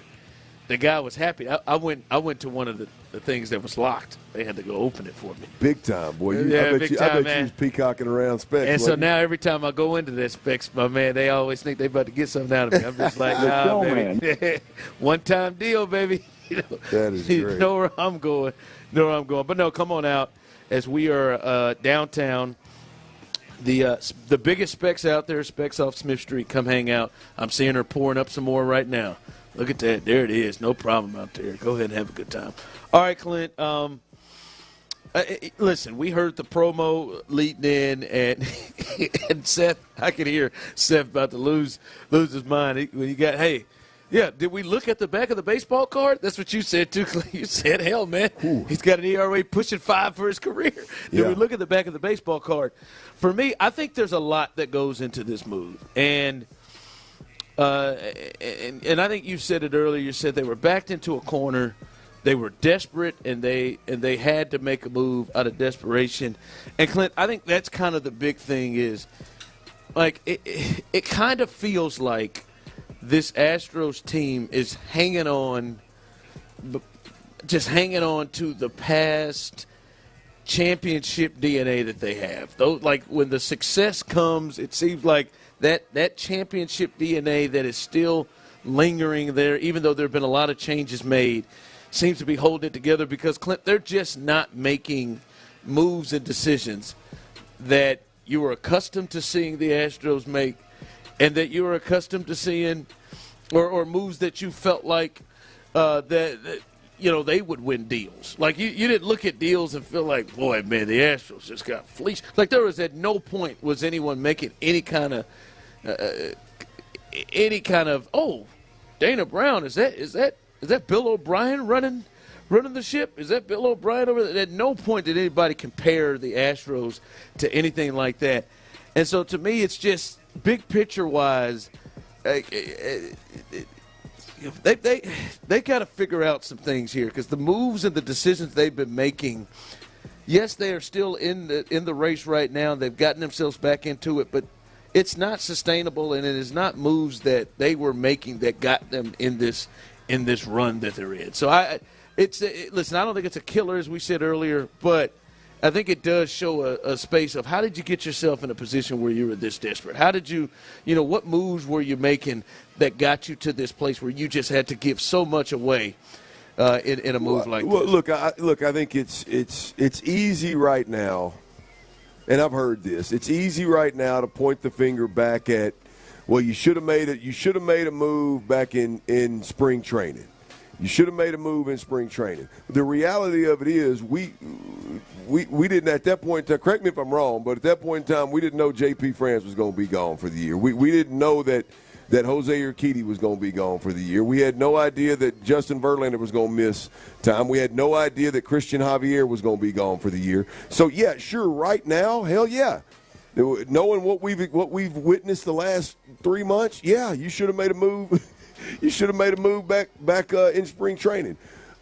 I was comfortable then, or just even earlier than this, to have gotten yourself to a point like you clearly knew you were going to need starting pitching, and it just does when you see other moves made around them. Yeah.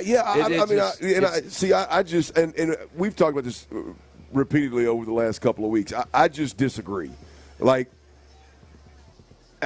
would I welcome another arm? Sure. Am I disappointed that the guy that they went and got was a guy that was at the bottom of the Blue Jays rotation and is touching damn near 5 for a career ERA and has been awful of late?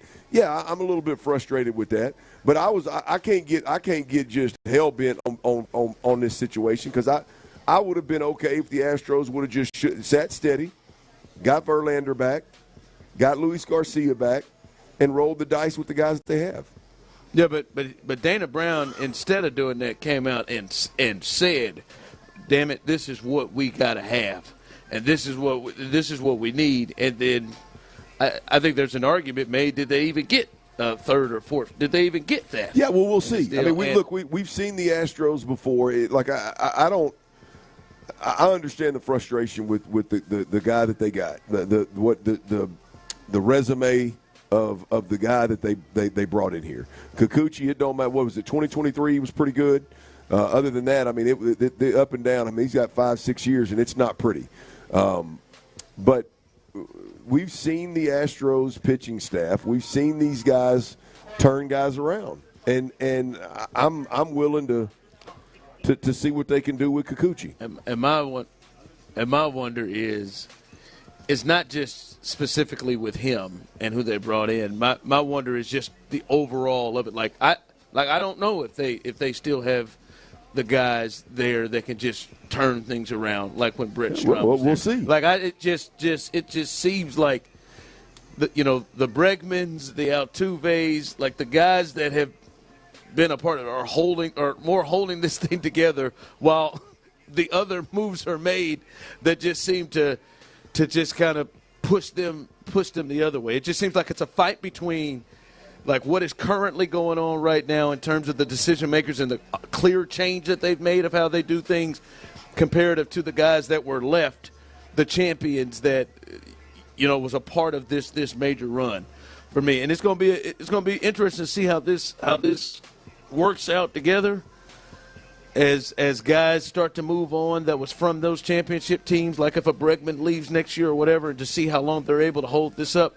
But to me, if they're going to continue to make decisions like this and get to a place like it never seemed like the Astros before, like last year, got to a point where they were stuck with sitting on their hands. Oh God, like they seemed to be a team that was not as much reacting to situations, but made moves, getting ready for things. They were more proactive than they have been right now. And I don't know, it just seems this is another move to me in line with it, like how long it took them with Abreu, how long I am concerned down the line for this group to continue to be able to do what they've been able to do here the last 7-8 years. Well, they're just not making moves that seem sustainable. Well, whether you like the moves or not, when they're making moves and they're pushing out prospects, at some point in time that fountain's going to dry up, and at some point in time they're going to have to shift gears, and that's Dana Brown. That's part of what Dana Brown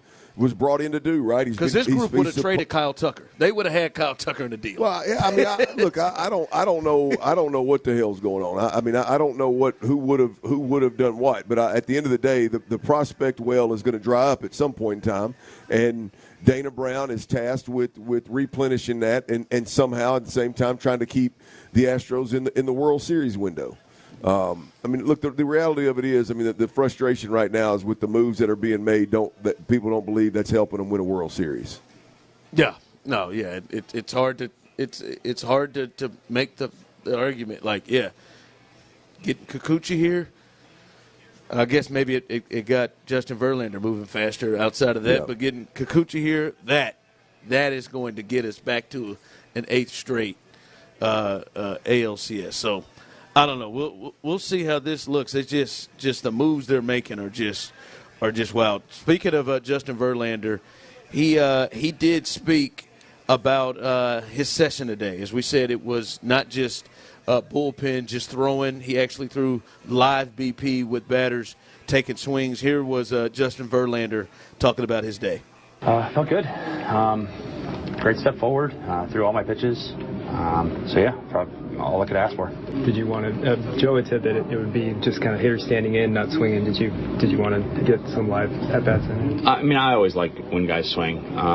It's my job, right? I learn a lot more when guys are trying to hit than just taking pitches. And they have a better feel as well. I come off the mound and talk to these guys, Doobie, AD, and ask them about my stuff. If they're not swinging and just tracking, it's a different reaction. So you can't hide instincts. So if you're trying to hit the ball, you can get a much better feel for what they're seeing and doing.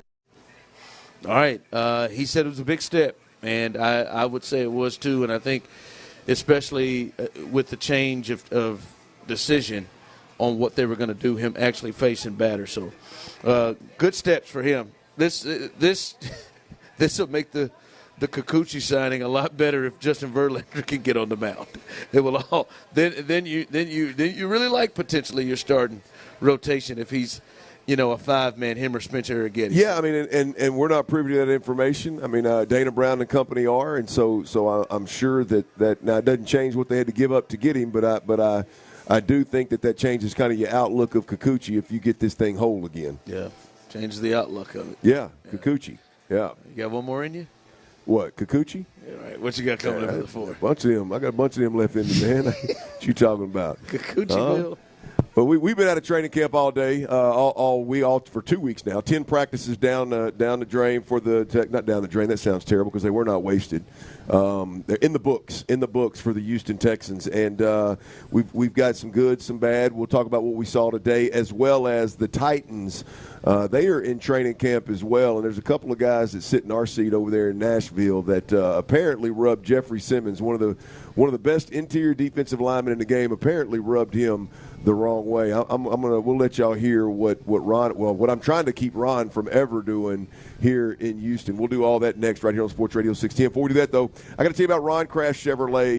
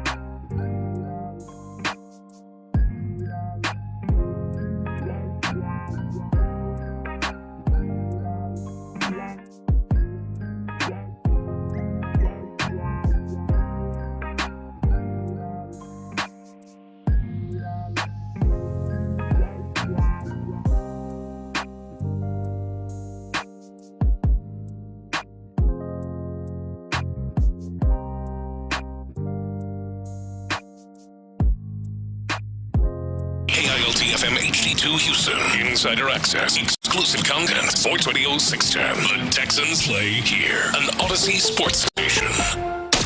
Sports Radio 610 presents The Drive with Stoerner and Hughley. Dive into the mind of former NFL quarterback Clint Stoerner. I like a good time. I like to have a party. I know you do.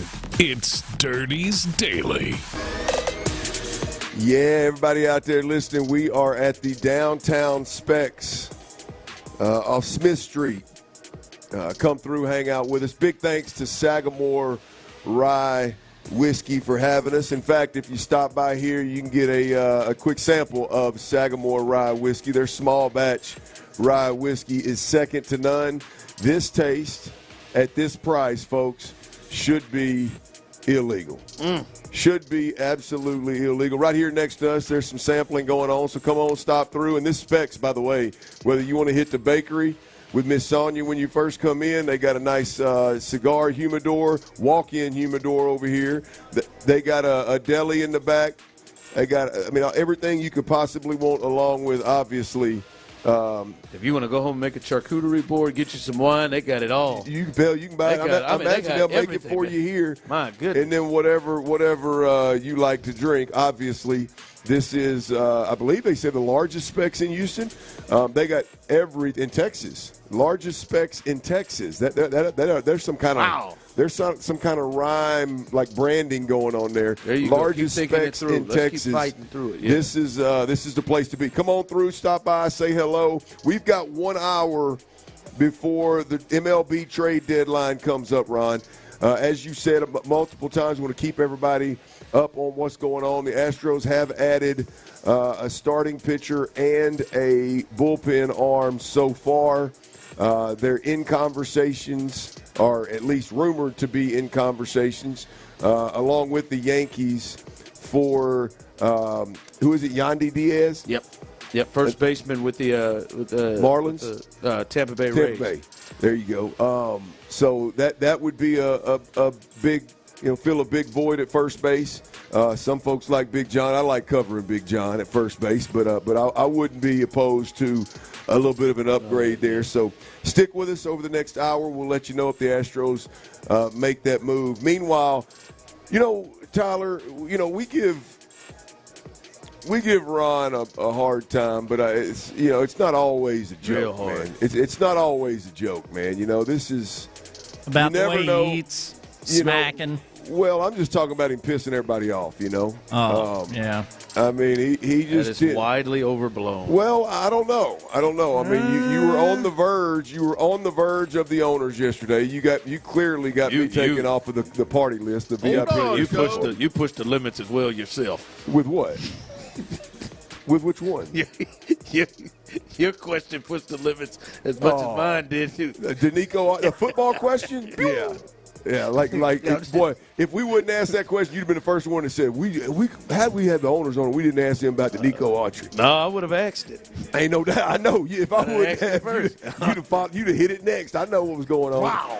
But we give them a hard time. But look, this is really this is the kind of thing that I'm concerned about, you see. obviously, I don't know the call numbers, Ron, to the station that cut that we the should call flagship. We should call the it flagship of the Titans there in Nashville. I believe it's the flagship. But there's a host on that station there. His name's Buck Rising. That's who it is. His name. Oh, I've heard of him. And apparently Buck has rubbed Jeffrey Simmons, one of the best interior defensive linemen in the game. Apparently he has rubbed him wrong. And I'll break this thing down. Tyler, we got the audio. This happened, I guess it was maybe this morning at training camp. This happened between Buck Rising. This exchange is between Buck Rising and Jeffrey Simmons. Well, Jeff, you want to sit down? We can talk whenever you want to talk. Jeff, we'll deal with that later. Roger McCreary sitting down with us here on 104.5 The Zone. Jeff, I mean, we're on the air right now. Carrot, you do a lot of talking on social media. I'm right here, Jeff. We can talk anytime you want to. Unbelievable. We got to make that happen. Well, we'll deal with that later on. Roger McCreary sitting down with us here on 104.5 The Zone. Jeff, if you want to sit down and talk about this, we can talk about this. I'm telling you, stop talking on social media. Talk to me. I'm talking to you right here. Jeff, we tried to talk to you last week. I'm being rude to Roger. We'll deal with you later. Roger, what's going on? It's good. Doing good out here. I'm doing good. How was the day of practice? First padded practice. How was your day of practice? First day of practice. Oh, Roger McCreary. That poor fella. Hey, Oh, my Lord. I bet he was smiling. He could not get to Roger McCreary. Roger McCreary, damn it. I bet you he was smiling. I'll tell you, I will tip my cap to Buck. Buck handled it. Handled it better than – because I'm one that gets flustered in those kind of situations. So Buck handled it fairly well. But if you so I started doing the terrible thing. Buck was prepared to kick Roger McCreary right off the set. We can talk whatever you want. Here, sit down. Like Roger's lined up to do this. Yes. But Jeff, if you want to make this radio moment here, let's go. Yes. We can talk whatever you want. Roger, you're gonna have to get up out that seat real quick. Jeff, put the headset on. Yeah, Buck saw something something potentially going viral. It did. It could have got. Yeah, I'm telling you. And he knew if Jeffrey would sit down, who thought it would have gone viral because he got called a. What do you know? Yeah, the word that rhymes with a kikuchi. Yeah. Lussy. Well, so I started doing a little bit of digging, Ron. So I thought this has got to be there's got to be more to this. And Ron, I'll be honest with you, that I'm worried about that happening to you one day. I'm worried about that happening to you. I just got the red carpet. We're wanting to get into a controversy. See, had we been there in person, it may have happened right then and there. Oh, yeah, man. It would have been some furniture moving right there with Jim. You just shut up and let me do my job. Yeah, I would have been yelling at Jim as he walked off. Well, so I got to do. I mean, to me, it sounds like old buddy is saying personal stuff toward. Yeah, well, I don't say anything personal. You knew something immediately. Something spurred this, right? So I go back and look through old Buck's Twitter feed, and I find this text. He's obviously watching practice, right? I find this tweet, not text. I'm sorry. Simmons just swung at Latham after some pushing and shoving. Refs said 98 would have been tossed in a game. He's back in for the next two and immediately starts a brawl. And this is where he goes wrong. Sloppy. Simmons needs to lock the F in. What's wrong with that? Well, the way I read it the first time, I thought it was Sloppy Simmons. Oh, I read it as. I thought that was the one where he was calling him Sloppy Simmons, and he needs to lock the F in. It sounds like it's just like, hey man, that was sloppy. The situation got it. It's being sloppy. He needs to lock in. Well, if that's what Jeffrey Simmons is coming to him about, and want to go cussing and doing all that, then Jeff's weak. No, I agree. I thought. Sorry, that's Jeff's. That reaction is weak. Right. What I'm saying, that may not be it. What I'm saying is, when I read it the first time, I thought he was saying Sloppy Simmons. Sloppy Simmons, like a name. It needs to lock the F. I'm thinking, now who are you as a media member talking about somebody needs to lock the F in? So I guess I'm going to clearly have to go back and do a little bit more digging and try to find out exactly what all that's about. Because something has touched Jeffrey Simmons. Yeah, I mean, he hit him with the P word. Yeah, he hit him with the P word. And there's a video with it. I mean, it's clear. Like Jeffrey's not even in the video. I'm not going to like Jeffrey's doing a drive-by. I want to hear I don't need to hear. I guess we don't need to hear it again. Tyler, I like the more I think about it, it feels like Jeffrey looks worse than Buck does. Like he to me, it sounds like he looks worse than me. He kept telling him, "Hey, sit down. Sit down. You want to talk about it?" He said, "You can on social media. Here, hell, you sit down. We're right here. Sit down." I don't. Yeah, I don't know. I'll keep putting. I'd like to hear what it's about. I'll keep putting my investigative touches on this because he clearly says on Twitter that it's on Twitter that he's doing. I thought I found it. Hell, I'll keep doing a little bit of digging there, but. On another note, that ain't gonna happen to us. What's that? That ain't gonna happen to us. Ooh, I don't know. I wouldn't put that out. I wouldn't put that completely out. Who is there anybody you think that's likely to walk up? Well, never mind. If we were sitting down. Well, I mean, me and Nick are getting closer. I think even though Nick is getting a little bit feisty, Nick dropped. He didn't say the whole word, but he said he's talking about. I mean, he talked about Denico Autry being a tough MFer and all this kind of stuff. Nick's showing a little bit of he's showing a little rough around the edges. No, man, we good. I don't think we don't talk about anybody personal. I think some fans may take us talking about Kamari Lassiter is personal, but we don't. I'm not. I don't care what the fans take. I think I could see Laramie saying something about some of the conversations we had over the last 2 years, not necessarily this year, but the last 2 years about not being present in camp, mini camp, stuff like that. I could see him taking offense to that. Contract year, trying to get paid. We're talking about injuries. You think he reached so a couple of times. So much so they come over to a table towards us and start calling us out our names? I don't think he would go out of his way, and I don't know that he would because he's a much cooler, more calm and collected guy. But I think he would. I think he'd bring it up. Casario. Yeah, we could have a good conversation. I think he'd probably bring it up in a real. What's my man's name? Lane Kiffin way. Did you see Lane Kiffin and what, a passive aggressive way? Well, he just reminded. What's old buddy's name? That the old fellow with the glasses that does college football for SEC. Paul Feinbaum. He just reminded Paul Feinbaum in a very nice way that he had said some disparaging things about him in the past, and now he's quite the fan. So, so I think Laramie would be more in that probably in that vein than like Jeffrey Simmons calling the P word and all that kind of stuff. Yeah. But who knows? On another note, boys, real quick, I think it's getting rough for me on the Kamari Lassiter front. What do you mean? Did you boys listen to Texans All Access last night? Rock and roll, meow.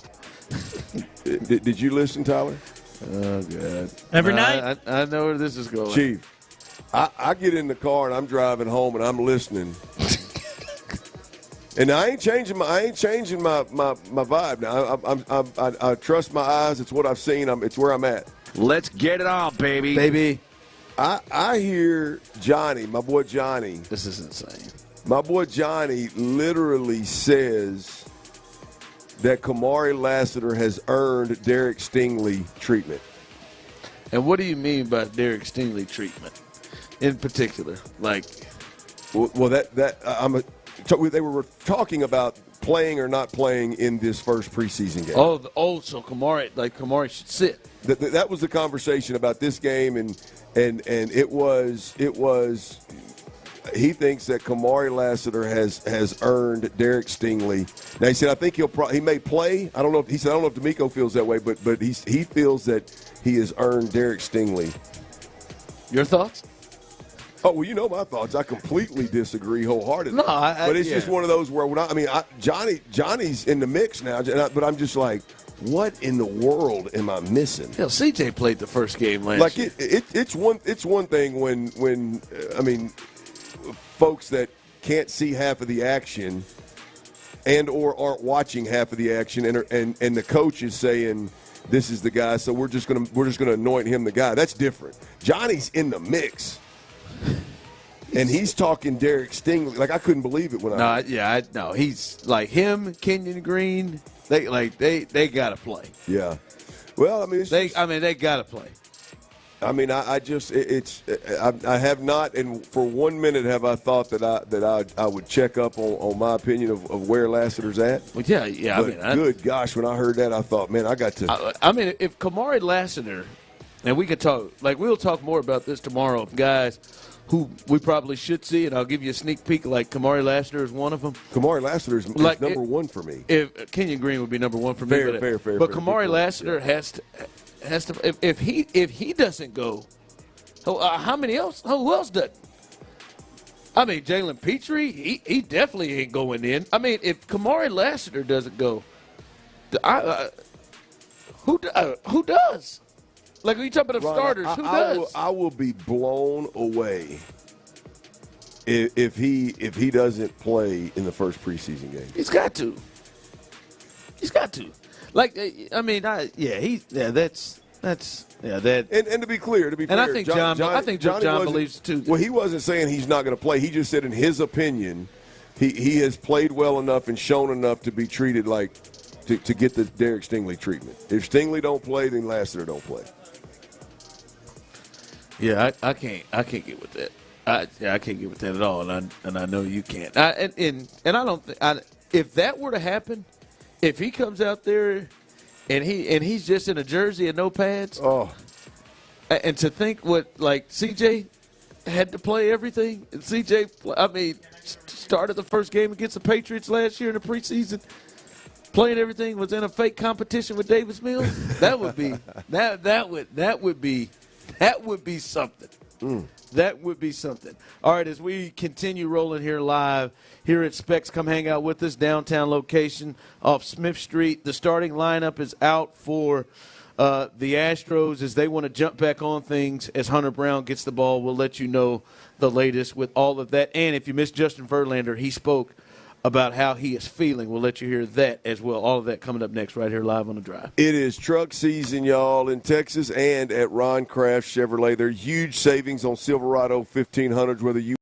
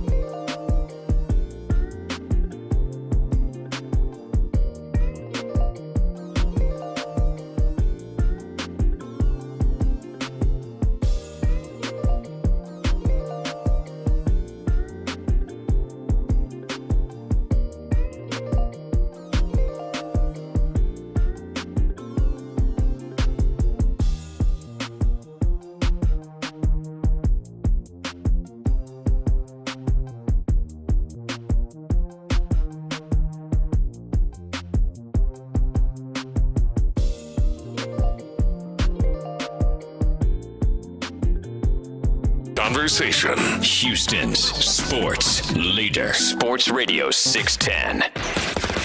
We're on the road to Canton. Live from the Specs on Smith Street. Thanks to Sagamore Rye Whiskey. Here's The Drive with Stoerner and Hughley. As you said, we're live here till 6 o'clock, and I see people rolling through, getting their samples of this good whiskey, and she's doing a great job over there mixing it up. Give her a hand. Guys, give her a hand. Come on now. She's mixing. You don't clap for yourself. Put your hands down now. She's got old fashions over there. She's giving them to you on the rocks. Neat. Everything that Tyler would love right now. She is hooking anybody up. Just love to rub that in my face, don't you?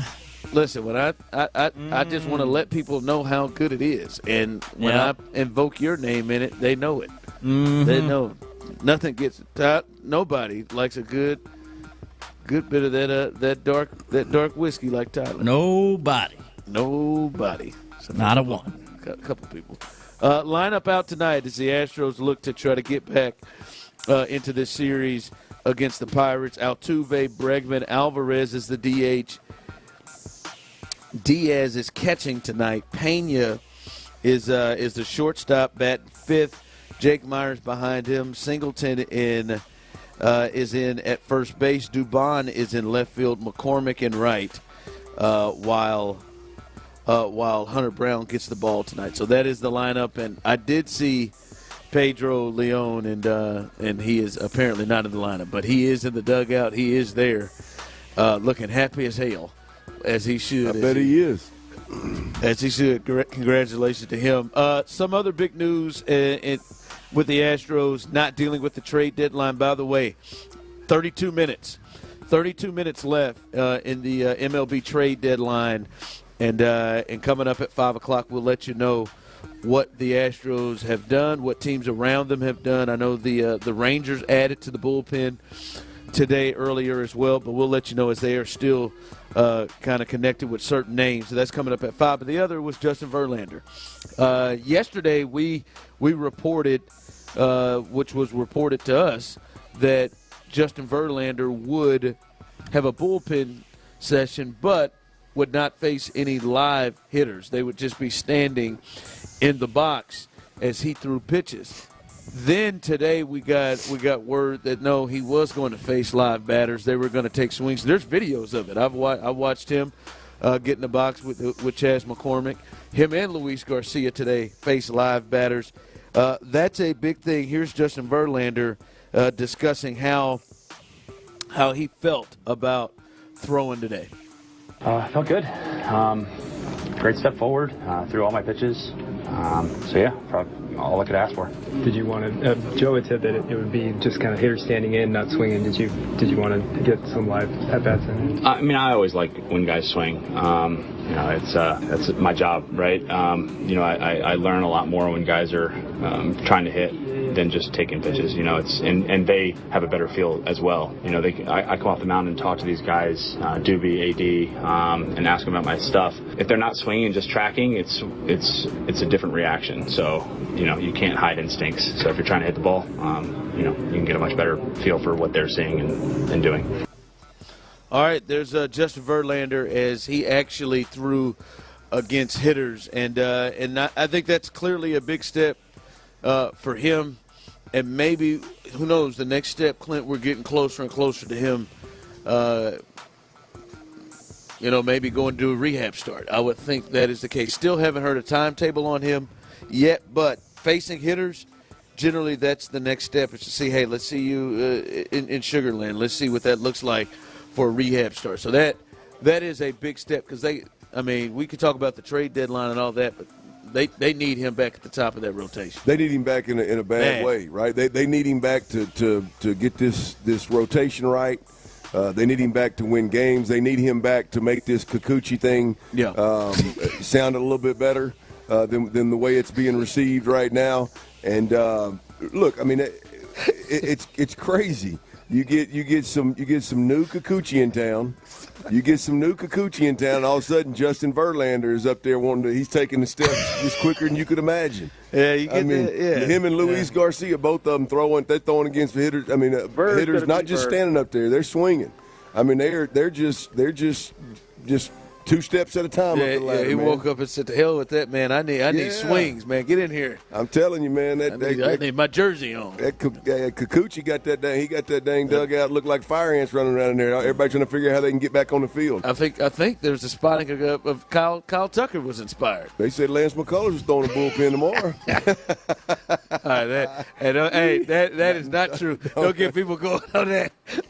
Lance ain't throwing nothing. Lance ain't even playing catch yet.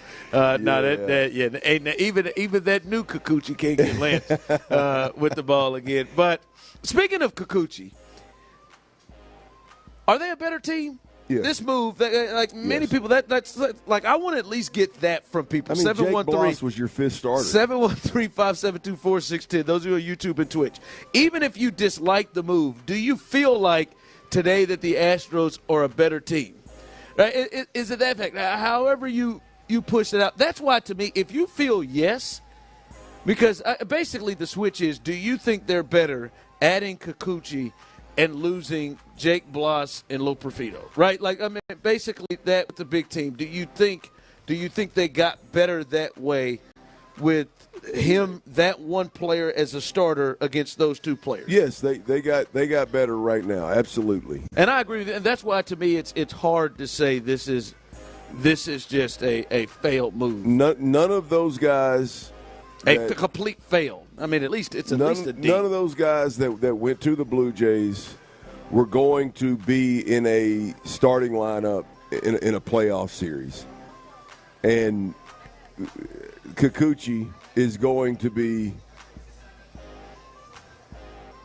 a factor in the playoffs in some way, shape, or form. He should be, yeah. I mean, and I'm going to tell you, I like whether that's in the rotation or coming out of the bullpen. Look, I don't like the trade. I agree with folks saying that too much went out for a player of this caliber. That's got him. He's got a 4.75 career ERA right now. I mean, it's.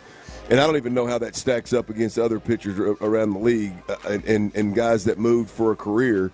But I know he's been – you look at the career – That's what his ERA is this year. Year to year, 2023 was a good year for him, I believe, or his best year. And then you look up and you go, okay, well, the last 7-8 weeks it's been an absolute disaster for him. So, I mean, it's a rough one to make sense of. Yeah, Sean Pendergast wanted to make us sure we knew his last 8 starts, his ERA was above 8. Yeah.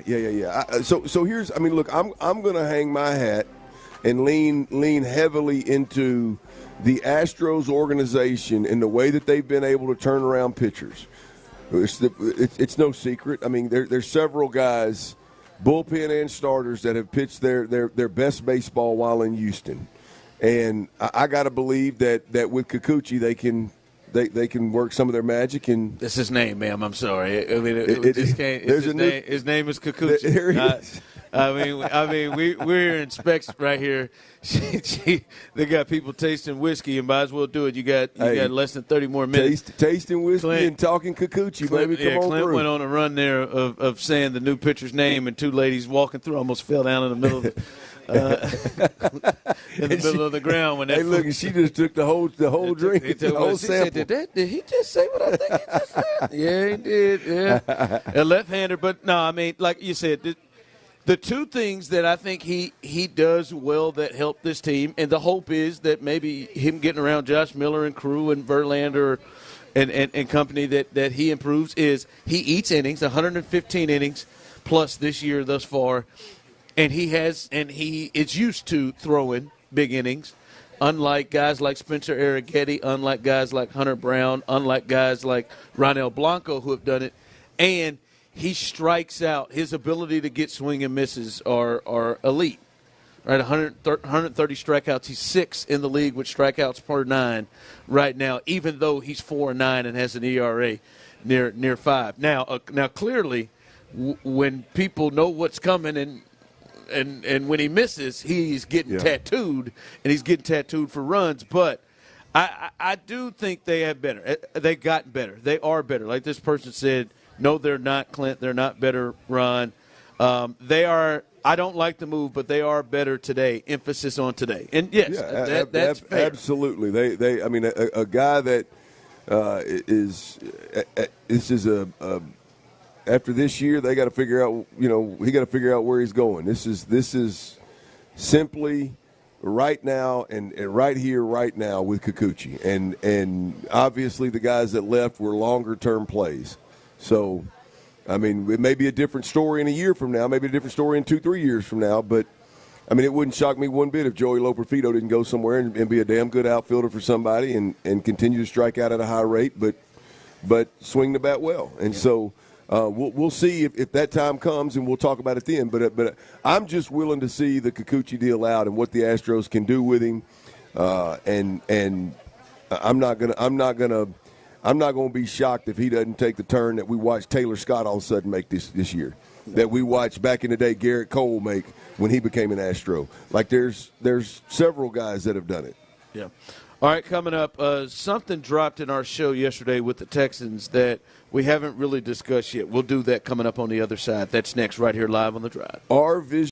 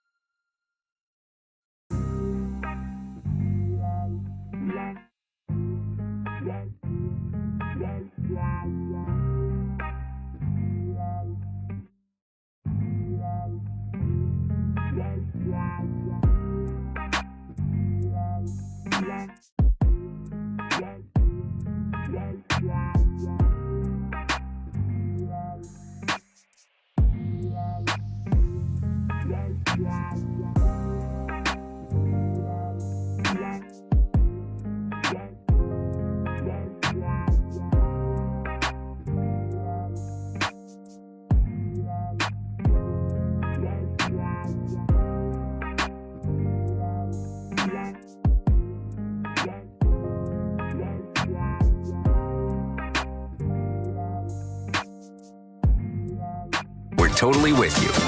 Actual speeds may vary by location. For data management practices, see TotalWireless.com. We're on the road to Canton, live from the Specs on Smith Street. Thanks to Sagamore Rye Whiskey. Here's The Drive with Stoerner and Hughley. All right, as we are live here, having a good time, and if you're walking in right now, you better go ahead and get on some of that whiskey, little whiskey tasting right here, and that is going until 5 o'clock, the next 17 minutes. Sagamore whiskey, it is fantastic in many different ways.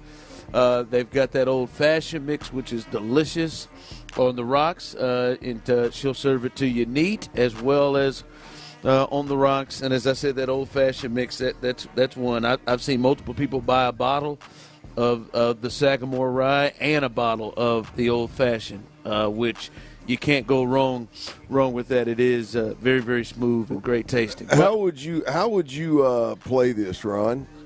Would you are you a sampler in a store typically? Yeah, oh hell yeah, absolutely. I'm going. Oh man, I go into Costco and have a ball, Jack. I felt like I knew the answer to that question, but I mean, have I gone around and made a different face, just to change your glasses? Maybe take my glasses off, and for something I want to get another taste in. Oh yeah. Ooh, let me get one more taste of that. I might. How would you give us a run? If you walked in that door right there and you walked past that little popcorn stand, and you saw this over here. What would your interaction be? Well, like? Initially, I'm looking at the gathering here right now, and I see there too, and I'm trying to figure out what's going on here. So I may play it cool, and I may slide over here, just kind of look around. I see these bottles over here, and just kind of wait my turn. Then I may just act like I'm looking at these chips, just waiting to see if she may say something to me, and then it's on. Well, she says, "Sir, would you like to try our Sagamore Rye small batch whiskey?" Absolutely. What are my options? Can you tell me a little bit about it? Yeah. That's what you do. Tell me why she's drinking it. Yeah, why she's drinking it. Then I'd have my whole story of what I normally drink and what I get. Yeah. But I'd get two or three off of her. At that time, I'm talking to her. She's a nice lady too. You could weasel your way into a couple. I'd get out here and get a buzz. Fooling around. All right, coming up about less than 15 minutes away. Anybody? Hey, fellas, real quick, Tyler, you jump it off first. 15 minutes away before the trade deadline ends.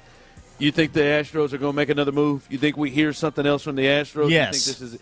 You do? I do. Tyler. I think at the buzzer we're going to get some sort of deal. At the buzzer? Mm-hmm. 14 minutes. I feel it. 14 minutes. You feeling Yandy? Feel it down in my plums. You know where I feel it most. For him, man. That's where he feels them. Turn a nice bluish hue. You think they go? I think they're bluish hue. I think they're probably done. Ready for the farmers. Oh no, they'll make another move. I think they're trying to work on the first baseman with the Rays, but it feels. I don't know. It feels like they kind of blew a lot of their wad here on this move to get Kikuchi, and I wonder. Kikuchi will make you do that, man. Especially, if we get good Kikuchi here. I mean, we're all liable to lose it. Great point. He's got a great point. What? You're not going to be excited if we get some really, really good Kikuchi? I know how you act whenever you see good Kikuchi. Oh, okay. He couldn't even finish. That's not even what I was trying to set up. I really wasn't. I promised to you. I know. I'll be very excited. And I knew you took it and knocked all those pins down, Tyler. Don't worry. Clint was fighting to get the ball, but you just took it first, and he was going to knock him out too. Now, I think they probably. I would imagine the Rays are asking for a lot, probably trying to pit the Yankees up against them, and I think the Yankees farm system is obviously a little bit stronger. We'll see what happens. I know they want to add a bat, but I at this point, 13 minutes away now, I'd say they probably have made their move. Look, I said it before. I think the bat, acquiring a bat was down the list of priorities. Dana Brown said all, but hell, he didn't say all, but he said it. You know, that was the third priority on the list, and if it came about, then yeah, they would pursue it. So odds are it's not going to happen, but you know, when it's all said and done, I can hope, can't I? Yeah, you can hope. Yeah, I just asked you if you think it would. I'm not telling you that you're wrong or anything. I'm just saying I don't know. I don't know if it's going to go down. Real quick, man, we went through yesterday in the middle of our show as they do take on the Bears in that first preseason game coming up on Thursday, which will be out at Canton. The unofficial depth chart came out. Anything about the depth chart surprise you? Absolutely. What jumped out to you about the depth chart? I mean, we sat here and we've watched Jalen Petrie run first team nickel. We've all had conversations. Nick Caserio and D'Amico Ryans have answered questions about Jalen Petrie multiple times, and he's taken damn near, if not every rep with the first team. And Des King is definitely been with the twos. I don't know that I've seen him take one rep, to be honest with you. Now, I'm not saying it hadn't happened. I hadn't seen every single rep, but I personally haven't seen him take a rep with the starters. And the depth chart comes out, and all of a sudden he's a starting nickel defender. Yeah. That's interesting. Yeah, that was – and I saw a lot of people make a comment to that. Real quick, the starting lineup in the first unofficial depth chart from the Texans – C.J. Stroud, Joe Mixon in the backfield, Andrew Beck as the fullback, Tank Dell, Stephon Diggs, and Nico Collins with Dalton Schultz, Laramie Tunzel, Kenyon Green, Drew Scruggs, Shaq Mason, Titus Howard, Will Anderson. Mario Edwards seems to be the one who rolls in for Denico Autry. He's earned every bit of that. Yep. Foley and Danielle Hunter, Azeez Alshire and Christian Harris are in there, and then they have Henry To'oTo'o as the third linebacker, Derek Stingley and Kamari Lassiter as the corners, and then the nickel, what you just talked about, they've got Des King as the starting nickel with Petrie and Jimmy Ward as the safety. And we've seen a lot, as you said, a lot of Eric Murray and Jimmy Ward as the safeties. I got to be honest, Clint, obviously it's not as surprising as, oh wow, we've watched Jalen Petrie just play nickel the entire time, and that's not even what we've seen with the ones. I am still, based off everything that they have kind of talked about and been about, I am still surprised that Kamari Lassiter immediately has come in as like the starter on the first depth chart every since from the beginning. Now I understand he's been running with the ones, but I'm just overall surprised that he immediately came in as a starter. That they didn't kind of do what they did with CJ and Will a little bit last year, where they were in competitions, and there were times where the depth chart came out and they were two or something like that. I am surprised that immediately that they have put that on Lassiter, well, just on how they kind of ran, how they did things. For me, that's what drives my interest and my hesitation in just anointing him the starter. This is a staff and organization that has preached competition from jump. And now all of a sudden everybody just overlooks the fact that there is no competition at the cornerback too. I still think, or that he's just won it. No, I mean, won it. If it's not a competition now, when was it a competition? I'm just saying, it's never been a competition. He just won the sucker. I mean, it's never been a competition. No. He's been there. That's very interesting to me. So to be honest with you, I'm not one to just hear D'Amico go, yeah, well, this is a guy, and it's just because I said so, and we're going to move forward. When I see that, I think, okay, well, they must have seen something that we didn't see that is just unbelievably convincing because they just swept under the rug that they have been preaching competition. They're still preaching competition everywhere except for that number 2 corner. You were convinced like hell from CJ last year over Davis Mills, weren't you? Yeah. Oh, well, yeah. You know what I mean? And that's what I'm saying. Well, you're over there trying to make sense of it. Well, Davis has been in the league longer. Davis is a high-level processor. Davis can get you in and out of the huddle. I mean, it all depends on where CJ's at. And then we didn't know CJ is who he is at this point in time, or it would have never been a competition. But we saw who was better even while we was watching there. You see it within a week. Yeah. Like Jeff Okuda's been every bit as good as Davis Mills was. Yeah. It's just that's.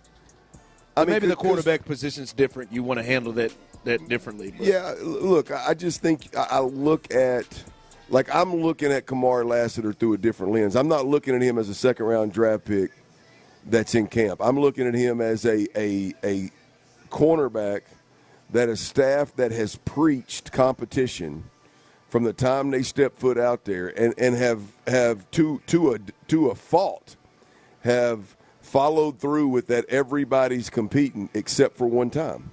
And that's with number 14, Kamari Lassiter this year, and which is fine. Look, I mean, I trust Denico. That's fine. Whatever. If that's how this thing ends up shaking out, fine. But I'm watching with an extra critical eye, if you will, going, okay, what am I missing? What are they seeing that says, here's the keys to the number 2 corner spot? It's all yours, partner. From the time he was drafted, where nobody else has gotten that treatment but him. What am I missing? Yeah. And I think that's the only way I can look at this thing. Yeah, not to say like we've seen it. I was just from the jump. Bam, he got there. They as you said, it seemed like it was kind of an earn your stripes type of a deal going on there. Even if it wasn't real, that was the way it was going to be presented. Yeah, that's how it's presented. Yeah, not to us, to the team. Like that's the way it's nobody ever believed that ridiculousness last year with Davis Mills or Will with Jimmy or with Jerry Hughes. All right. Coming up, the trade deadline will end when we return. We'll see if the Astros add something. They got 6 minutes to do it. See if they add something here at the last second. And we'll get you ready for their game 2 tonight as well. And news out of Thursday's preseason game between the Bears and the Texans. We'll let you know all of that coming up next.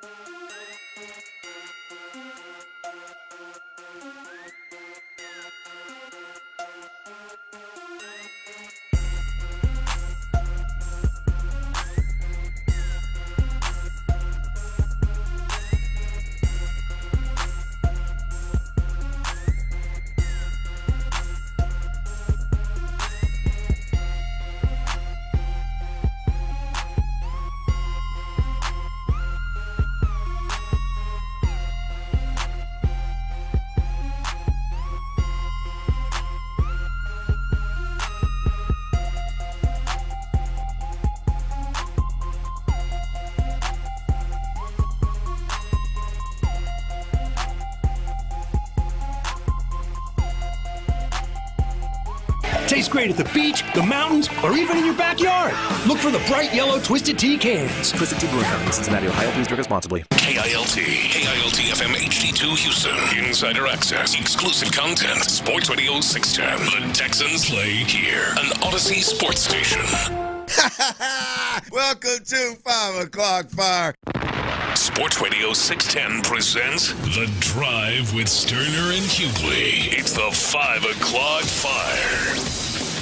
It is 5 o'clock. Congratulations. Hopefully you're off work. Luckily for you, Old Dirty and the Big Deal. The Big Deal. And Psycho T, a.k.a. T-Mill, a.k.a. Did he have a good night, Moneybags? Did he have a good night?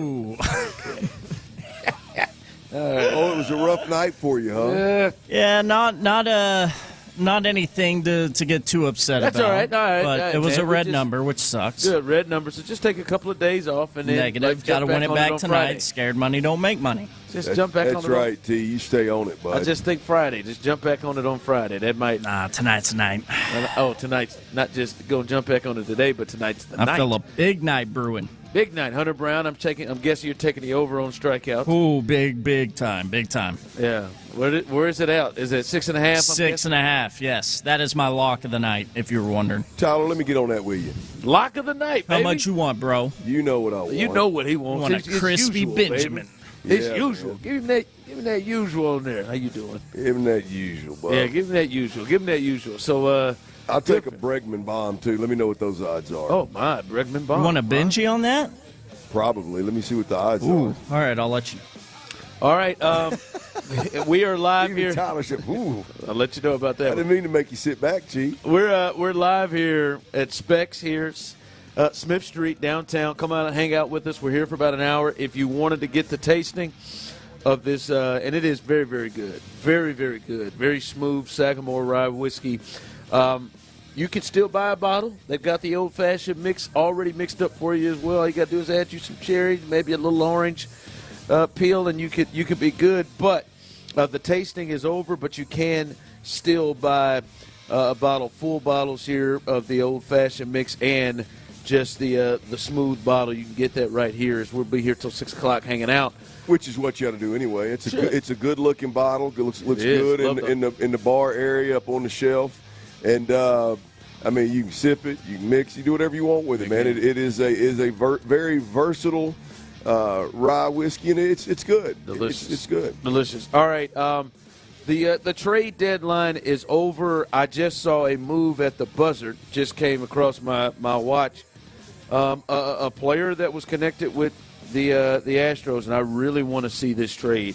At the buzzer, Tyler, Jack Flaherty goes to the Dodgers from the Tigers. That is a deal. I would love to see what it is that the Dodgers gave up to get Flaherty at the last second, right at the end, to just kind of compare it to Kikuchi, what the Astros paid and the asking price that many people have issues with. By the way, Tyler, I just want to make sure I didn't see anything. The Astros, they didn't make a move from what we've heard. Sometimes moves. Yeah, I'm gonna keep watching the wire here, but nothing as of right now. Yeah, no, sir. Well, Chandler Rome just tweets out the Astros are done. Sources tell The Athletic their trade deadline haul. Caleb Ferguson out of the bullpen, and then Kikuchi, as we just mentioned there. So that's what they do. They aren't able to add the bat that they were looking to add.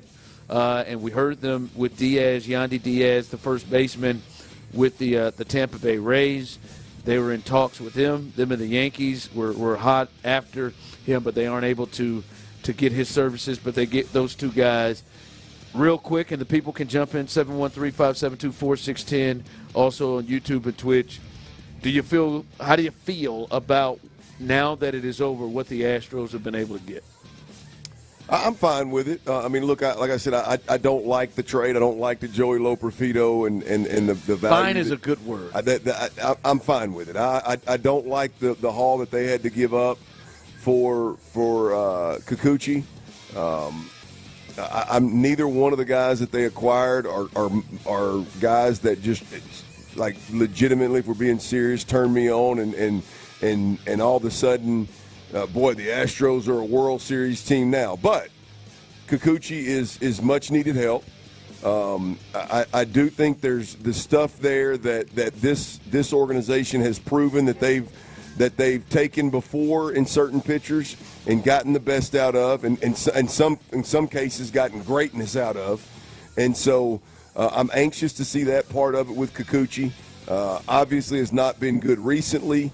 Not real impressive overall as a career, but he is a guy that can eat some innings. He's a guy that can do what the Astros need him to do at this point in time. And potentially, when it comes cutting time, when it comes, playoff baseball, maybe this organization and their pixie dust that they've been able to sprinkle on some of these pitchers, maybe it works on Kikuchi. Maybe whatever they see now comes to fruition. And he is a true weapon for the Stros in the playoffs. Yeah, we'll see what happens. I see some people wondering. I think it's a failure that they didn't get a bat. I ain't worried about that. Ain't been worried about it. If Kyle Tucker, if and when Kyle Tucker comes back, and I am flirting with it, if and when Kyle Tucker comes back, it completely changes the lineup in a way where. This team can score enough runs when you start to think of Altuve, Bregman, the way he's swinging it, Alvarez, Tucker, and then we've seen either the other guys like Diaz and Pena kind of come around and swing the bat enough. Yes, you would like for them to add, if they could have added Diaz at first base, that would have been big. But if Tucker comes back, that completely changes. I mean, we've seen teams advance in the playoffs.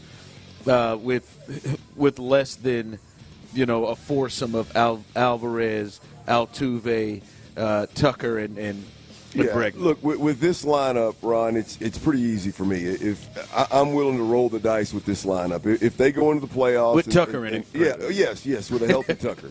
If they go into the playoffs and they don't have enough pop at the plate to win another World Series, then I'll live with that one. Yeah. All right. Speaking of the Astros, they've got a big one against the Pirates. They don't want to lose this series with the Mariners. They're tied up with them there in the West. Before we get to that, Joe Espada did speak pregame talking about his two pitchers that could also be huge difference makers down the stretch, and that's Justin Verlander and Luis Garcia. Here he is talking about how their bullpen sessions went. JV was up to 94, Luis was up to 93.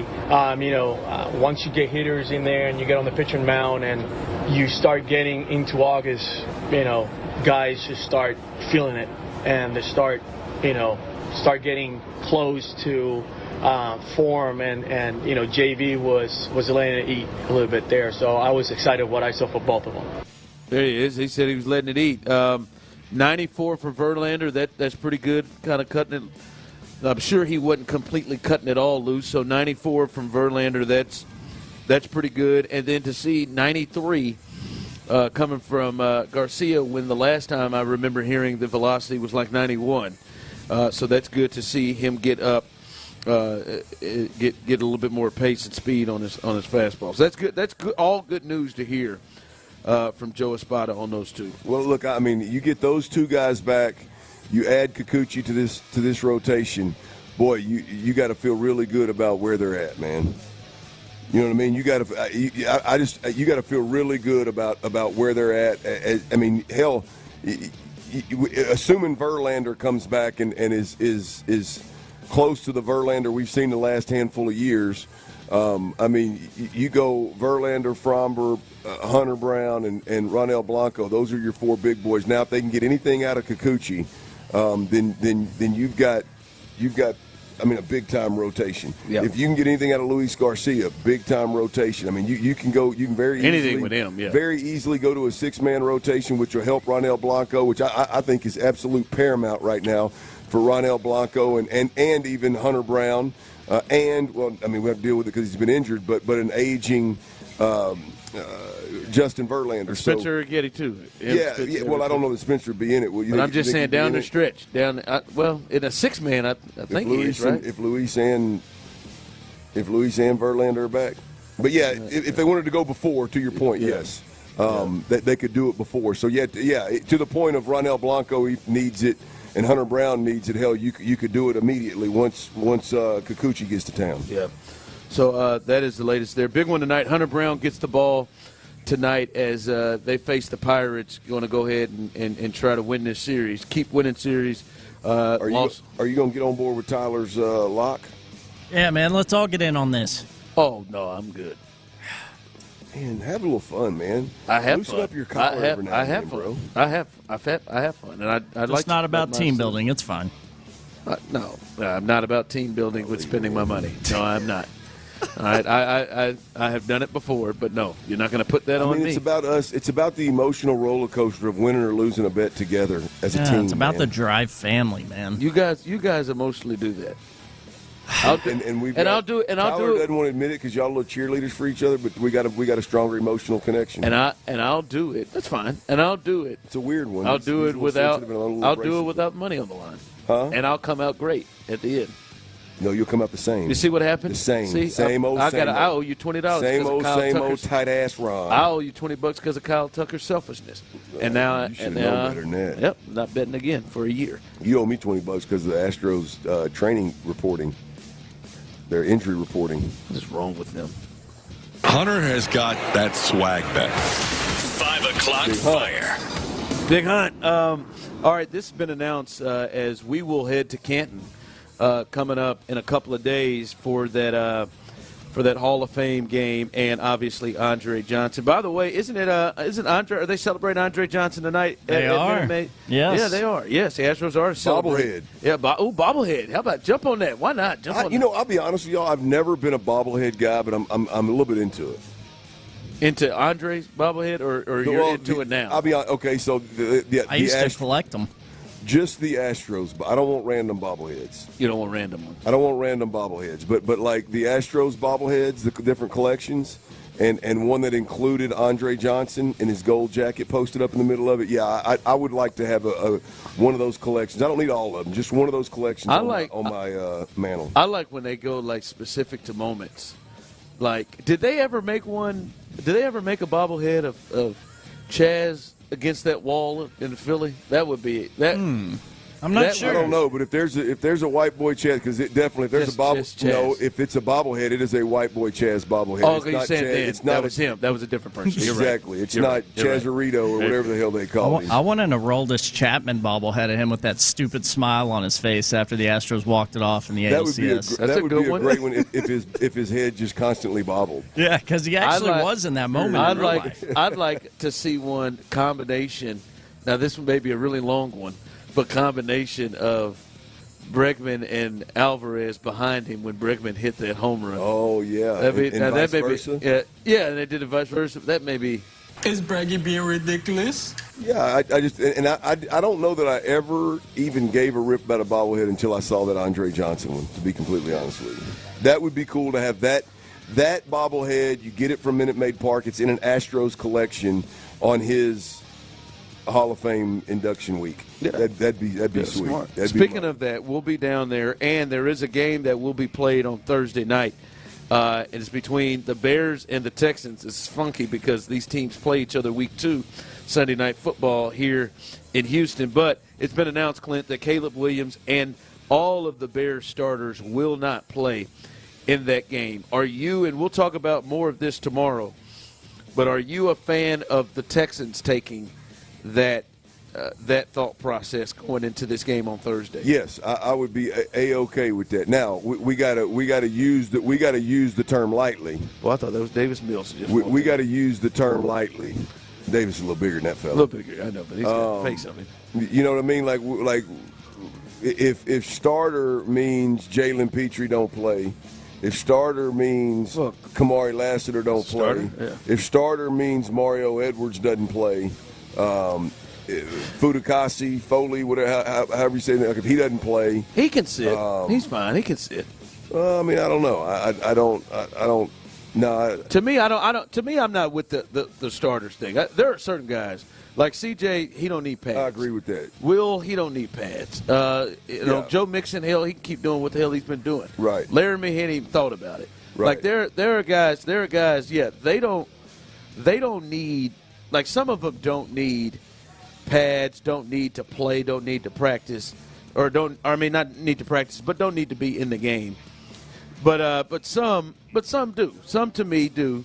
Like Kamari Lassiter, I think he needs to be needs to be out there and getting reps. Right, I agree. I think like Dalton Schultz, he doesn't need to have to be out there and playing in this game. Not at all. I don't think he needs to. But certain guys, to me, I think you have to look at them and say, all right, they need to get reps. Yeah. Kenyon Green is a big one. He needs to reps. me. That needs Juice Scruggs needs yes, reps. Absolutely. At center. So yeah, no, I would be okay. I just need you to define starter. I mean, yes. There's proven starters that not only are they the starters for sure, but they're also guys that started and played monster snaps last year, and there ain't nobody talking about competition around them. Then yeah, I have no problem with that. This team is at a place. This team is not at the same place it was the last 2 years.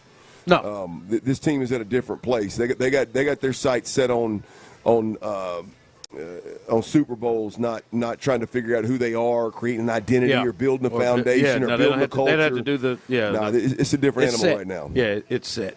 All right, coming up, a player I want to work so bad, Clint. A player I want to work so bad, but I'm just not 100% sure that he can do the one thing that can make him lose his job for the Texans. The one thing that can make him lose his job. We'll discuss that coming up next. But first, before we get there, Clint, about 4 years.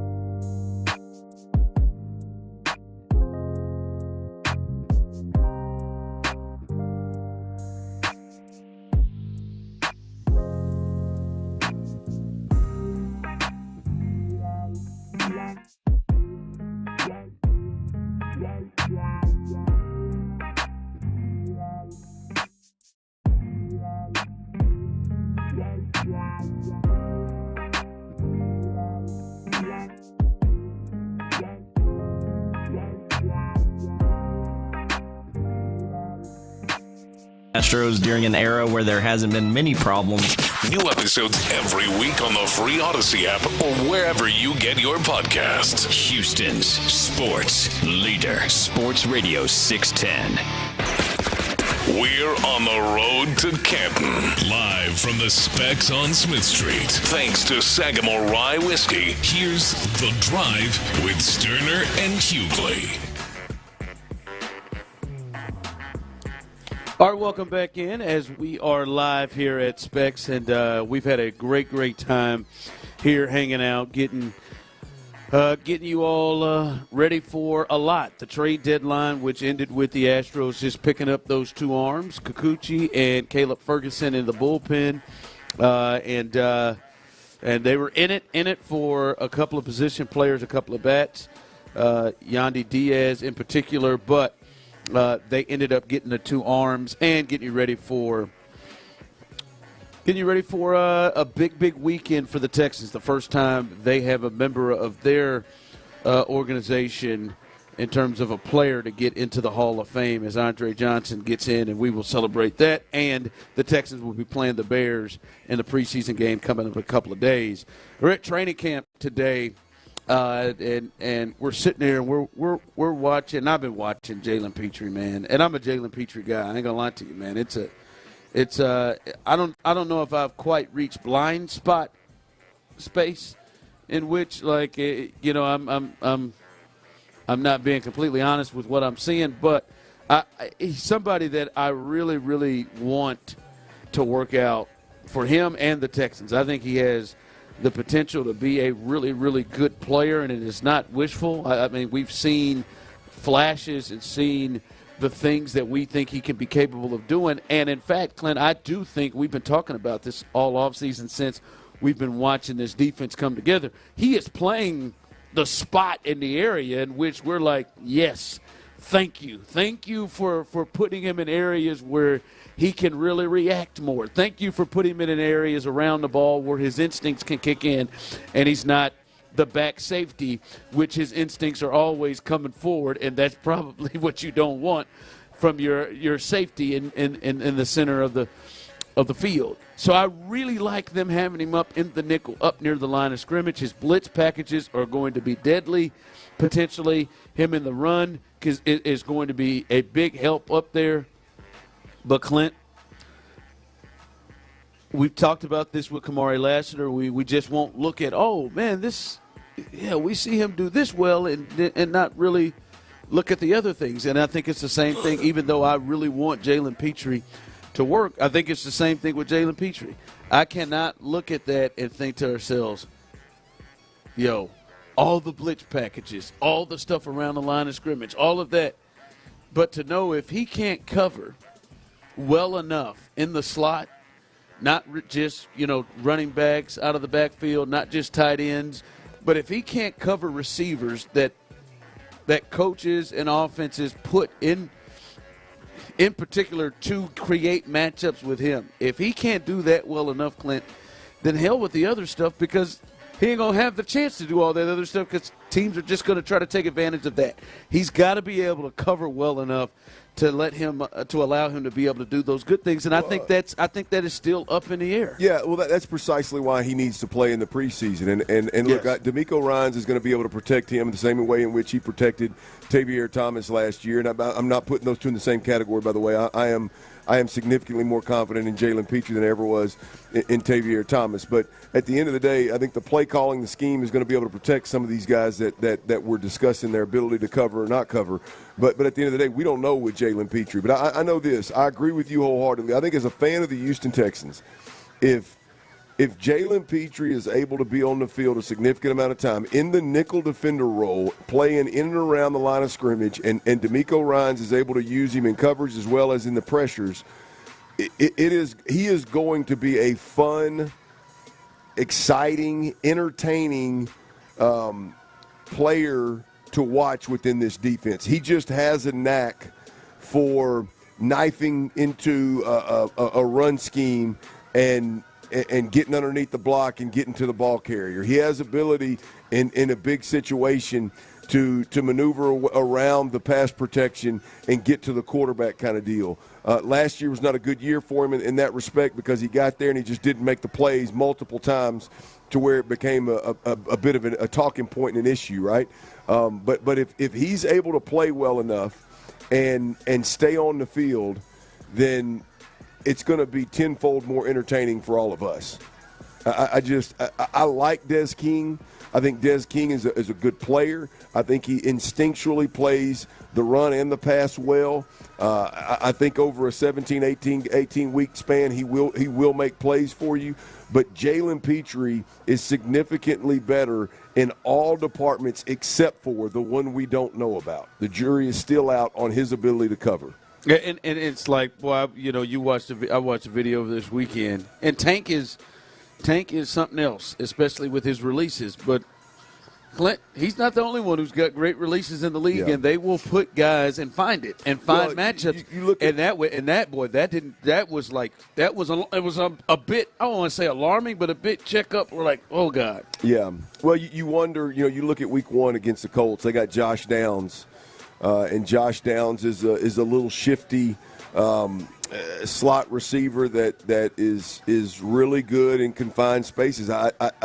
If Jalen Petrie is a starter and can cover him and holds his own in Week 1, which, look, the fact is in real games, we watch him in one-on-one and we watch him in cover zero situations. He'll have help, yeah. They're 99% of the time they're going to have help over the top. He'll be funneling a receiver to the middle of the field or funneling to a linebacker, whatever it may be.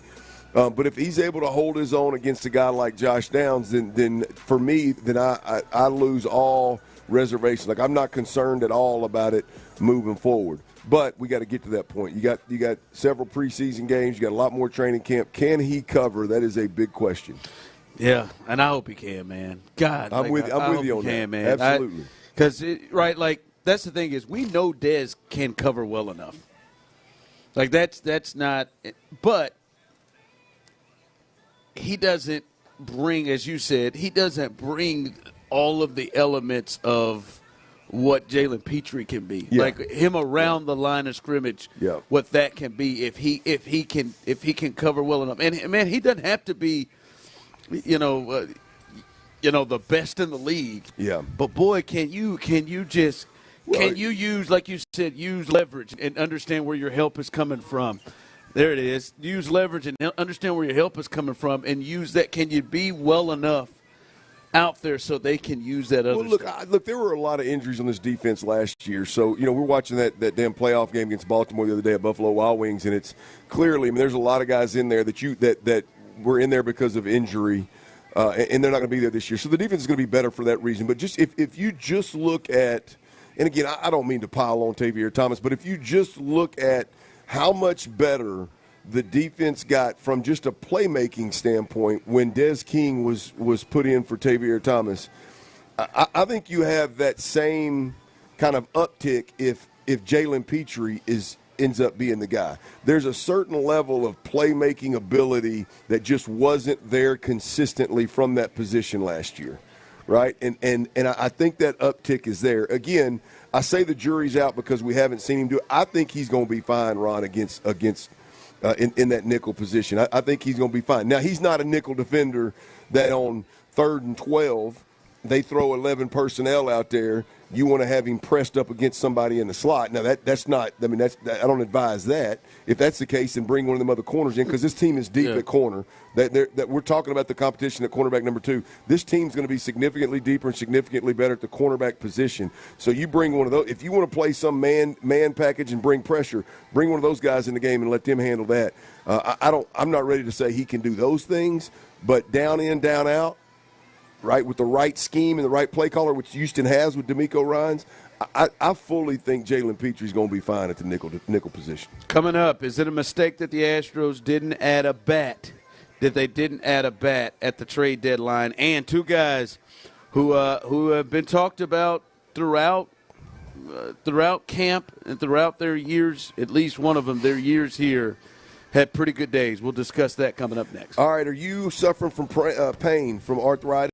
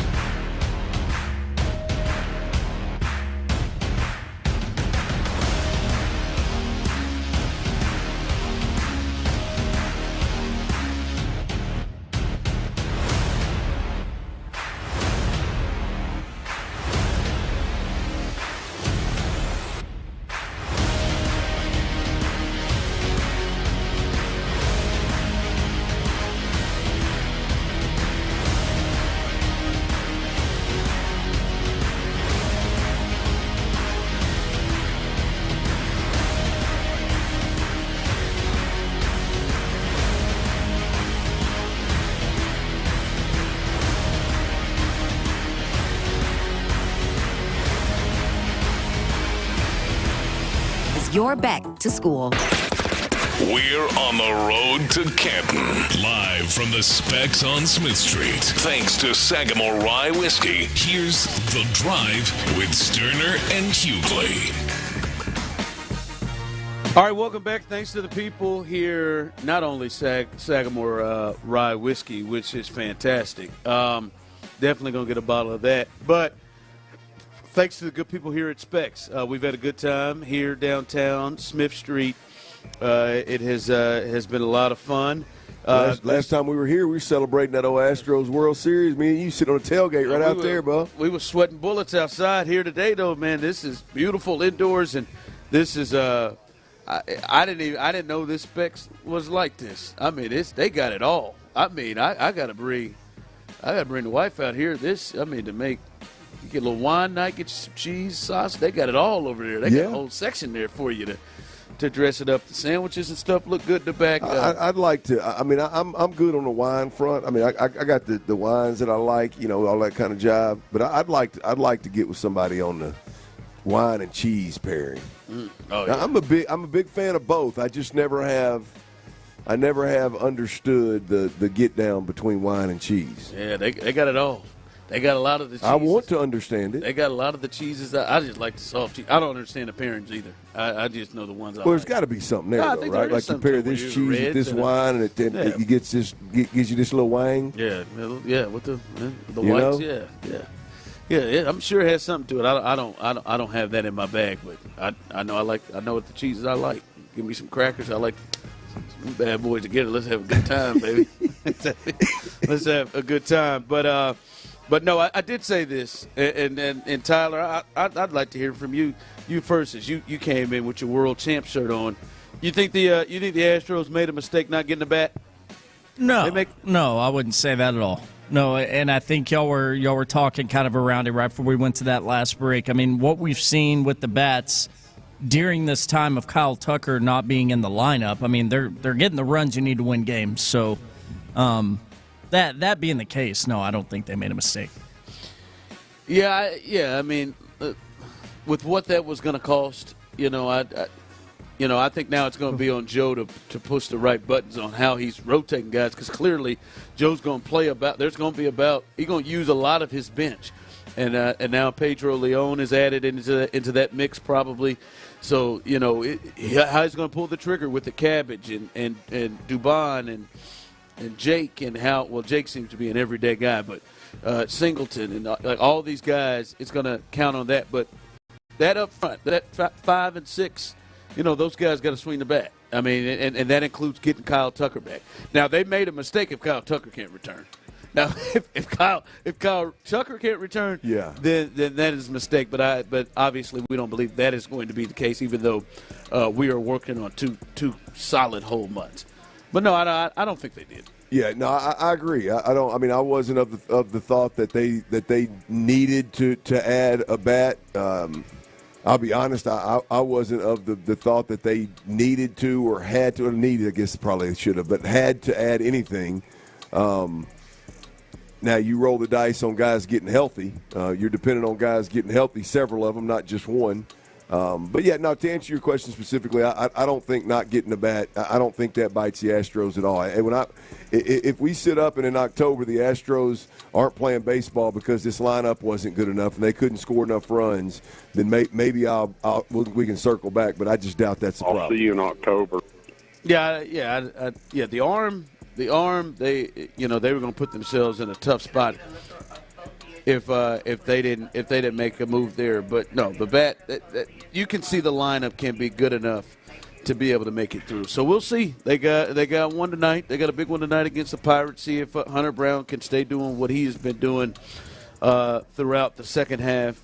Well, really, even not just the second half, but the last couple months of the season. See if he can continue to do that. Coming up behind us, Texans All Access. And Indy Kalu joins the fellas. He's going to be calling. Good. He's always good. Calling preseason games, and I heard him on there yesterday as well. He is I heard him this morning. He's a believer in that. He thinks everybody should play in preseason. That's one thing I love about him. He's old school now. He's serious about that. He said, "Oh yeah." He's old school now. If somebody went down in practice today, oh man, that's just football. Yeah. But if that same thing happened on Thursday when they play the game, why did they do that? Yeah, why are they careless? Yeah.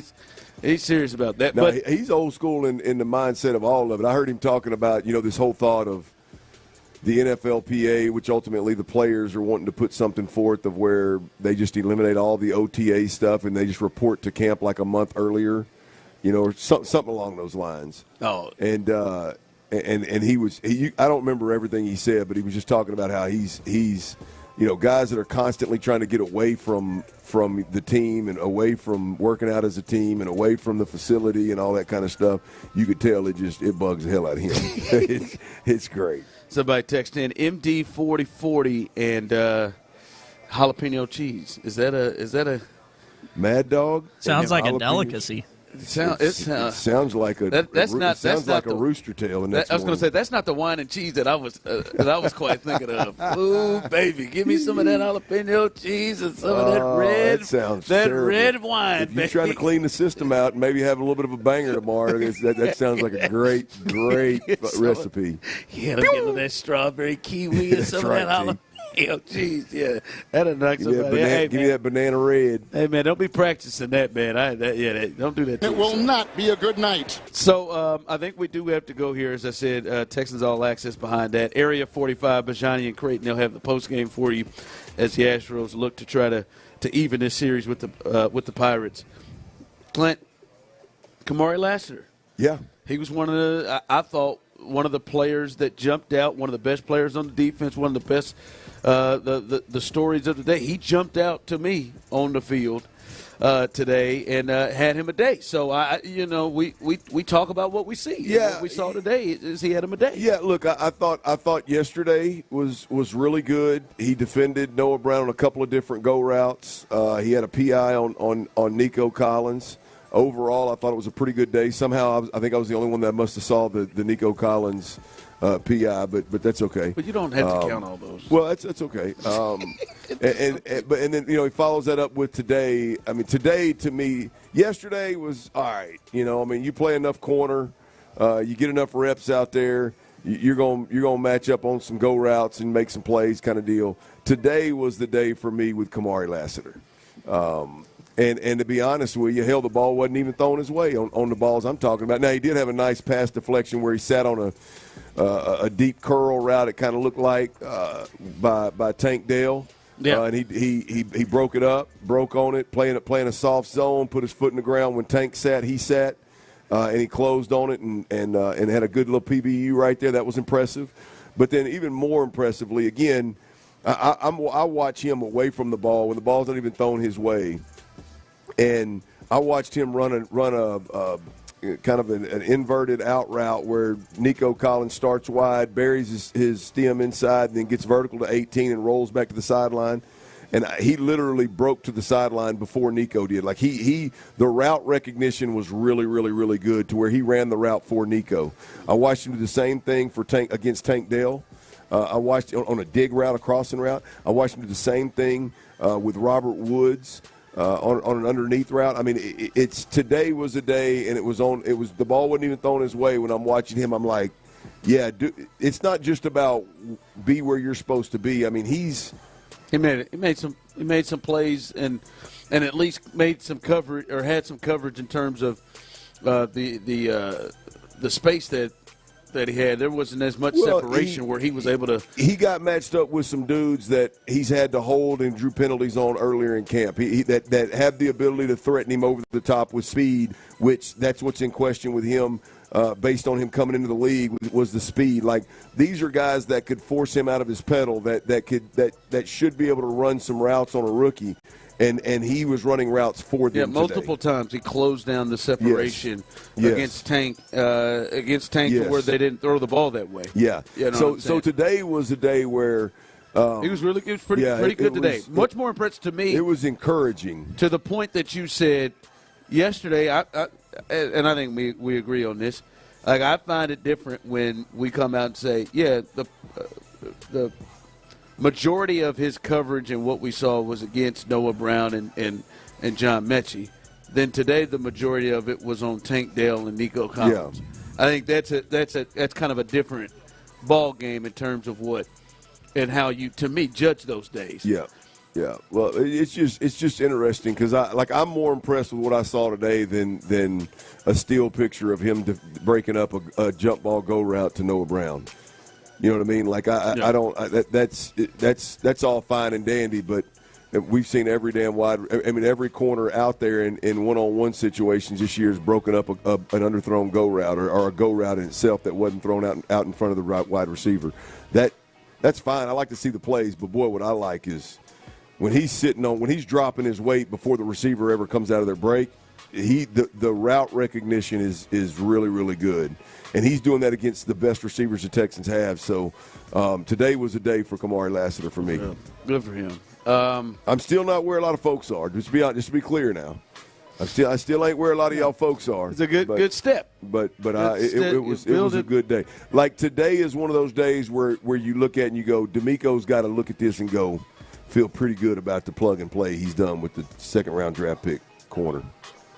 Yeah. Like just giving him the starting position, you got to feel pretty good about. You go, okay, I told y'all, right? That today was one of those days, and you hope he continues to build off of that and build off of that. Yeah. As we said here, coming up behind us, Texans all access as Indy Kalu will join the fellas today, and after that, Area 45. It feels like it's been a while since we had a Kyle Tucker update. I don't know. I don't know where he call Spolane, man. It was just Spo's got something for you. Just a few seconds ago, Spolane tweeted out that to make room for Pedro Leon on the roster for the Astros, they have made it official. They have moved Kyle Tucker to the 60-day injured list to make room for Leon. That gets us past August 1, doesn't it? It ain't been 60 days yet. Absolutely. It's probably it was 50 something. How many days? It's got to be. That don't change, but 3 or 4 days. But it changes your bet. I mean, does this guy need a shin transplant? Like, this is Hey, that does scare you real quick when you hear, hey, he's been moved to the 60-day. Good. Oh no, it's been 57 or 58. It's been 57. That's only a 3-day adjustment, man. It's retroactive. Okay. But they have, but what it does say, though, clearly he ain't close. Like when I say close, he ain't